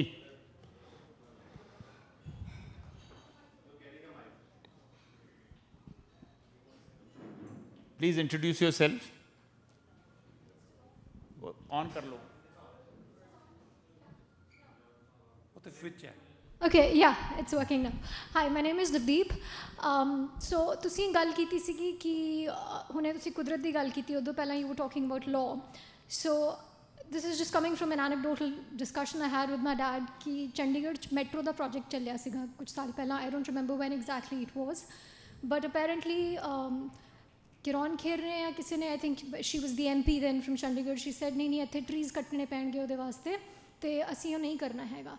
So my father, despite being relatively progressive, I would say quite progressive and very nature friendly, even he said, ਨਹੀਂ ਇਹਦੇ ਨਾਲ ਤਾਂ development ਹਟ ਮੁੱਕਦੀ ਹੈ ਅਤੇ ਇਹ development ਵਾਸਤੇ ਗਲਤ ਹੈ, ਉਹਨੇ ਰੌਲਾ ਪਾ ਲਿਆ ਉਸ ਗੱਲ ਪਿੱਛੇ. So how do you reconcile something like caring for nature versus development, and ਇਹ ਪੰਜਾਬ ਦੇ ਵਿੱਚ ਬਿਲਕੁਲ ਹੀ ਨਹੀਂ ਹੋ ਰਿਹਾ ਜਾਂ ਐਕਸਟ੍ਰੀਮ ਦੇ ਉੱਤੇ ਹੋ ਰਿਹਾ ਹੈ? ਹਾਂਜੀ, ਮੇਰੇ ਖਿਆਲ ਜਿਹੜਾ ਸਾਡਾ ਡਿਵੈਲਪਮੈਂਟ ਦਾ ਨੇਚਰ ਨਾਲ ਕੌਨਫਲਿਕਟ ਹੈ ਨਾ, ਇਹ ਆਰਟੀਫਿਸ਼ੀਅਲ ਹੈ। ਇਹ ਜਿਹੜੀ ਸਾਡੀ ਇਕੋਨਮੀ ਆ, ਜਿਹੜਾ ਸਾਡਾ ਇਕਨੋਮਿਕ ਮਾਡਲ ਹੈ, ਉਹਦਾ ਕ੍ਰੀਏਟ ਕੀਤਾ ਹੋਇਆ ਹੈ। ਕੌਨਫਲਿਕਟ ਦੀ ਲੋੜ ਨਹੀਂ ਹੈ। ਸੋ ਜਿਹੜਾ ਤੁਸੀਂ ਚੰਡੀਗੜ੍ਹ ਦੀ ਮਿਸਾਲ ਦਿੱਤੀ ਅਤੇ ਤੁਸੀਂ ਪੁੱਛ ਰਹੇ ਕਾਨੂੰਨ ਦੀ ਲੋੜ ਹੈ। ਚੰਡੀਗੜ੍ਹ ਸਰਕਾਰ ਨੇ ਮੇਰੇ ਖਿਆਲ 2002 ਦੇ ਵਿੱਚ ਮੈਂਡੇਟਰੀ ਕਰਤਾ ਕਿ ਤੁਸੀਂ ਸੋਲਰ ਪੈਨਲ ਲਗਾਉਣੇ ਆ ਨਾ। ਪਹਿਲਾਂ ਵੱਡੇ ਘਰਾਂ 'ਤੇ ਕੀਤਾ, ਫਿਰ ਛੋਟਿਆਂ 'ਤੇ ਕਰਤਾ। ਹੁਣ ਅੱਜ ਦੇ ਦਿਨ ਦੇ ਵਿੱਚ ਚੰਡੀਗੜ੍ਹ 75 ਮੈਗਾਵਾਟ ਬਿਜਲੀ ਪ੍ਰੋਡਿਊਸ ਕਰਦਾ ਉਹਨਾਂ ਸੋਲਰ ਪੈਨਲ ਤੋਂ। ਇਵੇਂ ਹੀ ਤੁਸੀਂ ਪਾਣੀ ਦੀ ਗੱਲ ਕੀਤੀ, ਜੈ ਲਲਿਤਾ ਨੇ ਤਾਮਿਲਨਾਡੂ ਦੇ ਵਿੱਚ 1996 ਦੇ ਵਿੱਚ ਲਾਅ ਬਣਾਤਾ ਸੀ ਵੀ ਹਰੇਕ ਘਰ, ਹਰੇਕ ਕੌਂਡੋ ਬਿਲਡਿੰਗ, ਜਿਹੜਾ ਵੀ ਕੋਈ ਕੰਪਲੈਕਸ ਹੈ, ਉਹਨਾਂ ਨੇ ਆਪਣਾ ਜਿੰਨਾ ਵੀ ਰੇਨ ਵਾਟਰ ਹੈ ਉਹਨੂੰ ਕੈਪਚਰ ਕਰਕੇ ਧਰਤੀ ਦਾ ਗਰਾਊਂਡ ਵਾਟਰ ਰੀਚਾਰਜ ਕਰਨਾ। ਅਤੇ ਸਾਡੇ ਪੰਜਾਬ 'ਚ ਹਾਲੇ ਵੀ ਕਾਨੂੰਨ ਹੈ ਨਹੀਂ। ਸੋ ਅਸੀਂ ਉਹਨੂੰ ਕੈਨੇਡਾ ਨਾਲ ਕੰਪੇਅਰ ਤਾਂ ਕੀ ਕਰਨਾ, ਅਸੀਂ ਤਾਮਿਲਨਾਡੂ ਤੋਂ ਵੀ 30 ਸਾਲ ਪਿੱਛੇ ਹਾਂ। ਔਰ ਜੈ ਲਲਿਤਾ ਦੇ ਬਾਰੇ ਬੜੇ ਸਕੈਂਡਲ ਆਏ, ਉਹ ਕੋਈ ਇੰਡੀਆ ਦੀ ਸਭ ਤੋਂ ਵਧੀਆ ਪੋਲੀਟੀਸ਼ੀਅਨ ਨਹੀਂ ਸੀ। ਸੋ ਜਿਹੜਾ ਸਾਡਾ ਪੰਜਾਬ ਦਾ ਹੈ, ਇੱਕ ਗੱਲ ਮੈਨੂੰ ਬੜੀ ਬੌਦਰ ਕਰਦੀ ਹੈ, ਡਾਕਟਰ ਸਵੈਮਾਨ ਨੇ ਵੀ ਕਿਹਾ ਵੀ ਸਾਡਾ ਇਤਿਹਾਸ ਬੜਾ ਵਧੀਆ ਔਰ ਹੈ ਨਾ। ਬੜੀਆਂ ਦੂਰ ਜਾਣ ਦੀ ਲੋੜ ਨਹੀਂ। ਤੁਸੀਂ ਜਿੰਨੀਆਂ ਵੀ ਇੰਡੀਆ ਦੇ ਵਿੱਚ ਸਾਊਥ ਏਸ਼ੀਆ 'ਚ ਮੂਵਮੈਂਟਸ ਚੱਲੀਆਂ ਪਿਛਲੇ 1000 ਸਾਲ 'ਚ, ਤੁਸੀਂ ਉਹਨੂੰ ਭਗਤੀ ਮੂਵਮੈਂਟ ਤੋਂ ਸ਼ੁਰੂ ਕਰ ਲਓ। ਬਾਅਦ 'ਚ ਸਾਡਾ ਸਿੱਖ ਧਰਮ ਹੈ, ਉਹ ਤੋਂ ਬਾਅਦ ਤੁਸੀਂ ਉਹਨੂੰ ਗਦਰ, ਜਿਹੜਾ 57 ਦਾ ਗਦਰ ਹੈ, ਉਹ ਤੋਂ ਬਾਅਦ ਸਾਡਾ ਫਰੀਡਮ ਸਟਰਗਲ ਹੈ। ਉਹਨਾਂ ਸਾਰੀਆਂ ਮੂਵਮੈਂਟਸ ਦੇ ਵਿੱਚ ਪੰਜਾਬ ਨੇ ਅਤੇ ਪੰਜਾਬੀਆਂ ਨੇ ਹਮੇਸ਼ਾ ਆਪਣੀ ਵਸੋਂ ਤੋਂ ਵੱਧ ਹਿੱਸਾ ਪਾਇਆ। ਸੋ ਇਹ ਮੀਅਰ ਕੌਨਫੀਡੈਂਟ ਨਹੀਂ ਹੋ ਸਕਦਾ। ਸੋ ਕਿਹੜੀ ਚੀਜ਼ ਸੀ ਜਿਹੜੀ ਸਾਨੂੰ ਇੰਨੀ ਜ਼ਿਆਦਾ ਐਨਰਜੀ ਜਾਂ ਇੰਨਾ ਜ਼ਿਆਦਾ ਸਾਨੂੰ ਥਾਟ ਦਿੰਦੀ ਸੀ ਕਿ ਅਸੀਂ ਮਤਲਬ ਆਪਣੇ ਪੰਜਾਬ ਹੀ ਨੂੰ ਨਹੀਂ, ਅਸੀਂ ਪੂਰੇ ਸਬ ਕੌਂਟੀਨੈਂਟ ਨੂੰ ਲੀਡ ਕਰਦੇ ਰਹੇ। ਮੈਂ ਇੱਕ ਵਾਰੀ ਪੜ੍ਹਿਆ, ਮੈਂ ਪ੍ਰੋਫੈਸਰ ਪੂਰਨ ਸਿੰਘ ਉਹਨਾਂ ਦੀ ਜੀਵਨੀ ਪੜ੍ਹਦਾ ਸੀ, ਜੇ ਨਹੀਂ ਪੜ੍ਹੀ ਤਾਂ ਪੜ੍ਹਨ ਵਾਲੀ ਹੈ, ਤੁਸੀਂ ਪੜ੍ਹਨਾ। ਉਹਨਾਂ ਨੇ ਮਿਸਾਲ ਦਿੱਤੀ ਬਈ 1891 ਦੇ ਵਿੱਚ ਵੀ ਜਦੋਂ ਲਾਹੌਰ ਰਹਿੰਦੇ ਸੀ ਅਤੇ ਬਈ ਉੱਥੇ ਸਵਾਮੀ ਦਇਆਨੰਦ ਜਿਹੜੇ DAV ਕਾਲਜਾਂ ਵਾਲੇ, ਉਹ ਆਏ ਗੁਜਰਾਤ ਤੋਂ, ਅਤੇ ਉੱਥੇ ਉਹਨਾਂ ਦੀ ਸਨਾਤਨੀ ਧਰਮਾਂ ਦੇ ਪੰਡਤਾਂ ਨਾਲ ਬਹਿਸ ਹੁੰਦੀ ਸੀਗੀ ਫਲਸਫੇ 'ਤੇ, ਬਈ ਸਨਾਤਨ ਧਰਮ ਦਾ ਫਲਸਫਾ ਵਧੀਆ ਜਾਂ ਜਿਹੜਾ ਆਰੀਆ ਸਮਾਜ ਜਿਹੜਾ ਵੇਦਾਂ ਨੂੰ ਪਹਿਲ ਦਿੰਦਾ ਉਹ ਵਧੀਆ। ਪਿਓਰ ਫਲਸਫੇ ਦੀ ਗੱਲ ਹੈ। ਅਤੇ ਉਹ ਬਹਿਸ ਇੰਝ ਹੁੰਦੀ ਸੀ ਵੀ ਜਿਹੜਾ ਉੱਥੇ ਦੁਸ਼ਹਿਰਾ ਗਰਾਊਂਡ ਸੀ, ਲੋਕ ਆਪਣੀ ਰੋਟੀ ਖਾ ਕੇ ਦੁਕਾਨਾਂ ਬੰਦ ਕਰਕੇ ਸ਼ਾਮ ਨੂੰ 8 ਵਜੇ ਆ ਜਾਂਦੇ ਸੀ, ਅਤੇ ਸਾਰੀ ਰਾਤ ਪੰਡਤ ਅਤੇ ਵਿਵੇਕਾਨੰਦ ਬਹਿਸ ਕਰਦੇ ਸੀ, ਅਤੇ ਉਹ 15 ਦਿਨ ਬਹਿਸ ਚੱਲੀ। ਮੈਨੂੰ ਖੁਸ਼ੀ ਨਾਲ ਕਈ ਰਾਤਾਂ ਨੀਂਦ ਨਹੀਂ ਆਈ ਵੀ ਉਹ ਧਰਤੀ ਸੀ ਜਿੱਥੇ 15 ਦਿਨ ਪਿਓਰ ਫਲਸਫੇ 'ਤੇ ਬਹਿਸ ਹੁੰਦੀ ਰਹੀ, ਜਿਸ 'ਚ ਆਮ ਲੱਖਾਂ ਲੋਕ ਸੁਣਦੇ ਸੀ। ਅਤੇ ਫਿਰ ਮੈਂ ਜਦੋਂ ਅੱਜ ਦੇ ਪੰਜਾਬ 'ਤੇ ਵੇਖਦਾ, ਮੈਂ ਸੁਖਬੀਰ ਬਾਦਲ ਵੱਲ ਦੇ ਵੇਖਦਾ ਵੀ ਕੀ ਇਹ ਉਹੀ ਪੰਜਾਬ ਹੈ? ਮੈਂ ਤਾਂ ਨਹੀਂ ਮੰਨਦਾ ਇਹ ਉਹੀ ਪੰਜਾਬ ਹੈ। ਬੀਬੀ ਜਗੀਰ ਕੌਰ ਜਿਹਨੇ ਆਪਣੀ ਕੁੜੀ ਦੇ ਕਤਲ 'ਚ ਜੇਲ੍ਹ ਕੱਟੀ, ਉਹ ਤੁਹਾਡੀ ਗੁਰਦੁਆਰਾ ਕਮੇਟੀ ਦੀ ਪ੍ਰਧਾਨ ਹੋਵੇ, ਅਤੇ ਫਿਰ ਤੁਸੀਂ ਦ੍ਰਿਸ਼ਟੀਕੋਣ ਦੀ, ਧਰਮ ਦੀ, ਫਲਸਫੇ ਦੀ ਕਿਹੜੀ ਗੱਲ ਕਰਦੇ ਹੋ? ਜਿਹੜੀਆਂ ਸਾਡੀਆਂ ਸਮੱਸਿਆਵਾਂ ਜੁੜੀਆਂ ਹੋਈਆਂ ਨੇ, ਸਿਹਤ ਦੀਆਂ, ਵਾਤਾਵਰਣ ਦੀਆਂ, ਕਲਾਈਮੇਟ ਦੀਆਂ, ਈਵਨ ਕਰਪਸ਼ਨ ਦੀਆਂ, ਇਹ ਮੈਨੂੰ ਇੰਝ ਲੱਗਦਾ ਇਹ ਲੱਛਣ ਨੇ ਬਿਮਾਰੀਆਂ ਨਹੀਂ, ਬਿਮਾਰੀ ਕਿਤੇ ਹੋਰ ਪਈ ਹੈ। ਅਤੇ ਬਿਮਾਰੀ ਜਿਹੜੀ ਹੈ ਉਹ ਸਾਡਾ ਜਿਹੜਾ ਜੇ ਸਾਨੂੰ ਜਾਂ ਮੈਨੂੰ ਤੁਸੀਂ ਆਪਣੇ ਆਪ 'ਤੇ ਲੈ ਲਓ, ਜੇ ਮੈਨੂੰ ਇਹ ਨਹੀਂ ਪਤਾ ਕਿ ਮੈਂ ਕੌਣ ਹੈ, ਮੈਂ ਕਿੱਥੋਂ ਆਇਆ, ਅਤੇ ਮੈਨੂੰ ਇਹ ਕਿਵੇਂ ਪਤਾ ਚੱਲੇਗਾ ਮੈਂ ਕਿੱਥੇ ਜਾਣਾ? ਸੋ ਸਾਡੀ ਸਮੱਸਿਆ ਉਹ ਹੈ, ਅਤੇ ਸਾਨੂੰ ਮੇਰੇ ਖਿਆਲ ਉੱਤੇ ਫੋਕਸ ਕਰਨ ਦੀ ਲੋੜ ਹੈ ਕਿ ਅਸੀਂ ਕੌਣ ਹੈ। ਬੜਾ ਵੱਡਾ ਸਵਾਲ ਹੈ, ਇਹ 'ਚ ਧਰਮ ਵੀ ਸ਼ਾਮਲ ਹੈ, ਸਾਡਾ ਲਿਟਰੇਚਰ ਵੀ ਸ਼ਾਮਲ ਹੈ, ਸਾਡੀ ਜੋਗਰੀ ਵੀ ਸ਼ਾਮਲ ਹੈ। ਸੋ ਇਹ ਗੱਲ ਮੈਨੂੰ ਬੌਦਰ ਕਰਦੀ ਵੀ ਜਦੋਂ ਮੈਂ 1800 ਦਾ ਜਿਹੜਾ ਪੰਜਾਬ ਸੀ, ਉਦੋਂ ਪਹਿਲਾਂ ਦਾ ਸੀ, ਜਿੱਥੇ ਇੰਨੀਆਂ ਵੱਡੀਆਂ ਵੱਡੀਆਂ ਗੱਲਾਂ ਹੋਈਆਂ ਸੀ। ਇਹ ਆਮ ਤੌਰ 'ਤੇ ਸਾਡੇ ਕਲੀਸ਼ੇ ਬਣਿਆ ਹੋਇਆ ਜੀ, ਅਸੀਂ ਗੁਰੂਆਂ, ਪੀਰਾਂ, ਪੈਗੰਬਰਾਂ, ਰਿਸ਼ੀਆਂ ਮੁਨੀਆਂ ਦੀ ਧਰਤੀ ਹਾਂ। ਕੋਈ ਅੱਜ ਦੇ ਪੰਜਾਬ 'ਚ ਕੋਈ ਰਿਸ਼ੀ ਮੁਨੀ, ਕੋਈ ਗੁਰੂ, ਪੀਰ, ਪੈਗੰਬਰ ਦਿਖਦਾ ਤੁਹਾਨੂੰ? ਫਿਰ ਕੀ ਹੋਇਆ ਅਤੇ ਕਦੋਂ ਹੋਇਆ? ਸੋ ਸਾਨੂੰ ਉੱਥੇ ਆਪਣਾ ਜਿਹੜਾ ਸਾਡਾ ਨੈਰੇਟਿਵ ਹੈ ਨਾ, ਸਾਨੂੰ ਉੱਥੇ ਲਿਆਉਣ ਦੀ ਲੋੜ ਹੈ। ਬਿਲਕੁਲ। But talking about metro, let me take that, add to what has been said here. I have been following up that project since a very long time. I remember when I was the editor of the Indian Express way back in 1995, I had first proposed, I had just come back from the United States, I had proposed a metro in Chandigarh. Chandigarh metro, koi issue nahi hai, it is not an environment versus development issue at all. Had it been planned at that point of time, 80% of the metro would have been on ground. No damage to the environment at all. Unfortunately, there were no takers. Nobody thought about it. It was lack of vision all these years. Or suddenly, as ਵੇਲੇ ਅਸੀਂ ਹੁਣ metro ਦੀ ਗੱਲ ਕਰ ਰਹੇ ਹਾਂ, yes, there will be huge environmental degradation at this point of time. I wish we had planned it at the right time in Chandigarh. So, as ਵੇਲੇ, I think Kiran Kher doesn't understand. She lives in Bombay. She comes from Chandigarh, but I don't think she understands the city. I unfortunately have to say that. We'll take the last question and then wind up. Yes. Good to see the ladies' table being active. Thank you so much, actually. Sandhu Saab and I'm a very big fan of Sandhu Saab. However, we worked together in the media for a few years. And whenever I go to Chandigarh, when I go to India, I go to Punjab, I only go because of this family, beautiful family. And thank you for bringing this initiative here, which is really, really required. I am Navni Sharma. I'm the founder director of Cancer Warrior Canada Foundation. I have been living in Canada, which is not the same Canada again. I think we all agree, for last 20 years. I came with the 2 luggages and 2 small kids when they were 3 and 5. Again, Dr. Saab, thank you so much, because being a mother, you know, whatever you said, that the culture we need to embrace in them. And I have 2 big boys now. They're army people, lieutenant and second lieutenant, and I'm so proud they're serving this country, beautiful country. But one question here, because when we came, the things were really different. We came here as immigrants on the points basis. Canada was really different. Now, because I'm from Delhi, I love Punjab because my background is from Punjab. When we talk about Punjab, Delhi, India, not specifically Punjab, when we talk about India, we have immigration. I know Harkirat is also here, and I think you must take this to your government as well, that immigration is there is no integration. Do even people know what to expect when they go, they want to come here? Like 2-year struggle, 5-year struggle, or whatever the struggles are.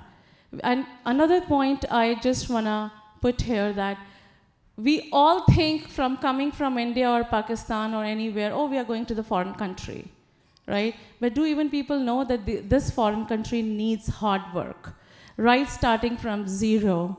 All the Western culture has gone to our countries back home. But the good parts, like awareness of the things, like when we talk about not only mental health, even the awareness of autism, awareness of Down syndromes, has not gone there. Is it the fault of the education system in our back homes? Or this is something we are not sending the right message from here? You know, when it comes to ki ਬਾਹਰੋਂ ਤੇ ਜਿਹੜੇ ਆਣਗੇ ਕੱਪੜੇ ਸੋਹਣੇ ਹੋਣਗੇ ਜੀ, ਇਹ ਹੋਏਗਾ, you know, ਉਹਨਾਂ ਕੋਲ ਡਾਲਰ ਹੋਣਗੇ. But are we sending the right message from here? Because I'm not in India anymore for many years, specifically in Punjab, because we hear so much, oh, Punjab has a great fashion, Ludhiana has a great fashion and all that. Why right message is not going there, and the government or the system is not doing anything there about the integration? Thank you. Would you like to comment on that? I think ਮੇਰੀ ਤਾਂ ਕੋਈ qualification ਨਹੀਂ ਕਿਸੇ ਬਾਰੇ ਵੀ. ਮੇਰੇ ਖਿਆਲ ਇਹ question ਜਿਹੜੇ ਸਾਡੇ ਪੋਲੀਟੀਕਲ ਲੀਡਰ ਨੇ ਉਹਨਾਂ ਲਈ ਜ਼ਿਆਦਾ ਢੁਕਵਾਂ. ਸੋ ਮੇਰੇ ਖਿਆਲ ਹਰਕੀਰਤ ਵਾਲੀ ਤੁਸੀਂ ਬਾਅਦ 'ਚ ਉਹਨੂੰ ਪੁੱਛ ਲੈਣਾ. ਮੈਨੂੰ ਇੱਥੇ ਰਹਿੰਦੇ ਨੂੰ 37 ਸਾਲ ਹੋ ਗਏ ਜੀ. ਮੈਂ ਬੜੀਆਂ ਵੇਵਸ ਦੇਖੀਆਂ. ਮੈਂ ਉਹ ਟਾਈਮ ਵੀ ਵੇਖਿਆ ਜਦੋਂ ਲੋਕ ਕਹਿੰਦੇ ਸੀ ਰਿਫਿਊਜੀ ਆ ਗਿਆ ਜੀ, ਉਹਨਾਂ ਨੇ ਸਾਡਾ ਮਤਲਬ ਕਮਿਊਨਿਟੀ ਦਾ ਹੀ ਅਕਸ ਵਿਗਾੜ ਦਿੱਤਾ. ਸੋ ਇਹ ਜਿਹੜੀਆਂ ਬੜੀਆਂ ਥੋੜ੍ਹੀ ਦੇਰ ਚੱਲਣ ਵਾਲੀਆਂ ਹੁੰਦੀਆਂ. ਔਰ ਮੇਰੇ ਖਿਆਲ ਇਹ ਇਮੀਗ੍ਰੈਂਟ ਸਾਈਕੋਲੋਜੀ ਦਾ ਹਿੱਸਾ ਹੈ ਵੀ ਜਦੋਂ ਅਸੀਂ ਦਰਵਾਜ਼ੇ 'ਚ ਵੜ ਜਾਂਦੇ ਹਾਂ ਤਾਂ ਅਸੀਂ ਉਹਨੂੰ ਬੰਦ ਕਰਨਾ ਚਾਹੁੰਦੇ ਹਾਂ. ਮੈਂ ਹਰੇਕ ਬੰਦਾ ਇਹ ਸੋਚਦਾ ਕਿ ਮੈਂ ਕੈਨੇਡਾ ਆਉਣ ਵਾਲਾ ਆਖਰੀ ਚੰਗਾ ਬੰਦਾ ਸੀ ਅਤੇ ਮੇਰੇ ਤੋਂ ਬਾਅਦ ਕੋਈ ਨਹੀਂ ਆਇਆ ਅਤੇ ਨਾ ਆਉਣਾ. ਸੋ ਇਹ ਬੜੀਆਂ ਲਿਖਿਆ ਹੋਇਆ ਡਿਬੇਟਸ ਨੇ. ਸੋ ਮਤਲਬ ਸਟਰਗਲ ਕਰਦੇ ਨੇ ਲੋਕ, ਆਉਂਦੇ ਨੇ ਲੈਕ ਆਫ ਐਜੂਕੇਸ਼ਨ. ਤੁਸੀਂ ਇੰਡੀਆ ਪੰਜਾਬ ਦੇ ਪੁੱਛਿਆ. So it's a very big debate. ਪਰ ਮੈਂ ਹੁਣ ਆਲਮੋਸਟ ਆਪਾਂ ਐਂਡ 'ਤੇ ਹੀ ਹਾਂ. ਮੈਂ 1-2 ਗੱਲਾਂ ਇਹਨੂੰ ਰੈਪ ਅਪ ਕਰਨਾ ਚਾਹੁੰਦਾ. ਬਈ ਮੈਂ ਕਿਹਾ ਰਛਪਾਲ ਕੌਰ ਉਹਨਾਂ ਨੇ ਕਿਹਾ ਸੀ, ਚਲੋ ਚਲੇ ਗਏ. ਬਈ ਮੈਨੂੰ ਕਦੇ ਲੱਗਦਾ ਕਿ ਅਸੀਂ ਗੱਲਾਂ ਬਹੁਤ ਕਰਦੇ ਹਾਂ, ਕੰਮ ਨਹੀਂ ਕਰਦੇ. ਅਸੀਂ ਕੌਨਕਲੇਵ ਕਰ ਲਾਂਗੇ, ਇੱਥੇ ਅਸੀਂ ਨਗਰ ਕੀਰਤਨ ਕਰਦੇ ਹਾਂ, ਵੱਡੇ ਵੱਡੇ ਡਾਕਟਰ ਸਵੈਮਾਨ ਇੱਕ ਮਨੁੱਖ ਨੇ, ਇੱਕ ਜੋ ਕੁਛ ਉਹਨਾਂ ਨੇ ਪਿਛਲੇ 3 ਸਾਲਾਂ 'ਚ ਕੀਤਾ 500 ਦਾ। ਮੈਂ ਮੰਨਦਾ ਵੀ ਹਰੇਕ ਬੰਦਾ ਐਡਾ ਵੱਡਾ ਲੀਡਰ ਨਹੀਂ ਬਣ ਸਕਦਾ ਜਿੱਡੇ ਉਹ ਨੇ, ਪਰ ਤੁਸੀਂ ਸਾਰੇ ਲੀਡਰ ਹੋ। ਤੁਸੀਂ ਡਾਕਟਰ ਸਵੈਮਾਨ ਦੇ ਕੰਮ ਦੇ ਬਰਾਬਰ ਨਹੀਂ ਕਰ ਸਕਦੇ, ਪਰ ਤੁਸੀਂ ਉਦੋਂ ਅੱਧਾ ਉਦੋਂ ਪੌਣਾ ਕੁਛ ਨਾ ਕੁਛ ਕਰ ਸਕਦੇ ਹੋ। ਪਰ ਇਹ ਸਾਡੇ ਦੇ ਵਿੱਚ ਇਹ ਕਿੱਥੋਂ ਆਈ, ਕਿਵੇਂ ਆਈ, ਮੈਨੂੰ ਨਹੀਂ ਪਤਾ। ਇਹ ਬਿਰਤੀ ਕਿ ਬੜਾ ਆਮ ਜਿਹਾ ਸੁਭਾਅ ਹੁੰਦਾ ਵੀ ਤੁਸੀਂ ਬੈਠੇ ਕਿਸੇ ਦੇ ਘਰ ਖਾਣਾ ਖੂਣਾ ਖਾ ਲਿਆ ਜਦੋਂ ਤੁਹਾਡਾ, ਅਤੇ ਜੇ ਕੋਈ ਪੀਂਦਾ ਪੀ ਲਿਆ ਤਾਂ ਫਿਰ ਹੈ ਨਾ ਨਿੰਦਿਆ ਸ਼ੁਰੂ ਹੋ ਜਾਂਦੀ ਹੈ। ਪਹਿਲਾਂ ਤੁਸੀਂ ਨਿੰਦਿਆ ਕਰਦੇ ਹੋ ਆਪਣੇ ਉਹ ਰਿਸ਼ਤੇਦਾਰ ਦੀ ਜਿਹੜਾ ਉੱਥੇ ਨਹੀਂ ਹੁੰਦਾ, ਫਿਰ ਤੁਸੀਂ ਨਿੰਦਿਆ ਕਰਦੇ ਹੋ ਗੁਰਦੁਆਰਿਆਂ ਦੀ, ਫਿਰ ਤੁਸੀਂ ਨਿੰਦਿਆ ਕਰਦੇ ਹੋ ਲਿਬਰਲ ਪਾਰਟੀ ਦੀ, ਕੰਜ਼ਰਵੇਟਿਵ ਪਾਰਟੀ ਦੀ, ਫਿਰ ਜਦੋਂ ਹੋਰ 4 ਪੈਗੇ ਲੱਗ ਜਾਂਦੇ ਫਿਰ ਤੁਸੀਂ ਅਕਾਲੀਆਂ ਪਿੱਛੇ ਪੈ ਜਾਂਦੇ ਹੋ, ਫਿਰ ਕਾਂਗਰਸੀਆਂ ਪਿੱਛੇ। ਮਤਲਬ ਉੱਥੇ ਨਾ ਨਿੰਦਿਆ ਦਾ ਕੜਾ ਵਰਤਦਾ 3-4 ਘੰਟੇ, ਔਰ ਬਹੁਤ ਸਿਕਨਿੰਗ ਹੁੰਦਾ ਉਹ ਨਾ। ਔਰ ਮੈਂ ਇਹ ਮਜ਼ਾਕ ਦੀ ਗੱਲ ਨਹੀਂ ਕਰਨਾ, ਮੇਰੇ ਨਾਲ ਵਾਪਰਿਆ। ਔਰ ਮੈਂ ਆਪਣੇ ਪਰਿਵਾਰ 'ਚ ਕਿਹਾ, ਜਿੱਥੋਂ ਮੇਰਾ ਕੰਮ ਸ਼ੁਰੂ ਹੋਇਆ, ਮੈਂ ਕਿਹਾ ਜੀ ਜੇ ਤੁਸੀਂ ਨਿੰਦਿਆ ਕਰਨੀ ਮੈਂ ਤੁਹਾਡੇ 'ਚ ਨਹੀਂ ਬੈਠਣਾ, ਤੁਸੀਂ ਮੈਨੂੰ ਇਹ ਦੱਸੋ ਤੁਸੀਂ ਕੀ ਚੰਗਾ ਕੰਮ ਕੀਤਾ। ਮਤਲਬ ਜੇ ਮੇਰੀ ਇਹੀ ਡਿਫੈਂਸ ਹੈ ਕਿ ਮੈਂ ਜੀ ਆਪਣੇ ਨਿਆਣੇ ਪਾਲੇ, ਮੈਂ ਆਪਣਾ ਕੈਰੀਅਰ ਬਿਲਡ ਕੀਤਾ, ਮੈਂ ਆਪਣਾ ਕਾਰੋਬਾਰ ਚਲਾਇਆ, ਅਤੇ ਇਹ ਤਾਂ ਕੋਈ ਵੱਡੀ ਪ੍ਰਾਪਤੀ ਨਹੀਂ, ਇਹ ਤਾਂ ਸਾਰੀ ਦੁਨੀਆ ਕਰਦੀ ਹੈ। ਇਹਦੇ ਕਰਕੇ ਮੈਨੂੰ ਇਹ ਹੱਕ ਨਹੀਂ ਮਿਲਦਾ ਕਿ ਮੈਂ ਸਾਰਿਆਂ ਨੂੰ ਇੱਕੋ ਧਿਰ ਤੋਂ ਵੜ ਕੇ ਉਹਨਾਂ ਦੀ ਨਿੰਦਿਆ ਸ਼ੁਰੂ ਕਰਦਾ ਨਾ। ਮੈਂ ਸਹਿਮਤ ਹਾਂ ਜਿਹੜੀਆਂ ਗੱਲਾਂ ਪਾਰਟੀਆਂ ਦੀਆਂ, ਗੁਰੂ ਘਰਾਂ ਦੀਆਂ, ਉਹ ਉਹਨਾਂ ਦਾ ਕ੍ਰਿਟਿਸਿਜ਼ਮ ਬਣਦਾ, ਪਰ ਤੁਸੀਂ ਨਿਰੋਲ ਇੱਕ ਇਹੀ ਲੱਕ ਬੰਨ੍ਹ ਲਓ ਬਈ ਸਵੇਰ ਤੋਂ ਲੈ ਕੇ ਸ਼ਾਮ ਤੱਕ ਹਰ ਕਿਸੇ ਨੂੰ ਨਿੰਦਣਾ ਹੀ ਤੁਹਾਡਾ ਧਰਮ ਹੈ। ਮੈਂ ਕਿਹਾ ਇਹ ਸਾਨੂੰ ਇੱਕ ਬਿਮਾਰੀ ਹੈ। ਸੋ ਜੇ ਤੁਸੀਂ ਅੱਜ ਇੱਥੋਂ ਹੋਰ ਕੁਛ ਨਹੀਂ ਲਿਜਾ ਸਕਦੇ ਨਾ, ਜਿੰਨੀਆਂ ਗੱਲਾਂ ਕਹੀਆਂ ਤੁਸੀਂ ਸਾਰੀਆਂ ਭੁੱਲ ਜਾਓ। ਜੋ ਤੁਸੀਂ ਇੱਕ ਗੱਲ ਲੈ ਜਾਓ ਕਿ ਰਾਤ ਨੂੰ ਸੌਣ ਤੋਂ ਪਹਿਲਾਂ ਇੱਕ ਸਵਾਲ ਪੁੱਛੋ ਕਿ ਮੈਂ ਅੱਜ ਆਪਣੇ ਪਰਿਵਾਰ ਨੂੰ ਪਾਲਣ ਤੋਂ ਇਲਾਵਾ ਕੀ ਕੀਤਾ, ਅਤੇ ਸਾਡੀ ਤਬਦੀਲੀ ਉਦੋਂ ਹੀ ਸ਼ੁਰੂ ਹੋ ਜਾਏਗੀ।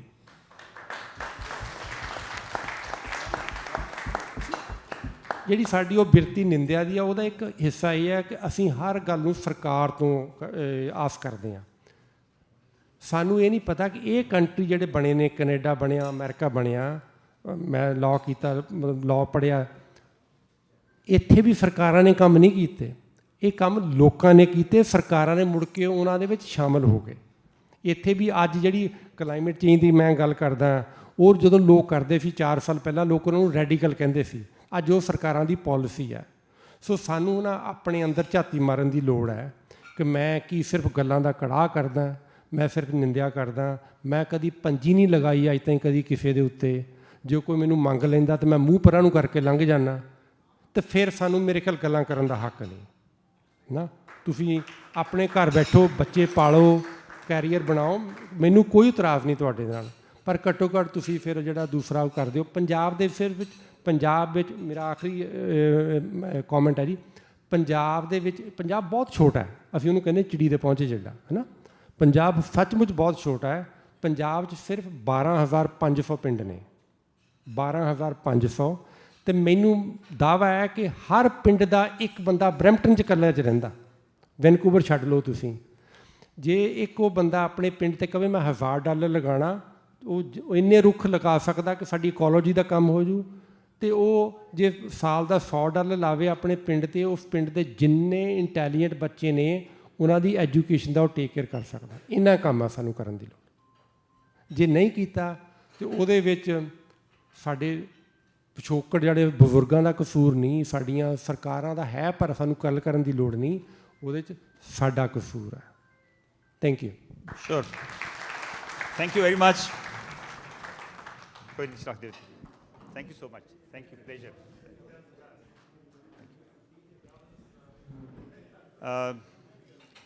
That was Harminder Dhillon.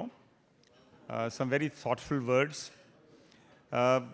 In the end, I'd like to thank you very much for your support and making this happen.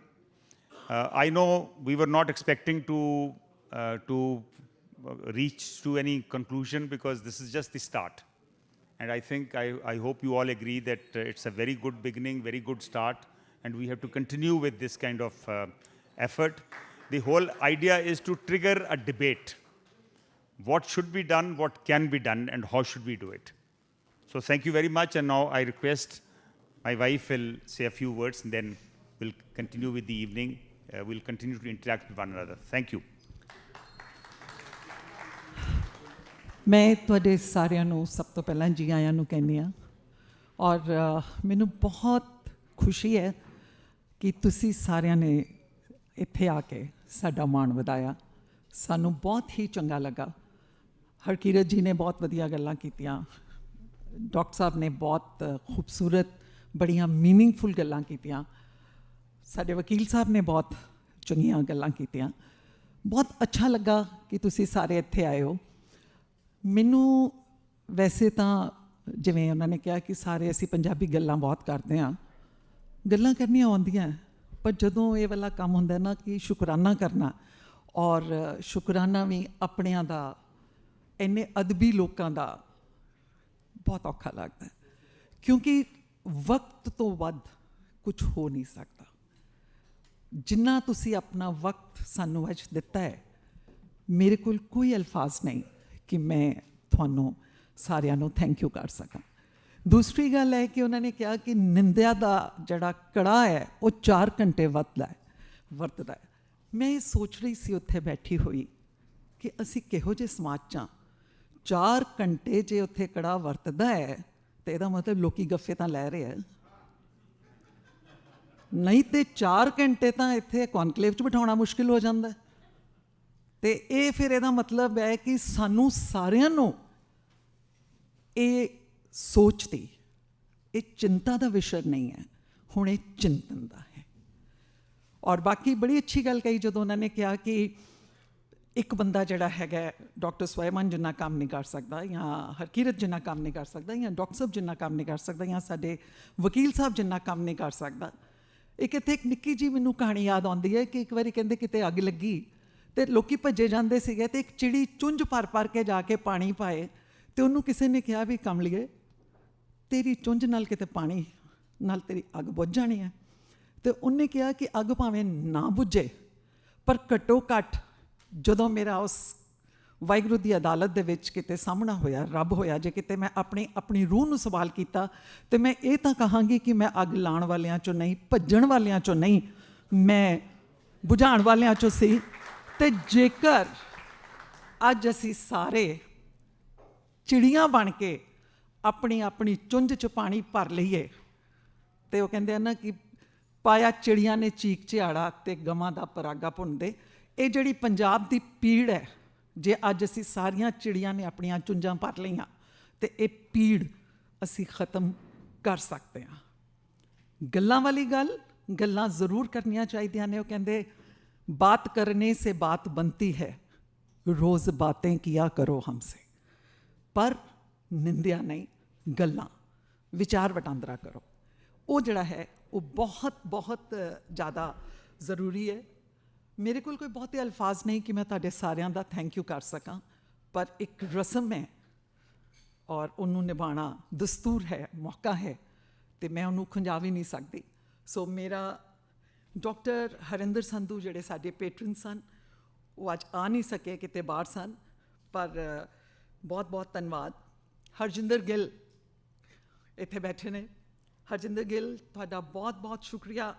Joga Singh ਸੰਦਰ, ਉਹਨਾਂ ਦਾ ਵੀ ਬਹੁਤ ਸ਼ੁਕਰੀਆ। ਸ਼ੌਨ ਡਾਂਡੀਵਾਲ, ਸਮਰੀਤ ਐਂਡ ਗੁਰਿੰਦਰ ਸੰਧੂ, ਮੇਰੇ ਲਈ ਮੇਰੇ ਬਹੁਤ ਪਿਆਰੇ ਸਿੰਪੀ ਤੇ ਗੋਲਡੀ, ਬਹੁਤ ਪਿਆਰ, ਬਹੁਤ ਸਤਿਕਾਰ ਤੁਹਾਨੂੰ। ਸਤਿਕਾਰ ਤਾਂ ਨਹੀਂ, ਵੈਸੇ ਬਹੁਤ ਪਿਆਰ, ਬਹੁਤ ਆਸ਼ੀਰਵਾਦ ਤੁਹਾਡਾ।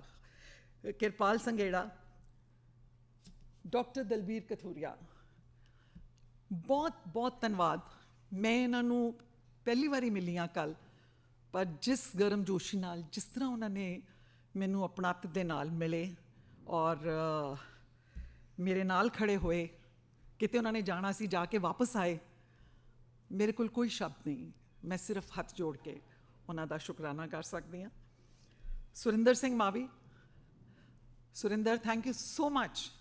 ਇਹ ਵੀ ਸਾਡੇ ਬੱਚਿਆਂ ਵਰਗਾ ਹੈ। ਹਰਜੀਤ ਸਿੰਘ ਸੰਧੂ ਭਾਜੀ ਦੂਰੋਂ ਆਏ ਨੇ, ਅਮਰੀਕਾ ਤੋਂ ਆਏ ਨੇ, ਸਾਡੇ ਲਈ ਬਹੁਤ ਬਹੁਤ ਮਾਣ ਦੀ ਗੱਲ ਹੈ। ਸੋ ਔਰ ਮੇਰਾ ਬਹੁਤ ਬਹੁਤ ਸਪੈਸ਼ਲ ਥੈਂਕਸ ਹੈ ਜਸਪ੍ਰੀਤ ਸਾਮਰਾ, ਅਮਨਦੀਪ ਸਾਮਰਾ, ਜਿਨ੍ਹਾਂ ਦਾ ਇਹ ਵੈਨਿਊ ਹੈ, ਜਿਨ੍ਹਾਂ ਨੇ ਸਾਨੂੰ ਆਪਣੀਆਂ ਦੋਵੇਂ ਬਾਹਾਂ ਖੋਲ੍ਹ ਕੇ ਵੈਨਿਊ ਦਿੱਤਾ, ਮੁਹੱਬਤ ਦਿੱਤੀ, ਸਤਿਕਾਰ ਦਿੱਤਾ, ਪਿਆਰ ਦਿੱਤਾ। ਮੇਰੇ ਕੋਲ ਕੋਈ ਅਲਫਾਜ਼ ਨਹੀਂ ਕਿ ਮੈਂ ਉਹਨਾਂ ਦਾ ਸ਼ੁਕਰਗੁਜ਼ਾਰ ਕਰ ਸਕਾਂ। ਪੌਲ ਭੁੱਲਰ ਜੀ ਆਏ ਸੀਗੇ, ਸ਼ਾਇਦ ਉਹਨਾਂ ਨੂੰ ਕਿਤੇ ਜਾਣਾ ਸੀਗਾ, ਥੋੜ੍ਹੀ ਦੇਰ ਆਪਣੀ ਹਾਜ਼ਰੀ ਲਵਾ ਕੇ ਗਏ ਨੇ। ਮੇਰਾ ਉਹਨਾਂ ਲਈ ਵੀ ਬਹੁਤ ਬਹੁਤ ਆਭਾਰ, ਬਹੁਤ ਸ਼ੁਕਰੀਆ। ਔਰ ਪੰਜਾਬੀਆਂ ਦਾ ਦਿਲ ਬਹੁਤ ਵੱਡਾ ਹੈ, ਪੰਜਾਬੀ ਆਪਣੀਆਂ ਯਾਰੀਆਂ ਨਿਭਾਉਣ ਦੇ ਵਿੱਚ ਸਾਰੀ ਦੁਨੀਆ 'ਤੇ ਮਸ਼ਹੂਰ ਨੇ। ਸੋ ਮੈਂ ਅਖੀਰ 'ਚ ਇਹੀ ਕਹਾਂਗੀ ਕਿ ਤੇਰੀ ਮਮਨੂਨ ਹੂੰ ਤੂਨੇ ਨਿਭਾਇਆ ਯਾਰਾਨਾ, तेरी ममनून हूँ तूने निभाया याराना, तेरा आना है यहाँ सबसे बड़ा नजराना, तेरा आना है यहाँ सबसे बड़ा नजराना।